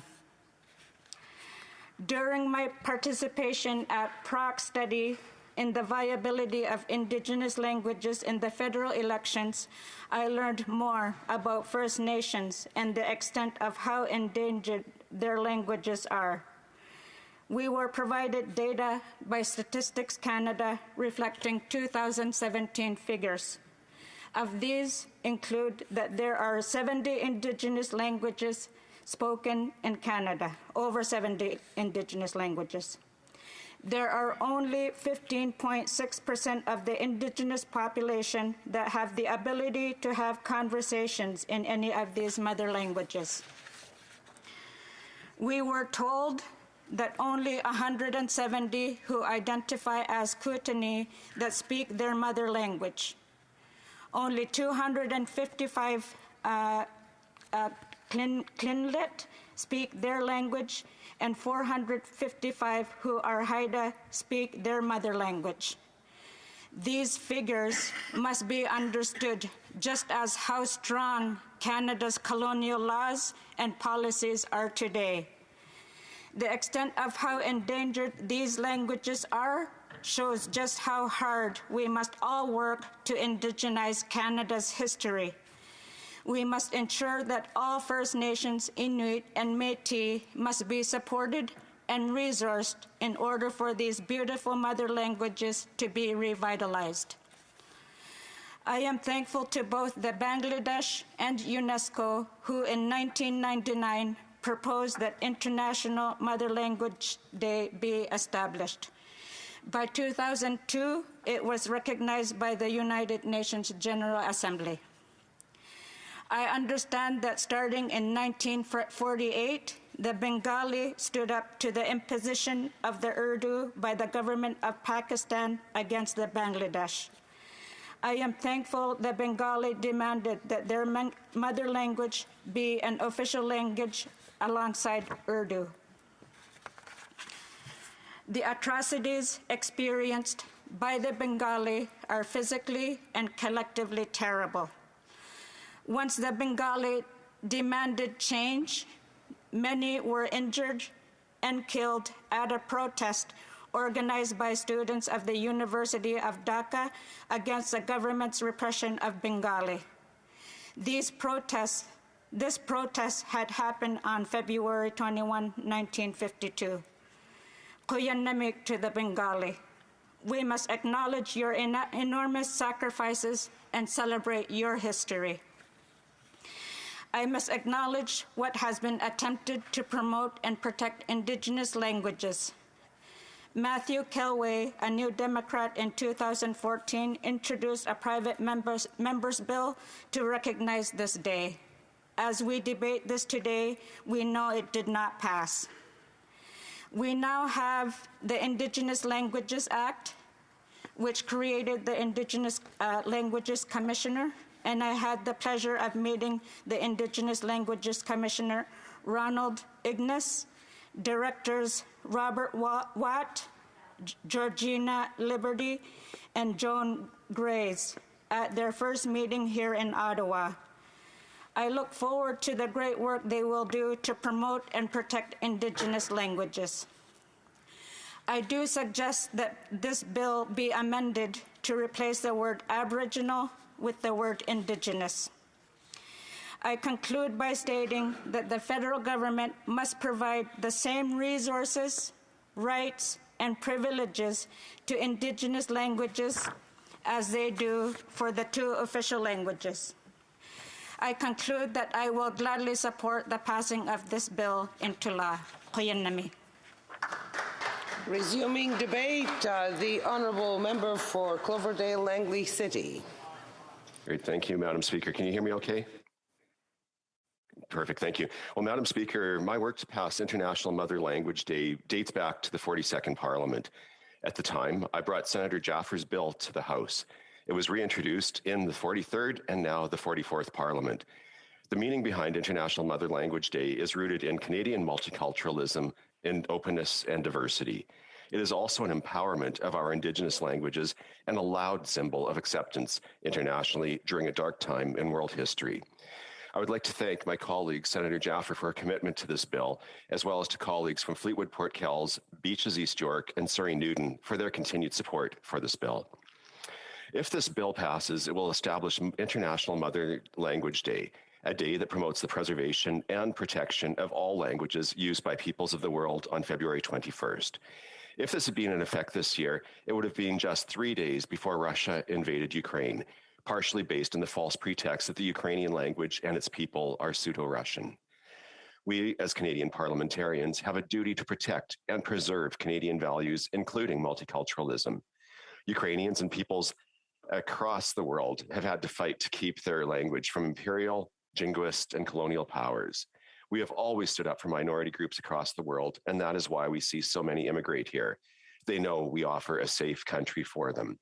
Establishing this day is yet another reinforcement of this multiculturalism. Madam Speaker, we are not perfect, though. I just mentioned that peoples have had to fight colonial powers from taking their language from them. That has happened here in Canada up until very recently. And even now, Indigenous communities and individuals are struggling to restore the knowledge and languages lost. International Mother Languages Day promotes not only international languages, but the more than 60 Indigenous languages from within Canada that are not officially recognized. While this is not an official call to action, it should be seen as a small but important step on our path towards truth and reconciliation. Now to my Bloc colleagues. This bill fully and explicitly recognizes the English and French remain Canada's only official languages, and this would not change. Rather, it would promote the preservation of all languages. I know the Bloc and Quebec are adamant allies of peoples across the world seeking the right to exist as unique, distinct nations with their own languages. This day epitomizes those values. Whether it is the Ukrainian language, Catalan, or any other language, the Bloc and Quebec have also stood up for people's right to speak their own language. I ask you to support this bill today for the same reason. I would like to add that asking for support for this day is not novel. The city of Surrey, which is part of my riding, already recognizes International Mother Language Day, and so does the province of British Columbia. Canada would be the first country to do so. We never shied away from standing up for those without voices before, so why stop now? It is beyond time to recognize this day. Madam Speaker, if the symbolism in Ukraine, our multiculturalism roots, promoting Indigenous languages, protection of minority languages, or established precedent have yet to convince some of my colleagues, perhaps a story from one of my constituents will. Late Rafiqul Islam and Abdus Salam, constituents from Surrey, immigrated to Canada from Bangladesh. Abdus is still a constituent of my riding in Cloverdale-Langley City. This issue is dear to Abdus's heart and was to Rafiqul as Bengali speakers. Both have been fully aware it means to not be allowed to speak their mother language and the pain that came with fighting for the right to speak it by their elders dating back to 1952 in then East Pakistan. They had lived in Bangladesh during a time when Bengali was not officially recognized, and people would be discriminated against if they did speak it. The identity of a people was in question. After Britain left the Indian subcontinent in 1947, dividing it into India and Pakistan, the West Pakistani ruling class declared from the outset of the new country that only Urdu would be the official state language of Pakistan. English was to be taught and recognized as a second language. Bengali, the dominant language spoken by 54% of the total population of Pakistan, was excluded. This threatened to sideline Bengali speakers from involvement in politics. It limited their ability to succeed in all spheres, including practicing their own rich language and culture. Another example of how colonial rule has led languages and peoples to be oppressed. These discriminatory laws soon came under pressure by Bengali speakers to be changed. This was led by student protests, calling for the government to include Bengali as one of their official languages. On the 21st day of February, 1952, in the streets of Dhaka, while protesting and demonstrating for the right to establish Bengali as one of the official languages of Pakistan, the police opened fire on this unarmed protest. This killed at least 5 students on the spot and injured several more. Some were later known to have died in the hospital. The deaths of these student protesters sparked national unrest, and eventually the central government relented and granted official status to the Bengali language in 1956, along with Urdu in the Pakistan Constitution of 1956. This language movement had a major cultural impact on Bengali society. It inspired the development and celebration of the Bengali language, literature, and culture. The 21st of February, celebrated as Language Movement Day, is a major national holiday in Bangladesh. While Bengalis had to fight for this, Canada now takes this for granted. This also impacted Rafiq and Salam when they arrived in Vancouver as immigrants. They saw that Canada is a land where all kinds of different nationalities have come together. Along with the Indigenous rich culture, it was a mosaic of inherent beauty and strength among people. But they also realized that many small languages were dying away. These 2 men formed an organization named Mother Language Lovers of the World and brought in 8 other people from different linguistic backgrounds. Apart from these 2 Bengali speakers, there were 2 English, 2 Filipino, 1 German, 1 Cantonese Chinese, 1 Hindi, and 1 Kachin-speaking individuals. They petitioned first to the UN and then UNESCO in early 1998, and through various processes and protocols of UNESCO. Finally, International Mother Language Day was declared unanimously on November 17, 1999. The inherent beauty and unique mutual respect hidden in this for all languages and culture was recognized by the world at UNESCO's 30th General Conference. It was a big victory for all the mother languages of the world. Since 2000, the world observes International Mother Language Day on February 21st. Madam Speaker, we should recognize International Mother Languages Day in solidarity for those that did not and still do not have the ability to freely speak their own language. We should recognize it in support of Ukraine today. We should recognize it because it represents our multiculturalism roots. We should recognize it because it promotes Indigenous languages.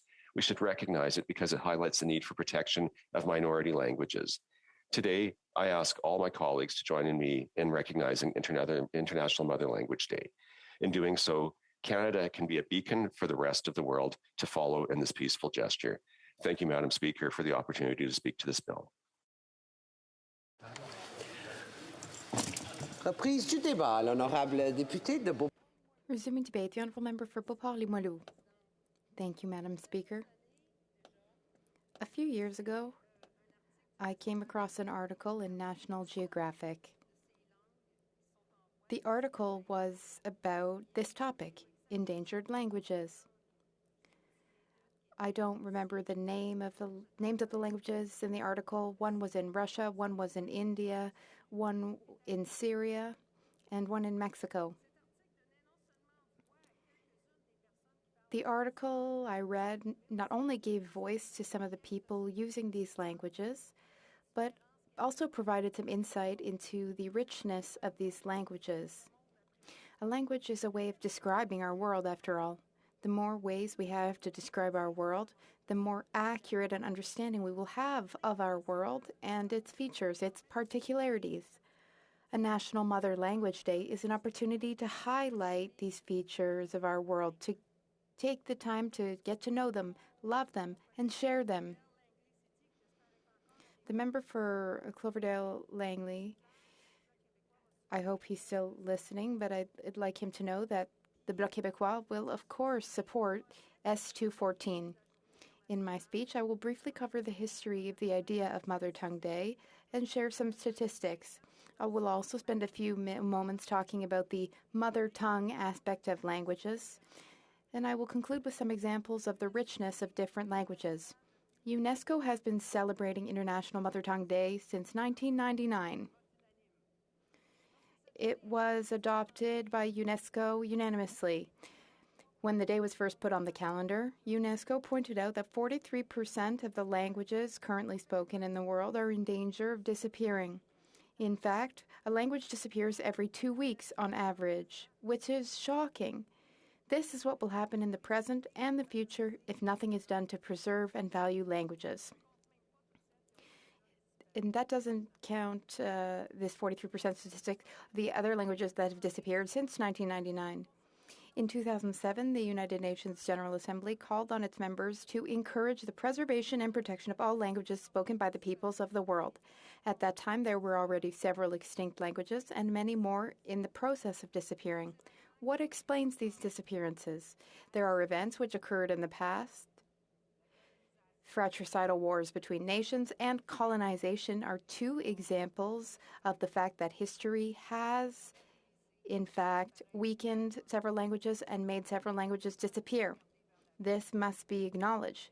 We need to be able to look toward the future to fix what has been broken and to learn from the lessons of the past and the mistakes of the past so that we do not make the same mistakes again. Today, what makes languages fragile are educational systems, the virtual universe, and the belief that only English can be used to do business around the world. Only a few hundred languages around the world are valued by traditional current educational systems. Even fewer languages are used and valued on social networks. If you believe what you read on social networks, there is no economic salvation for us without English. For those who are in business, though, they speak all of the languages of this world, not just English. Being aware of what puts languages in danger of disappearing allows us to act better and to work towards finding solutions, and above all, to establish relationships based on respect for and among all people, a common respect that brings us to consider languages as complementary sources of information and illustration of our world, not as opposing or enemy sources of information. Have you ever wondered why we say mother tongue instead of father tongue or birth tongue? It's because the first words children hear are usually those spoken by their mothers. These words that they hear from their mothers are usually tender and sweet. This tenderness, this sweetness echoes our attachment to our mother tongue. Just like mitochondrial DNA, mother tongues are passed on through the mother. For example, when the French came to settle in Quebec, they had several accents. France did not have and still does not have just one single accent on its territory. Today you have the Normandy accent, the Parisian accent, the northern accent called the Ch'ti accent, the southern accent from the Marseille and Toulouse regions. At the time when French first arrived in America, this was also the case. So what happened to make Quebec end up with this recognizable accent, the Quebecois accent? One of the accents of Quebec, because it would be wrong to claim that there's only one Quebecois accent. We have the Montreal accent, the Quebec City accent, the Gaspésie or the Acadian accent. Let's say that the first Quebec accent came about thanks to the Filles du Roi, daughters of the king. They were brought up by Louis XIV's court. They were orphans or poor girls. The accent we hear today, moi and toi for me and you, that is the Parisian accent of the 17th century. To those who still tell us that our Quebecois French is not French, I reply that our French is the memory of what created French in France and international French too. Our expressions are a doorway to history. The same goes for all other languages around the world. Some are modern, others are gateways to the past, to nature, and so on. A few years ago, when I was in university, our English as a second language teacher told us that she loved French. Understandable, even though it was not her mother tongue. She loved it because she felt that French was much more colorful and precise than English. Don't shoot the messenger. She's the one who said that. For example, she talked about colors. For her, English was... In English, you can say light blue, blue, dark blue, but she felt that in French, we had a lot more different words to describe shades of blue. She felt that English was interesting because it was a fast language made up of mostly words of a few syllables. She loved her mother tongue, but had noticed the beauty of another language. This is also the case in several other languages. There are words that exist in one language that do not exist in another. If my memory serves me right, in Inuktitut, there are several dozen words for the word snow. And that makes sense because Inuktitut the Inuit need to be able to very precisely describe different types of snow. For example, for wayfinding. In Quebec, we also have several ways to describe snow, not as many. My colleague just reminded me about one type that I'd forgotten, but we certainly don't have as much in French as they do in Inuktitut. It is by taking an interest in lesser-known, rarer languages that we can discover the extent of our world and its beauties. So yes, mother tongues should be celebrated. We should share them, share the knowledge that each of them gives of our world, our emotions, our minds. The more words a person has, the more precise their conception of the world, both physical and abstract. By sharing our languages, by respecting them, by highlighting them, by doing everything possible to protect endangered languages and to allow the transmission of language, we share worldviews, we share our conceptions, we learn to respect each other. As the great Pierre Bougot said, to protect one language is to protect all languages against the hegemony of just one language, no matter which language that may be. A state may have 1, 2, or 3 official languages. Individuals can have many more languages. It is this richness in the individual that must be preserved and praised. In conclusion, Madam Speaker, a language is a system of concepts. It is the basis of any individual. It is the basis for building the psyche. The more we do to slow down the disappearance of the languages of this world, the more we will allow people to have a psyche rich in images and strength. The more we will love our diversity. The mother tongues of the world are also part of diversity, and we must love them, whatever they are. I would like to end with this thought. National Mother Language Day is like Valentine's Day for lovers. Lovers can and should show their love for each other every day of the year, not just on Valentine's Day. We must show our love for mother tongues every day, not just on the 21st of February. We must show this love from our mother tongue every day. I hope that on February 21st, 2023, we will all celebrate National Mother Language Day together. Debate. The honourable member for Fleetwood-Port Kells. Thank you, Madam Speaker. I am tremendously grateful to my colleagues from all parties here in the House of Commons for the support that they've offered over the last two sessions of debate on the Senate bill to create the National Mother Language Day across Canada. As my friend from Cloverdale Langley City noted, it's taken a few tries to make it a reality. And in this regard, I have to recognize the tireless and persistent efforts of British Columbia Senator Mobina Jaffer, and again, the support and efforts of my friend and colleague, the Honourable Member from Cloverdale Langley City, for sponsoring earlier iterations of Bill S-214. And of course, Mr. Aminul Islam from our home community of Surrey, himself from Bangladesh, who's been the drive and spirit behind this effort. But speaking of spirit, what we just heard from the Honourable Member from the Bloc, what we heard from the Honourable Member of Nunavut, really drives home the point of the beauty and music of our language and why Canada is a richer country, because we have them. The message in the first hour of debate, and again here today in the second hour, is a solid indication that when the bill comes to a vote, we will at last fulfill the dreams of many who've wanted Canada to join the rest of the world in celebrating International Mother Language Day this coming February 21st. This is more than symbolic. Our deliberations here have recognized that our own Indigenous language need our urgent attention and support to prevent their extinction.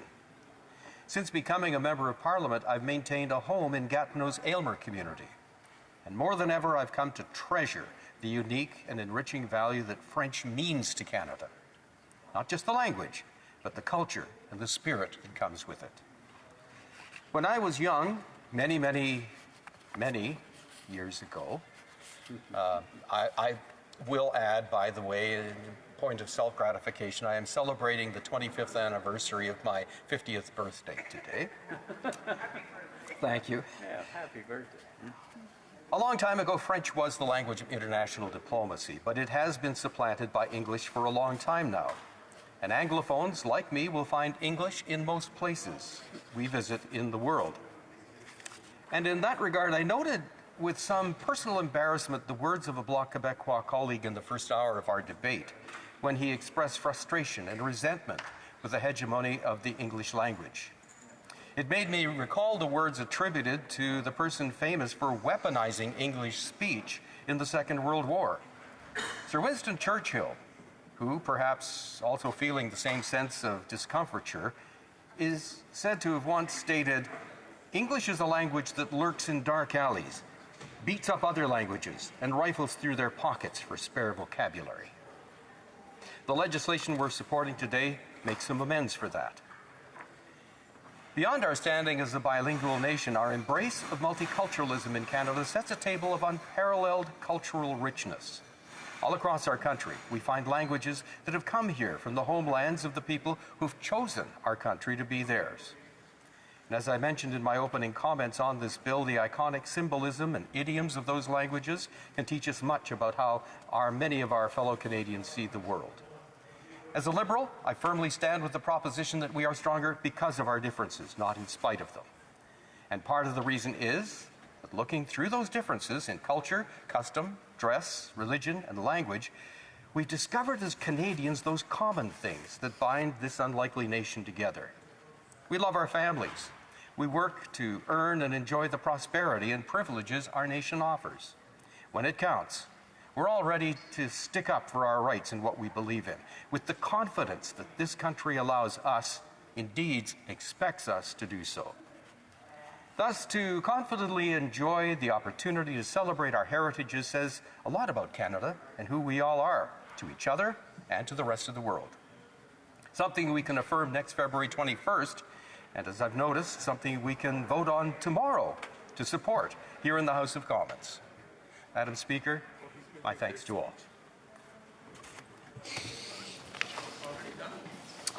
The question is as follows. Mr. Hardy, seconded by Mr. Aldag, moved that Bill S-214, an act to establish International Mother Language Day, be now read a second time and referred to the Standing Committee on Canadian Heritage. Si un député d'en partie If a member of a recognized party present in the House wishes to request a recorded division or that the motion be adopted on division, I would invite them to rise and indicate it to the chair. Madam Speaker, I'd like to request a recorded division. Pursuant to order made on Thursday, November 25th, 2021, the division stands deferred until Wednesday, June 15th, 2022, at the expiry of the time provided for oral questions. À l'ordre. À ce moment. Order. Pursuant to Standing Order 38, a motion to adjourn the House has now been deemed moved and seconded. As a result, the question is the following: that this House do now adjourn. Member for Bruce Grey Owen Sound. Thanks, Madam Speaker. So I appreciate the opportunity to come back tonight and question the Minister of National Defence or the Parliamentary Secretary and follow up on a question that I asked on March 22nd. So a number of months ago about, the fact that Ukraine is fighting for their freedom, their democracy, and even their lives, and they've asked for more help from Canada. The Canadian Armed Forces, as I highlighted in that question to the Minister in March, is in the process of divesting many of their armoured vehicles, such as the Coyotes, the M113s, the Bison ambulances, and they're replacing them with the currently armoured combat support vehicle project. So my question to the Minister at the time was, could these vehicles be donated to Ukraine, and if so, when?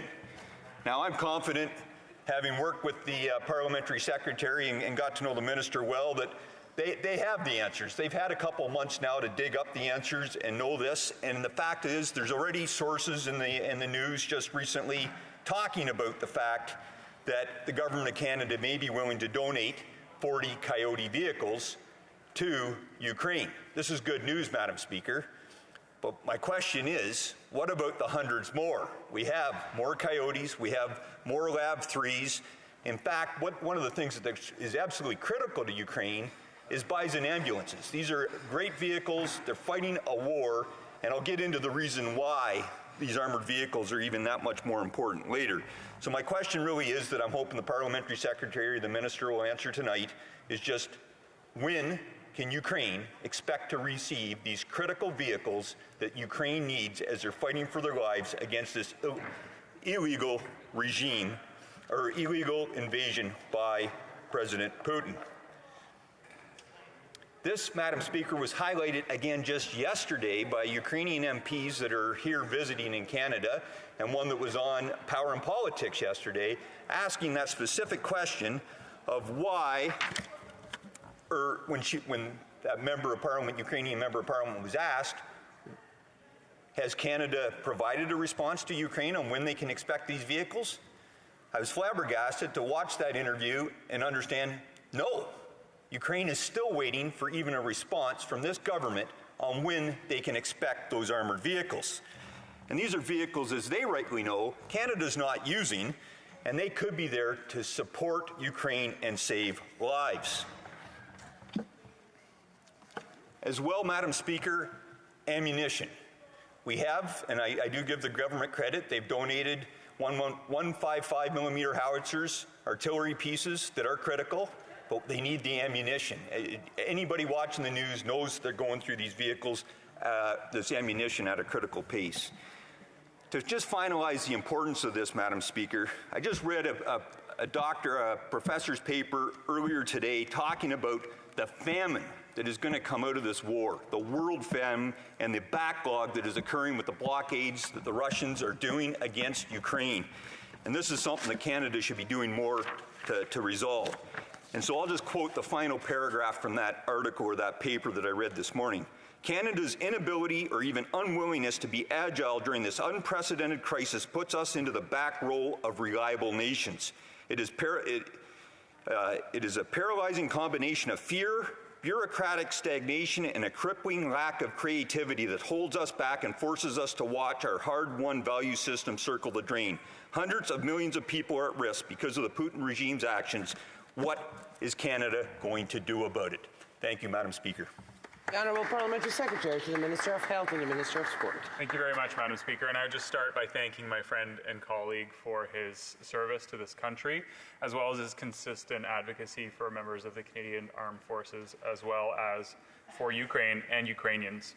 Madam Speaker, Canada has made it very clear that we stand firmly with Ukraine in the face of this unjustified and unprovoked attack on their country. And following Russia's occupation and attempted illegal annexation of Crimea, we launched Operation Unifier in 2015. Over the last 7 years, we've been working alongside Ukraine and training over 33,000 members of their security forces, training and learning valuable skills from one another. We were privileged to witness the complete transformation of Ukraine's security forces over the past several years. This is the force that is bravely and effectively defending itself against invading Russian forces today. We've also helped bolster Ukraine's resilience in cyberspace in conjunction with communications security establishment. We continue to work closely with our international partners in various government departments to ensure that Ukraine has what they need in order to defend their country. Canada has already committed $262 million for military aid for Ukraine since February 2022, and that includes anti-tank weapons and rockets, M777 howitzers, drone cameras, 155mm ammunition, rifles, armored utility vehicles, and satellite imagery and technology. Our military donation includes both new equipment as well as equipment from Canadian Armed Forces inventories. And I'm pleased to say that some of the military aid coming in does come from the $500 million that our government announced in the last federal budget. This is the case for the 20,000 155mm artillery rounds that Minister Anand recently announced at a cost of $98 million, which will be crucial in Ukraine's current fight to defend its eastern territory. In addition, Canada's deployed 2 CC-130 aircraft to Europe to transport military equipment towards Ukraine. This includes equipment from Canada and our allies. These aircraft have delivered over 2 million pounds of aid so far on over 100 flights, and this work continues every single day. We can say that we are conducting an assessment of what further equipment we can buy or donate based on Ukraine's list of urgent requirements. However, we need to ensure that we're donating equipment that can be integrated with their existing fleet and that they can maintain during this time of war. We are focused on addressing the most pressing defense needs, which Ukraine communicates to partners and allies at forums like the Ukraine Defense Contract Group, which the Minister of National Defense will be attending on the margins of this week's meeting of NATO Ministers of Defense. As we announce further aid to Ukraine, we will continue to respond to the requests of Ukraine's government. Canada's Defense Minister remains in close and frequent contact with her Ukrainian counterpart on how Canada can best assist Ukraine as it fights to defend itself. Madam Speaker, I want to reassure the member opposite and Canadians that Canada will continue seeking every opportunity and every avenue to support and help Ukraine. And we'll continue to work with our international partners as well to ensure that continue supporting Ukraine in effective and meaningful ways to best respond to their needs. Madam Speaker, I look forward to further discussing this issue with my friend and colleague, and once again, thank him for his service to this country. Member for Bruce Grey, Owen Sound. Madam Speaker, first off, I'll offer my congratulations to the member Milton for his promotion, in my viewpoint, to become the Parliamentary Secretary of Defense, because at least I guess that's why he's answering the question tonight, Madam Speaker. Look, the Parliamentary Secretary failed to answer the question. It's the same question I asked the Minister 3 months ago, and it's almost the same response. I don't need the history lesson, nor does anybody in this House, nor Canadians. We can all read the news. We know what Canada is doing. But what Ukrainians need is armored vehicles. This is what they've asked for, and as confirmed as recently as yesterday, the government of this country has not even given the Ukrainians the courtesy of responding of when they can expect to get those armored vehicles. Madam Speaker, Ukraine is in peril. People's lives are in danger. Why can't Canada simply give old armored vehicles to Ukraine? Thank you, Madam Speaker. Parliamentary Secretary. Thank you, Madam Speaker. You know, I would personally never dream to second-guess my colleague and his expertise in military affairs, but I would say that we are all aware of how urgent the need is, and I would also reiterate how close that contact has been between our Defense Minister and theirs. And again, just reiterate how steadfast we are in our support of Ukraine and its people. So far, we've responded to Ukraine's requests for aid and coordination with our NATO allies, and I'm proud to say that tomorrow, Canada will be represented at the Ukraine Defence Contact Group meeting in Brussels by our Defence Minister, who will make it clear that Canada is serious about supporting Ukraine as this conflict extends into the long term. We will continue to work with our NATO allies, international partners, and various government departments to ensure Ukraine has exactly what it needs to defend itself against President Putin's unjustified attack. Madam Speaker, I would close by once again thanking my friend and colleague for his consistent advocacy and his service to this country. Thank you, Madam Speaker. The honourable member for Peace River Westlock. Thank you, Madam Chair. Madam Chair, I'm pleased to rise today to follow up on a question I asked the government. In May, I asked the Minister of Transport once again when he would be allowing Canadians to fly and end the travel mandates. I pointed out how Canada is virtually alone, an outlier, on requiring vaccinations to fly. Iceland, Sweden, Ireland, France, the UK, Argentina, Costa Rica, Denmark, Hungary, Jamaica, Thailand, Mexico, Norway, Poland. These are just a few of the many countries who have allowed their citizens to fly vaccine-free. I'd also note that a country that the Prime Minister has an interesting relationship, Cuba, also allows their citizens to fly without being vaccinated. I've risen in this House many times. I believe my honourable colleague was insinuating that the Prime Minister has some sort of close relationship with Cuba, and I'd ask him to withdraw that comment. It's unnecessary in this House. The honourable member was making a comment on the countries that have eliminated. I can't really judge the intentions the honourable member was putting in his comments. Thank you, Madam Chair. I have risen in this House many times and asked many questions on raising the issues around the Liberals' punitive, divisive, and discriminatory vaccine mandates. I've spoken to individuals, many individuals across the country, particularly a gentleman named Kale, a young man who drove all the way here from Vancouver Island because he couldn't fly to protest these vaccine mandates. I know the Parliamentary Secretary will want to talk about how the government is now suspending these vaccine mandates as of June 20th. While this announcement will bring relief to those who have been stigmatized by this Prime Minister for their personal medical decisions, I want to ask specifically why they are suspending the mandates. Today's media release quoted the repeated claim that these were always meant to be a temporary measure. I have heard a lot from this Prime Minister and the government about how these measures were always going to be temporary. The government then goes on to state that it will only suspend these required vaccination requirements for domestic and outbound travel, federally regulated transportation sectors, and the federal employees. Why are they suspending them only? Mr. Speaker, if the government really believed that travel mandates were just a temporary measure, they should be ending them, not suspending them. But in their announcement, the Liberal government was clear that they were not eliminating the mandates, but are temporarily removing them while keeping them active. The mandates aren't really gone. They're just not being enforced right now. In everyday life, we can hear or see about a suspension. It's something that is short. In a hockey game, a player that gets a suspension is for a game or two, but then he gets back to normal life of playing hockey. And while the Liberals' temporary suspension of the vaccine mandates, one can believe that they will be coming back. Is this suspension a temporary thing? Were the mandates a temporary thing? It seems to me that there's now a new normal with the vaccine mandates being the norm. I hope this isn't the case, but we have seen how this government is now following the political science regarding its COVID policy instead of actual science. To review, Mr. Speaker, over the past year, the government has suspended the rights of millions of Canadians, the right for them to travel and see their families. And now they're announcing that they're temporarily unsuspending these rights. With this approach, maybe the Liberals should amend the Constitution to the Charter of temporary rights and freedoms. Considering that if you are convicted of a sexual crime against children, as long as you have a vaccine, here's your passport, off you go. There are 42,000 convicted sex offenders in this country, and the government has only refused 8 passports to people who are considered likely to exploit children in another country. Yet, they're spending $30 million to implement a vaccine. Honourable Parliamentary Secretary to the Minister of Health. Thank you very much, Madam Speaker. Since the beginning of this pandemic, our top priority has been the health and the safety of Canadians. And we are more than 2 years into this pandemic, and our priority remains exactly the same. That's why we continue to take actions at the border.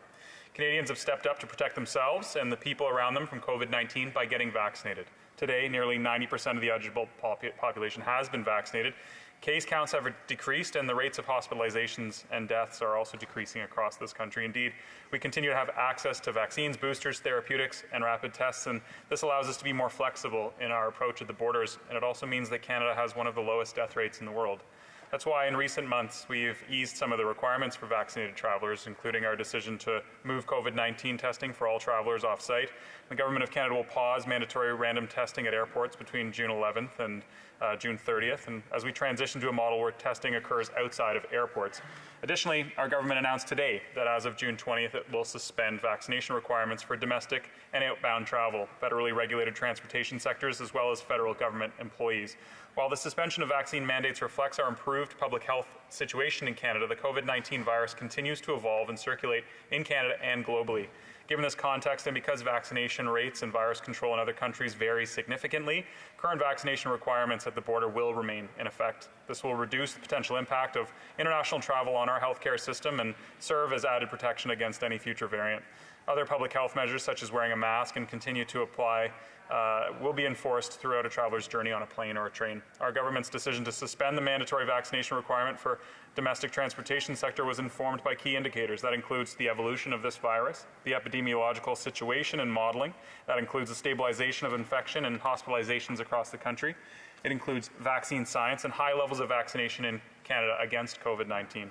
Our government will continue to evaluate measures and will not hesitate to make adjustments based on the latest public health advice and science to keep Canadians in the transportation system safe and secure. Canadian citizens and Canadian permanent residents returning from international destinations who do not qualify for the fully vaccinated traveler exemption continue to be required to provide a valid pre-entry test result and remain subject to day 1 and day 8 molecular testing, as well as quarantine for 14 days. In addition, all travelers entering Canada are required to input their mandatory information in ArriveCAN within 72 hours before their arrival in Canada. Travelers who arrive without completing their ArriveCAN submission may be subject to day 1 and 8 molecular testing, as well as quarantine for 14 days, and fines for other enforcement actions regardless of their vaccination status. Some exemptions remain in place for certain unvaccinated travelers, for example, agricultural, temporary foreign workers, resettled refugees, and asylum seekers. And those with a medical exemption will also be permitted to enter. And our government recognizes that there's been various issues causing delays for weeks at airports, and we continue to work closely with airport authorities, airlines, testing providers, and many other partners to manage traveler flow and make sure that travelers are processed as efficiently as possible. Thank you, Madam Speaker. Member for Peace River Westlock. Thank you, Madam Speaker. As I suspected, the Parliamentary Secretary doesn't really believe that Canadian rights are absolute, but rather exist at the whim of the government. One of his colleagues stated the massive majority of Liberal MPs want the mandates to end. And his colleague also noted that there's never any straight or particularly convincing answer. Again, we see that right here today.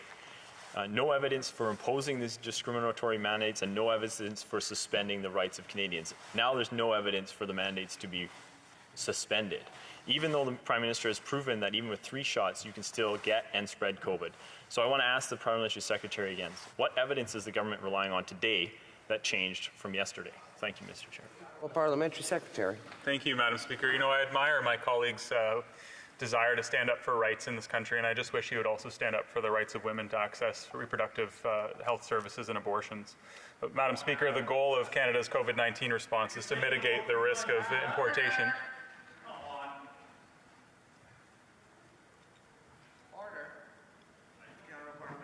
Thanks, John. The goal of Canada's COVID-19 response is to mitigate the risk of importation of COVID-19 and variants of concern. The government's committed to limiting social and economic disruptions, as well as continuing to improve the overall traveler experience and supporting Canada's aviation industry, which is an important sector in our economy.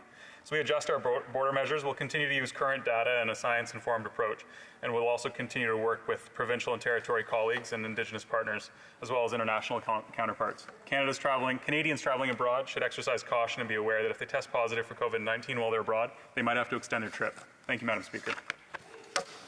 The Honourable Member for Spadina, Fort York. Thank you, Madam Speaker.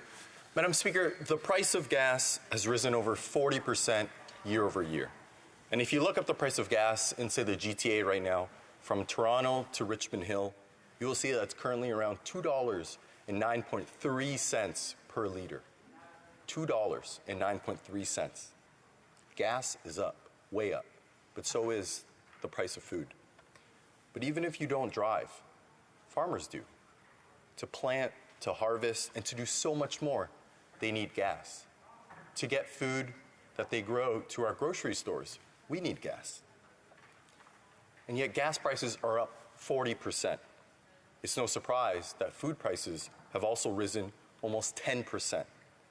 We've seen the largest increase in the cost of food since 1981.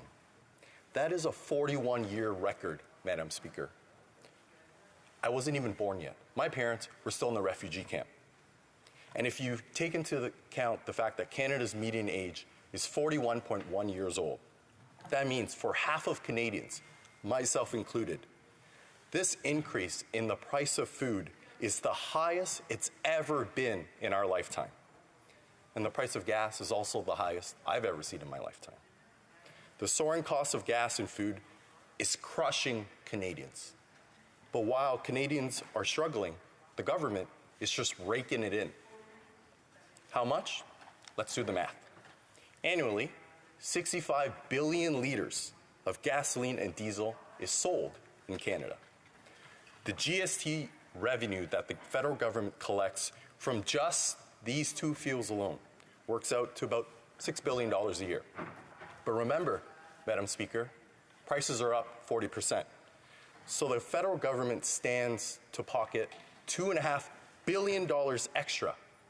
$2.5 billion extra that they never budgeted for or earmarked. Those billions of dollars belong to Canadians, Madam Speaker. I know I have much more time to speak, but Madam Speaker, I'm just going to jump straight to the point. The federal government has a duty to give this slush fund back to Canadians.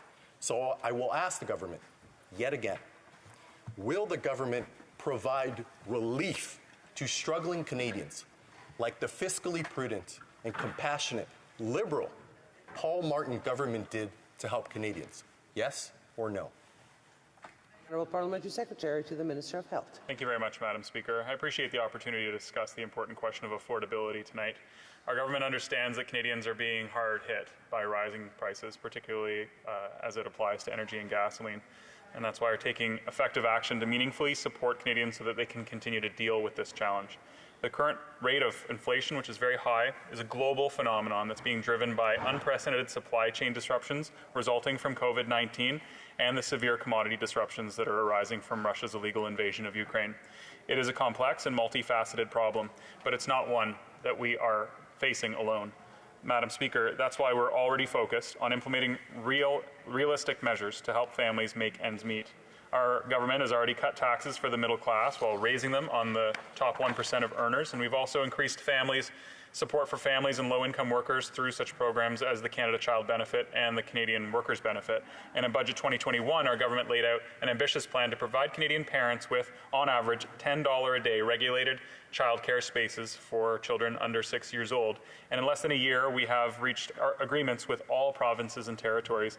Madam Speaker, the economic benefits of providing families with subsidized family care and child care spaces really cannot be undersold or understated. The fact is, families are going to save thousands of dollars. And by the end of this year, families across Canada will have seen their child care fees reduced by an average of 50%.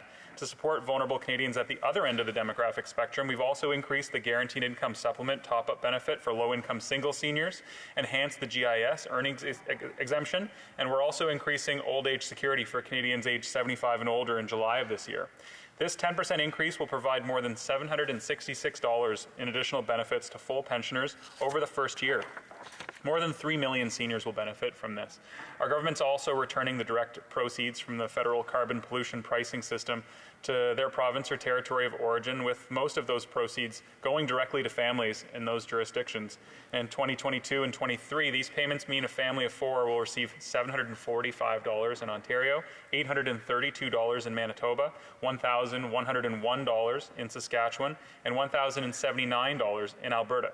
In addition, families in rural and smaller communities are eligible to receive an additional 10%. Madam Speaker, we do understand that Canadians have to pay more for gasoline these days. However, these price increases are due to events abroad, and they're completely out of Canada's control. They are the results of market forces. That's why our government will continue to help Canadians make ends meet through targeted support measures here at home. And as I made clear, our government is focused on implementing realistic measures to help families make ends meet. We'll continue to do the right thing and take actions that will create jobs and growth and make life more affordable for all Canadians. Thank you, Madam Speaker. The honourable member for Spadina Fort York. Madam Speaker, I will acknowledge that there are countries around the world that are facing challenges with inflation. I acknowledge that point from my colleague. And he's mentioned there are certain things out of the country's control. What is within the federal government's control is what it will choose to do with $2.5 billion extra dollars that it didn't plan to have. Canadians are struggling now. Families, what about single Canadians? Family support, fantastic. $10 a day childcare, great. What about those who don't have children? 1 in 7 Canadians live in poverty. They are struggling now with the cost of gas, the cost of food, and so on. So I will ask, for the third time now, Madam Speaker, will the government help struggling Canadians and provide relief, following a precedent that a previous Liberal government had done? Jerry. Thank you, Madam Speaker. You know, this government has done more to address affordability and poverty in this country than any previous government. And I would say that we've actually built on the great legacy of previous prime ministers like Paul Martin. And I'm someone who grew up in community housing in Oakville, Ontario. My parents at different times in our lives struggled with affordability. And when I look at our budget in 2022, all I can see is really positive news for poverty reduction in this country. We've recovered 117% of the jobs lost to this pandemic compared to just 96% in the United States. But I'll answer the question from my colleague directly. Let's talk about the things that we're doing for single people, including the Canada's Workers Benefit. Family of 3 will get $2,300 more this year, but single workers will get a good share as well. Single seniors, we're talking about an increase in OAS and $815 in benefits. Indexing the CCB as well as the GST credit, CPP, OAS, GIS, all those to inflation. And Madam Speaker, we're also working on the Canada Disability Benefit. These are all programs and policies that are going to support Canadians in need, and this government's committed more than any previous government, I would say, to reducing poverty in this country. Thank you for the time. The motion to adjourn the House is now deemed to have been adopted. Accordingly, this House stands adjourned until tomorrow at 2 p.m. pursuant to Standing Order 24-1.